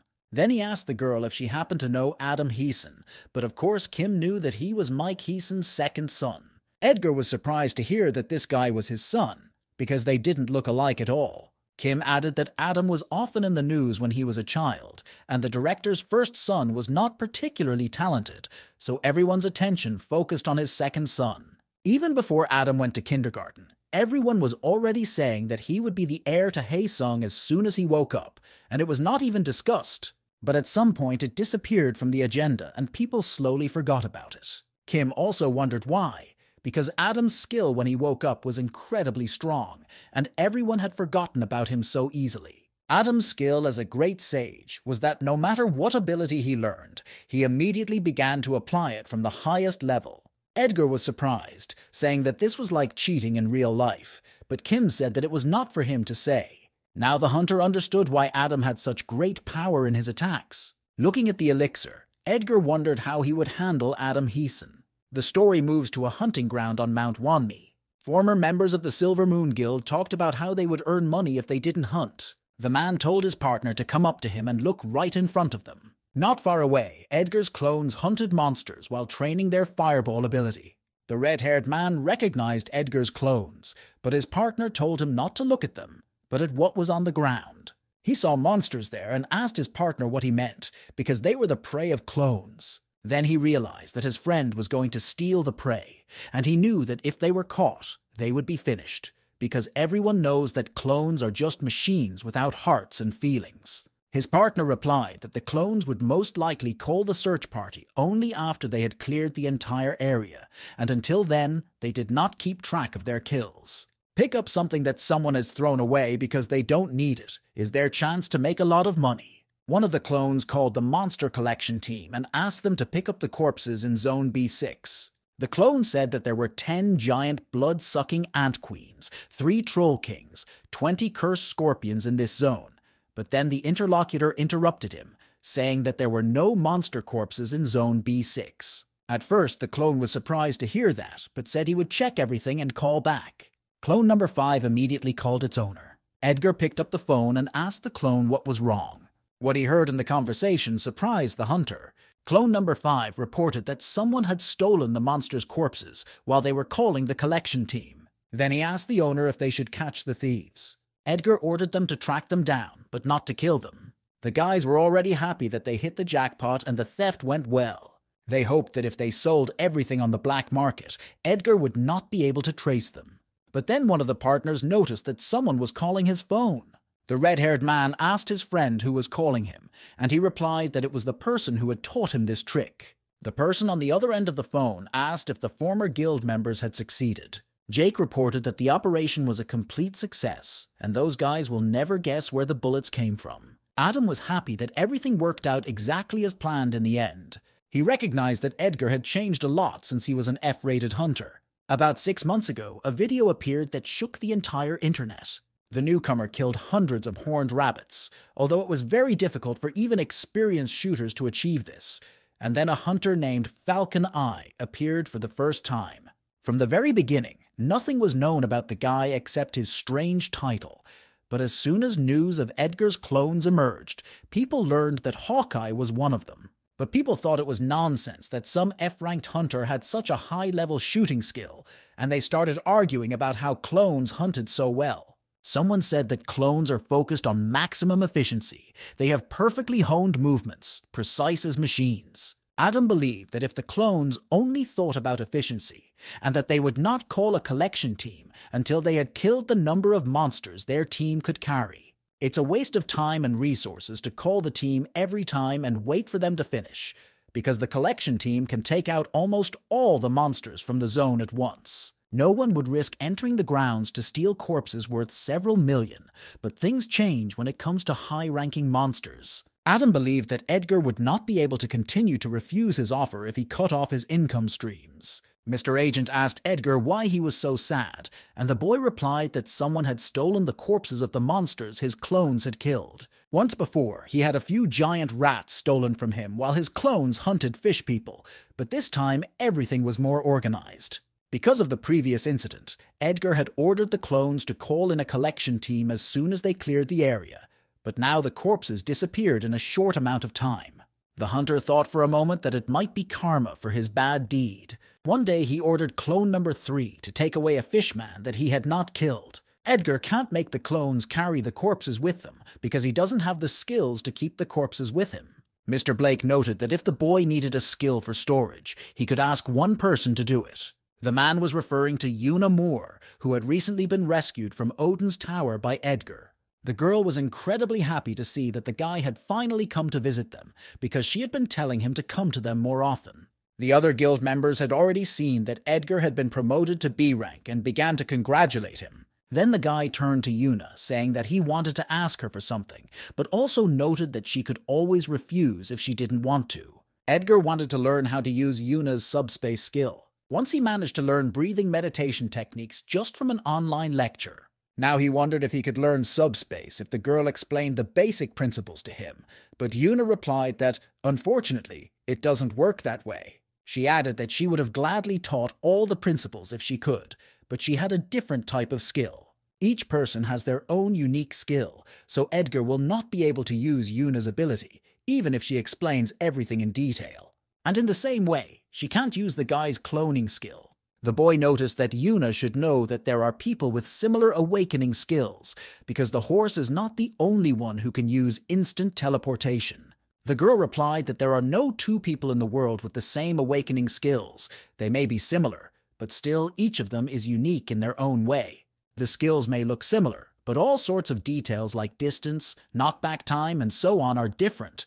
Una told the guy that he could get a skill similar to hers, but not identical to his. She didn't know if there were any records left or not, but they could always find out, so Una suggested going to the Inheritance headquarters. The headquarters of the Inheritance was not in Korea, but in New York, USA. Edgar thought that Una would go with him, but he was surprised that she decided to send him alone. All the people around him spoke a language Edgar did not understand, but the guy's Ming bracelet translated everything for him. Even though he didn't know English, he understood what they were saying. Without this feature, it would definitely not have been able to cope with carrying things. Inheritance was the place where the guy got his ball rolling as a familiars, and who would have thought that Edgar would end up at their headquarters? The hunter thought it would be worthwhile to look at other skills while he was here. At the elevator exit, Edgar was immediately met by an unfamiliar woman. This lady was the CEO of Inheritance, named Arya Burschel, and she learned about the guest from the Canis Guild. Edgar was surprised that the Director General of this headquarters was a woman. Arya opened the rather massive door and invited the guy into the room with the skills of organizing the Inheritance. At this time, Edgar's clones were busy doing their daily business. They hunted disgusting monsters in hunting grounds. At the same time, the clones were training their newly acquired fireball skill. They could launch several attacks at monsters at the same time. Thus, their hunting was many times more effective than before. The former guild members were unhappy because the clones were always using the fireball. Because of this, they had to cut out only the undamaged parts of the monsters and continue to follow the clones. Judging by the silence around them, the men assumed that the clones had already finished hunting. But instead, they noticed a group of hunters near the other monster corpses. Jake came closer and asked who they were and what they were doing with the bodies. He believed that it was completely their prey, and these scoundrels wanted to steal it. The man asked these hunters if they also picked up Edgar Williams' prey, and one of the guys told him to watch his mouth. This answer meant that it was most likely true, and Jake had no idea that others would find out so quickly. Then the man offered them a deal in exchange for not fighting. Jake suggested that they divide the loot equally, and if they encountered other teams, they should team up to fight them off. The former guild member assumed that the people in front of him were also B-rank hunters, and if they attracted too much attention, they would find themselves in a much worse situation. The leader of the group of hunters replied that he liked the man's plan. So now they were all looking forward to useful cooperation. The red-haired man was surprised to see that Edgar's clones were also here. Before that, Jake had said that these guys had to go train after the hunt, but it didn't matter because they had already sold the corpses on the black market. He assured us that there was nothing to worry about because there were plenty of other hunters around, so we should go away as if nothing had happened. The red-haired man was blocked by a dagger suddenly thrown at him. The same thing happened to the leader of the hunters with whom they teamed up. One of the clones recited the length of the military boots, 28 and 29 centimeters, as well as the length of the feet of other thieves, 27.5 centimeters, 26.5 centimeters, 25 centimeters. He announced that these were the tracks found in the hunting grounds today, and then the clone asked the thieves to come over for a minute, adding that they had a few questions. Jake could not understand what was happening, but he realized that the clone had just thrown knives at them. He shouted that he would call security right away, but the clone pointed to the phone in his hand. Kim said that calling an official collection company would definitely get these guys in trouble, and she noticed that the thieves had sold the bodies on the black market. But Jake asked the girl who she was to make such accusations. He asked if she had any evidence to prove their guilt. Kim Foster replied that she is now at the point of sale of the black market. She asked her husband if he wanted her to bring them the corpses that had just arrived, and added that they could check if they were really killed by their weapons. Edgar's clone remarked that they should really just call security. He picked up the phone and started looking for the number of the guards. After a while, the thieves agreed to move far enough away from the place where they had just been.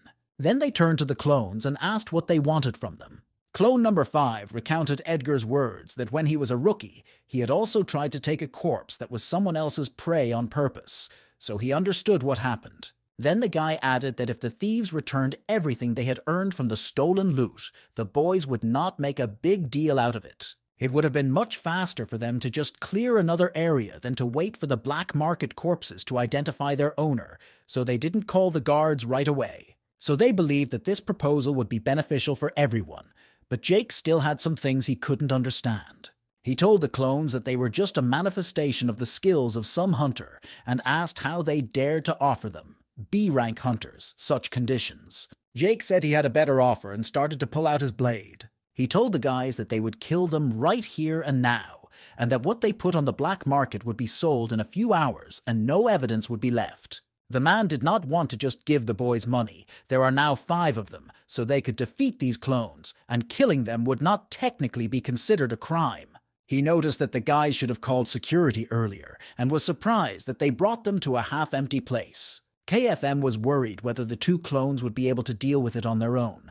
Then the girl noticed her old friend and asked if he knew who had sold the corpses. The man said that it was a team of 5 B-rank hunters, and Kim replied that these hunters had actually stolen the corpses from Edgar. The man immediately became angry because this gang of scoundrels dared to sell him stolen goods. But Kim was surprised to hear this because she thought that her friend only bought such goods, and he believed that he did not have to sell stolen goods. Then the man asked where Edgar had gone if someone was stealing his loot, and Kim replied that the guy was abroad at the headquarters of the Inheritance. The events are transferred to the Inheritance headquarters, to the Skill Sphere manufacturing room. Arya said that this is where they create skill areas. She added that 80% of the world's production is located here. She had already heard that Edgar had learned meditation and mana breathing from online courses. And then I asked the hunter if he knew that he could learn the fireball skill in the same way. It made sense. If it's not about the skill of awakening, almost everything can be learned online, Edgar thought.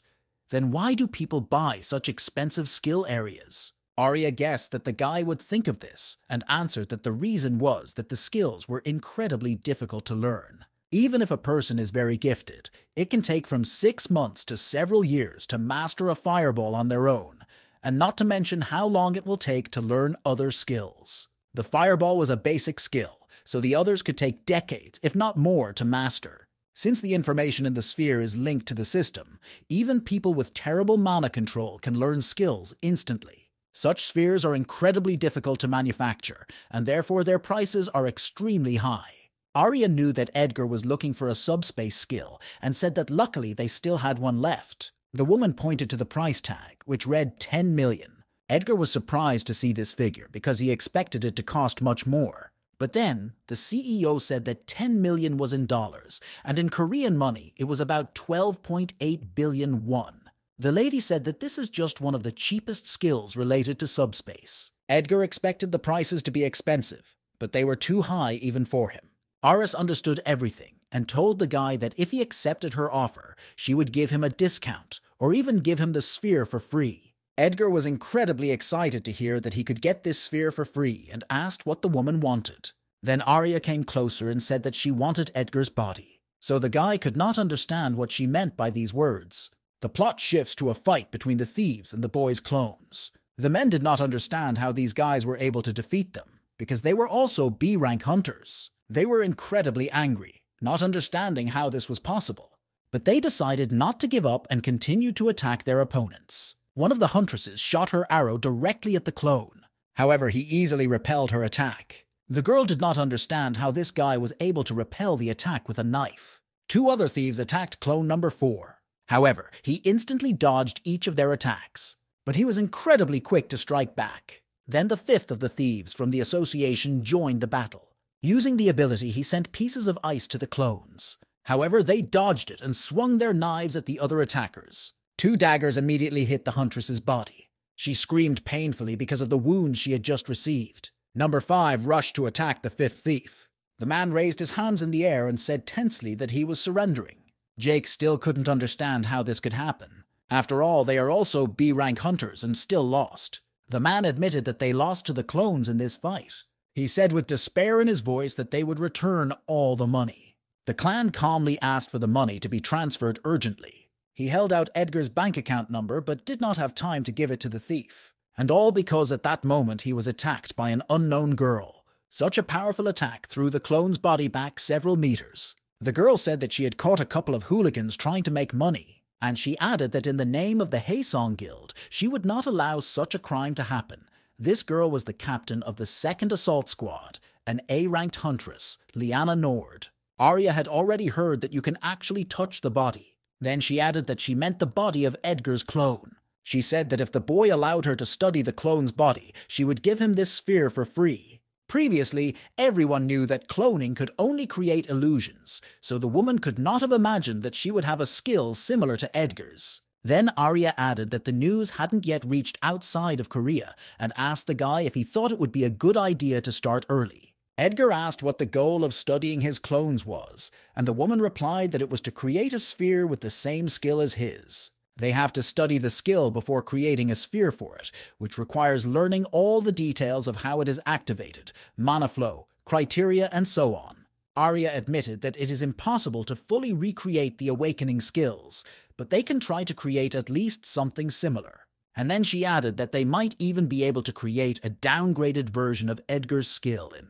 The hunter doubted whether he should do this, even though the woman would give him a sphere worth 12.8 billion, and there was no skill more useful to him than this. But if he agrees, his cloning skills could end up on the market. The CEO said that, as a rule, the copy has several limitations compared to the original. It all depends on how they manage to learn the skill. As an example, she said that Yuna Moore's skill is one of the best subspace skills. There is a lot of space inside, no mana is spent, and it has no content restrictions. Compared to this, the sphere will not allow anything alive to enter except the ruler and his familiars. You can store food and equipment there, but it will consume mana. Therefore, even if they manage to copy Edgar's skill, it will most likely have similar limitations. After hearing this story, Edgar decided to accept her offer. But then he added that he would also have his own conditions, and if they agreed to them, he would immediately bring one of his clones here. The action moves to the area where the clash between the clones and the thieves took place. At that moment, Lyanna Nord of the Hazen Guild arrived at the scene of the fight. The girl was amazed that the clone managed to block the attack. He really was as fast as they said. Jake asked Lyanna who she was, and she replied that she was a righteous huntress who had come to stop the violence. After these words, she advised the thieves to huddle together and get out of here as soon as possible. However, Edgar Williams' clones were not going to let them go so easily. Clone number 4 apologized but said they couldn't leave until they got all the money back. But the next moment, Lyanna attacked him, saying that it was no longer his decision.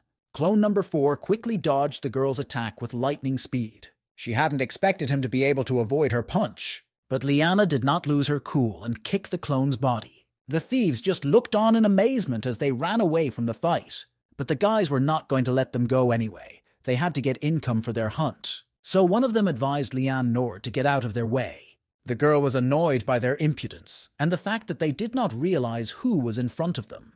And the very next moment, the girl attacked clone number 5. Liana Nord's blade pierced through his body. She intended to prevent the guys from getting their money back and kill them both here right now. Edgar's condition was that if Inheritance killed the clone, he would not provide them with another one, and they would not be able to demand payment for the skill sphere, even if they failed to create a sphere with his skill. Edgar will provide them with a clone for research for 3 months, and in return, the clone will have to do everything in its power, and the guy added that his clone will need clothes. Arya realized that she was at a disadvantage, but Edgar told her that she could always back out, as he had been taking a long time to decide.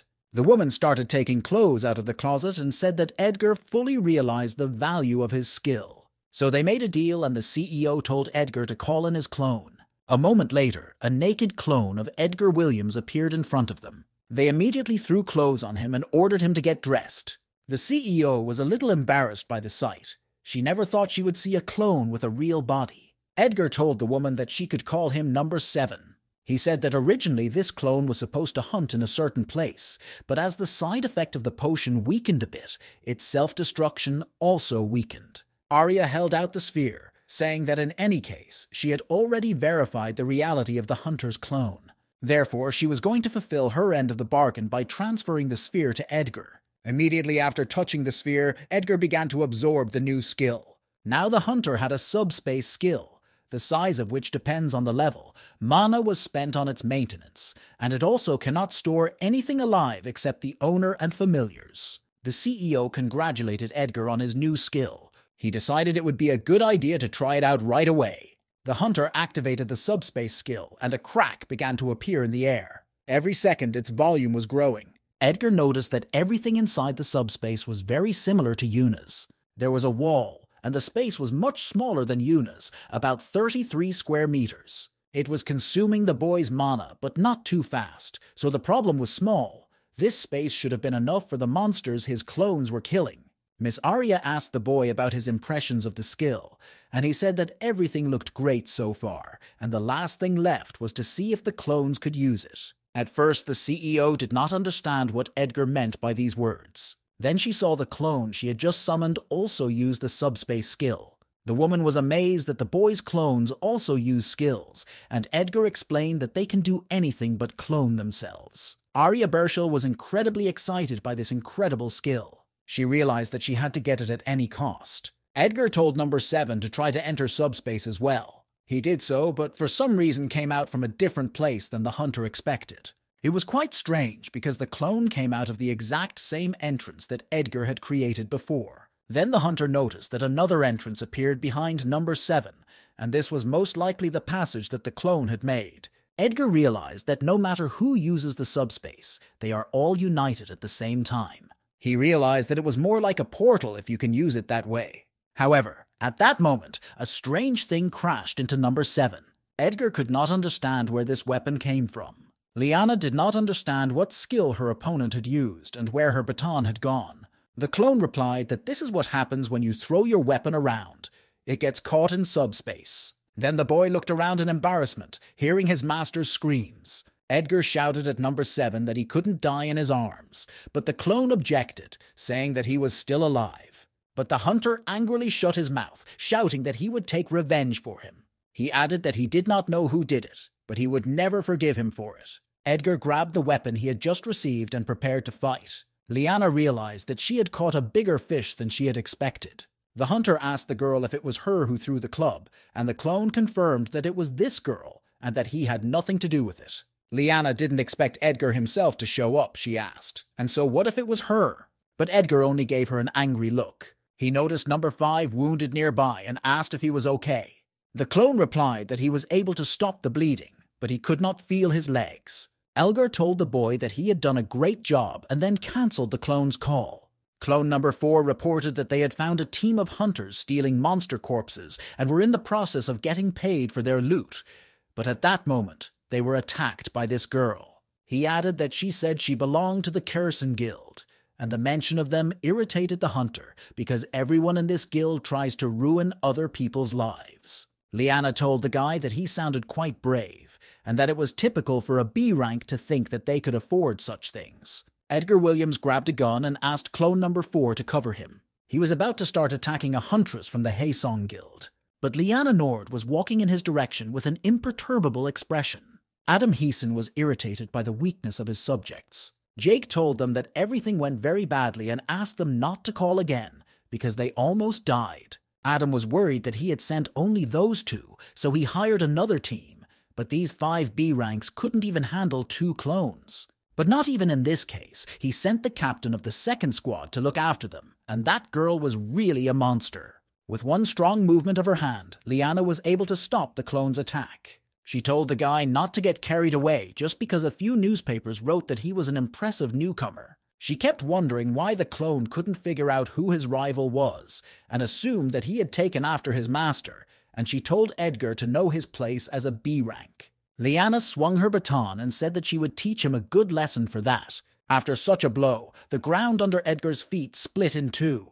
The captain of the second guild squad, Heeson, admitted that her opponent was quite fast. Due to the scale of the attack, Edgar realized that this girl was an A-ranked hunter. But at least he managed to break her right arm by blocking the attack, so she still took damage. Liana asked her opponent if he wanted to return her weapon. Edgar was going to block the girl's next attack with her own weapon. The blow was quite powerful, so the guy could barely withstand it. And as a result, Liana Nord took back her baton. The girl said that her weapon was made in accordance with the latest technology and asked the boy if he was going to continue fighting with this toy gun. Edgar could not understand what she had just done and how, because her arm was broken. He was incredibly annoyed by this whole unpleasant situation.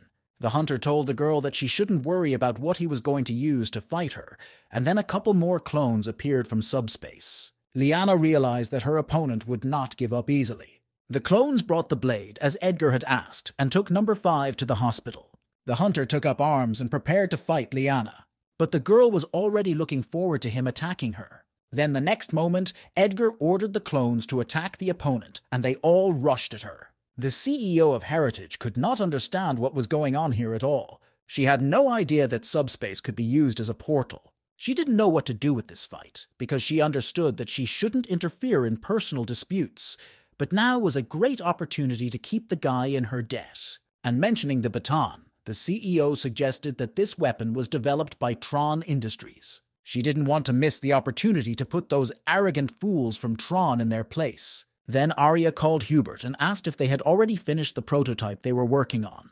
The guys managed to stab the body of the leader of the second guild unit, Heeson, with knives. With a smile on her face, she admitted that the clones were quite fast. But then the girl asked if they knew what her skill was. Liana's skill was damage return. A certain percentage of the damage received is redirected to another target. The girl activated her ability and directed it at the clones. The scale of the destruction caused by its attack was simply incredible. Edgar Williams barely managed to prevent significant injuries. But Liana wasn't going to let him rest. She immediately swung her sword at the guy. Her blow was again devastating, but Edgar managed to dodge it.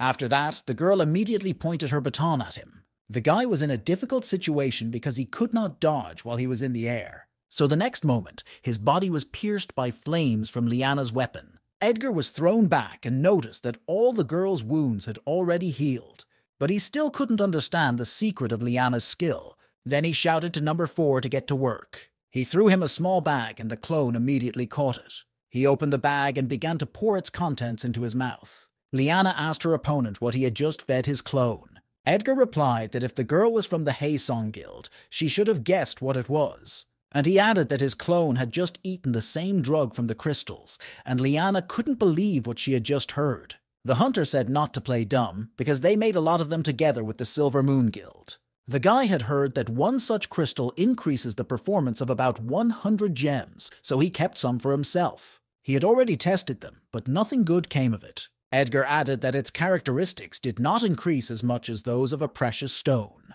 But after he fed 3 of them to his clone, a monster was born that did not obey his commands. The hunter emphasized that if they had created them, they should know all the effects much better than he did. Clone number 4 has indeed turned into a real monster, but Liana advised us not to think that something would change just because the clone got bigger. Even though it costs hundreds of gems, it increases its performance by only half a level. She was annoyed that her opponent thought that if he ate a couple of them, it would make a big difference. But the monster didn't mind her words and started attacking. Liana was knocked back several meters into the air by the previous blow. Edgar assumed that the girl had bitten her tongue. The bonus to a characteristic from a crystal is so small only for visible characteristics, but the power gain from transforming a monster is quite different. Edgar said that the girl needed to eat at least one of these to find out for herself. But there were other drawbacks to the monster's transformation. It was the fact that now he had no control over his movements and could kill even his master. Edgar ordered everyone to stay away from clone number 4. But Liana didn't care, because the guild would take care of everything if she killed him. After that, the girl instantly got up from her seat. She approached the monster and swung her sword at it. But he responded by throwing Liana Nord farther into the ground. However, after all the injuries, the girl began to recover instantly. The girl used her ability and attacked the monster. Her attack was incredibly powerful, and it knocked the monster to the ground. After Liana dealt with the monster, she jumped up to Edgar. In a crazy tone, the rival asked the guy if she killed him. Would the clones disappear with him? This amused Edgar at first, but then he realized that she was completely serious. 2 more clones came to help their master, blocking Liana's attacks. The 3rd clone was about to attack the girl behind him. He swung the knife and, as it seemed at first glance, plunged it directly into her body. But Liana held the knife back with her bare hands and said that it was nowhere near enough to defeat her. She swung her sword in the direction of her opponent. Because of this attack, his entire body was pierced by the flames from the sword. The girl noticed that the guy's clones did not hit vital organs and asked if they had never killed a person before and why they were babysitting him. Edgar cut his leg to get the blood that his blade was supposed to absorb. He told his opponent not to worry and that this would not happen again. Seeing that her opponent had just cut his leg, Liana assumed that he was going to give up. But in the next moment, Edgar's body felt incredibly thirsty for blood. After the sword absorbed his blood, the boy rushed to attack his rival. It was incredibly fast, and Liana realized that he was aiming directly at her neck. Edgar asked the monsterized clone if he was okay. He responded by attacking the seat where Liana Nord was sitting.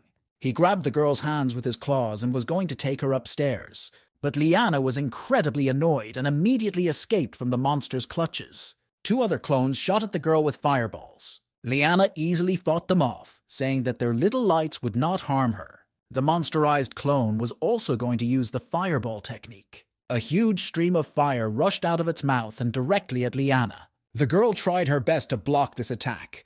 The next moment, she shouted the name of Edgar Williams incredibly loudly. Liana absorbed the damage and directed it toward the boy. With this blow, the opponent was going to end Edgar forever. She launched an attack of incredible power against her enemy. The guy saw that this attack had a huge coverage area, and he realized that he would not be able to dodge. However, something saved it from damage this time.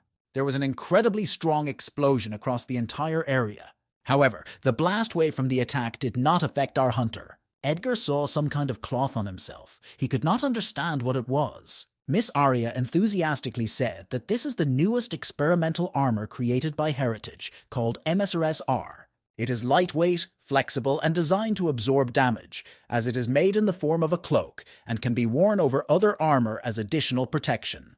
The CEO proudly announced that the baton made by Tron Industries was no match for her, and Number 7 was impressed by her speech, but he did not understand English. Edgar asked the clone to convey his gratitude to Miss Arya Burchell. Exhausted, Liana Nord considered this a real mockery. The monsterized clone did not miss the opportunity while the girl was in despair and attacked her. The ground under his feet began to collapse rapidly. The opponent was covered with debris, but she still held the baton. She activated the skill and was about to redirect the damage to the target. But a moment later, Liana realized that she had nowhere to redirect the damage. That's why the girl's attack began to fly in different directions. The monster crushed the opponent with its huge paw again. She realized that she needed to redirect this damage somewhere. The monster did not let her do so, continuing to attack her opponent. Liana Nord was lying exhausted on the ruined ground. She lifted her leg up and was about to direct the damage at the monster. It really worked, and the attack was redirected in his direction. The girl was sighing incredibly heavily as she lay on the ground. But then she opened her eyes because she felt someone standing over her. Edgar clenched his fist and told Liana that she had done a good job. And the next moment he pierced her body with an incredibly strong blow. The story moves forward to the moment when Liana receives a message with a task from Adam Hason. The girl told Loki that she would be back soon. My partner noticed that they should have finished hunting by now. Liana said that she had been summoned by the chairman's son, but Loki was unclear why she was helping him, as his rank was lower than the girl's. The head of the second squad replied that it was obvious, because he was the son of the head, which meant that he would soon become their head himself. Loki replied that Captain Kevin was also the chairman's son, but Liana believed that this scoundrel had gotten his position only because of his family ties, and that he was worthless. She added that the young chairman Adam also had his drawbacks, but at least he was talented. And even more importantly, she thought he was quite handsome. Loki asked her what task the chairman's son had assigned her, and the girl replied that Adam wanted her to beat the living daylights out of the famous B-rank hunter Edgar Williams. These words really stunned the man, so he advised Liana not to accept this assignment. He meant that he would rather focus on showing his loyalty to the current chairman, but the girl replied that she was also loyal to the future. At the time, Liana thought Loki was a bit short-sighted and like a dog on a leash. Now she remembered his question about whether she didn't know who Edgar was and his warning that she would lose. The hunter noticed that Liana had finally regained consciousness. The girl asked Edgar why he didn't kill her, and he replied that he didn't hold back much when he beat her. The hunter could have easily killed her if he wanted to, but Edgar didn't think the girl deserved it, and added that she was right when she said he had never killed anyone before. But Liana objected because she had tried to kill him, and he should not continue to be so weak-minded. After his last words, Edgar plunged his blade right next to the girl's head. With a crazy tone, he told his opponent that this was her last chance. He suggested that we finish before anyone died, and since he had already been returned what he had, the guy told Liana to forget about what happened and disappear while she still could. Edgar didn't like the idea of having to kill someone, but he had a lot of ways he could do it. Then the girl said in a cautious tone that she understood everything. Edgar stepped away from her and began to open a subspace in the air. He asked number 7 if his face hurt, and he did not deny it. Liana breathed a sigh of relief after everything that had happened. Her face immediately turned red, indicating that she liked Edgar Williams very much. After that, the teams that had stolen Edgar's prey disappeared, and a few days later the clones were restored, and he was able to return to his quiet life as a hunter. Clone number 7 was sent to Inheritance to develop the skill area. At the same time, several new subjects were added to the academy. The teams that stole the clone's loot disappeared as soon as the boy had taught that huntress from Haesong, which seemed too strange for a mere coincidence. Edgar assumed that someone from the Haesong Guild was behind all these guys. And the first suspect was Adam, who did not share something with Edgar. Then Adam Hessen heard someone call out to him and he immediately began to worry. Behind the boy, Edgar asked where he was going. Adam began to worry even more when he heard this from Edgar. But then he noticed that their classmate Erica called out to the guy. The girl replied that she was going to class, and Edgar asked her to go with him. From Adam's reaction, Edgar realized that it was the boy who was behind the whole incident. The action moves to the church of the Hunter Academy. The priest told the students that they could sit down and offered to pray to the system properly. Edgar thought it was nonsense that they had such a compulsory subject. He didn't understand why they had to pray, and to the system. Erica explained that according to the curriculum, they will study the history of the system and conduct such services. The girl didn't know what it had to do with hunting, but she would still come here even if it wasn't necessary. The priest noticed their conversation and asked for silence in the hall. Edgar got up and said that he needed to go to the restroom. On the way to it, he kept looking back to make sure no one was following him. At the entrance, he used the ability to open the subspace and entered it. In subspace, he exchanged things with one of his clones. He sent the clone to sit in on his class instead, but Erica immediately noticed that it was acting strangely. The boy admitted that the lesson was a complete waste of time, and that it would be better to have his clone there from now on. Then Edgar noticed Adam talking loudly on the phone nearby. He couldn't believe that even the captain of the second squad couldn't handle a B-rank hunter. Edgar came closer and asked the boy what was wrong with the B-rank hunter. Adam did not expect the guy to eavesdrop on his conversation. Edgar told Adam that it was he who had interfered with his hunting process, but the boy replied that he did not understand what he was talking about. But the hunter expected this reaction. He said that the whole guild there was taking courses on how to play the innocent sheep, and they all said the same thing as if it were a copy. Adam replied that they should have taken the money when he offered it, and that making a fuss over a few missing bodies says a lot about the guy's level of agency. The guy replied that it must be good to be rich. He was willing to bet that Adam was raised by a bunch of nurses and teachers, not letting him out of the house. And then he added that judging by what Adam was carrying, he was just like his father. The last line made Chairman Heisen's son incredibly angry, and he asked Edgar if he was going to continue.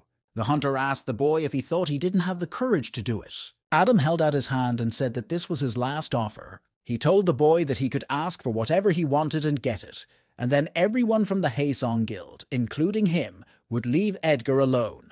Edgar replied that if Adam gave him the elixir, he would immediately drop out of the academy. The boy stretched his hand up and said that it was difficult for him to restrain his strength during the classes. Other students noticed that a fight was brewing nearby. Adam said that now he doesn't need to hold back his strength. Edgar was incredibly impressed by the size of Adam's fireball, compared to which his fireball was like a trinket. However, a powerful woman prevented the fight from taking place. She put a seal on Adam's newly synthesized fireball. Scarlet Bailey asked the boys if they were going to fight here. The head of the country's fourth guild, Phoenix, said that they are free to use their skills on campus as long as it doesn't go too far. The scene is transferred to one of the offices of the Tron Industries Corporation. Members of the corporation watched footage from cameras attached to Liana's weapon. On the recording, they also saw a giant that can absorb crystals. The artificial intelligence reported that when the weapon was thrown into subspace, both the person and the place where everything happened were captured on camera, and there were good chances that they could get a clone from there. Then he said that this place was the main headquarters of the Inheritance Organization.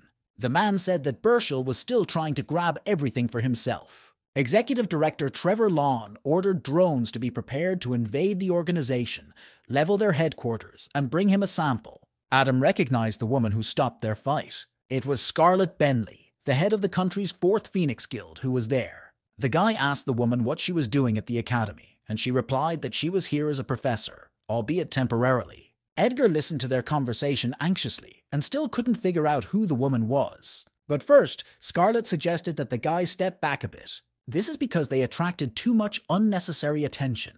They went to one of the rooms of the Hunter Academy. Scarlet asked the boys to tell her what had happened between them. Adam only apologized cautiously and said it was personal. Edgar began to complain incredibly about him. He said that Adam had ordered his subjects to steal his prey, and he also called him names on the phone.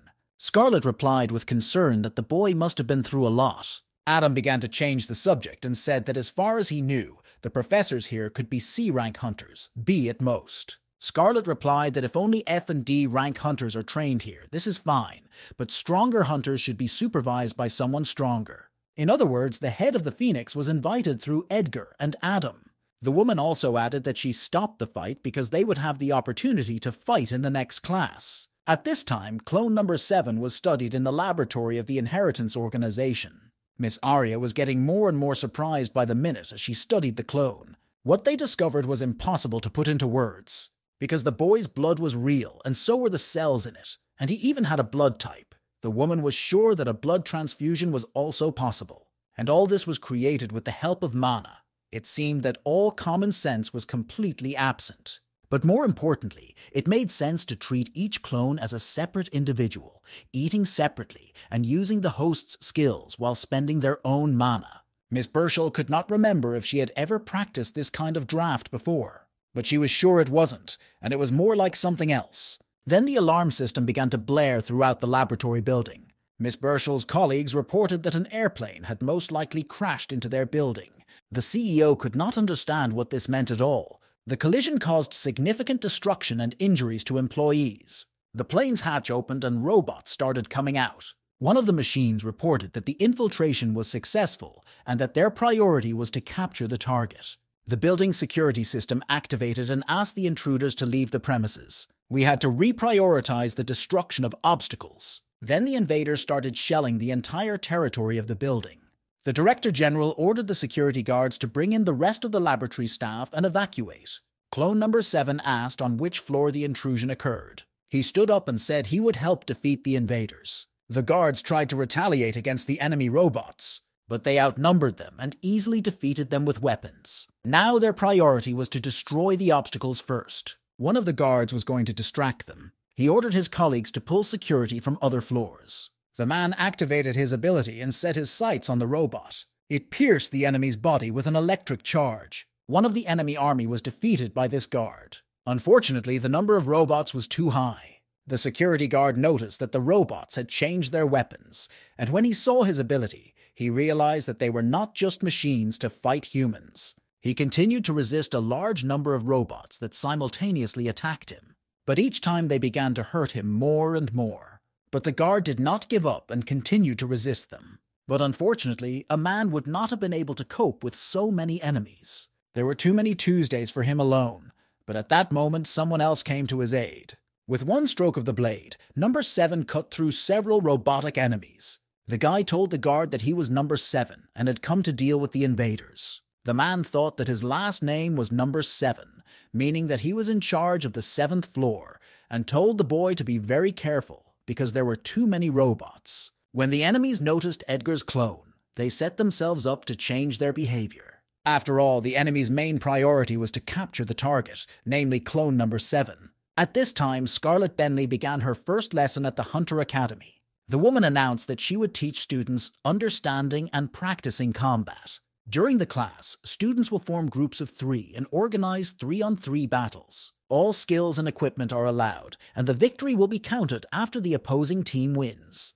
The students' evaluation will consist of combat power, contribution, teamwork, and a few other details, after which Scarlett was asked if anyone had any questions. One of the students said that they are hunters who destroy monsters, so why should they practice fighting each other? Edgar noted that he himself would be interested to know about it. Scarlett replied that she had actually been invited unexpectedly, so she didn't know either. But based on her experience as an A-class hunter, the woman said that hunters need to worry about more than just monsters. Also about the distribution of money, conflicts between groups of hunters, crimes in unregistered portals, and much more. Scarlett added that if you are a hunter, you can always run into a conflict with another hunter, and anything can happen in the portal. Another student repeated that the professor had said that the group should consist of 3, and he asked if there was any limit in terms of the rank of the hunters. Scarlett immediately realized what the guy meant by this question. She reminded the students that there were 2 boys among them whose level was above average.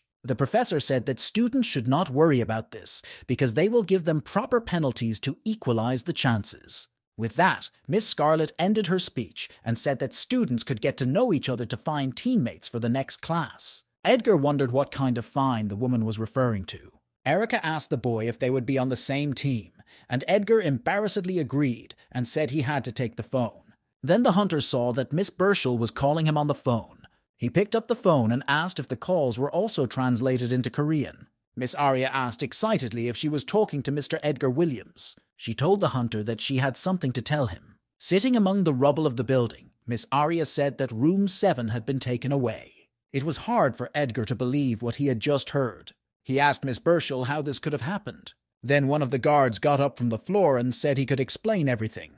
When the clone arrived to help the man, he continued to cut up all the robots. The security guard also kept up with the boy and neutralized the robots with his own ability. He recognized that this guy next to him was quite strong, and he was interested in who he was. Then one of the robots began to activate the other team. He activated the refactoring of resistor modules and circuits. After this command, the enemy grabbed the man's neck with his iron hand. He did this to stop clone number 7 from resisting. After this maneuver, he directly addressed the guy who continued to fight. He told the clone that if he continued to move, he would kill this person.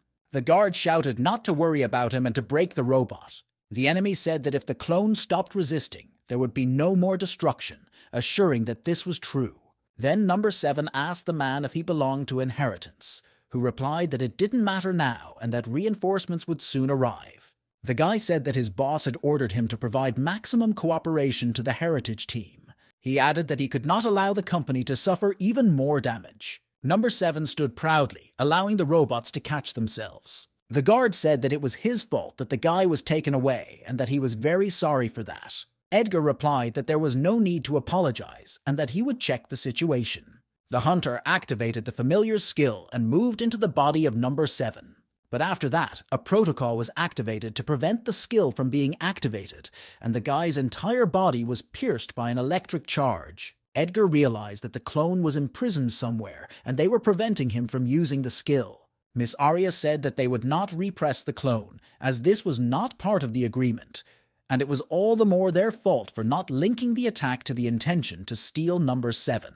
But the woman still asked the guy not to withdraw the number 7. Edgar realized that they wanted to try to bring the clone back, and also that Miss Arya most likely had a suspect in this crime. Edgar agreed, and added that he wasn't going to use the number 7 during the contract anyway. The guard could not understand what Miss Arya's request not to call the boy back meant. He was extremely surprised by the statement that number 7 was a clone, so he shouldn't worry too much about him. Edgar knew that Inheritance was a pretty big company, and they had a lot of hunters, so he hoped that everything would be fine. Meanwhile, he was surrounded by a huge number of students, all of whom invited him to join their team. He was extremely surprised that all these people wanted him to be on their team. Then he noticed that there were also many people on Adam Heeson's side. He understood that there was a huge difference in skills and experience between him and the students, even though they had been told before that there would be restrictions for B-class hunters. Edgar hoped that in this case he would be able to assemble a fairly strong team. But then Scarlett unexpectedly announced that Hunter Edgar Williams was forbidden to use his cloning skill. She explained that teamwork is one of the most important evaluation criteria, and if you consider the columnist as part of a team, it will be difficult to evaluate. And besides, this was not part of the restrictions that would be imposed on the B-class, so Scarlett stepped back and wished everyone good luck. The students were disappointed by what they heard, because they thought that cloning was all Edgar was capable of. They also recalled that the first time the boy was unable to use the fireball properly, and then the students ran as one to Adam Heeson to ask to join his team. Edgar Williams was left standing all alone. At this time, Erica was sitting in her seat, irritated. Edgar embarrassedly approached the girl and invited her to join his team. Thus, he managed to assemble a team of 3 people, the third being a D-rank hunter, Christoph Gray. Edgar had already seen this guy among the very first to run to Adam Herson as soon as it was announced that the hunter could not use clones. Erica said that the guy shouldn't blame someone for something like that, and Edgar replied that he had been loyal from the beginning and suggested that they evaluate each other's skills. Christoph could share his defense depending on the subjects.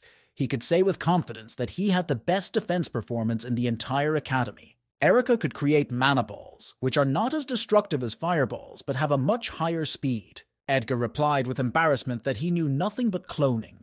Erica asked him to take his self-assessment more seriously, and Christoph had already started thinking about finding another team. Edgar recalled that the boy wanted to get on the team with Adam Heeson and asked why he didn't succeed. He was sure that D-class was high enough for this academy, and Christoph thought so too, but stronger people gathered around Adam. At that time, in one of the rooms, Adam's partners were demonstrating their skills to him. He was incredibly impressed to see their power. He asked his partners why they hadn't passed the exam for promotion. This question concerned both participants. The hunter of the F-class New Moon, Moon Shannon, said that he was lazy. E-class hunter, Butcher Jacob Carter, explained that he just has fun mocking people who are weaker than him. Adam realized that these guys were somewhere around the C-rank level, if not higher, and even Jacob, who hadn't attended a single class, joined him. These guys were even too strong compared to the others, and with such a team, Adam believed that he would definitely destroy Edgar Williams. The plot is transferred to a vast desert on an unknown continent. A man wandered through it, leaving behind only the corpses of monsters. Many terrible monsters were waiting for him on the way. To defeat the monsters, the hunter used his blade. He easily managed to defeat each of his enemies. The man again left behind only the corpses of defeated monsters. He had almost forgotten how he was supposed to use what he had come here to do. The man stood in the middle of a pit surrounded by various stones. Then the surface where the man was standing began to change rapidly. It was still difficult for him to get used to this life, and the hunter also learned that he was being summoned by the organization Inheritance. S-rank hunter, Sword Seeker Kaisel Raven realized that he would have to travel a long way again. Miss Scarlet used her skill to create a battlefield for the students. Her ability was to merge mana. She could weaken any curse magic, buff, or cancel the activation of a skill. Now Edgar understood how this woman was able to handle that huge fireball. Scarlet said that her skill would also work in this space, and all damage from magical and physical attacks that could harm health would be weakened, so the students could use whatever they wanted. Weapons, magic, even if they shot their opponent in the head, it wouldn't kill them, it would only leave a scar. Then the professor asked the students if they had any questions. In response, she received silence, which indicated that everyone understood everything. Then Miss Scarlet announced that training evaluation battles would begin. The stadium was divided into 6 barriers, and 12 teams could participate in the sparring simultaneously. After the first battle, the winners will fight the winners, and the losers will fight the losers. The Academy will not try to identify a winner among all of them, but will only give them a chance to prove themselves for a more balanced evaluation. Then Miss Scarlet asked hunters Edgar Williams and Adam Heeson to come forward. She took something out of her pocket and told the boys to drink it first. These were potions that weakened the characteristics to the average value of the Academy students, to the E rank. Although Scarlet said it was a potion, it was actually a short-term poison. If the guys refuse to drink the potion or remove the effects with skills, it will be considered cheating, and they will automatically receive an F grade. Then the professor ordered us to go to the designated areas. The first team in the 4th hurdle was nervous because their opponent was Edgar Williams, but they still hoped that they were facing a regular F-ranked hunter. This sounded like a real humiliation for the boy, but his teammates tried to encourage him, saying that they would overcome their opponents with teamwork. The hunter managed to notice that Adam Heeson's team was fighting right behind them. There he noticed a huge guy he had never seen in class before. The evaluation assistant, a member of the Phoenix Guild, ordered the B-rank hunters to drink a potion. Then Edgar began to open a small bottle of poison. At the same time as Adam Heeson, he absorbed the contents of the potion. The side effects of the potion immediately began to affect Edgar's body. Its performance began to decline rapidly, and its energy disappeared.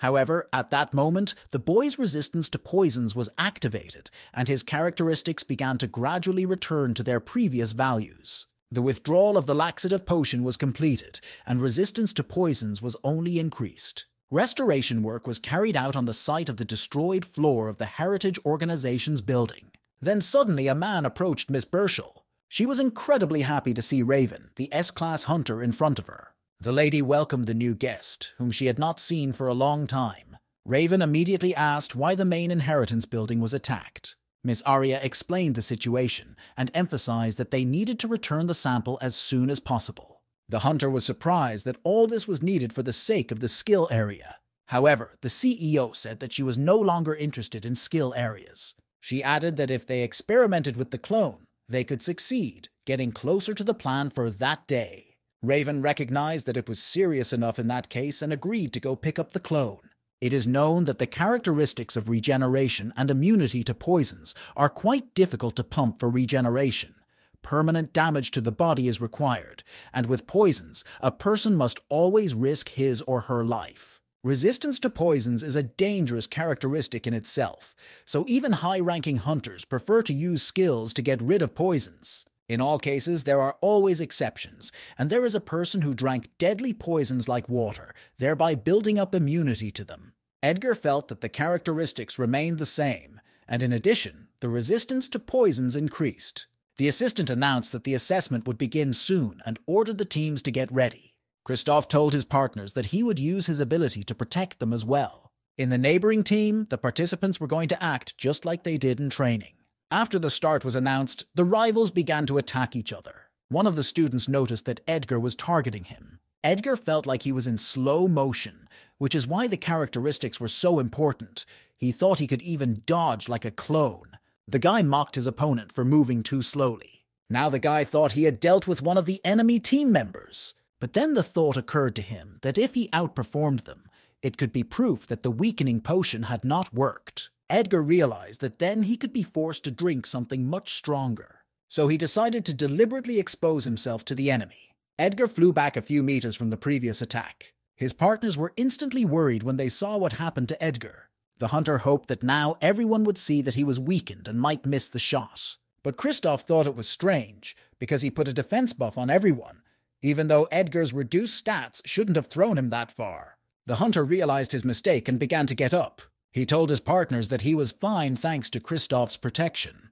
Because of this, his opponents could not understand whether Edgar was weak or strong. The guy's partners took advantage of the enemy's momentary surprise. Kristoff yelled to Erika to launch the attack. The girl instantly synthesized several clots of mana near her, and she directed them toward the enemies, who were meanwhile being detained by Kristoff. But the opponents managed to withstand these attacks, so they did not give up hope of winning. First, they decided to overcome the defense of Kristoff's opponent's team. Edgar realized that they would definitely not be able to win with just Erika and Kristoff. He was wondering if he could help the team without arousing suspicion, and then an idea came to him. The hunter began waving his knife and running in the direction of the rivals, shouting that he would not forgive them.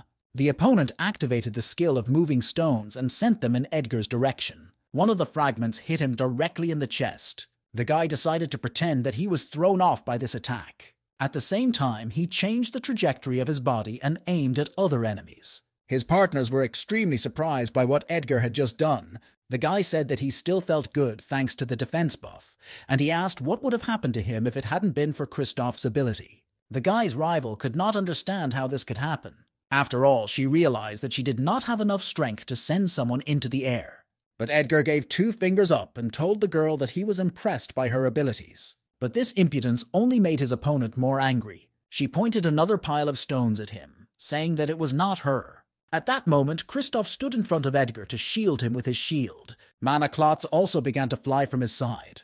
The opponent did not even have time to realize that this had just happened. Erika launched several attacks at her at the same time. The girl was quite confident in her speed. The warden admitted that it was quite fast. She announced that Team 2 had won the 4th barrier. Edgar was curious about what was happening in the barrier with Adam Heeson. One of Adam's team members, Jacob, even had to be restrained with seals. The incredibly badly beaten opponent begged the guy to stop. All the other students were puzzled by the sight. Adam's rival team begged the boys to stop, as they had long since conceded defeat. The instructor also ordered the boys in the 5th barrier to stop fighting immediately. It was as if Jacob was not going to stop. He was not listening to what was being said to him at all. So Scarlet herself had to intervene in the fight, and she ordered the boys to stop immediately. And after that, Jacob finally stopped beating his opponent. The guy couldn't use his magic powers to the fullest because of the magic seals. If not for them, everything would have ended in one blow. Moonshannon replied that he also had problems with cutting. Scarlet realized that she hadn't taken into account that there were hunters with high characteristics who had kept their rank low. The professor ordered her assistant to bring nearby healers to the victims. The students were excited to see how the students of other teams were taken to the first aid station. Even Eric thought that such damage was too dangerous. Edgar replied that there was nothing to worry about, because there would be only 6 winners, so there was only a 20% chance of crossing paths with Adam's team. He doubted that they would be their opponents. He suggested that his partners rest until the next battle. Scarlet told her assistant that this time the teams would not be assigned randomly. She wanted the second team of the 4th hurdle to compete with the first team of the 5th hurdle. The assistant realized that she was referring to the hunting teams of Edgar Williams and Adam Heeson. At the time of the battle, the professor noticed that these were not the movements of a person who had drunk a weakening potion, but she believed that Edgar did not use the skill to neutralize the potion. Scarlet didn't know what had happened, but she decided that problem students should be put together with each other, and it would be interesting to see. The action shifts to the Nevada desert, the laboratory of the Tron Company. Members of the Federal Bureau of Investigation demanded that the company open the entrance to them. They came to them because the Tron Company was suspected of attacking the Heritage Company and creating illegal drugs. A large number of agents of the agency gathered at the entrance to the building.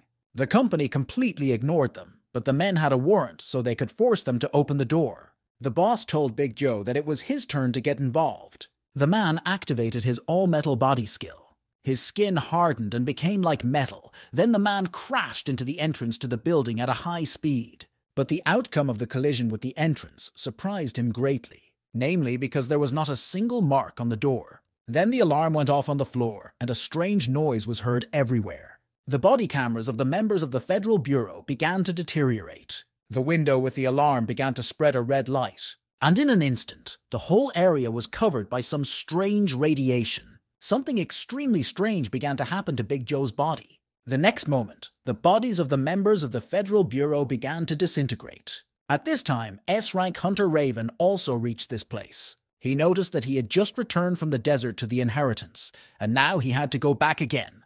The hunter knew that Tron Industries must be located somewhere in the area. When the hunter came closer, he immediately smelled a strange odor. He realized that it was the smell of burnt human flesh. Raven approached the robot and asked what it had just burned. However, the robot only turned its gaze in his direction, but did not respond. The hunter decided that if this rascal dared to ignore him, he would ask the question in a different way. He turned to the robot again and asked if it was the Tron Company. The robot was not going to answer him, but wanted to start attacking in response. Raven realized that he was most likely in the right place. With one swipe of his blade, he cut his enemy to pieces. Now the hunter intended to see what the company looked like inside. Trevor was thinking in his lab that the crystal effect responsible for the growth of strength characteristics had completely disappeared, leaving only the monster's transformation by mutating DNA. The secretary congratulated the scientist that it is now only a matter of time before he will deal with the side effects of crystal drugs. Trevor believed that with the help of a new model, humanity would have hope. The secretary then informed the director that the entrance gate had been destroyed. The man could not believe that the Federal Bureau of Investigation had broken into their home. The secretary then said that the Federal Bureau of Investigation had been destroyed, but that the S-Class hunter, the Sword Seeker, had arrived. This scared Trevor a lot, because they finally got to the answer, and the man did not want to stay in the same place again. Then he ordered his staff to prepare a sample. The S-Class hunters were also ordinary people, so the scientist was going to use the sample to create a weapon against the Sword Seeker. Raven broke through the entrance and entered the laboratory building. He noticed a bunch of tanks with monsters and realized that research was being conducted on them. The hunter was interested in whether clone number 7 was doing well, but he could not even imagine that such a huge space was hidden underground. Then an unknown voice asked the Sword Seeker to stop. Upon hearing this, the hunter immediately asked who they were. The voice replied that he was the artificial intelligence system running the place.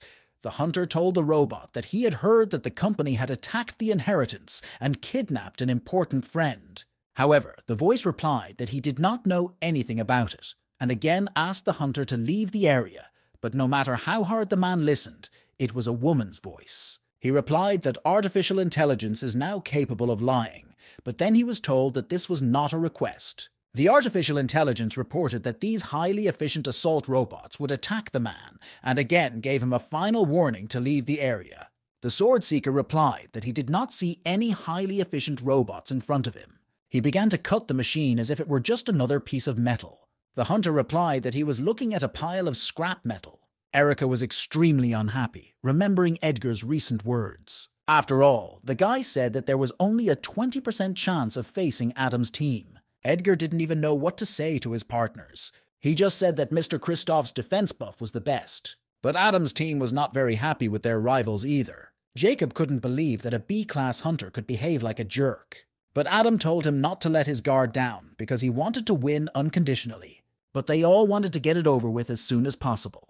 Kristoff activated his ability and once again applied a defense buff to his teammates. Edgar realized that he had to stop pretending now because his two opponents were at least C-class, so he had to fight at full strength. Scarlet asked her assistant to call the healers just in case. Then she told the participants to get ready and announced the start of the match. Jacob attacked Edgar in order to test the skills of a B-class hunter. The boy immediately dodged the man's blow. He wanted to attack and respond, but then he noticed that his hand was also sealed. However, this did not stop the guy from punching his opponent in the face. Jacob felt that this blow was quite good and asked Edgar if he had really taken the weakening potion. The hunter wanted to knock out his opponent, but he didn't feel any strength in his hand at all, which is probably what Scarlett Bentley was talking about. Edgar was also interested in one thing about his opponents. He wanted to understand whether Adam Heeson was actually under the influence of a laxative. He couldn't have had the same developed resistance to poisons, and besides, during the previous battle,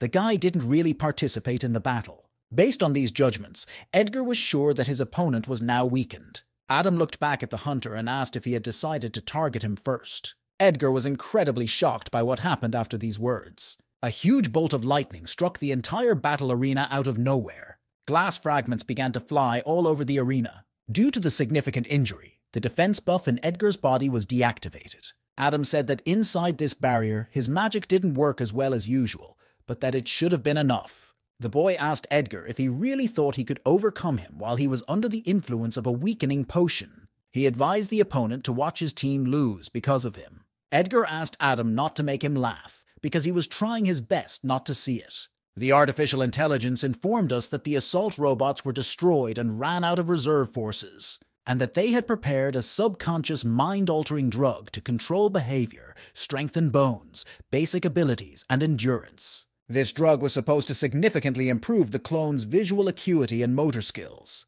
These words came as a relief to Trevor, and he ordered the clone to be administered drugs. At that time, Kristoff was facing off against Moon Shannon from the opposing team. Moon's ability was the ring attack. The more he swung his weapon, the faster his agility grew. He continued to wound Kristoff quite seriously. Moon said that this time he wanted to cut off his hand with this attack, but the seal on his hand did not allow him to do so. Edgar saw that his teammate was quite seriously injured. Adam wasn't going to let Edgar get away that easily, because he wanted to deal with him first, so he activated the force field skill. Then the hunter turned around and told Adam in a menacing voice not to stand in his way. The guy destroyed Adam's force field with a fireball. Edgar mumbled that Edgar should have seen his skills in this ability the first time around. He was going to show his opponent what a real fireball should look like. In response to this attack, Edgar was going to activate his newly acquired subspace skill. He opened up subspace right at the spot where the fireball was going. Adam was annoyed that Edgar had managed to learn such a skill. At the time, Erica tried to resist Butcher Jacob. The opponent's ability was called Contempt for the Weak. The lower the opponent's characteristics, the higher the guy's. Jacob mocked the fact that she called her punches an offensive skill. He was going to attack Erica, but Edgar Williams stopped him.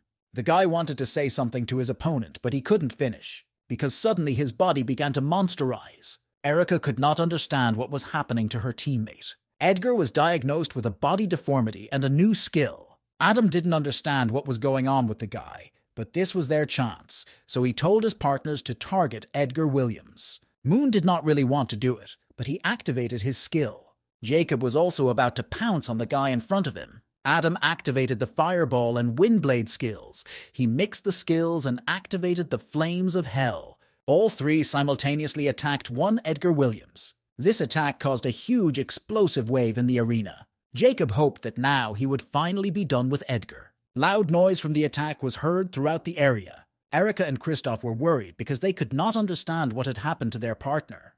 The examiner immediately began to call for a healer, but Scarlet ordered her to stop. Edgar acquired another skill, Strong Bones, which strengthened his skeleton, while his characteristics began to grow at a frantic pace. Jacob couldn't understand what had happened to his ability.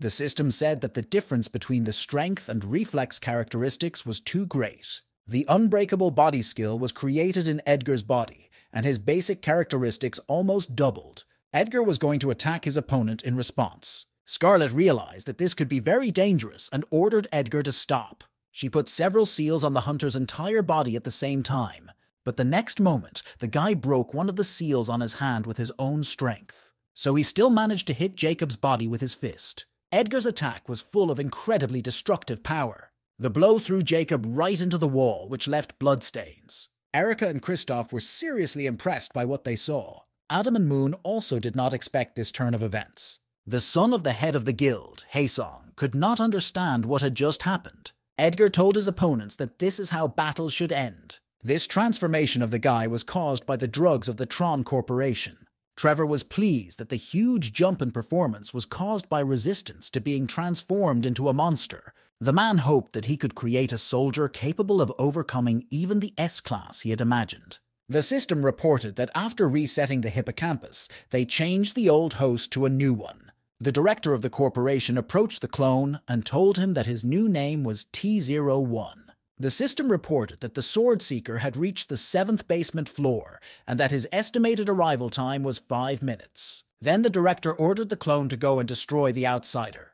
But a few seconds passed and the clone still didn't move. Trevor hurried to check that he had installed the translation device accurately. He named the clone T01 and ordered him to go and kill the outsider in his mind. However, the guy pulled away from him and said that his name was Number 7. He hit the man and added that he takes orders only from his master. Through the forced administration of drugs and the issuance of orders, the clone identified the surrounding objects as hostile. Scarlett was amazed that Edgar Williams had broken her skill with sheer force. She no longer believed that the guy was really a B-class hunter. The assistant asked the professor what they should do and whether they should stop the fight. There were other team members there, so Scarlett said to just take care of the hunters coming out of the barrier.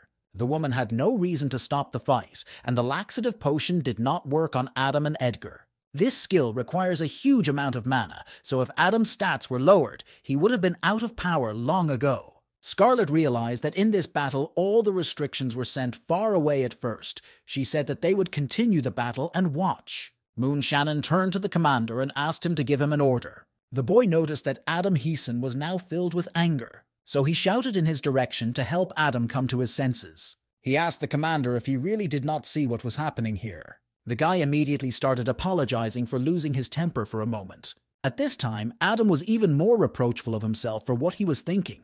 The boy recalled his father's words that getting the elixir would be an opportunity for Adam to prove his worth. The guy realized that he couldn't give up, so he told Moon that he would put a speed-up buff on him and ordered him to knock Edgar down. Moon's reflexes and dexterity were significantly improved. The guy fully experienced the power of this buff. He began to believe that he could overcome this monster with such speed. Moon attacked Edgar with his blade, but the weapon instantly shattered into pieces. At the same time, the speed buff instantly expired. Edgar took a swing at his opponent and said that he would finish him off as well.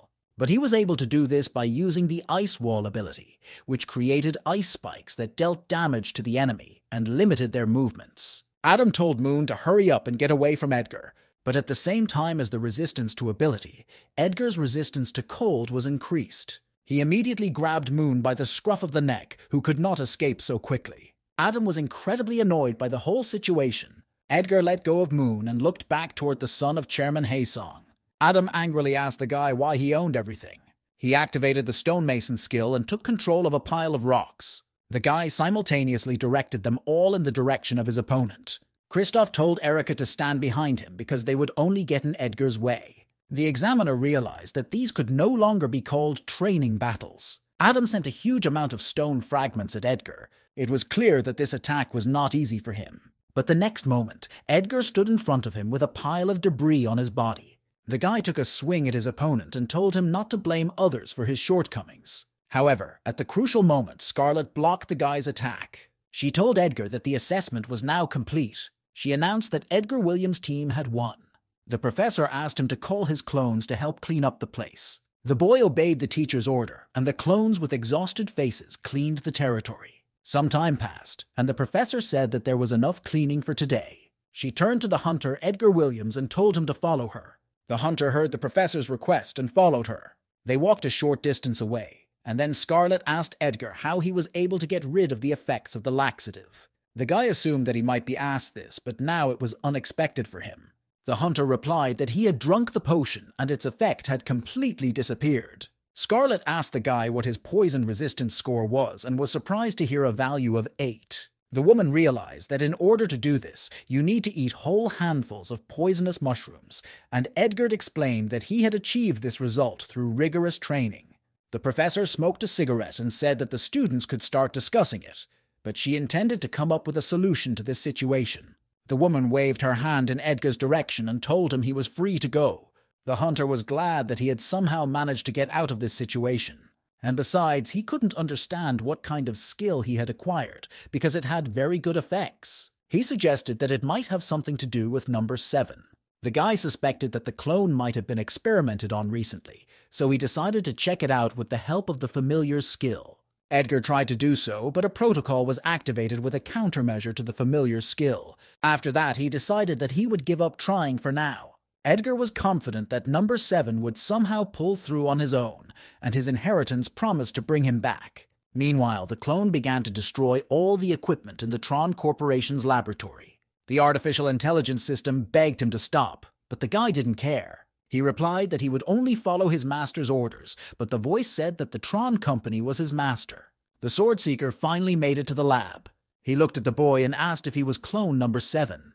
The 7th one was a little silent at first, but after a moment he answered that he was right. Raven noticed that everything had been taken care of before he arrived. It was too easy, and then the hunter suggested that the clone leave together. Raven explained that he had been sent by the company Inheritance, which was to cooperate with number 7 for 3 months. After these words, the guy tried to remember something about Inheritance. The Sword Seeker noticed that something was going on with number 7. The clone apologized and said that he did not remember receiving such an order. The artificial intelligence got excited, assuming that the brainwashing drug had started working, and then it told the guy to start following their orders. However, the clone replied that it only obeys its master's orders and will continue to do so. Raven didn't like the fact that number 7 had forgotten about the order to cooperate with the Inheritance Company. The hunter said that they could have just contacted Edgar, but he didn't have that option right now. Raven apologized and said that he would have to take number 7 by force, and the guy replied that he would treat him as an enemy in that case. The gentle twilight enveloped the subsidiary building of the Hunter Academy that housed the hospital. Adam woke up after a hard battle and tried to recover. He recalled the moment when Edgar told him not to blame others for his shortcomings. The guy thought about it and recognized that this time he had completely lost. He lost, even though he used those dirty tricks. It was extremely bitter for Adam to recognize all these facts. The guy left his room and headed out of the hospital. However, on the way out, he was grabbed by someone's strong hand.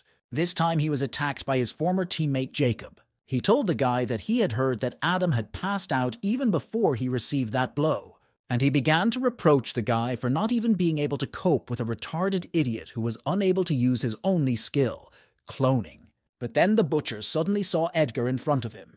The guy immediately kicked him in the stomach, saying that the retarded idiot was right in front of him. He added that Jacob should have kept quiet as a losing party. The butcher did not expect the hunter to stand up for Adam Heeson. Edgar asked the boy if he was the one who said he couldn't use his powers because of the barrier. He opened a portal from which 2 more clones came out and told Jacob to attack right now. The guy ordered the clones to teach the boy a lesson until he learned to speak with respect for others. The clones slapped Jacob in the face and told him that the correct thing to say is, "Wait, please." The opponent begged them to stop, but the clones replied that the correct way to say it was, "Stop, please." Adam turned to Edgar and asked him why he had saved him. The boy didn't want Adam to get the wrong idea, so he explained that Jacob was only being beaten for disrespecting the hunter. Edgar added that the fact that Adam prevented him from hunting hunters has not changed, so he advised not to consider him a friend. Finally, he advised me not to think that he was a good guy. Edgar wanted to leave, but Adam asked him to stop.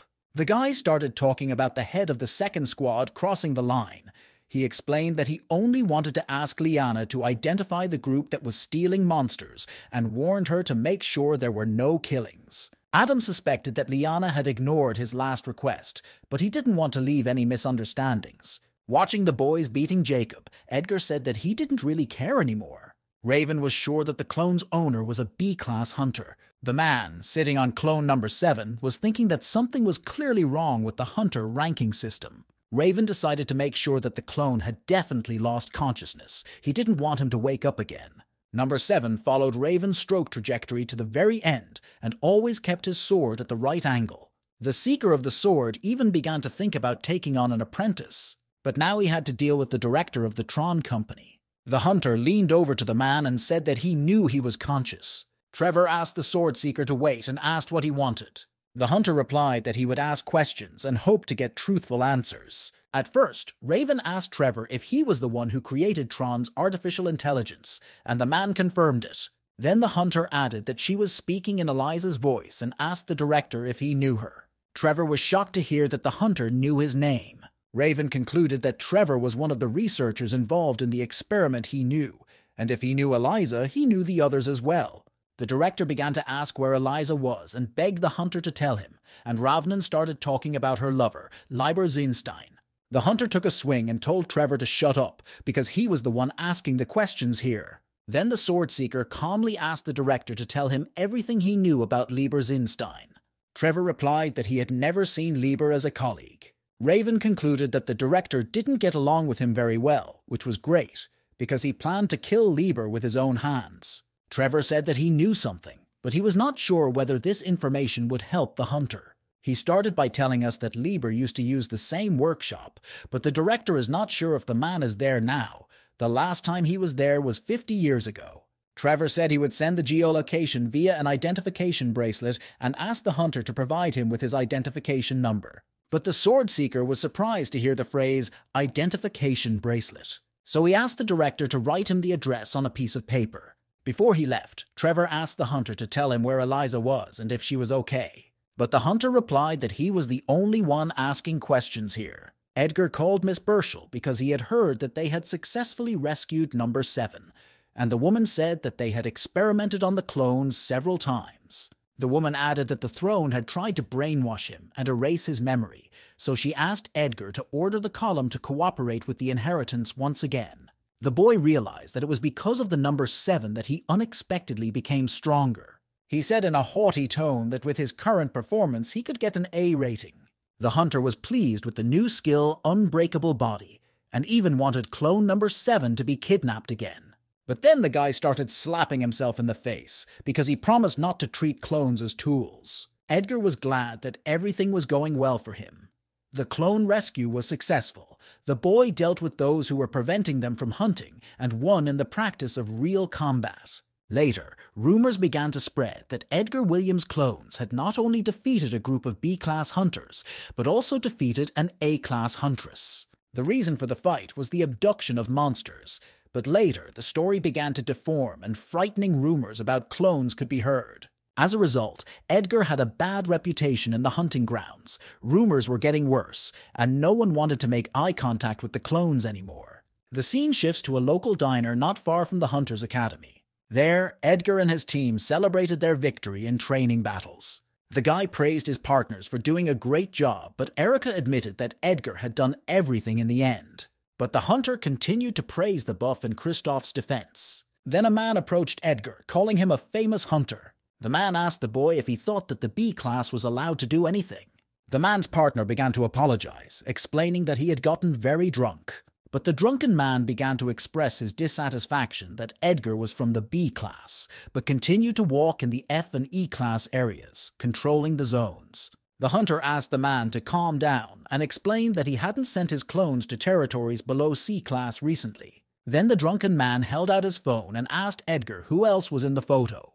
The hunter was really surprised by what he saw in the photo. The man was very unhappy that the guy's clones came at the last minute and took the entire zone for themselves, while he and his partner were hunting in peace. Edgar was very surprised to see number 2 in the photo, and the man's companion began to apologize to the guy. Although Edgar received the photo and location, the misunderstanding remained.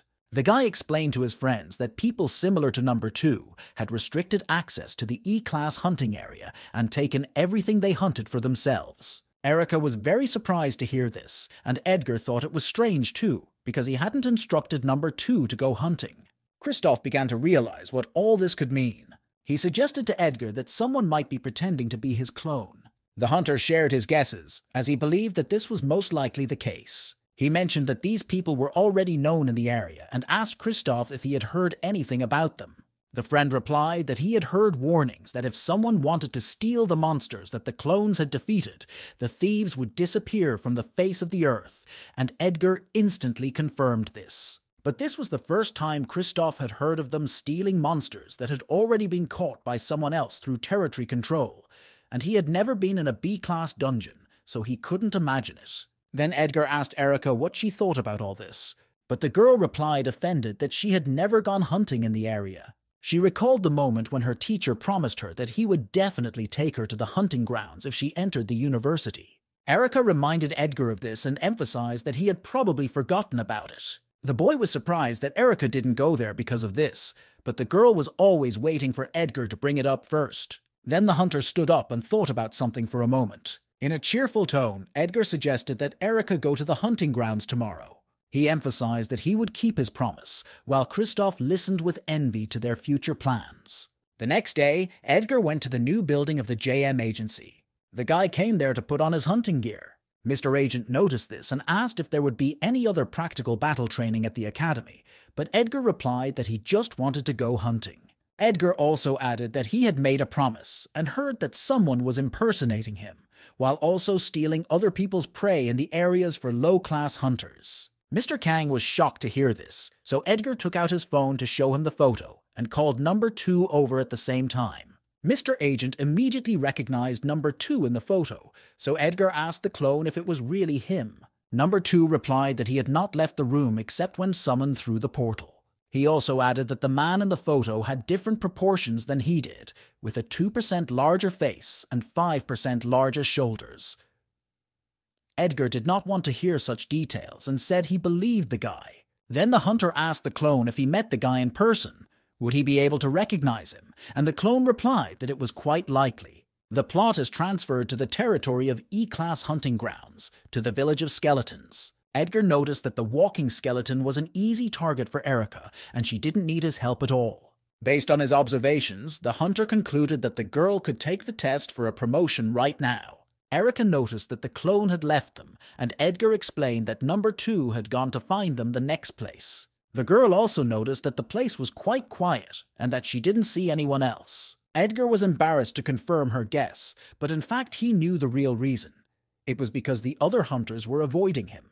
The hunter really wanted number 2 to find the fakes before the guy's reputation fell below the baseboard. Meanwhile, the fraudsters had already found their next victims and approached them. They asked the hunters with whose permission they were hunting here and emphasized that this was their place. The hunters immediately began to apologize. They saw that the boys were heading in the other direction, so they came here. After this answer, the scammers told the boys to leave the bodies and get out of the area. In response to his involuntary objections, one of the crooks started pulling out a weapon, emphasizing that everyone knew who he was. After this gesture, the hunters began to apologize and said they would leave right away.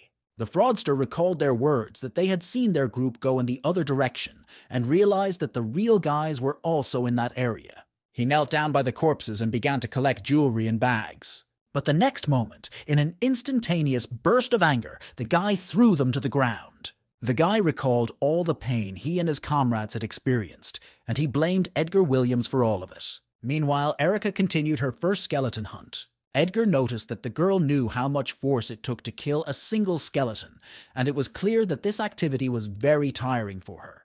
The hunter told the girl to collect the jewelry that the skeletons were wearing, because the corpses themselves do not carry any value. The guy looked at his phone and saw a message from number 2 saying that he had walked the entire area but hadn't seen anyone suspicious. Edgar ordered the boy to open the interdimensional gate and call for help from all the clones except those defending the hospital. Number 2 called his comrades and told them that they were all called to explore the territory. Meanwhile, Erica and Edgar were going to drink the usual potions. The clones started searching and immediately came across the traces of some hunters. Full of enthusiasm, Erica continued to kill the skeletons one by one. Number 2 came across a group of hunters who immediately started apologizing for hunting here, and the clone told them that everything was fine and they could continue hunting. Each time Erica liked the jewelry, she received more and more. After a few hours of searching, the clones told Edgar that they had searched the place completely, but no one was wearing similar clothes. Edgar told the clones to go back to their normal duties. He was disappointed because he had even put on a mask in the hope that the fakes would be confused. The guy ended the conversation with the clones and asked Erica about her impressions, and she replied that she did not expect to earn such a large sum. She thought that they would have to split the income, because they were a team, but the boyfriend said that Erica could keep everything as a souvenir from the first hunt. Edgar didn't need this at all, because Erica has no idea how much he earns. After paying the girl, Edgar and Erica were going to return. However, on the way out of the area, he noticed a very familiar person, namely his classmate, Adam Heeson. Erica was surprised by this sudden change in Edgar's behavior, because he immediately began to hide from Adam. The hunter did not understand what Adam Heeson could have forgotten in such a place. The thought occurred to him that this case could also be his doing. Kim Foster also shared these assumptions, because there is simply no other reason why Adam Heeson could have been in the E-Class area. Mr. Kang confirmed that there were enough people in the Haesong Guild to instruct someone to disguise themselves as Edgar's clones, and they had already interfered with his hunt. But the guy thought it was strange that Adam had started this right after the warning. He didn't believe that he was that stupid. Kim had already heard that the head of one of the guild's Haesong units had already attacked Edgar. She wondered why the guy had decided to let her live at all. Living in this city, Kim realized one thing clearly. All kinds of trash will respond to your kindness with a knife in the back. The girl advised Edgar to stop showing mercy to these people and not to expect them not to cross the line, even if Edgar did not. And she also warned that from now on, people with a similar mindset would be constantly picking on the guy, and Kim believed that Adam Hyson was no exception. And as if to confirm her words, the fake clones began to commit even worse acts. Once they got to the bottom of the hunters who were hunting giant rats, the guys were not satisfied with their prey, so they had to take off all the weapons the hunters were wearing.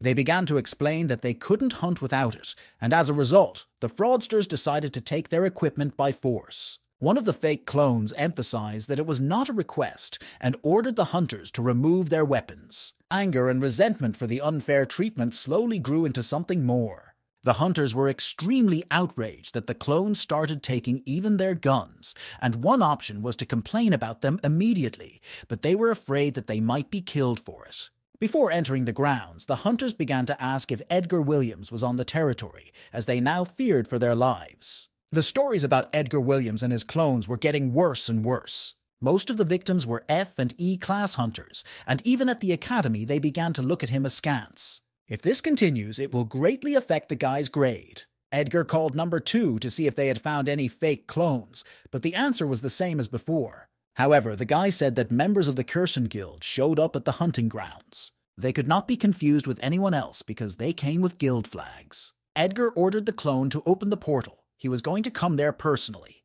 One of the guild members was holding the clothes that clones usually wear. Then a large explosion was heard behind them, causing a chaff storm. Edgar moved to the hunting grounds and immediately asked the boys what they were holding. One of the guild members told his partner to report to the head of the group that they had found the boy, and he told Edgar that if he wanted to live, he had to follow them. He also added unhappily that the boy should know who they were. Edgar looked again at the clothes the other guild member was holding in his hands. He immediately thought that these guys were the ones who had been pretending to be his clones all along. Anger and resentment had already left a mark on the boy's heart, and he immediately grabbed his blade. Edgar said that he was going to see if it would be possible to place the corpses in subspace. After saying that, the black-haired man ordered the guild members to kill the boy. And now Edgar was about to face these men in a fight, but unexpectedly his shot was adequately blocked. He immediately recognized the huntress who managed to block his attack. Liana Nord ordered her squad members to immediately retreat. And then she said that they were looking at the real Edgar Williams, and the guy couldn't understand what it meant. Liana was happy to meet Edgar again, and she noticed that he had become even stronger since then. The hunter told the girl not to mess with his head and asked her what her real meant. The boy believed that it was the guild members who were pretending to be his clones. Liana realized that their surprise had failed and replied that it wasn't them because they had no reason to do such a thing. Then Adam appeared out of nowhere and informed Edgar that they wanted to catch the counterfeiters for him. Adam's appearance came as a surprise to Edgar, who was surprised that the guy even had an invisibility skill in his arsenal. Still, the hunter was unclear as to why they were going to catch the fake clones. After all, it may seem that Adam was the one who was most interested in pissing off Edgar. The chairman's son, Hae-song, explained that he wanted to apologize in this way, although, as Edgar said, it would not change the fact that he had interfered with his hunting. The hunter asked Adam how they were going to do it, because they didn't even know who it was, whether it was one person or several. Adam explained that they had set the bait. It was the guys from the academy who had done him a favor. As usual, the fraudsters were looking for new victims for their manipulations. They turned to the hunter and asked who allowed him to hunt here. The guy was surprised to hear that he had received permission at the security desk. The fakes asked what rank the guy had. This was F-class territory, so of course he was an F-class hunter. The hunter suggested that they not interfere with each other, emphasizing that he was busy, but the fake clones were annoyed by the guy's boldness. One of them emphasized that he was facing Edgar Williams himself, who had defeated an A-class hunter. Moon Shannon replied that he was familiar with Mr. Edgar Williams, but he knew perfectly well that he was looking at fakes. Fake Edgar and Moon Shannon started a confrontation with each other. Moon repeated the enemy's question about who allowed him to hunt here, and in response, he asked the fraudster if he himself had the right to do so in an F-class dungeon. The wounded fraudster told the guy that he would regret it, and he repeatedly emphasized that he was the real Edgar Williams. Of course, Moon didn't believe it. He assumed that the guy had never encountered that monster and knew nothing about it. Then an interdimensional portal opened behind them. This meant that the real Edgar Williams had already arrived here. The hunter immediately asked the fraudster if he was the one who had been doing all sorts of nasty things on his behalf. The guy didn't expect to have to face the real Edgar. Adam found the tool they used to pretend to be Edgar. As they expected, the crooks hid their clothes inside and changed them here. Then Adam poured out the fake's clothes and tools from the sack. By their appearance, Edgar immediately recognized who these things might belong to. He had heard about them from the agent. The guy who used the clones was interviewed before Mr. Kang joined the JM agency. The agent said that you still remember the guy because the interview was unique. In front of Edgar stood a D-class hunter, Martin Taylor, with the skill of illusory cloning. And it turned out that it was the guy who had been pretending to be Edgar all along. Martin realized with regret that he had been caught. He took off his wig and shouted that he was indeed a fake. Martin blamed Edgar for all his troubles because the guy had a cloning skill similar to his own, and he managed to become very famous among hunters. Edgar was uncomfortable listening to all this jealousy and accusations. He took the guy's weapon from the bag and threw it after him. The hunter told Martin to defend himself with this weapon because he was going to teach the boy a good lesson. Martin took Edgar's advice and still grabbed his katana and helmet. The next moment he swung and rushed forward toward Edgar. The guy took his punch and a fight broke out between them. Adam thanked Moon for his cooperation and informed him that he had already transferred the payment to his account. The boy noticed a wound on his classmate's body, and he said that the fake hunter also had a strategy. Martin merged with his clones, using them as a distraction. But Moon realized that this time the trick would not work. After all, it didn't work for Hunter Edgar Williams. He had no trouble recognizing where the real Martin was and immediately attacked him. This attack threw the enemy to the nearest tree. Edgar came closer and ordered the boy to get up because he was not finished yet. Martin asked Edgar if his strength was the result of hard training. He also added that he did not sit idly by all this time either, because of his skill, people were constantly looking at him with contempt. Even though Martin's skill was illusions that couldn't even cause harm, he still practiced. When the other hunters learned about his real skill, they did not want to take him to their team, and thus did not give him a chance to prove himself. However, one day Martin noticed that as soon as he put on a hoodie, people started avoiding him, mistaking him for Edgar. They would immediately get scared and run away from the hunting grounds, leaving behind considerable prey. And then Martin realized that it wasn't his fault, but stupid human prejudice, and that it was because people mistook Martin for Edgar. The guy grabbed his bamboo saber and added that everything would have been clear in one blow, but those hunters did not even try to fight back. Even when they gathered in groups, they were still afraid of the guy's skills. After these words, Martin created many copies of his own. He asked Edgar if he knew what it was like to be someone whose skill was only mocked. The hunter clearly answered no and began to open the subspace. Edgar did this in order to be transported to the real Martin. He grabbed the guy's blade and told him that he didn't need to know. The boys were amazed by Edgar's ability to understand which of the clones was the real one. Edgar took a swing at Martin and told him that he was wrong about him not having a chance. The next moment he punched him hard in the face, and a stream of blood gushed out of his mouth. Edgar told Martin that the JM agency had sent him a letter saying that he had been accepted, but he had given up after seeing his skill rating on the internet. The hunter continued to beat his opponent with the same force. He simultaneously struck his body with a large number of blows. Moon couldn't watch it any longer and told Adam he was leaving. Martin Taylor began to ask his opponent to stop.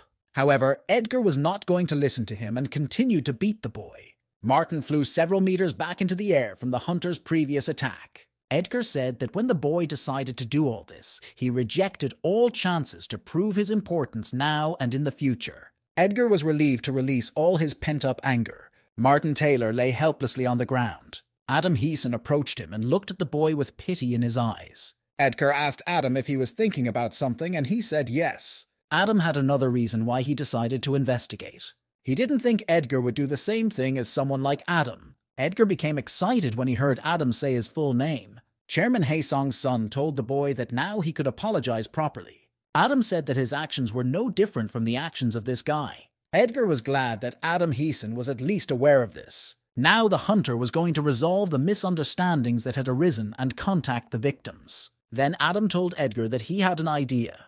And as a result, Martin was sent to collect low-level monster crystals in one of the hunting grounds of the Haesong Guild. Edgar turned to clones 5 and 6, saying that he had something for them. The boy said that they had hunted so hard for him, but he hadn't done anything special for them, which made him feel bad. Edgar handed them a tray and said that this was their special meal for the day. He hoped that this would help them cope better with hunting. This became possible because Edgar can get a lot of fresh crystals from Martin Taylor. Luckily, the misunderstanding with the victims was settled, and Edgar received a good supply of crystals. However, the last words Adam said still bothered him. Before leaving, Adam asked Edgar to stop for a moment to tell him something. The guy said to be on guard against the academy. He did not think that the academy was just trying to train hunters, giving them skills for nothing. But Edgar did not understand what Adam meant by these words. So far, the son of the head of the guild, Hasten, was not sure of his guesses and said that he would tell us when he received more accurate information. Finally, he warned the boy to never come near the academy's church. Edgar remembered that they had lessons on the history of the system in the temple, so he didn't want to waste time, so he sent his clone there. All these warnings seemed very strange to Edgar. Scarlet handed the rector an evaluation form for the practical team competition. The man asked what it was, and the professor told him that it was a grade, but he could see it perfectly well. He was dissatisfied with the fact that Edgar Williams had an excellent grade. Scarlet said that she had applied all the restrictions discussed, and that the performance was evaluated with them in mind. But the director objected, saying that Edgar had been relieved of the effects of the potion. The professor replied that Edgar had been drinking and had neutralized him without using the skill, so she couldn't do anything about it. The rector angrily admitted that he had insisted on all these restrictions to control the high-class hunters in the academy, and that Scarlet should have done something about it.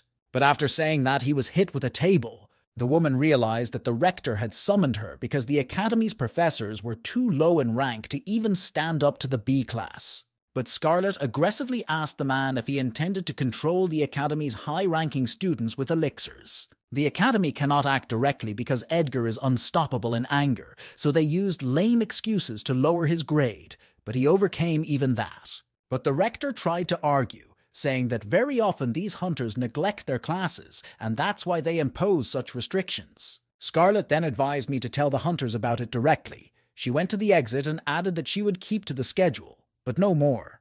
The woman slammed the door loudly and finally said that if the rector called her because of this pathetic nonsense, she would really finish him off. The man believed that with such arrogant behavior, Scarlet would not be able to last long.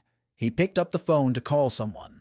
The rector said that from that moment on, Professor Scarlet Bentley would be responsible for the church and asked that someone be called to clean his office. The next day, Edgar had a lesson with the Academy's professor of hunting techniques, a C-class hunter, Edward Clark. The man told the students that he would teach them how to hunt and immediately asked them what they thought was the most important thing about hunting monsters. He did not deny that characteristics, teamwork, and a good weapon are extremely important, but strategy is much more important.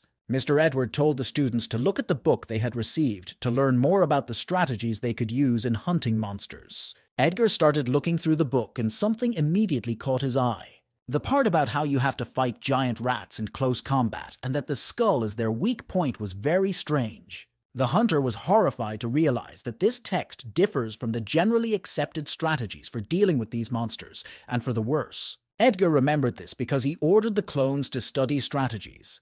He knew not to believe all the information on the internet, but the schemes he studied had proven effective in real combat. The information in this book was clearly distorted, and it is difficult to notice if the hunter does not have some experience in hunting. Edgar wondered what the Academy was up to. Then Professor Edward announced that it was time to move on to the practical part of the class. The action moves to the training room of the Monster Hunting Academy. The monsters that appeared could indeed be confused with real ones. The professor said that this is a virtual simulation room created by the skill of a hunter. Here, students would learn how to resist monsters without endangering their lives. The professor emphasized that all students' senses will be at work here, so they should be careful. He added that here they will not only learn strategies, but also learn to overcome their fears. Edgar asked whether there would be any restrictions on the use of clones, and the teacher replied that each hunter would be assigned monsters according to his rank. Edgar said that he was unable to use cloning. This seemed strange to the professor, because in this space even a challenge is possible.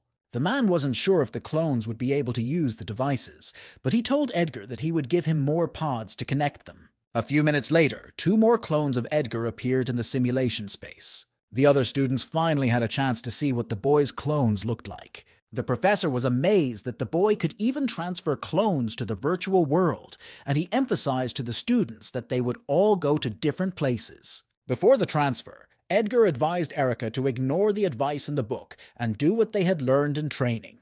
And in a moment, Edgar was already in the area designated specifically for him. It was a forest with many trees stretching along its territory. Edgar was surprised that he and his clones had chosen this particular location. Then the boy heard a whimper coming from not far away. Edgar cautiously asked back if there was anyone else here. A woman's voice behind the tree begged the boy to help her. The frightening girl came out from under the tree, emphasizing that she was in great pain. Other disfigured people began to come out after her. At first, the sight made Edgar very angry. He remembered the professor's words that monsters would be assigned according to the boy's rank. But in fact, they were related to students' internal fears. And Edgar's enemy on this territory was the same screeching dragonfly that had injured his sister. The professor walked around the area with the capsules in which the students were now. The final goal of his walk was the capsule where Edgar Williams was. Edward Clark looked at the boy with a cold stare. After a moment of contemplation, he reached for his blade.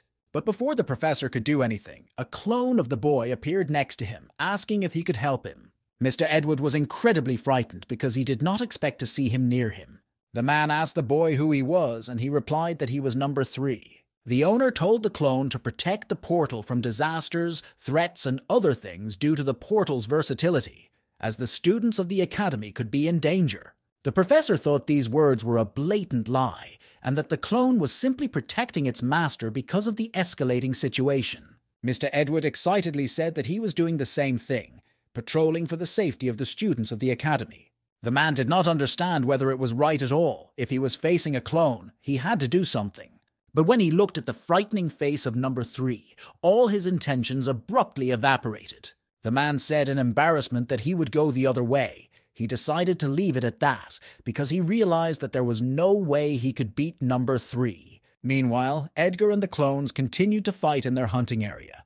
The clone swung the knife in the direction of his enemy, the screeching dragonfly. He pierced the area between the monster's eyes. Another clone used fireballs against a hideous monster. Edgar himself used his newly acquired ability, the unbreakable body. He easily cut the enemies to pieces, one by one. This test seemed very strange to Edgar by its structure. In the case of a meeting between a hunter and a monster of the same class, the monster usually wins the battle, and at the same time he was given a screeching dragonfly of Class B, not 1 but 5 at once. Most likely the other students were also assigned one by one, and Edgar was not sure whether they would be able to cope with the task. After the battle, Edgar regained consciousness. By the sour faces of his classmates, he immediately realized how difficult the test was. As expected, most of them failed. Edgar decided to discuss this task with Erica, and the girl said that she had encountered giant turtles and her attacks kept bouncing off them. The guy asked her in embarrassment why she didn't just run away from them, and Erica replied in surprise that they had a hunting class. Professor Edward praised everyone for their efforts and said that among the students there were both those who failed and those who coped with the task. He reiterated that strategy is the most important thing, and they should always keep it in mind and train hard until they have a chance to learn everything in battle. After these words, the teacher announced that the class was over. The clone approached the owner and whispered that he had something to tell him. He said that the professor secretly approached the hunter during a hunt in virtual space. It was a real blessing that Edgar managed to call out number 3 unnoticed, as Adam Heeson said. This place is very strange. It was strange to put students in groups for individual skill assessment, not to mention the separation during the simulation on hunts that are usually done in groups, as well as giving away expensive skills for nothing and then teaching strange strategies. Erica walked up to the guys and asked what they were talking about. Edgar replied that they were discussing the schedule and asked what the next class was, and Erica was surprised that the boy was so excited. She replied that the following is the history of the system and its understanding, and added that the class will be held in the church. Edgar immediately recalled Adam Heeson's warning, namely how the guy told him to never approach the church. The hunter replied embarrassedly that he didn't feel like going there today more than ever, and suggested that Erica go to the movies instead. With a smile on her face, the girl replied that it was a compulsory lesson, and they should not miss it. She thought the lesson was interesting because she didn't even think the system had a history, But then Edgar turned to her again and told her he was serious. He added that he would have the clone attend the class for him, but Erica suddenly grabbed him by the shoulder. With a blank look in her eyes, she told the boy that they had to go. She squeezed his hand harder, asking if he really wanted to play hooky. This behavior of the girl seemed incredibly strange to Edgar. Number 3 realized everything and instantly knocked Erica out. The hunter caught the girl and praised the clone for such a quick reaction. If a guy had to do that, he would most likely have miscalculated the force. Edgar apologized to Erica, not denying the possibility that he was just overreacting, and it was in vain. He decided that he would also apologize to her later. The guy was not going to hesitate for a second when it came to people close to him. After a while, Erica finally regained consciousness. She immediately got up from her seat, not realizing where she was. All this time, the girl's sleep was guarded by Kim Foster. She told Erica that they are now at the JM agency, to which Edgar Williams belongs. Erica asked what she was doing here, and Kim said that she was probably tired from her hunting class and fell asleep unexpectedly. Kim added that Edgar also asked her not to worry because he sent a clone to the class instead of the girl. Erica asked where Edgar was now, and Kim answered embarrassedly that he would be back soon. Kim handed the girl a life force potion, told her to drink it and get some rest, and that a side effect of it was that she would fall asleep. Ziliavar was annoyed that Edgar had run away, leaving her in charge of the man's care. Now Edgar is facing the most problematic task. There were no problems with number 2, but Erica's behavior was atypical. If he could, he would have turned everything upside down and interrogated everyone involved. But in this case, either the academy will close or the boy will be expelled, and then he will not see the elixir. Edgar didn't have time to wait for information from Adam Heeson, so he decided to find out for himself. He reached a room that seemed to him to be the office of some important person. He was immediately surprised to find glass shards near her, and also that there was an open window in this room. Adam was frightened when he heard someone sneaking through the window. Edgar was surprised to see the boy there, but the boy shut him up, telling him not to say anything. Adam wanted to ask the guy the same thing, because he had already asked him to wait. Edgar told the boy that Erica was acting strangely, and the boy remembered that she was the girl who was always following Edgar. Edgar added that Erica had attended many classes at the church, and as soon as he suggested that she not go there, she immediately began to look at him strangely.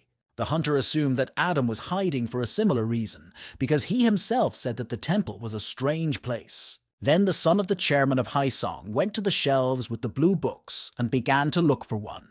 He stopped at one of the middle ones and pulled it toward him. After this movement, a side entrance opened on the wall. Adam said that he had only recently learned about it and hadn't had time to see anything yet. A room with 2 desks and TVs stretched out in front of the boys. There were cameras and microphones there, and it seemed as if this room was constantly under surveillance. Adam told Edgar that the first thing to do was to gather information. But then they heard a voice outside the door nearby asking the rector if he was there. This surprise immediately made the boys excited.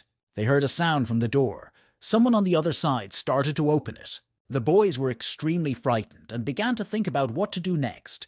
Edgar said that they needed to run away, and besides, Adam has the skill of teleportation and invisibility. But the guy objected, because it would be very strange if the one who made the noise suddenly disappeared from this secret room. The man behind the door repeated his question again. He was about to open the door. Edgar told Adam to use his skills to change their appearance and voice.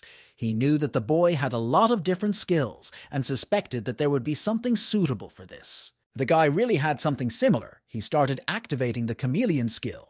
Edgar decided to hide in subspace for the time being so as not to give himself away. Then the door opened and out came Professor of Elemental Magic Khan Matt. Adam, disguised as the rector, asked if something had happened and why the man was breaking down the door. Mr. Khan did not expect to see the rector here at such a late hour. Edgar opened his subspace a little to be able to hear something.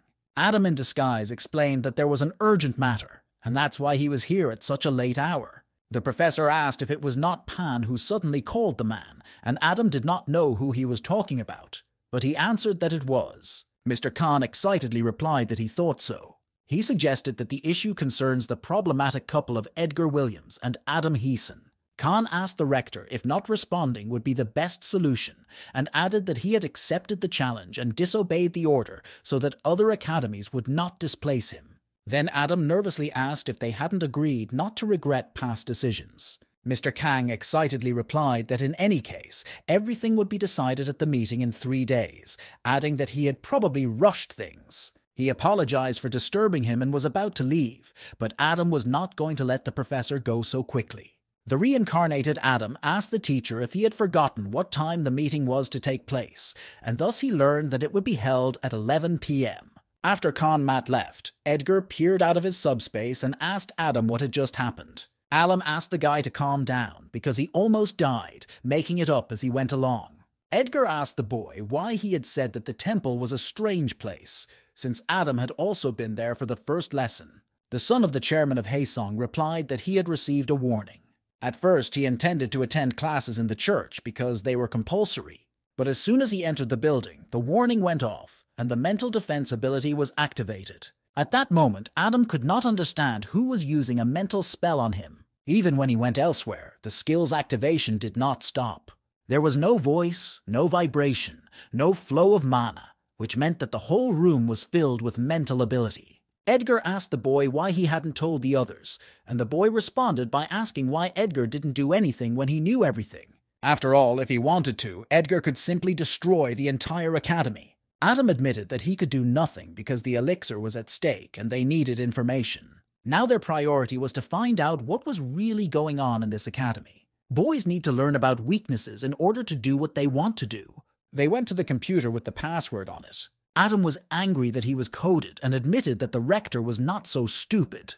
But then Edgar pointed to the password on the wall, and Adam immediately changed his mind about the rector's intellectual abilities. Now the boys had the opportunity to find out why the academy was created. The story goes back to JM Agency. Erica asked Kim what she had just given her. The girl explained that it was a potion of vitality, and if Erica drank it, her fatigue would be lifted. Erica thanked her and added that she was a little sweaty and would like to take a bath after a hard day, and Kim said that the agency had a bathroom and she could use it. Kim immediately turned away to avoid seeing Erica changing. Then the girl embarrassedly asked the healer what kind of relationship she had with Edgar. Kim replied that there was nothing like that between them and that they were just work colleagues. Erica approached her and asked if it was true, pointing a synthesized magic ball at the girl. The guys unlocked the computer and started looking for dirt on the academy. They were incredibly shocked to learn the true purpose of the academy. They learned that the academy seeks to completely brainwash all students, and the temple serves as a place to fulfill this goal. Edgar assumed that in that case, everyone would become puppets of the bastard everyone here calls Mister. There were about 10,000 people in the academy, but if we add students studying in other departments, the total number of students will be about 30,000.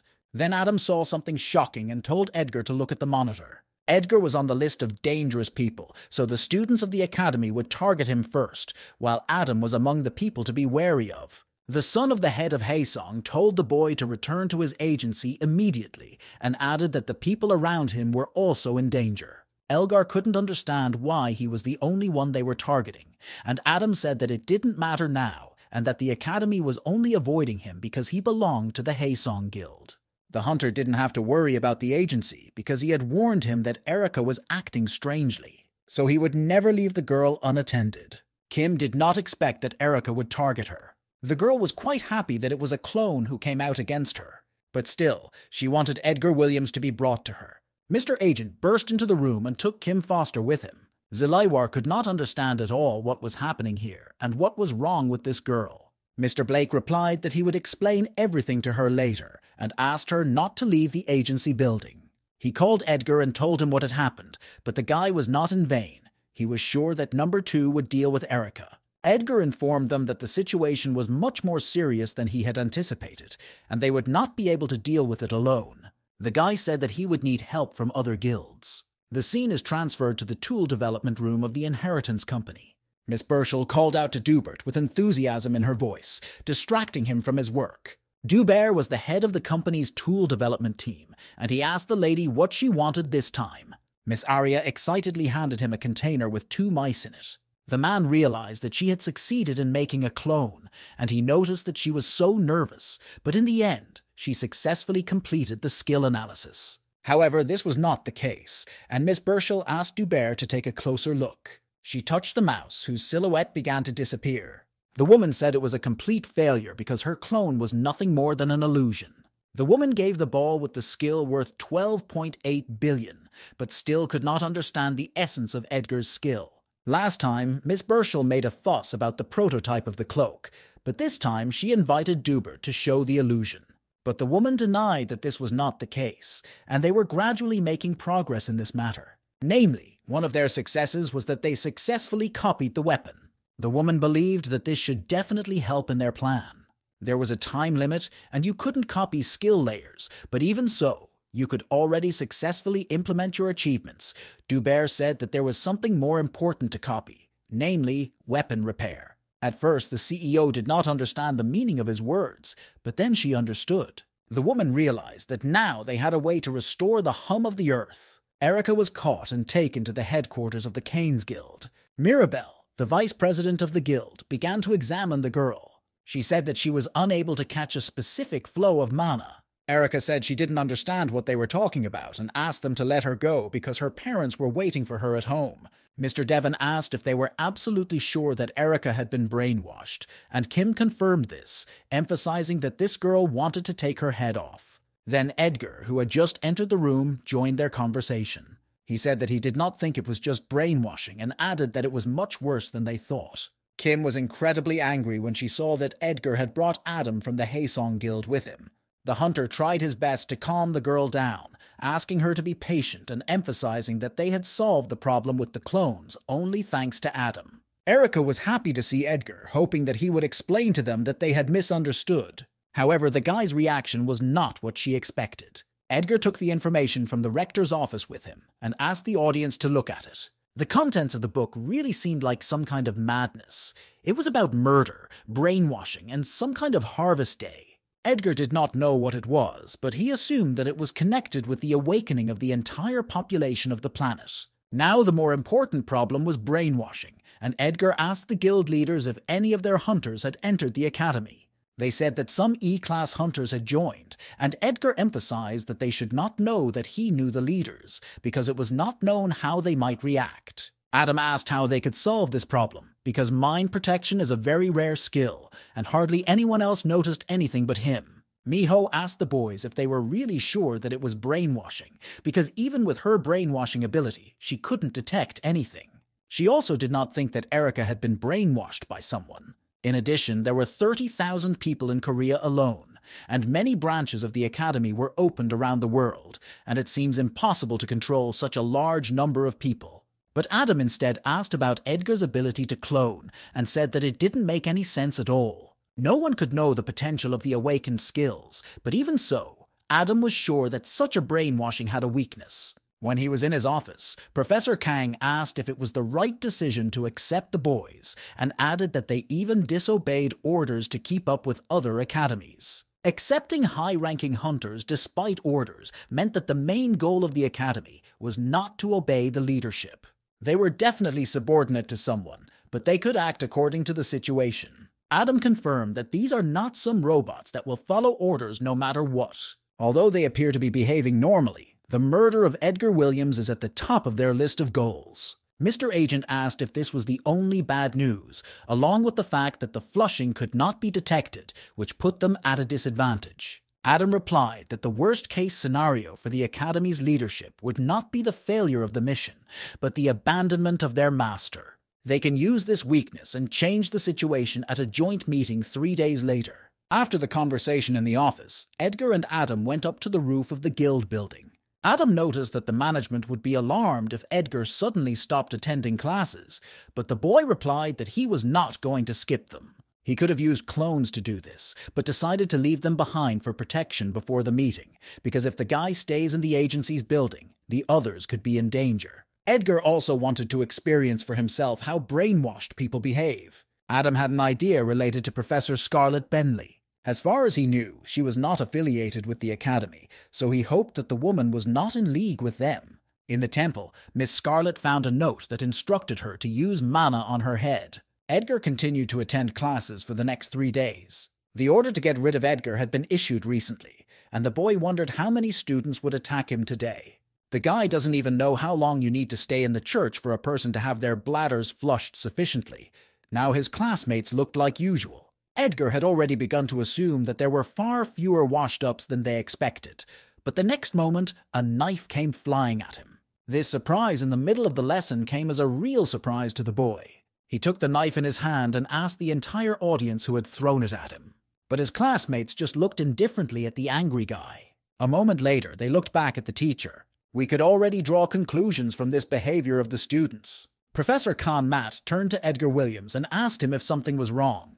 The hunter, bending the knife blade, said that nothing had happened and that he just had to go to the bathroom. All day at the academy, the boy felt strange. One of the students bumped into him, but immediately apologized, explaining that she was in a hurry. Everyone behaved as usual, but in reality they wanted to take Edgar's life. They're only low-level hunters, so they can't hurt Edgar, but their intentions were quite tangible. At his seat, Edgar saw a bottle of drink addressed to him, and he began to drink the drink and read the note. The boy's ability to neutralize the poison was triggered, and it was obvious that the students would use any opportunity to get rid of Edgar. The guy calmly thought about the situation, and 3 days passed. Trevor Thompson thanked his colleagues for gathering today. In the audience were Elvira Scott, professor in charge of drugs, a C-class hunter, and Eric Dale, professor of hand-to-hand combat, a C-class hunter. The rector said that today they would deal with the mess concerning Edgar Williams and Adam Heeson. Mr. Edwards said that they shouldn't have accepted the guys, especially Adam Heeson, because they can't even do anything with him because of the Heeson Guild. Mr. Matt added that it was a good idea at first, and that Mr. Edward himself said that with Adam's help, they could influence his guild. The topic of conversation turned to the person of Edgar Williams, and Elvira thought it was obvious that the students of the academy would not even be able to leave a scratch on him. Even the professors would not be able to resist the guy.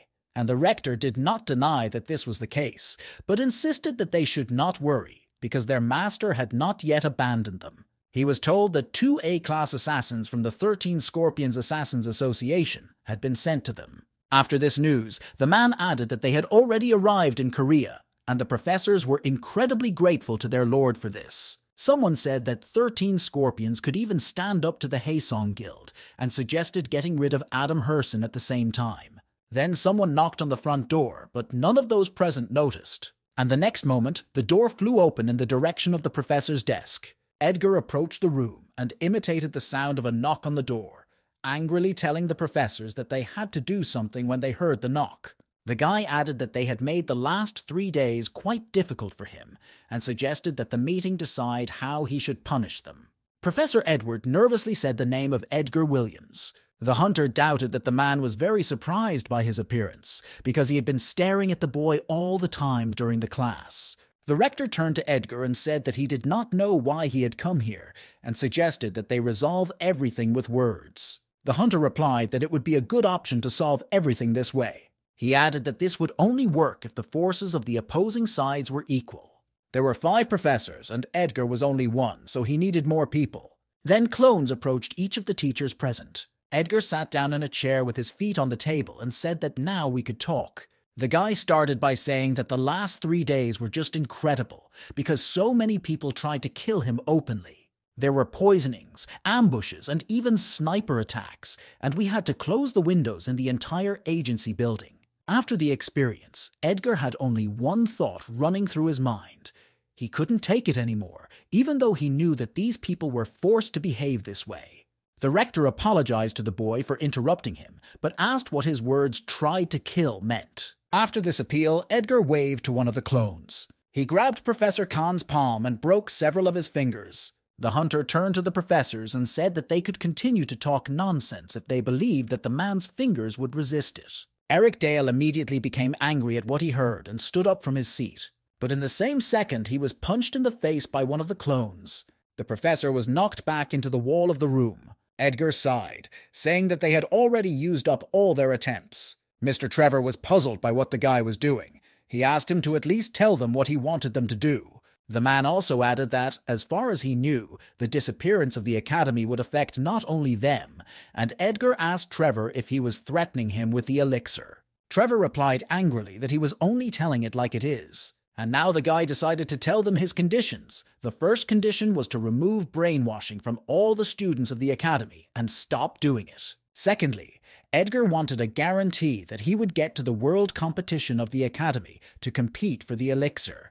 And thirdly, Professors should not report it to their masters. After these words, Mr. Trevor apologized and said that they did not understand what the guy was talking about. The clone standing next to Con Matt continued to break his fingers. The rector said that the boy's judgment of them was wrong and he should just kill them, adding that such threats would not work here. But in this case, he told the boy to be ready to give up the elixir. Edgar replied that he heard everything perfectly and knew the rector's way of thinking. Then on the roof, Adam told the boy that he should not show weakness. He also insisted that Edgar not show them any mercy, but the guy was sure he could act harshly. In order to achieve compliance with their conditions, it is necessary to instill fear in the professors, but useless cruelty will not have the desired effect. Edgar has to show his determination and catch the professors on the hook. The boy takes out a piece of paper and asks if they don't understand what the fact that he knows about their master means. He threw the documents on the rector's desk and asked if he wanted them to be distributed around the world. Edgar threatened that the Korean branch would not be the end of the matter, and that academies around the world would have to close and go to court. The hunter said that he did not know what their master was up to, but assumed that these documents would bring everything to naught. After that, Edgar said that he was not going to waste time and ordered the clones to put all the corpses in subspace and burn them. The rector asked the boy to stop and give them time to think. Edgar asked why and assumed that they were just trying to stall. He noticed that Mr. Trevor was very busy writing a message to someone and assumed that the man was waiting for those 13 scorpions. Then the man heard someone approaching the entrance to the room. The bloody bodies of the hunters who were supposed to come here stood at the entrance. Mr. Trevor was happy that the 13 scorpions had finally made it here. The clone of Edgar, holding the bodies of the hunters, sarcastically said that they had come here to save them. The rector did not expect that the A-class hunters would be dealt with so quickly. Now everything was much easier because the professors had nowhere to run, and Edgar said he gave them 3 seconds to answer. After these words, the guy instantly started his countdown. The rector accelerated and ran toward the wall opposite. He activated the ability to penetrate objects and intended to go through this wall. However, the man's intentions were immediately stopped by Miss Scarlet's seal. She cancelled the rector's ability, and he just ran into the wall. Scarlet said that she had her doubts and did not expect them to do so. Then she asked the rector if that was why he wanted her to be in charge of the church. The man was embarrassed and asked what Edgar had said about the conditions. As a result, the rector accepted the boy's conditions, and the academy quickly returned to its previous state. The leaders of the YOLO and Kindness guilds dealt with the assassins from abroad. If the history lessons on understanding the system were suddenly cancelled, other departments would notice, so it was decided to keep them. In return, the boys are allowed to destroy the brainwashing device to turn the classes in the temple into ordinary, boring lessons. With the help of Miss Scarlet Bentley, we were able to quickly rid the students of brainwashing. But the strange thing was that the spell did not leave the rectors' and professors' heads, and Scarlet assumed that this was their true nature and not the effect of the brainwashing. And thus, Erica finally got rid of the flushing. Edgar asked the girl, embarrassed, if she was okay. Realizing everything that had just happened, Erica began to cry. She approached Edgar and began to apologize for all the crazy things she had done. But Kim was annoyed by this reaction, because Erica should have apologized to her, not to Edgar. It was time to evaluate the boys' characteristics, and the rector said that they were going to compare Edgar's characteristics upon admission with what they had become after studying. The man embarrassedly added that he was going to give the boy an A+. Then the hunter asked when they would start learning the new skill and how long they would have to use just one more fireball. Mr. Kang nervously replied that he would soon teach them how to freeze. The story moves to the office of a gentleman to whom the professors of the academy were subordinate. The Korean department reported that the problem had been solved, but 13 scorpions sent the man a message about the failure of the mission. Then the gentleman turned to his servant and asked him what he thought about it, and the boy replied that whatever the man decided would be right. This answer incredibly tired the gentleman, and he asked what would happen if he told the boy that it would be right for him to die. The young man enthusiastically replied that he would be happy to kill himself then, and eventually did so. The gentleman did not expect the boy to take his words seriously, because he was only joking. Then the man ordered another servant to clean up the place and send someone to study this Edgar Williams. There were 2 types of reactions among the students of the academy: apology and ignorance. Everyone either apologized, regretting what they had done, or were so embarrassed that they simply avoided Edgar. The guy realized that if he said he wasn't angry, he would be lying, but some students apologized, so he said he was fine. After all, he had nothing else to do. He could not beat them, because now the students were not brainwashed. Edgar asked Erica if they had an endurance class next on the schedule. The girl recalled how the guy offered her to go to the movies and asked if he wanted to go now, as the movie she wanted to watch was playing. Then Edgar grabbed Erica's hand, and with the same look she was giving him then, asked what she was talking about, because they needed to train. He dragged her along, emphasizing that the girl had very low initial characteristics. The endurance training session was held in the Academy's multifunctional training hall. Professor Eric said that in the next lesson, they will assess the basic characteristics and compare them with those with which the students entered the school. Everyone was embarrassed by the professor's appearance, but Edgar was pleased because the perpetrators had paid for what they had done. Erica didn't really like the classes because she had been in a bad mood lately. Her skill level had increased, but her strength remained the same. Edgar emphasized that this place has a stadium for practicing skills and that practice is the key to success. Erica was about to leave, so she said she would be back soon. There were many options in this city to train your skills. Erica trained her Monolord ability by hitting the target. Most of the students were just doing strength training. Some trained their endurance on various types of exercise equipment. Edgar's performance had improved greatly, and he would get a good grade anyway, but he came anyway, so he decided to try to practice. The guy came up to the professor and asked what the maximum weight could be set on the simulators. Eric answered that the weight of the projectile is regulated by the gravity stones attached to it, so it all depends on the strength of the person lifting it. He also added that it is even possible to make them unliftable. After the last line, Edgar asked the teacher to do it. He replied that this function was only to demonstrate the capabilities of the simulator and was not intended for training, but the guy insisted anyway. So the teacher had to fulfill Edgar's request. Except for the built-in stones, it looked like an ordinary barbell to Edgar, and a light one at that. The next moment, the hunter started trying to lift the bar. He felt the weight of this weight on his body. But that's exactly what Edgar wanted, because training at JM's gym wasn't working for him. Professor Eric noticed that the simulator next to him began to malfunction. Edgar felt that the weight was working his muscles very well. When the hunter lifted the barbell, the simulator began to collapse. Professor Eric watched in embarrassment as screws and pieces of metal flew off the training apparatus. Edgar handed the professor a barbell stick and apologized. In response, the man only began to shed bitter tears. Edgar recognized that the academy had excellent training equipment, and he wanted to ask to open the gym at night so that his clones could train there. The boy also noticed that Adam Heeson hadn't been in class for a long time, and he wondered what he was doing there since the annual assessment was coming up. Adam informed his older brother that the academy was dangerous and that the guild needed to prepare as well. He added that they only partially stopped them, but the academy still poses a threat. Captain Kevin asked how it poses a threat. Adam replied that he could not tell this through the elixir because this information could lead to the closure of the academy. Kevin emphasized that his brother had a second team leader who would follow any orders, but the guy said that he needed the help of the entire guild. Then his older brother nervously asked Adam why he had entered the academy in the first place. After all, the guild used all its influence to send Adam to the academy, and he became friends with Edgar Williams there instead.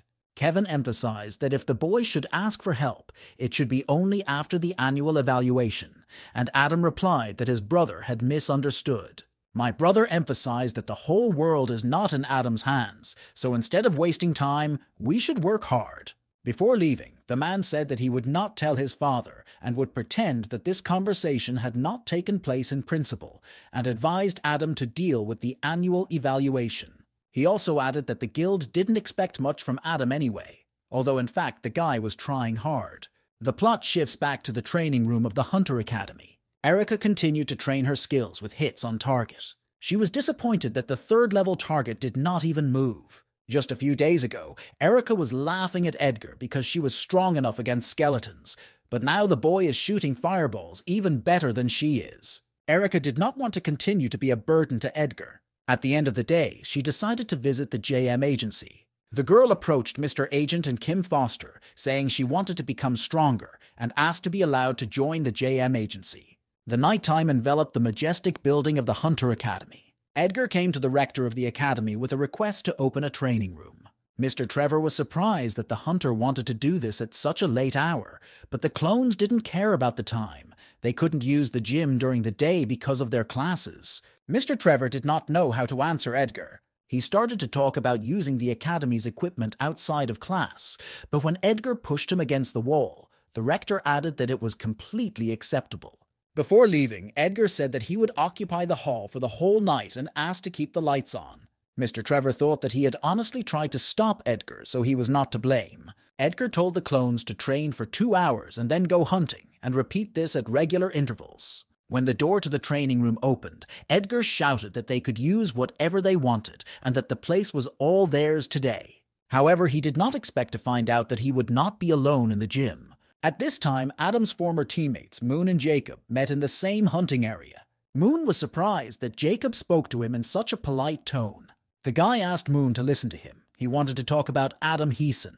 Jacob said that this guy had deceived everyone about his rank. After losing the battle, the guy got angry and started a conflict with Adam. But then he received a notification that the enemy's characteristics were too low. Then Edgar Williams came out, so Jacob didn't get to know everything to the end. But after that, he was sure that Adam Kerrison was not a B-class hunter, if he could be called a hunter at all. Adam never expected anyone else to come to the gym besides him. Edgar was shocked to see the condition of the boy. A dumbbell with a 3 kilograms mark was lying next to his hand, as well as 2 flasks of recently drunk elixirs. The hunter asked the exhausted Adam what it all meant, but he responded by asking Edgar why he had come here. Edgar told Adam that he needed an explanation. He turned to the guy and asked what exactly was going on here. Adai replied that he was just training here for his annual evaluation and was just about to finish. The hunter stopped the guy and asked him not to leave the gym. Adam pushed his hand away and asked the guy if he couldn't see that he was tired to death, lifting a miserable 3 kilograms. He pitifully said that it was all because of the awakened skill he had acquired. And then Adam admitted that all his characteristics were fixed at 0.2. The experts were amazed to learn that all the skills he had learned immediately became the maximum level. Then they expressed their impressions to the boy's father, saying that this was an incredible ability. Everyone began to believe that they had witnessed the birth of the first Korean S-Rank hunter. Adam was a genius in the field of magic. With the exception of awakened skills, he could only imitate any good skill by observing its use for several months. The skills that the boy could not fake were covered by the financial status of the Haesong Guild. At that time, Adam met all the expectations of the people around him, and even his father believed in the boy, hoping that he was the future of Haesong. Everyone kept telling Adam to work hard to improve his ability, but in reality, Adam could barely stand on his feet because of the burden that had fallen on his shoulders. Each time he used the skill, it was a real challenge. He realized that he had to be a genius. But one day, a restriction was imposed on the boy's abilities, and all characteristics were fixed at 0.2. Everyone noticed that Adam's characteristics had barely grown over time. One day, Mike Heeson asked his son to come with him to his office. Then the boy admitted that all his characteristics were fixed at 0.2. Mike Heeson was incredibly angry at the news. He believed that after such news, the whole world would laugh at them. Mike said that all this time they had been putting money in a leaky safe. Adam was incredibly frightened and upset by such words from his father. Mike told his son that there was good news for him. No matter what Adam did, he didn't have to worry about his father raising his hand against him. After all, a single blow from his father could be fatal for Adam. After that day, Haesong began to erase all memory of Adam. All news and articles about him were removed from the network, as was information about his skill, and his guild-supported rank also stopped at B. After that, Adam learned that he could get the elixir at the academy. The elixir is a magical medicine that takes away all curses and cures any disease, and getting it became the goal of Adam's life. To hide his lack of mana, he hid mana pills in his mouth. He also poured potions instead of water when he attended classes. But even after all this, Adam lost to Edgar Williams. He believed that Edgar's awakening was a real blessing. But in Adam's case, it became the worst curse. Now Edgar understood why the weakening potion had no effect on Adam during the group battle, because there was nowhere to weaken his characteristics. The hunter asked the boy who else knew about it, and he replied that his father, brother, and several other team leaders knew about it. Edgar noticed that Adam could work out with ordinary weights at home, but the boy replied that he had asked the rector not to let anyone in because who else could come here in the middle of the night but him. The most important thing was that there was a barbel with a magic gravity stone in the gym, which allowed you to train according to the strength of the hunter. But when Adam came today, it was broken. Edgar recalled that it was because of him that it happened. He asked Adam what characteristics he had written down when he entered. The guy replied that his average score was 40. Edgar was amazed at the brazenness and deception, as it was 200 times more than the actual amount.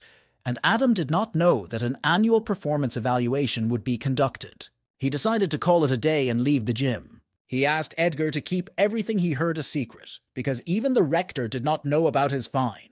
The hunter realized that he had no other choice. After a difficult conversation, Adam walked around the academy. He recalled an unpleasant conversation with his father that had taken place recently. Then Adam said that he needed people in a group to take the test. The father responded by asking the boy if he knew a hunter named Edgar Williams with cloning skills. Mike had seen the boy when he was still in F class, but he had heard rumors that Edgar Williams had gotten a B class without anyone's help. He also emphasized that some people don't even dare to take the test without a support group of guild members. Mike laughed at Con Blake because he thought he had picked up an ordinary stone on the road, but it turned out to be a diamond. Adam was struck by his father's words that the diamond he had polished so diligently turned out to be an ordinary stone. Then, out of nowhere, someone grabbed Adam by the arm and started pulling him along.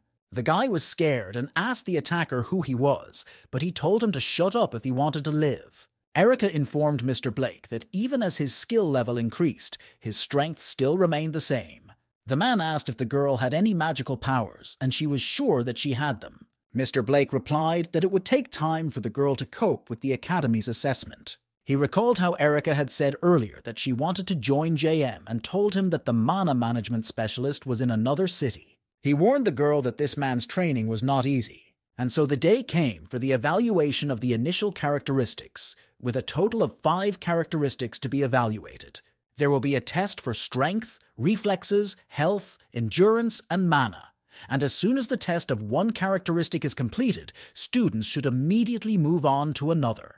Professor Eric announced the start of student assessment. He told those who were confident to take a step forward. Adam Hasen was the first to come to the evaluation with a fighting spirit. The instructor asked him to hit the wall with his fist with maximum force. The former teammates were eager to find out if what Jacob had said about Adam's abilities was true. The next moment, the guy strained his arm with all his might. Edgar watched the boy's behavior very carefully. But it lasted only a few seconds, and the next moment he just sighed. As a result, Edgar had to intervene in the evaluation process. Adam bent the wall in front of him with incredible strength. Even the instructor was scared watching this, but no less astonishment could be seen on the faces of Jacob and Moon. In fact, instead of Adam, the test was performed by a clone transformed into a guy using the chameleon skill. The guy who grabbed Adam was Edgar. He wanted to talk to the boy about his grades. He had one idea, so he asked Adam to just answer him. He asked Chairman Haesong's son if he could change the appearance of other people using the chameleon skill. Edgar added that they could have given his clone Adam's appearance, and then the guy would have easily passed the assessment. Adam had helped the hunter last time, so Edgar wanted to repay him.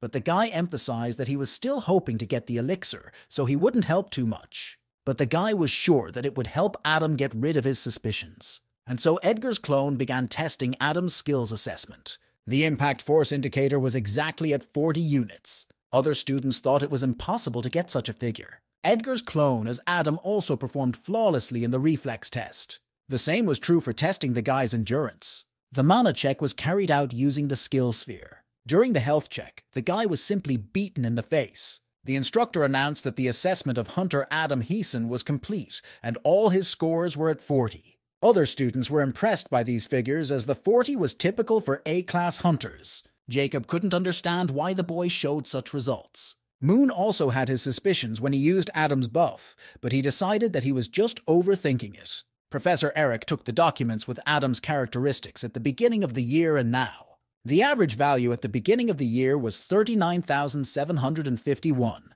and now it is exactly 40.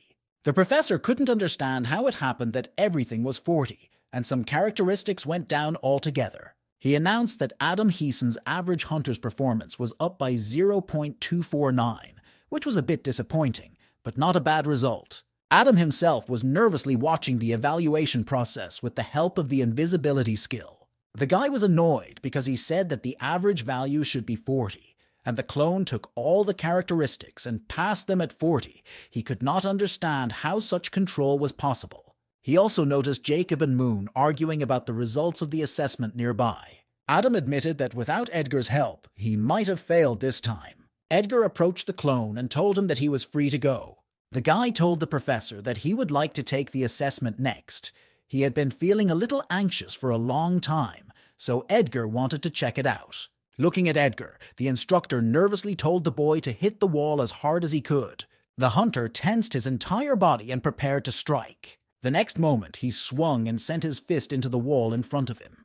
The hunters outside stared at the destroyed wall with an incomprehensible look. Edgar's blow was so strong that it destroyed the wall of the building where the test was taking place. The instructor just stared in shock at the sight. Edgar noticed that his performance had recently stopped growing from consuming crystals. He came to this conclusion when his clone ate crystals, and nothing changed in the system. That day, Edgar asked the clone to eat as much as possible at once. He listened to his master and swallowed a whole handful of crystals. But even so, the characteristics still did not increase. Edgao suspected that this happened after the number 7 was stolen, and his abilities increased dramatically.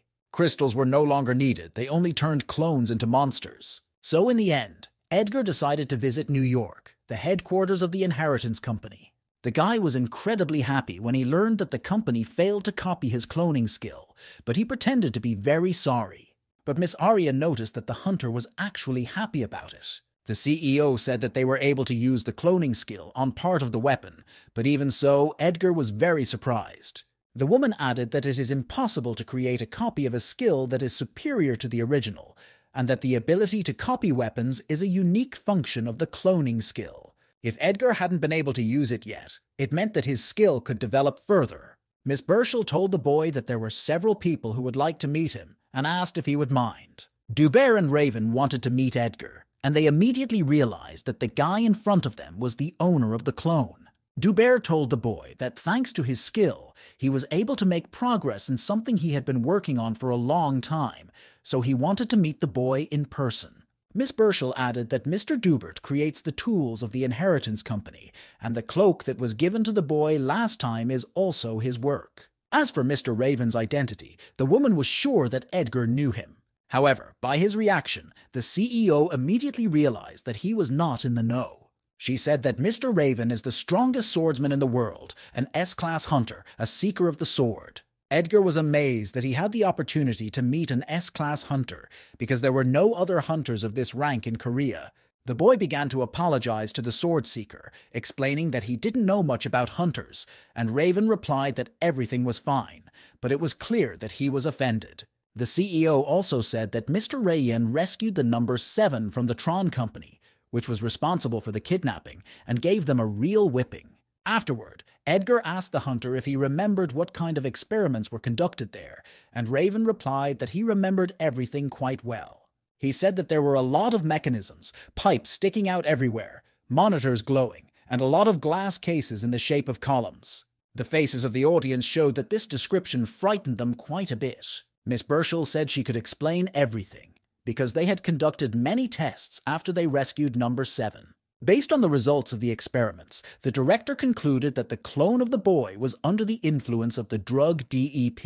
Edgar said that he had encountered this drug in Korea, but as far as he knew, this drug turned those who consumed it into monsters. Miss Arya replied that the boy was right about the side effect, but since the clone was not a real person, by making him absorb the crystal and studying the process, the Tron investigated the detailed mechanism of action. Thus, clone number 7 used an already completed form without the described side effect, which is why Edgar's characteristics increased so much. It was only a woman's hypothesis, but she believed that the boy's characteristics were forcibly enhanced by the use of the drug, and thus reached their maximum. That's why the monster crystals no longer had any effect on Edgar's characteristics, which meant that from now on, he would need to train on his own. Edgar was interested in one more thing, and now he had the opportunity to ask Miss Burchell about it. He asked the woman if she knew what Harvest Day was. After Edgar uttered this phrase, the look on everyone's face in the room changed dramatically.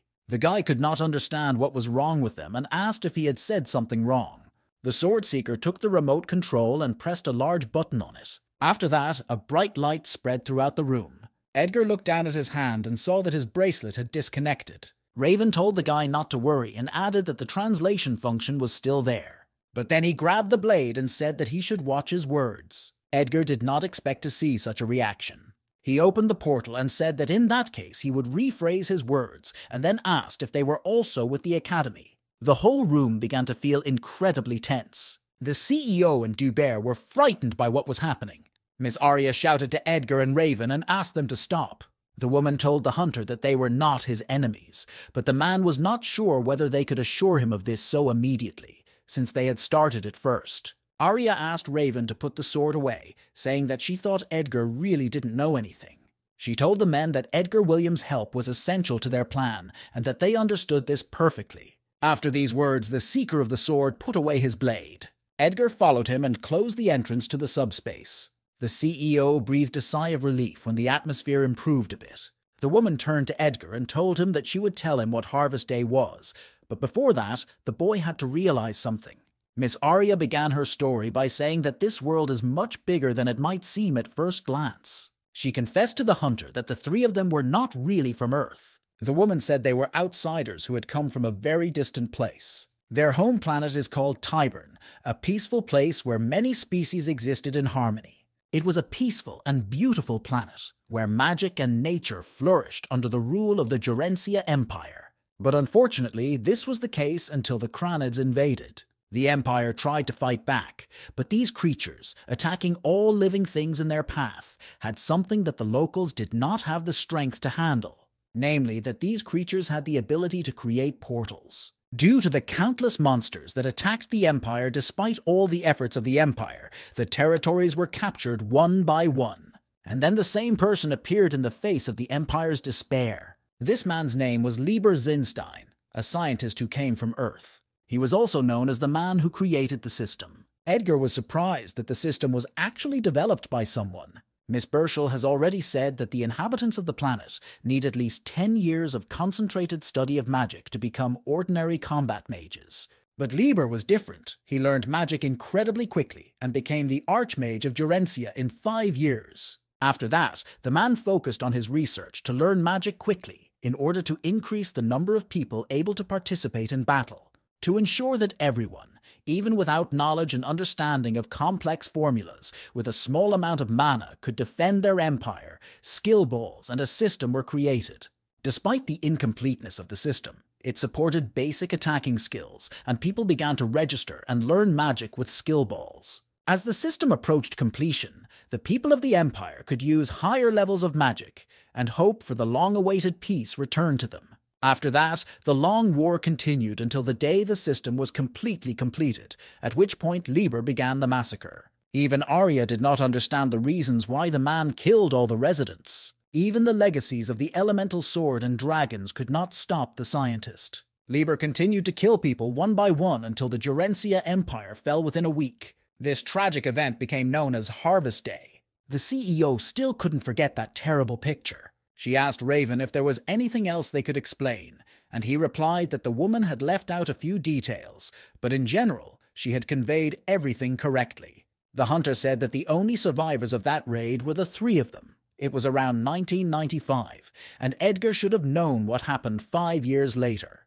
The guy recalled that in 2000 there was a catastrophe, and then a system appeared on Earth. Raven confirmed that it was on that day that the system took root, and said that Harvest Day would soon come to Earth. The plot shifts to Erica's and Yolo's guild leaders' training sessions. The girl was incredibly tired from such a heavy workload.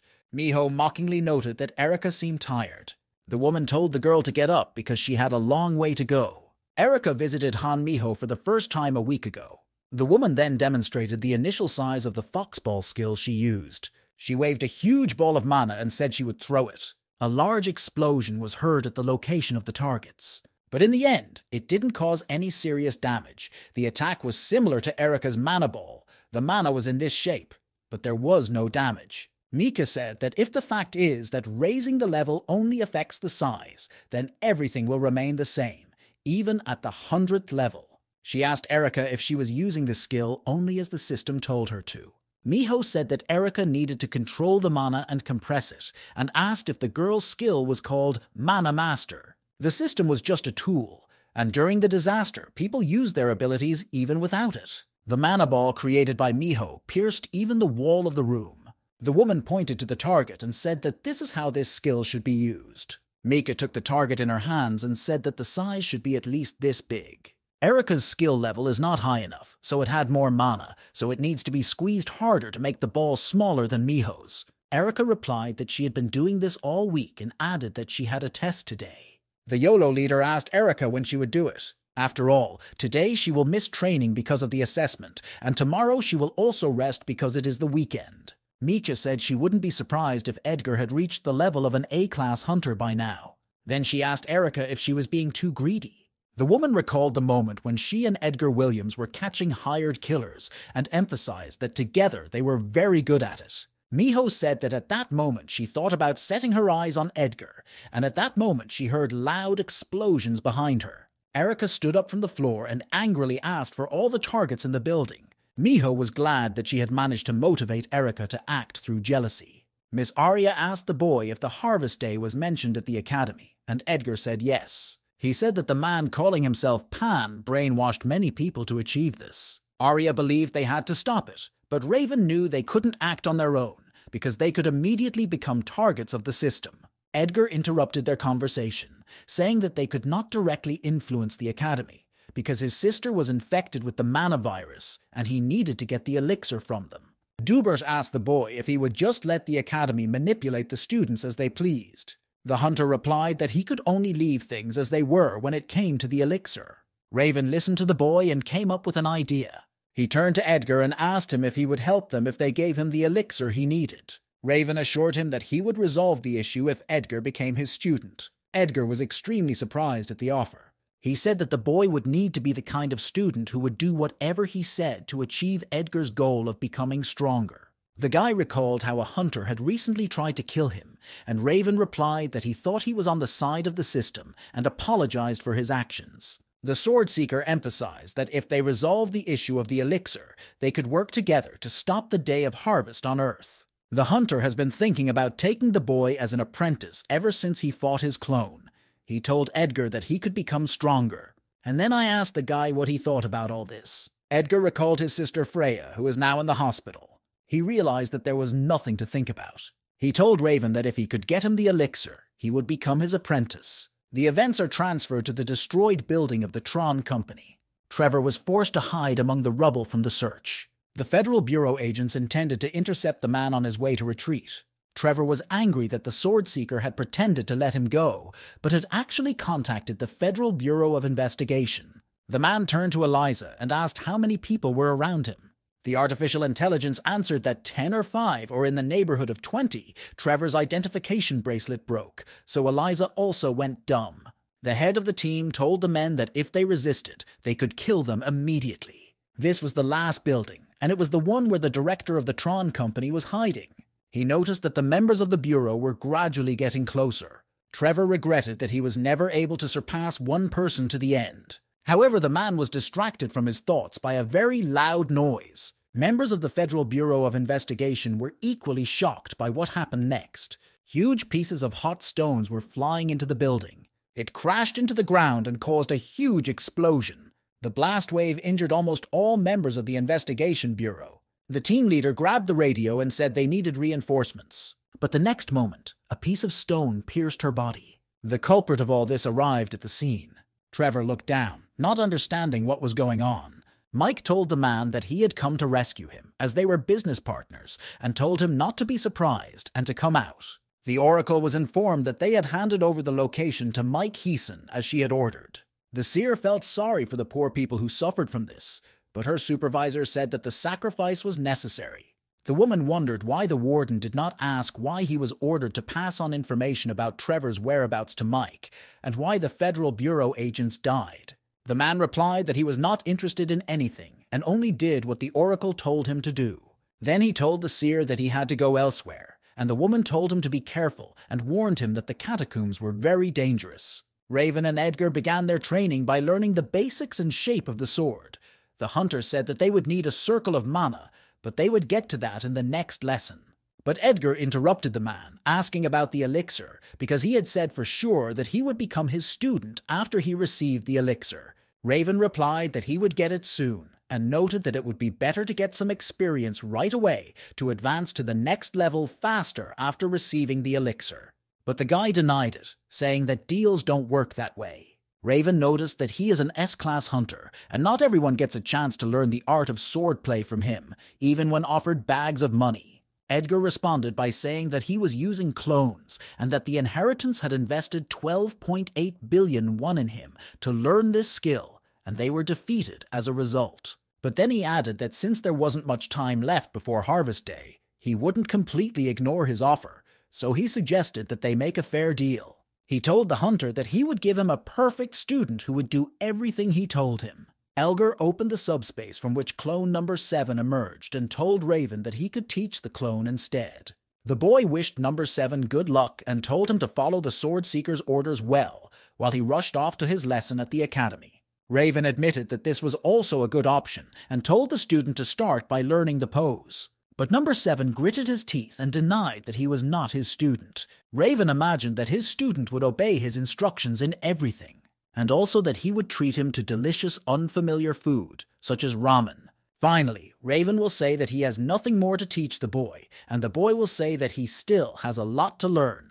All these sweet dreams dissipated, and Raven sternly said that they would first learn the swift sword, and emphasized listening to him carefully. In class, Professor Kung Mat announced that today they would be learning a new skill and told everyone to get in line to take the balls with the freezing skill. While Edgar was thinking about what Arya had told him, he remembered that the 3 of them were aliens from another planet that had been destroyed because of Harvest Day. I also remembered how Arya said that Leiber Zinstein was the developer of the system. The boy absorbed the freezing skill while wondering why Leiber had destroyed the inhabitants of another planet. Then the thought occurred to him that they might not be able to use the system on Harvest Day. The boy learned the basics of mana movement while mastering meditation. Edgar decided that he should be able to use the skills without the system, and he started shouting, "Fire, ice, fire, ice," at the whole class, which made everyone look at him strangely. Edgar kept repeating the words over and over again to activate the fire or ice ball.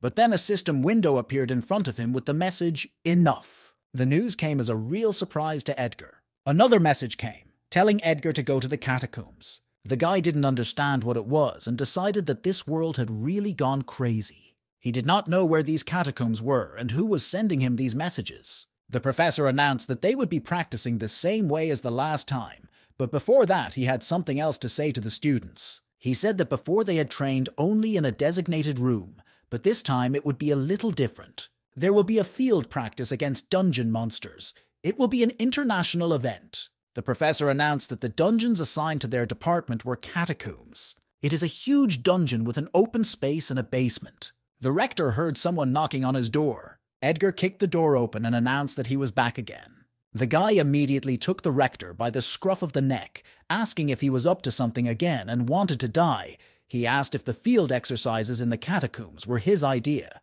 Trevor replied that he didn't know what he was talking about, because the dungeons for the field exercises were randomly selected for academies around the world, and they couldn't change anything.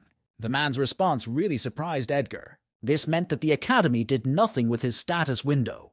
The guy did not understand that if the academy was sending him this, then who was sending it to him? A notification appeared in front of him again, saying that this person wanted to stop the Harvest Day and needed help. The plot shifts to Erika's training session. The girl asked Han Miho what she thought of the result. The woman replied that Erika had done quite well with the task. She added with satisfaction that Erika was moving on. The girl was very excited and hugged her mentor, and Miho emphasized that she should maintain this ball size even as her skill level increased. Finally, the woman told Erika to keep up with Edgar Williams. Erika said goodbye to her mentor and hurried to the academy. Miho was extremely pleased with today's result. She didn't expect Erika to be able to squeeze the mana so hard and recognize that no matter what level the opponent was at, he couldn't stop this skill.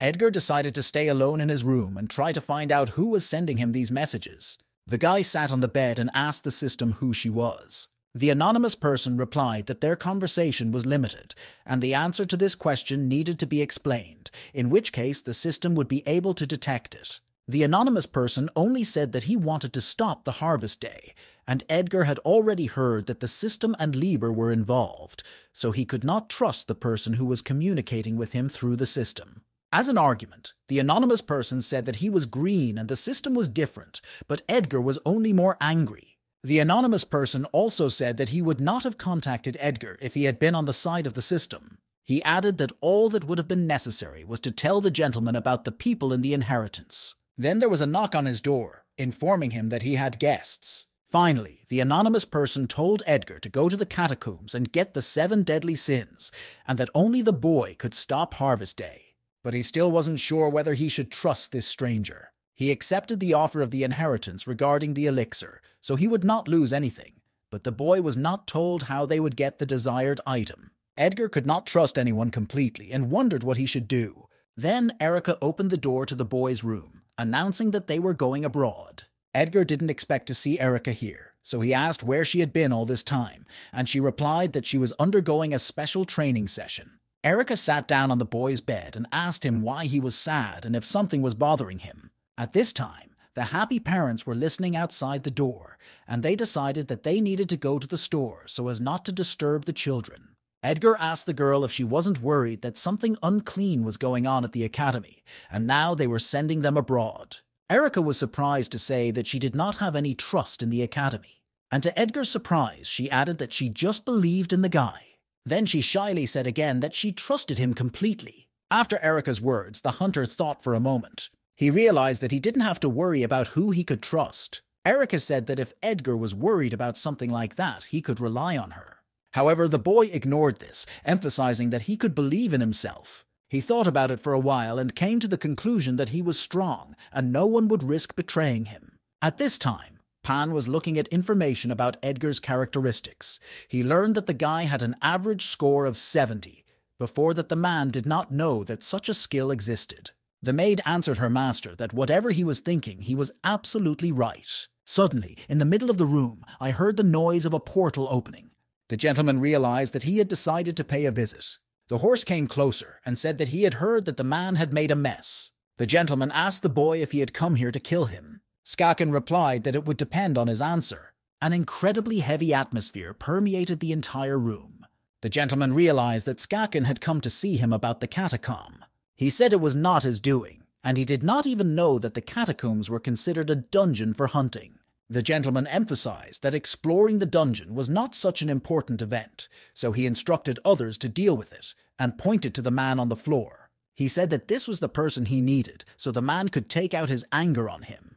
The master understood why the horseman was so worried, so he emphasized that the 7 deadly sins would be safe, because the one who created the labyrinth was there. The action is transferred to a huge dungeon in the catacombs. Right at the entrance, a huge number of scary monsters were waiting for the students. One of them was instantly overcome by several instructors. The instructor emphasized that all the students take a step back. Most of them were scared because they had never seen real monsters and were hunting for the first time. Edgar assumed that the monster they had defeated was a corpse golem or something similar, but more importantly, he thought it was likely that they would not be allowed to hunt. Luna Ross, the manager of the YOLO Guild, was also present on the territory, and she also emphasized not to go beyond the line because it was dangerous. Edgar did not expect to see his friend here, so he asked the woman what she was doing here. Luna replied that the academy is so huge that there are not enough professors, so they hire a lot of hunters above C class, and she is working part-time here. The woman asked Edgar about the same thing, and the boy replied that he was here as a student and asked him to protect them. Luna did not expect Edgar to be a student at this academy, and when she heard this, she started laughing.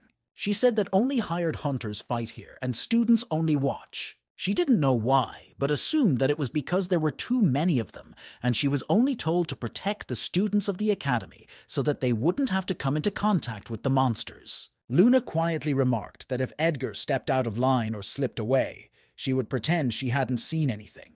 Erica asked Edgar who the woman was and noticed that they got along well. and he replied that she was the guild manager and that she had helped him once. Then Erika remembered Miho and started talking about her with Edgar. At that time, a mysterious creature was sitting in the depths of the dungeon. Because of her sphere, she saw that too many people had gathered on top. For this creature, this was a bad sign, so it began to act. The owner of the catacombs, the lord of the labyrinth, was going to prevent those people. Edgar immediately heard a suspicious rustling underground. He grabbed Erika and pulled her to the side to save her. The land near the hunters began to collapse rapidly, and a massive hole formed in the middle of the territory. This was a surprise to everyone, and Luna ordered all the students and hunters to flee. The earth began to collapse even faster, and everyone was forced to flee. Edgar noticed that the anonymous person had sent him a new message. He pointed to the guy's bottom, which was to be expected. Edgar left Erika to the clone and jumped into the hole himself. He told the anonymous person that if it was a trap, he would kill him.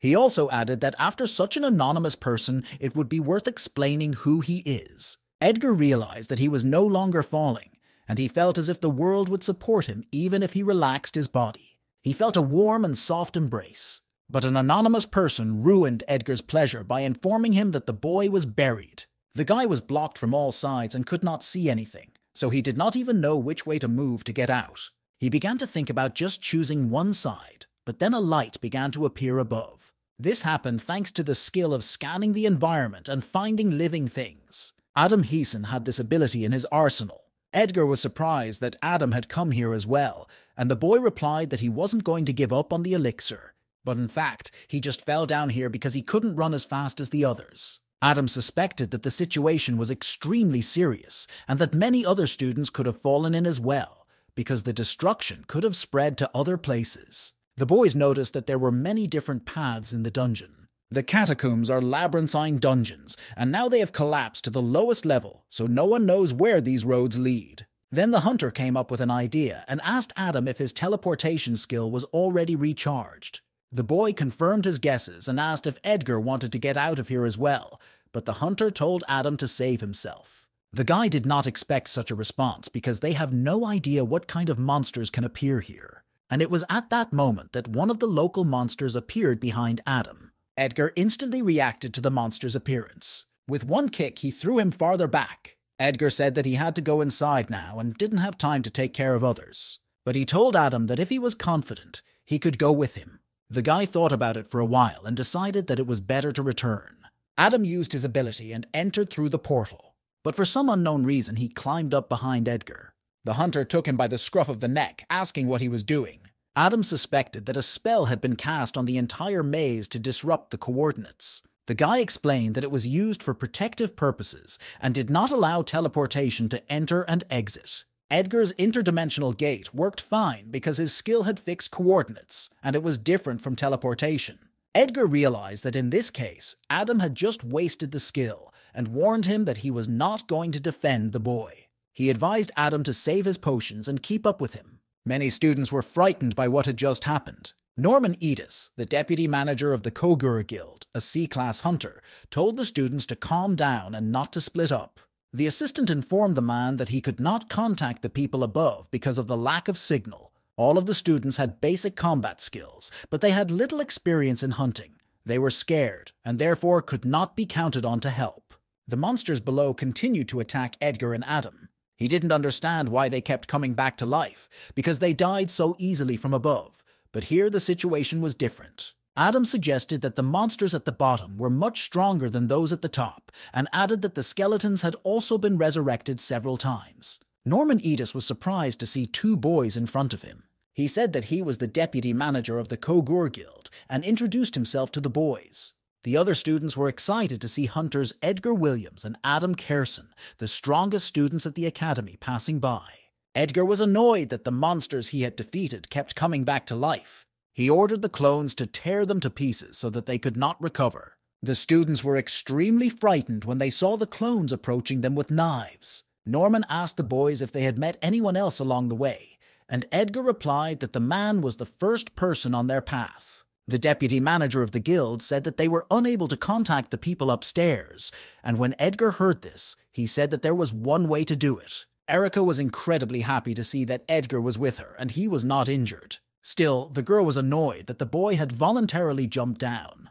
Communication through subspace was Edgar's way of communicating with the people above, but he noticed that only he could enter the portal. Erica said that on the mountain, instructors are checking how many people have fallen down. Edgar said that he had a group of students from the academy, and Hunter Norman Edis as an instructor, and if they found out where the group was from above, they should understand where they were approximately. The guy also decided to tell the instructor that the teleportation skill doesn't work here, that one person told him that the dungeon has a skill to suppress its operation. Edgar told Erica that he may need every clone he can summon, so out of necessity he will summon number 6. Adam asked the boy if he would stay here until everyone was rescued, and Edgar replied that he would leave one clone and move on. He wanted to tell the instructor about it, but unfortunately he was never able to fulfill his intentions. This is because there was not a single living soul around him, except for Adam Kerrison, who still stayed with him. The guys couldn't understand where everyone had gone,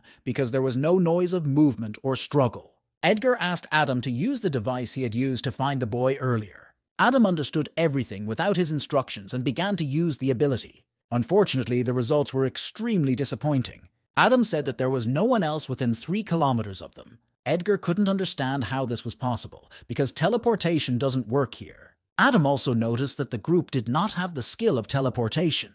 The boys felt that disgusting monsters began to appear everywhere again. Edgar realized that it was not only that this dungeon was a labyrinth, he assumed that every part of this place was constantly changing. The plot shifts to the Sword Seeker and number 7. Raven taught the boy the art of the sword that cut through opponents with the help of wind control. It was called Stormbringer. The teacher told the clone that if he completed the sword shape, the space through which he was passing would be in a state of vacuum. Raven turned to clone number 7 and asked him if he was listening at all, and the guy with the cutlery in his hands replied that he was. The Sword Seeker tried to calm himself down by telling himself that he was an S-class hunter.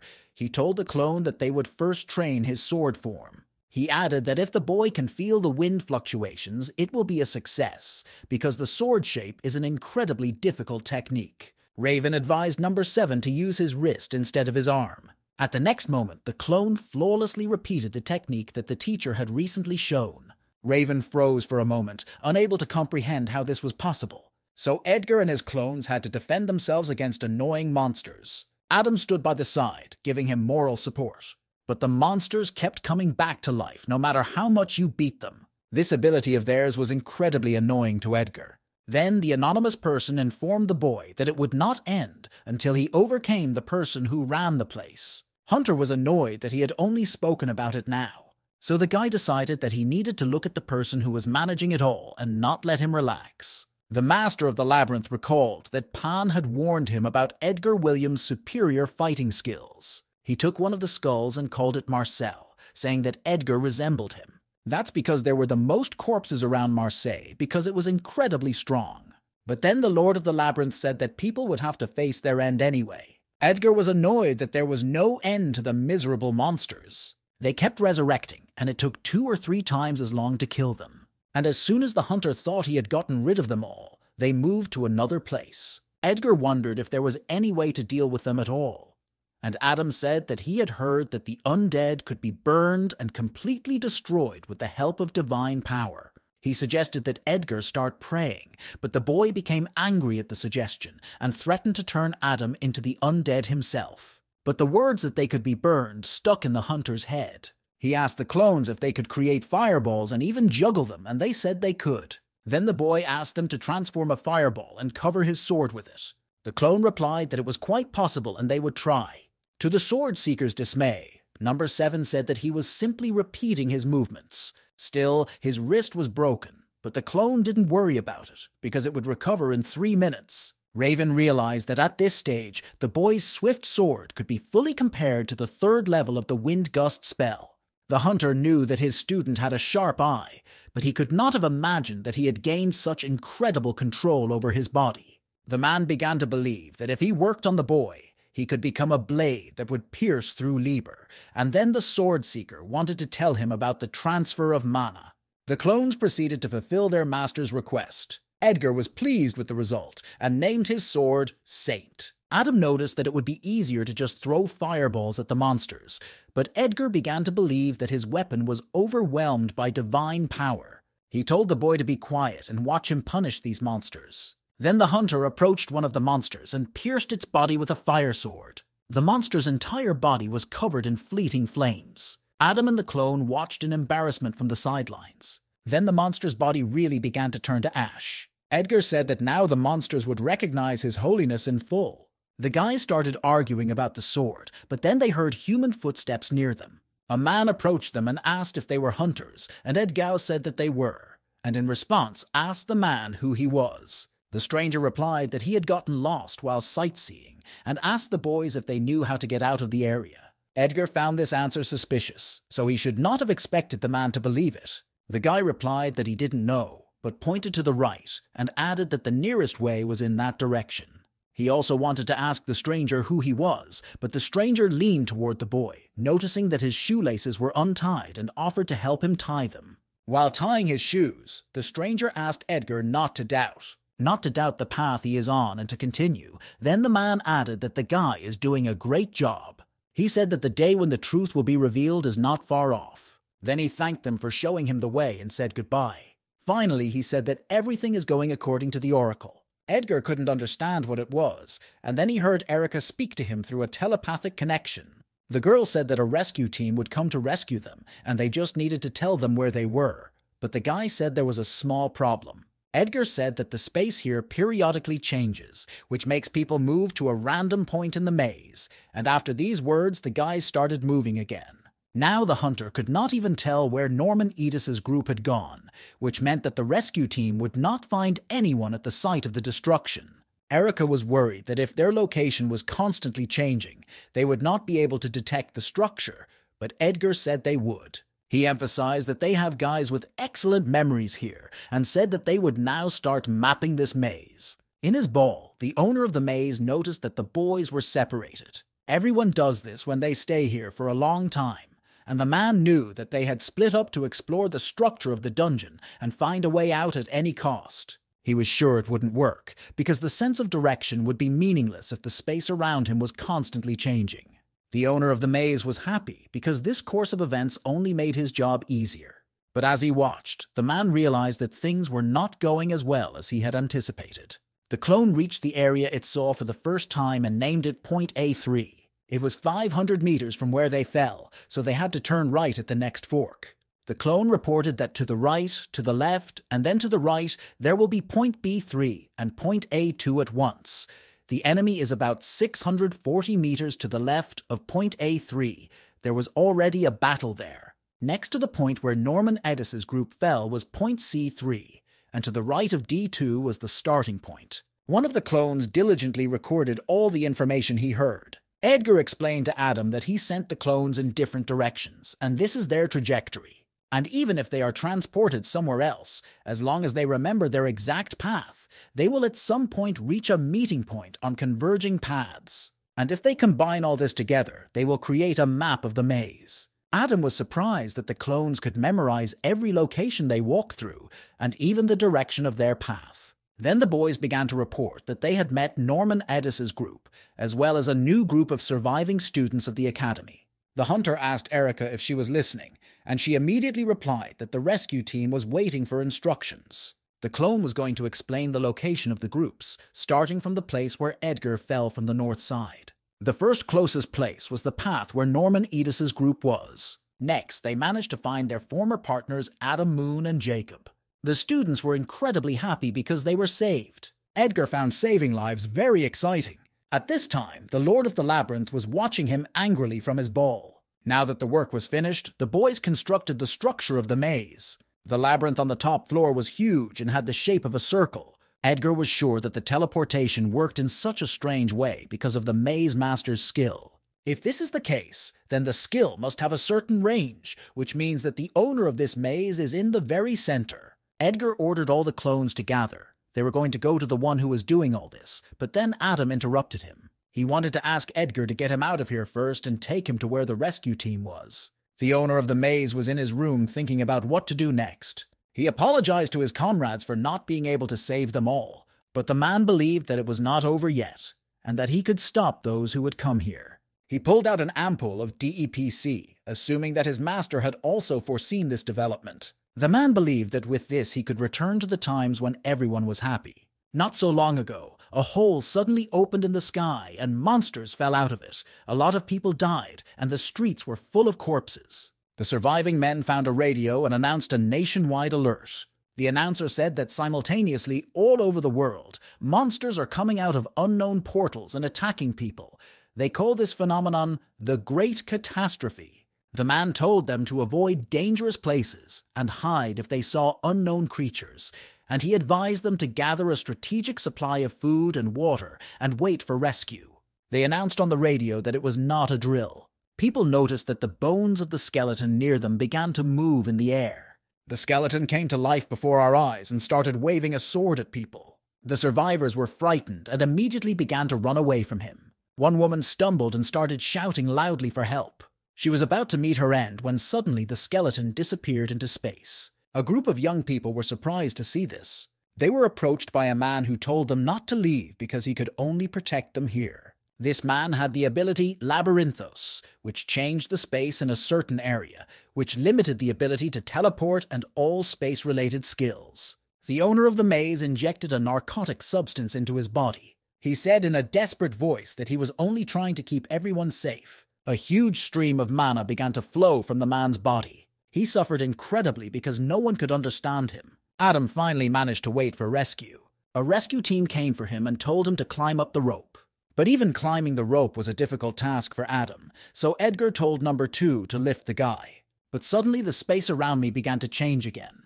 The guys could not understand that it was happening again. Edgar couldn't get back and assumed he'd have to use the subspace skill to get out, but Adam didn't want the guy to leave him here alone. But using the skill, Edgar discovered that the subspace was also blocked, even though the boy thought it could be used. So the guys had no choice but to get to the center as they had originally planned. Adam said he was going to stay here and help the guy anyway. The rescue team could not understand what had just happened to the boys. Then a woman who was using mana balls approached them and told them to step back. She directed her ability to the place where the boys had just disappeared, and there was a strong explosion. However, even this attack from MANHUA was not enough. Erica did not expect to see her mentor here, and the woman was happy to learn that Erica was fine. The girl said that Edgar was stuck in the middle with Adam Heeson. Miho knew that Edgar would be fine, but there was still no telling what might happen if they did leave, so she knew they needed to deal with the person using this skill. But Miho admitted that she couldn't even break the barrier, so the woman insisted that Erica show the results of her training. Many monsters began to appear on the hunter's path again. The clone reported that they were thrown away to the outside of the A2 area. Edgar suggested that the boys move toward the center again. Now the guys had been moved to the inside of the C1 area. Edgar realized that the pattern of the dungeon's change had also changed. Before, everything had seemed random, but now the boy was sure that the Labyrinth Master was sending them away from the center. Then the hunter heard Erica address him through telepathy. The girl asked her friend to point out the location of the man who manipulated the space. She wanted to attack him instead. She emphasized that she had special training and asked to hurry. Hunter doubted whether he should trust Erica in this case. The guy remembered that number 6 should have all the information about the card in his head. He told the clone to calculate the distance and angle between their location and the center so that Erica could properly aim. The guy understood everything and said that he would fulfill the order. At this time, the maze master was thinking about the fact that he had not made a mistake with his skill. Previously, the man used his skill to save people from monsters by guarding his labyrinth. Parents had to apologize for their children because they, in turn, constantly wanted to get out, but were carried back by the man's skill. The master of the labyrinth remembered how he had protected all those people. He often went outside to get food for the next few days. Marcel was worried about their rescuer, but the man said that everything was fine and that he could run away at any time if something happened. The owner of the labyrinth did not intend to let anyone into the place where he was. Children often asked the man to bring them a few flowers from the outside world. All the people were incredibly grateful to the man for saving them. The clone pointed in Erica's direction with his fingers and told her to aim there. He helped the girl to hit the target accurately, so he instructed her with commands. And when he said the word now, the girl concentrated and released a ball of mana. The attack pierced several monsters that fell into its path, and it hit the body of the maze's owner, who was not expecting it. The mana bullet pierced the body of the unfortunate man through and through. He told himself that he had made a mistake again. remembering that terrible day. On that day, the master of the labyrinth did not understand why everything happened. Every person he guarded was killed by monsters. All the women and children who believed the man to be their savior were killed. His friend Marcel was also among the corpses. The man recalled how everyone praised his name, Lord of the Labyrinth, and those moments when children were shocked because they turned back when trying to go outside. All the people he had so devotedly defended were now dead. This happened because the seal of the first level of the catacomb was removed. One of the dead children was also holding a wreath of flowers brought from the outside world by the Lord of the Labyrinth. He recalled how these children were incredibly happy to see real flowers, not fake ones. The man took the wreath in his hands and put it on his head. One by one, the horrible monsters rushed at the unfortunate man. He told his comrades to wait a bit, and then they would meet again. Edgar wondered if Erica had managed to hit the target. Then he noticed that the space around them stopped changing. This was a good sign, so Edgar, along with the clones and Adam, rushed to the center. The subjects asked the master if it would be dangerous if the 7 deadly sins were released. They thought it would be worth calling for reinforcements. The man replied that he had given them DEP, which was not so easy to get from the Kherson Guild, and he was sure that there was nothing to worry about. He added that the Labyrinth Lord's ability was ideal for preventing people from getting close, but he had a digestive one related to the seal on the 7 deadly sins. The man gained the ability at the beginning of the disaster and used it to protect the residents. He maintained the space change to keep the monsters away and kept people inside for several years. Then Pan said that this great talent became a curse for the man. There were several layers around the 7 deadly sins for better protection, and the man asked his subjects if they knew which was the most common. Then the master said that most of the time the 7 deadly sins are held by powerful monsters. But the change in space that took place over the years eventually broke the first seal that was the catacombs.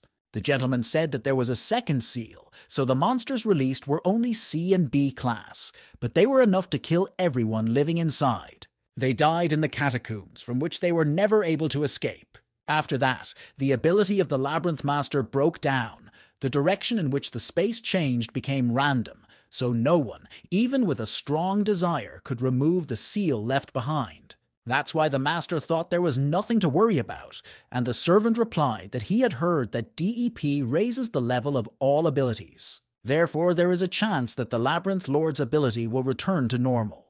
The man was looking at a golden star-shaped figurine with an eye in the middle in his hand. At that moment, Edgar made his way to the center through a pile of skeletons. The hunter and his friends noticed a man sitting near the balloon. Edgar was glad that the master of the labyrinth was still alive, because he wanted to see him. The boy asked the man if he was the one who ran the maze. The master of the labyrinth replied that he should have died back then, but the guys didn't understand what he was talking about. The man said that because of his skill, the monsters that were locked up here were set free, and that's when everyone died. But when he told the boy that their remains were right under his feet, Edgar did not expect that the skeletons under his feet belonged to people, not monsters. The man said that his biggest regret was that his ability to change space was activated before he realized it. At the moment when the skeletons attacked the man, he unconsciously activated his ability, and even when it broke, the monsters continued to teleport away from him. The master of the labyrinth said that he had now made up his mind. He wanted to return to that day. Since his ability had returned, the man was confident that he could change the structure of the place back and open the seal again. Even now he could hear Pan asking him to stop, but he was not going to give up his intentions. Edgar wasn't going to let the Maze Master release even more monsters. But before he hit him, the anonymous person tried to warn him to stop. After Edgar stepped on the floor, the laces on his foot came undone. The guy couldn't understand what was happening to his shoelaces. Then he remembered that the stranger could have done something to them. But Edgar thought it wouldn't work because he had well-developed reflexes. He was going to shift his center of gravity forward, jump a little on the foot that stepped on the laces, and bend slightly to roll forward smoothly. The guy flawlessly translated the planned actions into reality. But then Edgar heard something click under his feet. The owner of the labyrinth thanked the boy for pressing the block, because it was the last thing needed to remove the seal. The energy from the removal of the seal began to be felt even outside. An unknown bullet was approaching the center from the hole that had been punched outward. A huge monster began to emerge from this ball. It was getting closer and closer to the boys, and then its outlines began to appear in the light. Edgar felt that this monster was much more dangerous than any he had ever encountered. All the while, the master of the labyrinth was just waiting for it to happen. He turned to Edgar and told the boy that he would reward him for breaking the seal. He threw the 7 deadly sins at the boy. The master of the labyrinth announced that it was time to say goodbye. He asked the monster to give him a solution that the man was unable to find 20 years ago. And at the same moment, a huge monster blew off the man's head. This blow pierced the entire space around him, and Adam didn't even realize it when the clone helped him dodge. Then the anonymous person ordered Edgar to destroy the 7 deadly sins immediately. The boy obeyed his order and knocked the thing on the floor. Then the entire space around him began to fill with bright light. Edgar stood in the middle of a place that was filled with white light everywhere. The guy could not understand where he was, because he knew for sure that he was in the catacombs. Then the man on the side turned to Edgar and said that they had finally met. The hunter asked the stranger in front of him who he was. Then the system window appeared again, and he realized that he was facing the very person who told him to go to the catacombs. The man told the boy that he should have known his name by now, and then a man with glasses said his name was Lieber Zinstein. Lieber was also known as the man who created the system. The man told Edgar that he didn't have to worry about the people dying in the catacombs, because as long as he was here, not a second would pass outside. But he warned that if the hunter received more information than he could handle, his brain would melt. The guy recalled that it was Lieber who started the harvest day in Tyburn. The man replied that he had something to say about this, and that the reason for the harvest day was indeed the system he had created. He asked the boy to calm down and listen to him, and added that his only goal was to prevent the harvest day from happening here on Earth. The man explained that he had no control over the situation in Tyburn. He told Edgar to move on to where the results of his research were. Edgar asked the man why he had created such a dangerous thing as the system in the first place, and whether the goal was really to save Tyburn from the Cranids. Lieber gathered his strength and began to answer the boy's questions. Edgar was incredibly shocked to hear that it was because a person important to Lieber had contracted the MA virus. Lieber thought that when the system was complete, he would be able to deal with the virus. Edgar asked what had happened to that person, and the man replied that he was now in a place where he no longer suffered, or so he wanted to believe. Lieber expressed the hope that Edgar should understand him better than anyone else. The man admitted that the system was no longer under his control. First Tyburn, now the Earth. The system became a monster that consumed everything around it. The 7 deadly sins were necessary to stop the system. Lieber told the boy to collect all the sins.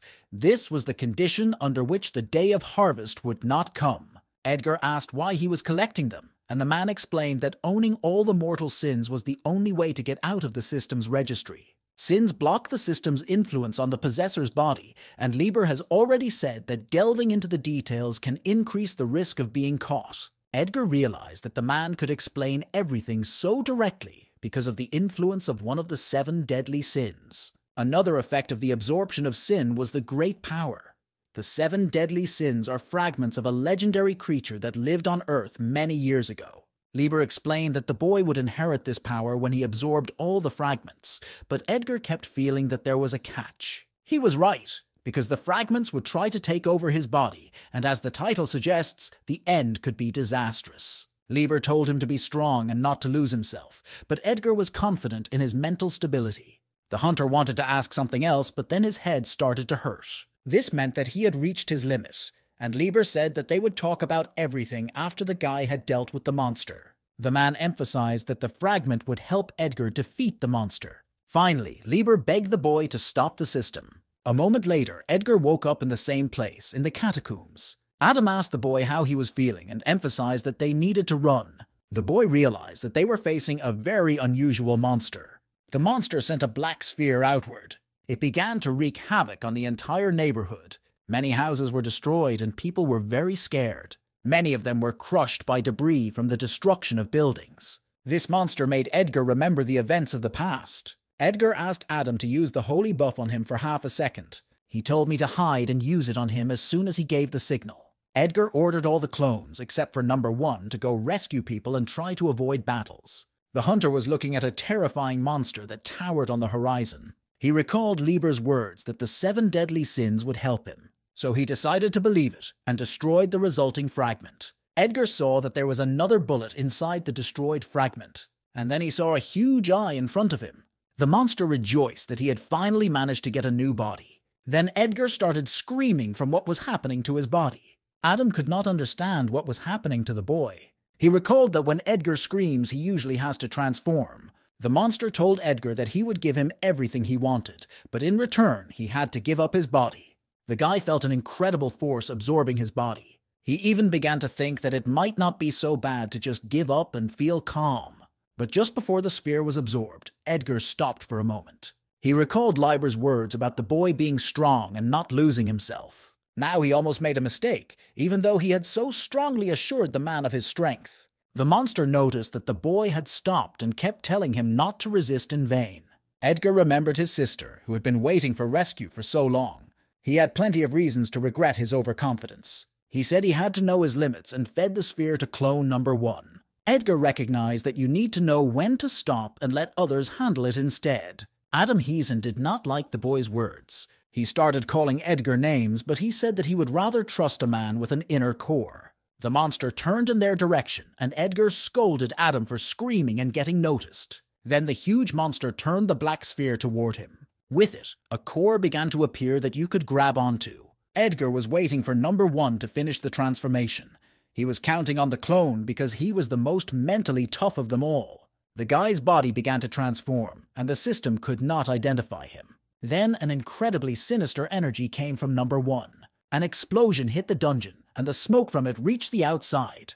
The transformation of number 1 was complete, and then its silhouette began to emerge. The disguised clone immediately approached the owner. He said that he hadn't felt fresh air for a long time and asked if he was being challenged. Edgar was embarrassed for a moment and began to realize that he was not number 1. The monster couldn't figure out which number 1 the guy was addressing, and the next moment he pointed his fist at Edgar. The attack left the guy in a pile of rubble and skeletons. Liber warned that the 7 deadly sins is a fragment of a legendary creature that lived on Earth for many years, so the fragments will try to take over the boy's body. Edgar assumed that clone number 1 had lost control of his body. The transformed boy told Edgar to get up, calling him his rival. The hunter realized that the creature in front of him had surpassed the characteristics of the clone, and perhaps its characteristics were even higher than the boy's. The monster said that the battle had just begun and immediately moved toward Edgar. It wasn't the best time for a fight, because Edgar had another monster to kill. He started thinking about what he could do, and then an idea came to him. The opponent noticed that the hunter was moving very slowly. But at that moment, Edgar knelt down in front of him and addressed him as a legendary creature. The guy said that there had been a terrible misunderstanding. He added that he was not challenging anyone and asked to be allowed to explain everything.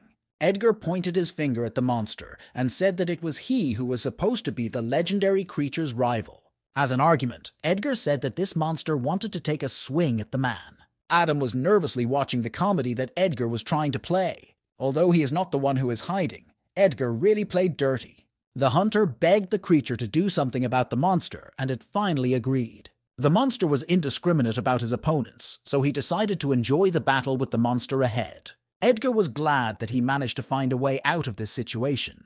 But the boy was not sure whether he would be able to defeat the transformed clone later. She accelerated and swung at the monster with all her might. Edgar was excited because he had high expectations for him. However, the huge monster managed to repel the attack of the disguised clone. His body flew into a pile of stone fragments. This sight momentarily disillusioned Edgar with the legendary creature. However, the monster's eyes shone with the same fervor, and the next moment it moved again to meet its opponent. The legendary creature suggested that one fragment would not be enough. But then I decided that it was actually perfect. The monster continued to fight the enemy with the same fervor. Stone fragments were scattered throughout the dungeon. Erica was horrified to think that it might be her fault. Miho reassured the girl, saying that it was not her fault and that she had done a great job. But the woman admitted that the situation was indeed very serious. Misha told Luna to evacuate the students and, if necessary, to request transportation from the guild. Her role as an instructor at the academy was over, so now she was going to return to her role as a hunter. The legendary creature attacked the Titan skeleton with a huge number of blows. Edgar was amazed at how fast the enemy was striking him. The guy couldn't even keep up with his movements. The legendary creature was unhappy that this body was too weak. It did not stand out in anything but regeneration. The huge monster continued to synthesize black spheres. but his opponent had no trouble adapting to the monster's magic. Then Miho arrived at the scene of the fight and informed Edgar that she was going to join him. The guy realized that if she joined the fight, it could end badly because number 1 was out of control. Edgar shouted at the woman to get out of here as soon as possible. But even so, Miho would not have made it because the monster was already behind her. The story moves to an American bar. The man was holding a drink called the Dragon's Blessing, which ignored immunity. The next moment, he threw the bottle into one of the cabinets near the bartender. The man shouted at the entire establishment to give him something stronger, complaining that he was not drunk at all. Then a man came up to Scully and asked if he was still looking for a drink that would make him drunk. Skaken admitted that it is not easy to find alcohol that will work on an S-Class hunter, especially the S-Class Saint Hunter, John Scully. John asked the man what brought him here, and he replied that he was gathering all the S-Class hunters. Skaken emphasized that an S-Class monster would soon appear and people would need to be saved. It would take him too much time alone and there would be more victims, but John said he didn't care and told him to invite other hunters. Skaken's question about whether John wanted to get drunk sounded like a challenge. The guy assured me that he could help with this. John Scully asked Skaken if he was sure about this. Fresh splashes of blood left their mark on the floor of the dungeon. Miho could not understand what was happening around her. This blood came from the right hand of the reincarnated clone. He tried to resist, but the monster wanted his body to completely obey it. The next moment, it abruptly froze in one position. The guy said that he was number 1, and no one but the owner dared to order him around. Hearing these words, Edgar began to approach the clone. Miho asked the guy to explain what was going on here. Edgar Williams replied that it was too long a story. The legendary creature was impressed by the boy's devotion, said that she would allow him to return control for now, and finally wished the number 1 good luck. Then the clone felt that his body had finally returned to normal. Miho asked Edgar if number 1 had been brainwashed. At that moment, the monster stirred and made itself felt again.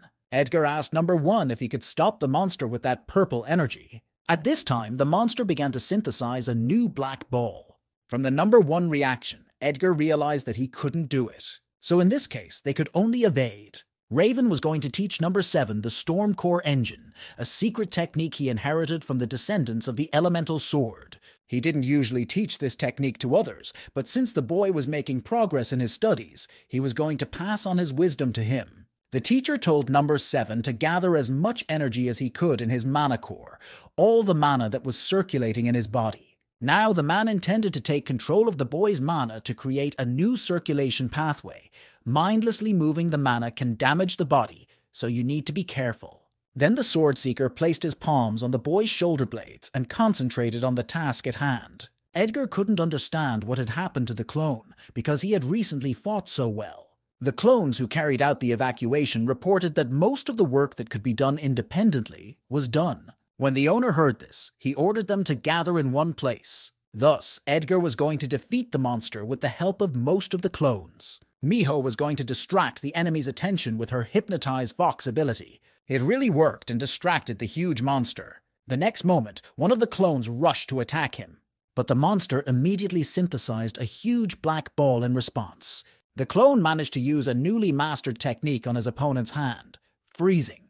Edgar completely forgot about freezing after he learned it. The guy ordered the clones not to let the monster move. The guys continued to freeze the opponent's body. Edgar was also going to use the freeze skill on him, but for some reason he failed to do so this time. The head of the YOLO Guild noticed that something was wrong with Edgar. The monster took advantage of the opportunity and threw the woman aside. Miho crashed into a huge pile of stone rubble. The monster reached out with its hand in the direction where the woman had landed, but Edgar immediately defended the woman, preventing the monster from realizing his intentions. He asked the exhausted leader if she was okay. Then a strange sensation pierced the guy's entire body, and the system window notified him that the mana engine of the Storm Core was activated. One by one, the clones began to use the new ability. Edgar couldn't understand what kind of mana engine he had just seen. Number 7 reported that he could feel the mana continuing to condense and explode, but that the circulation around the center did not stop. From this description, Raven concluded that the guy really had a guest sense, and he said that using sword skill and magic during explosions was a basic operation of the mana engine. However, number 7 interrupted the teacher, saying that he had to leave because of an emergency. He opened the portal and instantly went through it. The Seeker of the Sword was in utter despair at this attitude, and he reflected on what his life had become. The next moment, Raven heard himself addressed by his hunting name, and the hunter told the man that he was not in the best of moods and asked him to get straight to the point. The clones continued to attack the monster with their newly acquired skill. Edgar was amazed by this power because even the monster's bones were damaged. Number 7 showed up and apologized, explaining that he had to stop mana control for a while, so he couldn't come right away. The boy said that the Sword Seeker had taught him the mana engine along with the art of swordplay, but he warned that the energy of the sword could not be used for so long. The monster recovered from attacks with impressive speed. The hunter realized that it was necessary to finish him off with a single blow. Edgar asked if they could use that mana engine. The clone replied that the final joint strike using an explosion was a basic technique. The hunter listened to the clone's words and swung his sword at the enemy. He missed, but still the guy's blade went through. The monster continued to create more and more black balls behind him. The guys intended to continue attacking the enemy, not giving him time to recover. Then the huge monster screamed at the top of his voice. Edgar covered one ear to protect his hearing from the impact. A massive ball formed over the monster and began to open. The hunter instantly realized that he needed to protect himself with an interdimensional gate. But the guy didn't have time to do it, because the next moment a black sphere pierced their bodies. Wounded in the stomach, Edgar began to fall helplessly to the floor. Then the light from the open portal appeared in the dungeon. Raven appeared in the catacombs and immediately caught the falling Edgar. The man also did not expect to see his colleagues here. 3 more S-Class hunters arrived at the site: George Lucas, John Scully, and Charles Dion. The hunters were faced with the very monster they were expecting. This monster was one of the undead. The saint knew this, and now understood why he was called here. Raven asked the healer if he could cure the man in his hands. John noticed that this guy would not die from such a wound and asked the hunter if he knew him, and he said that he did. It was an easy task to cure the boy, so John decided to treat all the others, and he was surprised to see that they all looked very similar. George Lucas opened his portal and said that he would go to save other people. He asked the other hunters to take care of this monster. Most of all, he counted on Raven and Charles Dion. After some time, Edgar Williams finally regained consciousness. He remembered his wound, but noticed that it had been healed. Scully asked the boy if they were all twins and emphasized that now that they were cured, they should hide. Miho also noticed that Edgar had woken up and asked him if he was okay. The woman was also healed and joyfully announced that they were all saved. She pointed to the men next to the monster and said they were S-Class hunters. The Sword Seeker also noticed that Edgar had finally woken up. He told the boy to just watch everything from afar. And after these words, he immediately moved toward the giant monster. Raven told Edgar that he would have to take a new path. George saw the traces of people being rescued and realized that the damage was really significant. Everything was not as it should have been. The titanium skeleton woke up earlier than usual and even changed into a second form. George assumed that the Maze Master's maze had not fulfilled its role, and the seal was destroyed too quickly. The man also wondered why the destruction had not reached the city. Then he remembered those strange hunters who looked like him, and suggested that it might be because of them. They saved people while simultaneously fighting the Titan skeleton, and even restrained it until the second phase, so it was highly likely that the 7 deadly sins were already in them. The horse didn't expect any of this, and he was only getting more and more curious. Raven hit the Titan skeleton with a storm from head to toe. Edgar had the opportunity to see the true power of the Seeker of the Sword. Charles Dion also recognized Raven's skill, saying that he would even like to face him with swords one day. The man aimed at the monster and used his Dragon's Fang technique. This attack caused significant damage to the Titan skeleton, but it managed to repel it. The next moment, he directed a huge amount of black energy at his opponents. The hunters recognized that their enemy was quite strong. John decided that the best strategy in this situation would be to blow his head off. The next moment, he sent an attack of light green light at the enemy. This attack did indeed deprive the Titan skeleton of its head. However, a blue eye appeared on the unaffected part, and the monster's head instantly began to recover. The monster screamed throughout the area, and this led to even more destruction. Sitting on the roof of one of the buildings, Skaken said that the eye-like thing was the core of the monster, and to kill it, you need to aim there. It was constantly moving, and the saint was already trying to hit that eye. Edgar decided that he had to help defeat the monster as well. The boy knew that the hunters would figure it out even if he did nothing, but they would not deal with all the problems Edgar would face in the future. So to become stronger, Edgar decided that he had to deal with that monster. Miho had no idea how the guy was going to do it. Edgar turned to Adam, who had been hiding behind the wall all this time, and told him that it was his time to go. He asked the clones if they knew what to do, and they all unanimously replied that they did. Until now, the guy had been holding back the transition to Berserker mode. But in this situation, he absolutely needed it. Edgar intended to mix his clone's technique with his own high performance. The monster inside Edgar demanded to tear up and destroy everything here. The monster continued to resist the hunters, but John Scully flawlessly blocked his attacks. George Lucas also joined the fight against the monster. Following the attack of the steed, Charles and Raven attacked the Titan skeleton with their blades. Raven captured the monster with his sword storm skill. After him, Charles Dion dissected the limbs of a Titan skeleton. The monster's core was fixed in one place. Edgar reached for his blade, ready to deal with the monster. Adam did not even realize that it was a combination of the Berserker mode and the Holy Force. Adam used the skill of Holiness on Edgar, which gave the target a powerful blessing. Wings appeared behind the hunter's back, and he flew in the direction of the monster. Miho decided that she needed to stop the S-Class hunters to avoid any problems. She hypnotized them with her skill of diverting the opponent's attention to his secret desires. Edgar and his clones were getting closer to the Titan skeleton. Together, they aimed at the core of the monster. The boy managed to defeat the monster by piercing its weak point. As a result, Edgar absorbed the characteristics of a titanium skeleton. In her chambers, the Oracle felt that a thread of hope had finally appeared. Edgar Williams is the new S-Class hunter, capable of turning huge gears. The defeated monster lay in the very center of the catacombs. Edgar felt severe muscle pain all over his body. The pain always accompanied the boy when his characteristics increased dramatically. Raven held out his hand to the boy, asking if he was okay, and added that they would have made it even if Edgar hadn't intervened in the battle. But the boy replied that he could not just stand by and watch. The Seeker of the Sword immediately noticed that Edgar's energy had changed. He didn't understand how the guy could get stronger so quickly. Raven guessed that Edgar had a skill to boost his performance related to killing monsters. Edgar Williams answered embarrassedly that it was true. The hunters noticed that the Sword Seeker knew the guy.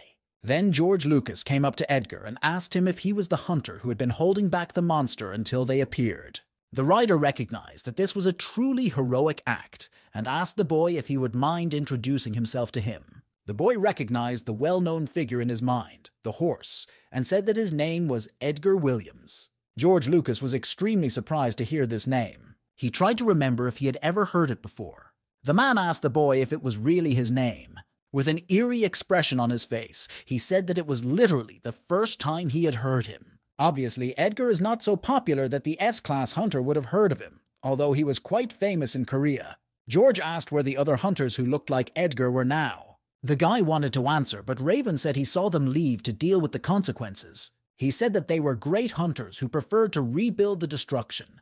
Edgar could not understand why the Sword Seeker was not telling the truth. George was obviously disappointed by this answer. Then the man suddenly invited everyone to his villa. He believed that the victory over the monster should be celebrated with a small party and suggested that they unwind by enjoying alcohol and food. One of the servants hurriedly broke into his master's office. The man realized that there was news about the Labyrinth Master and asked if everything went well.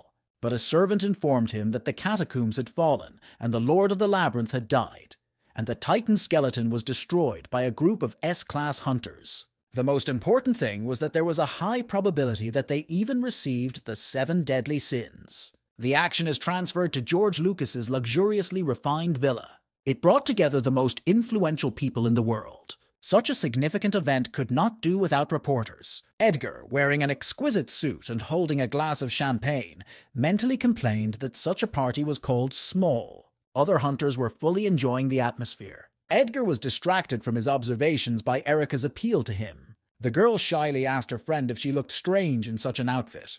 Edgar blushed for a moment when he saw the girl in the dress. He told Erica that she looked great. The hunter also praised the girl's ability, noting that she did a good job. Raven approached Edgar and asked if he had also used the mana engine, and the guy replied that he was very surprised when this skill appeared and asked him to explain what it was. The Sword Seeker replied that the mana engine is the first step to mastering the advanced level of the storm-bringing sword.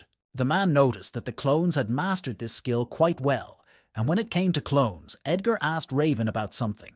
He asked the hunter why he hadn't told Skaken about the cloning skill. Raven explained that he did it intuitively.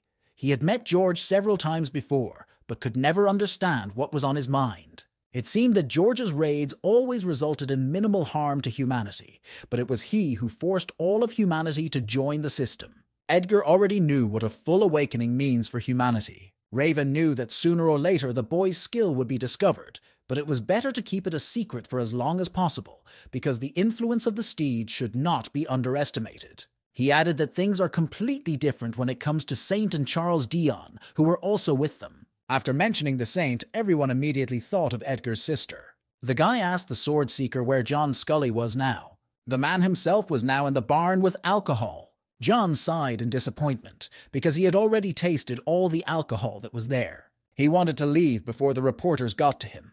But then the man was frightened to realize that one of those guys who looked like each other was standing next to him. George Lucas chose a place where he would be best heard. He thanked all the people gathered at his villa today and began his speech by saying that this party was dedicated to celebrating the victory over the Titan skeleton. The guests praised the steed for forming a group of S-class hunters so quickly, and for the minimal damage it sustained compared to the monster's rank. Then George's tone changed, and he announced that he had something to tell me. The man announced that this time he was not the one who prevented the damage and kept the monster in the catacombs, and added that the real hero was in this room. Skaken announced that he was talking about the Korean hunter Edgar Williams, who was the main character of this raid. He continued that with the help of his cloning, Edgar stood up for people and risked his own life to contain the monster. George was able to conduct an investigation into Edgar Williams in a minimal amount of time, and what's more, he drew attention to him in a similar way. The racehorse seized the opportunity and made an announcement that it believed Edgar was strong enough to become the first S-class hunter in Korea. In addition, the educational group will build a monument in the catacombs that will record the past raid and generously reward the hunter. Everyone was incredibly impressed by this news, and reporters immediately went in search of Edgar Williams to interview him. Adam Heeson was also quite surprised by this news. The reporter managed to get to the liquor store where Edgar Williams was now. At that time, the boy begged John Scully to cure his sister, emphasizing that he would do anything he wanted, even lick his shoes. Edgar emphasized that he would do a great job and John's shoes would shine like new. Reporters started filming everything that was happening. Behind them, Erica and Raven watched this spectacle in embarrassment. Edgar began to make excuses, explaining that everything was not as it might seem at first glance. The head of the Hunters Association said that now they cannot avoid talking about Edgar Williams even in the association. He told Mike Heeson that management wanted him to give Hunter Edgar Williams an S-class. Mike decided to take out all his anger on Trevor. He said that they should not have had any problems because of the partnership. Trevor needed a DEP, and Mike needed the equipment, materials, and security guarantee necessary for the research, which were the terms of their agreement. Trevor didn't think it was fair to put the blame for the loss of the drug on him alone, because the safety clause should have also mentioned the protection of the finished product. Mike grabbed the man by the neck and emphasized that just cooperating with him was a huge risk for him, and he even saved Trevor's hide from the Federal Bureau of Investigation. Mike demanded that the man return the missing items within a month. He threatened that if Trevor failed, neither the Bureau nor the vaunted artificial intelligence would be able to find him. Their conflict was interrupted by an incoming call on Mike's phone. The man pulled his cell phone out of his pocket and picked up the phone. He received a call from the head of the Hunters Association, Ram, who told him that it was time to make a decision. Mike shouted that even if the steed appeared before him in person, he would not allow Edgar Williams to become an S-class hunter before him. Ram replied that the association had no reason to refuse to upgrade the class, as the Titan skeleton from the catacombs was rated as an S-class monster. And since the hunter Edgar Williams delivered the final blow, which there are even witnesses to, they cannot deny it. Mike replied that the reason for the refusal could be that Edgar had been helped by S-class hunters, and he ordered them to answer that they could not accept the promotion because of this. Ram realized that in this case they would be forced to name the conditions for promotion. Mike suggested that Edgar be sent to a hotspot, such as Africa, where a massive disaster had overtaken the Korean hunters sent there. It's not a given that he'll be able to beat the local S-class monsters, but if he at least survives, the association will have no choice but to recognize him. At the headquarters of the International Hunters Association, they discussed the fact that Korea said it could not promote Hunter Edgar Williams to S-Class just on the basis of killing one S-Class monster. This was a rather unique case, because other countries don't even mind falsifying documentation to get the required number of S-Class hunters as quickly as possible. But Skaken believed that there was no need to put pressure on the Korean Hunting Association, and he decided to leave it at that. He admitted that the Korean Hunters Association had long been rotten, and you never know when things will collapse, so it's worth taking the situation as an opportunity to clean them out. George had fun imagining possible scenarios.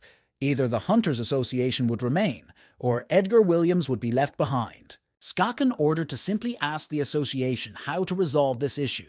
The man himself was going to go try something new and catch a couple of bad guys. News about Korea's first S-Class hunter has already been circulating online. Edgar's friends couldn't help but laugh at the photo the reporters chose for the headlines. Raven sarcastically said that his shoes were dirty and asked Edgar if he could do anything about it. Miho expressed her regret that the boy had not been able to come to an agreement with the Saint. But Edgar said that there was nothing he could do about it, because it was his choice. Reporters asked the boy what connected him to the hunter John Scully. The Saint realized that things were bad and activated his sacred body skill.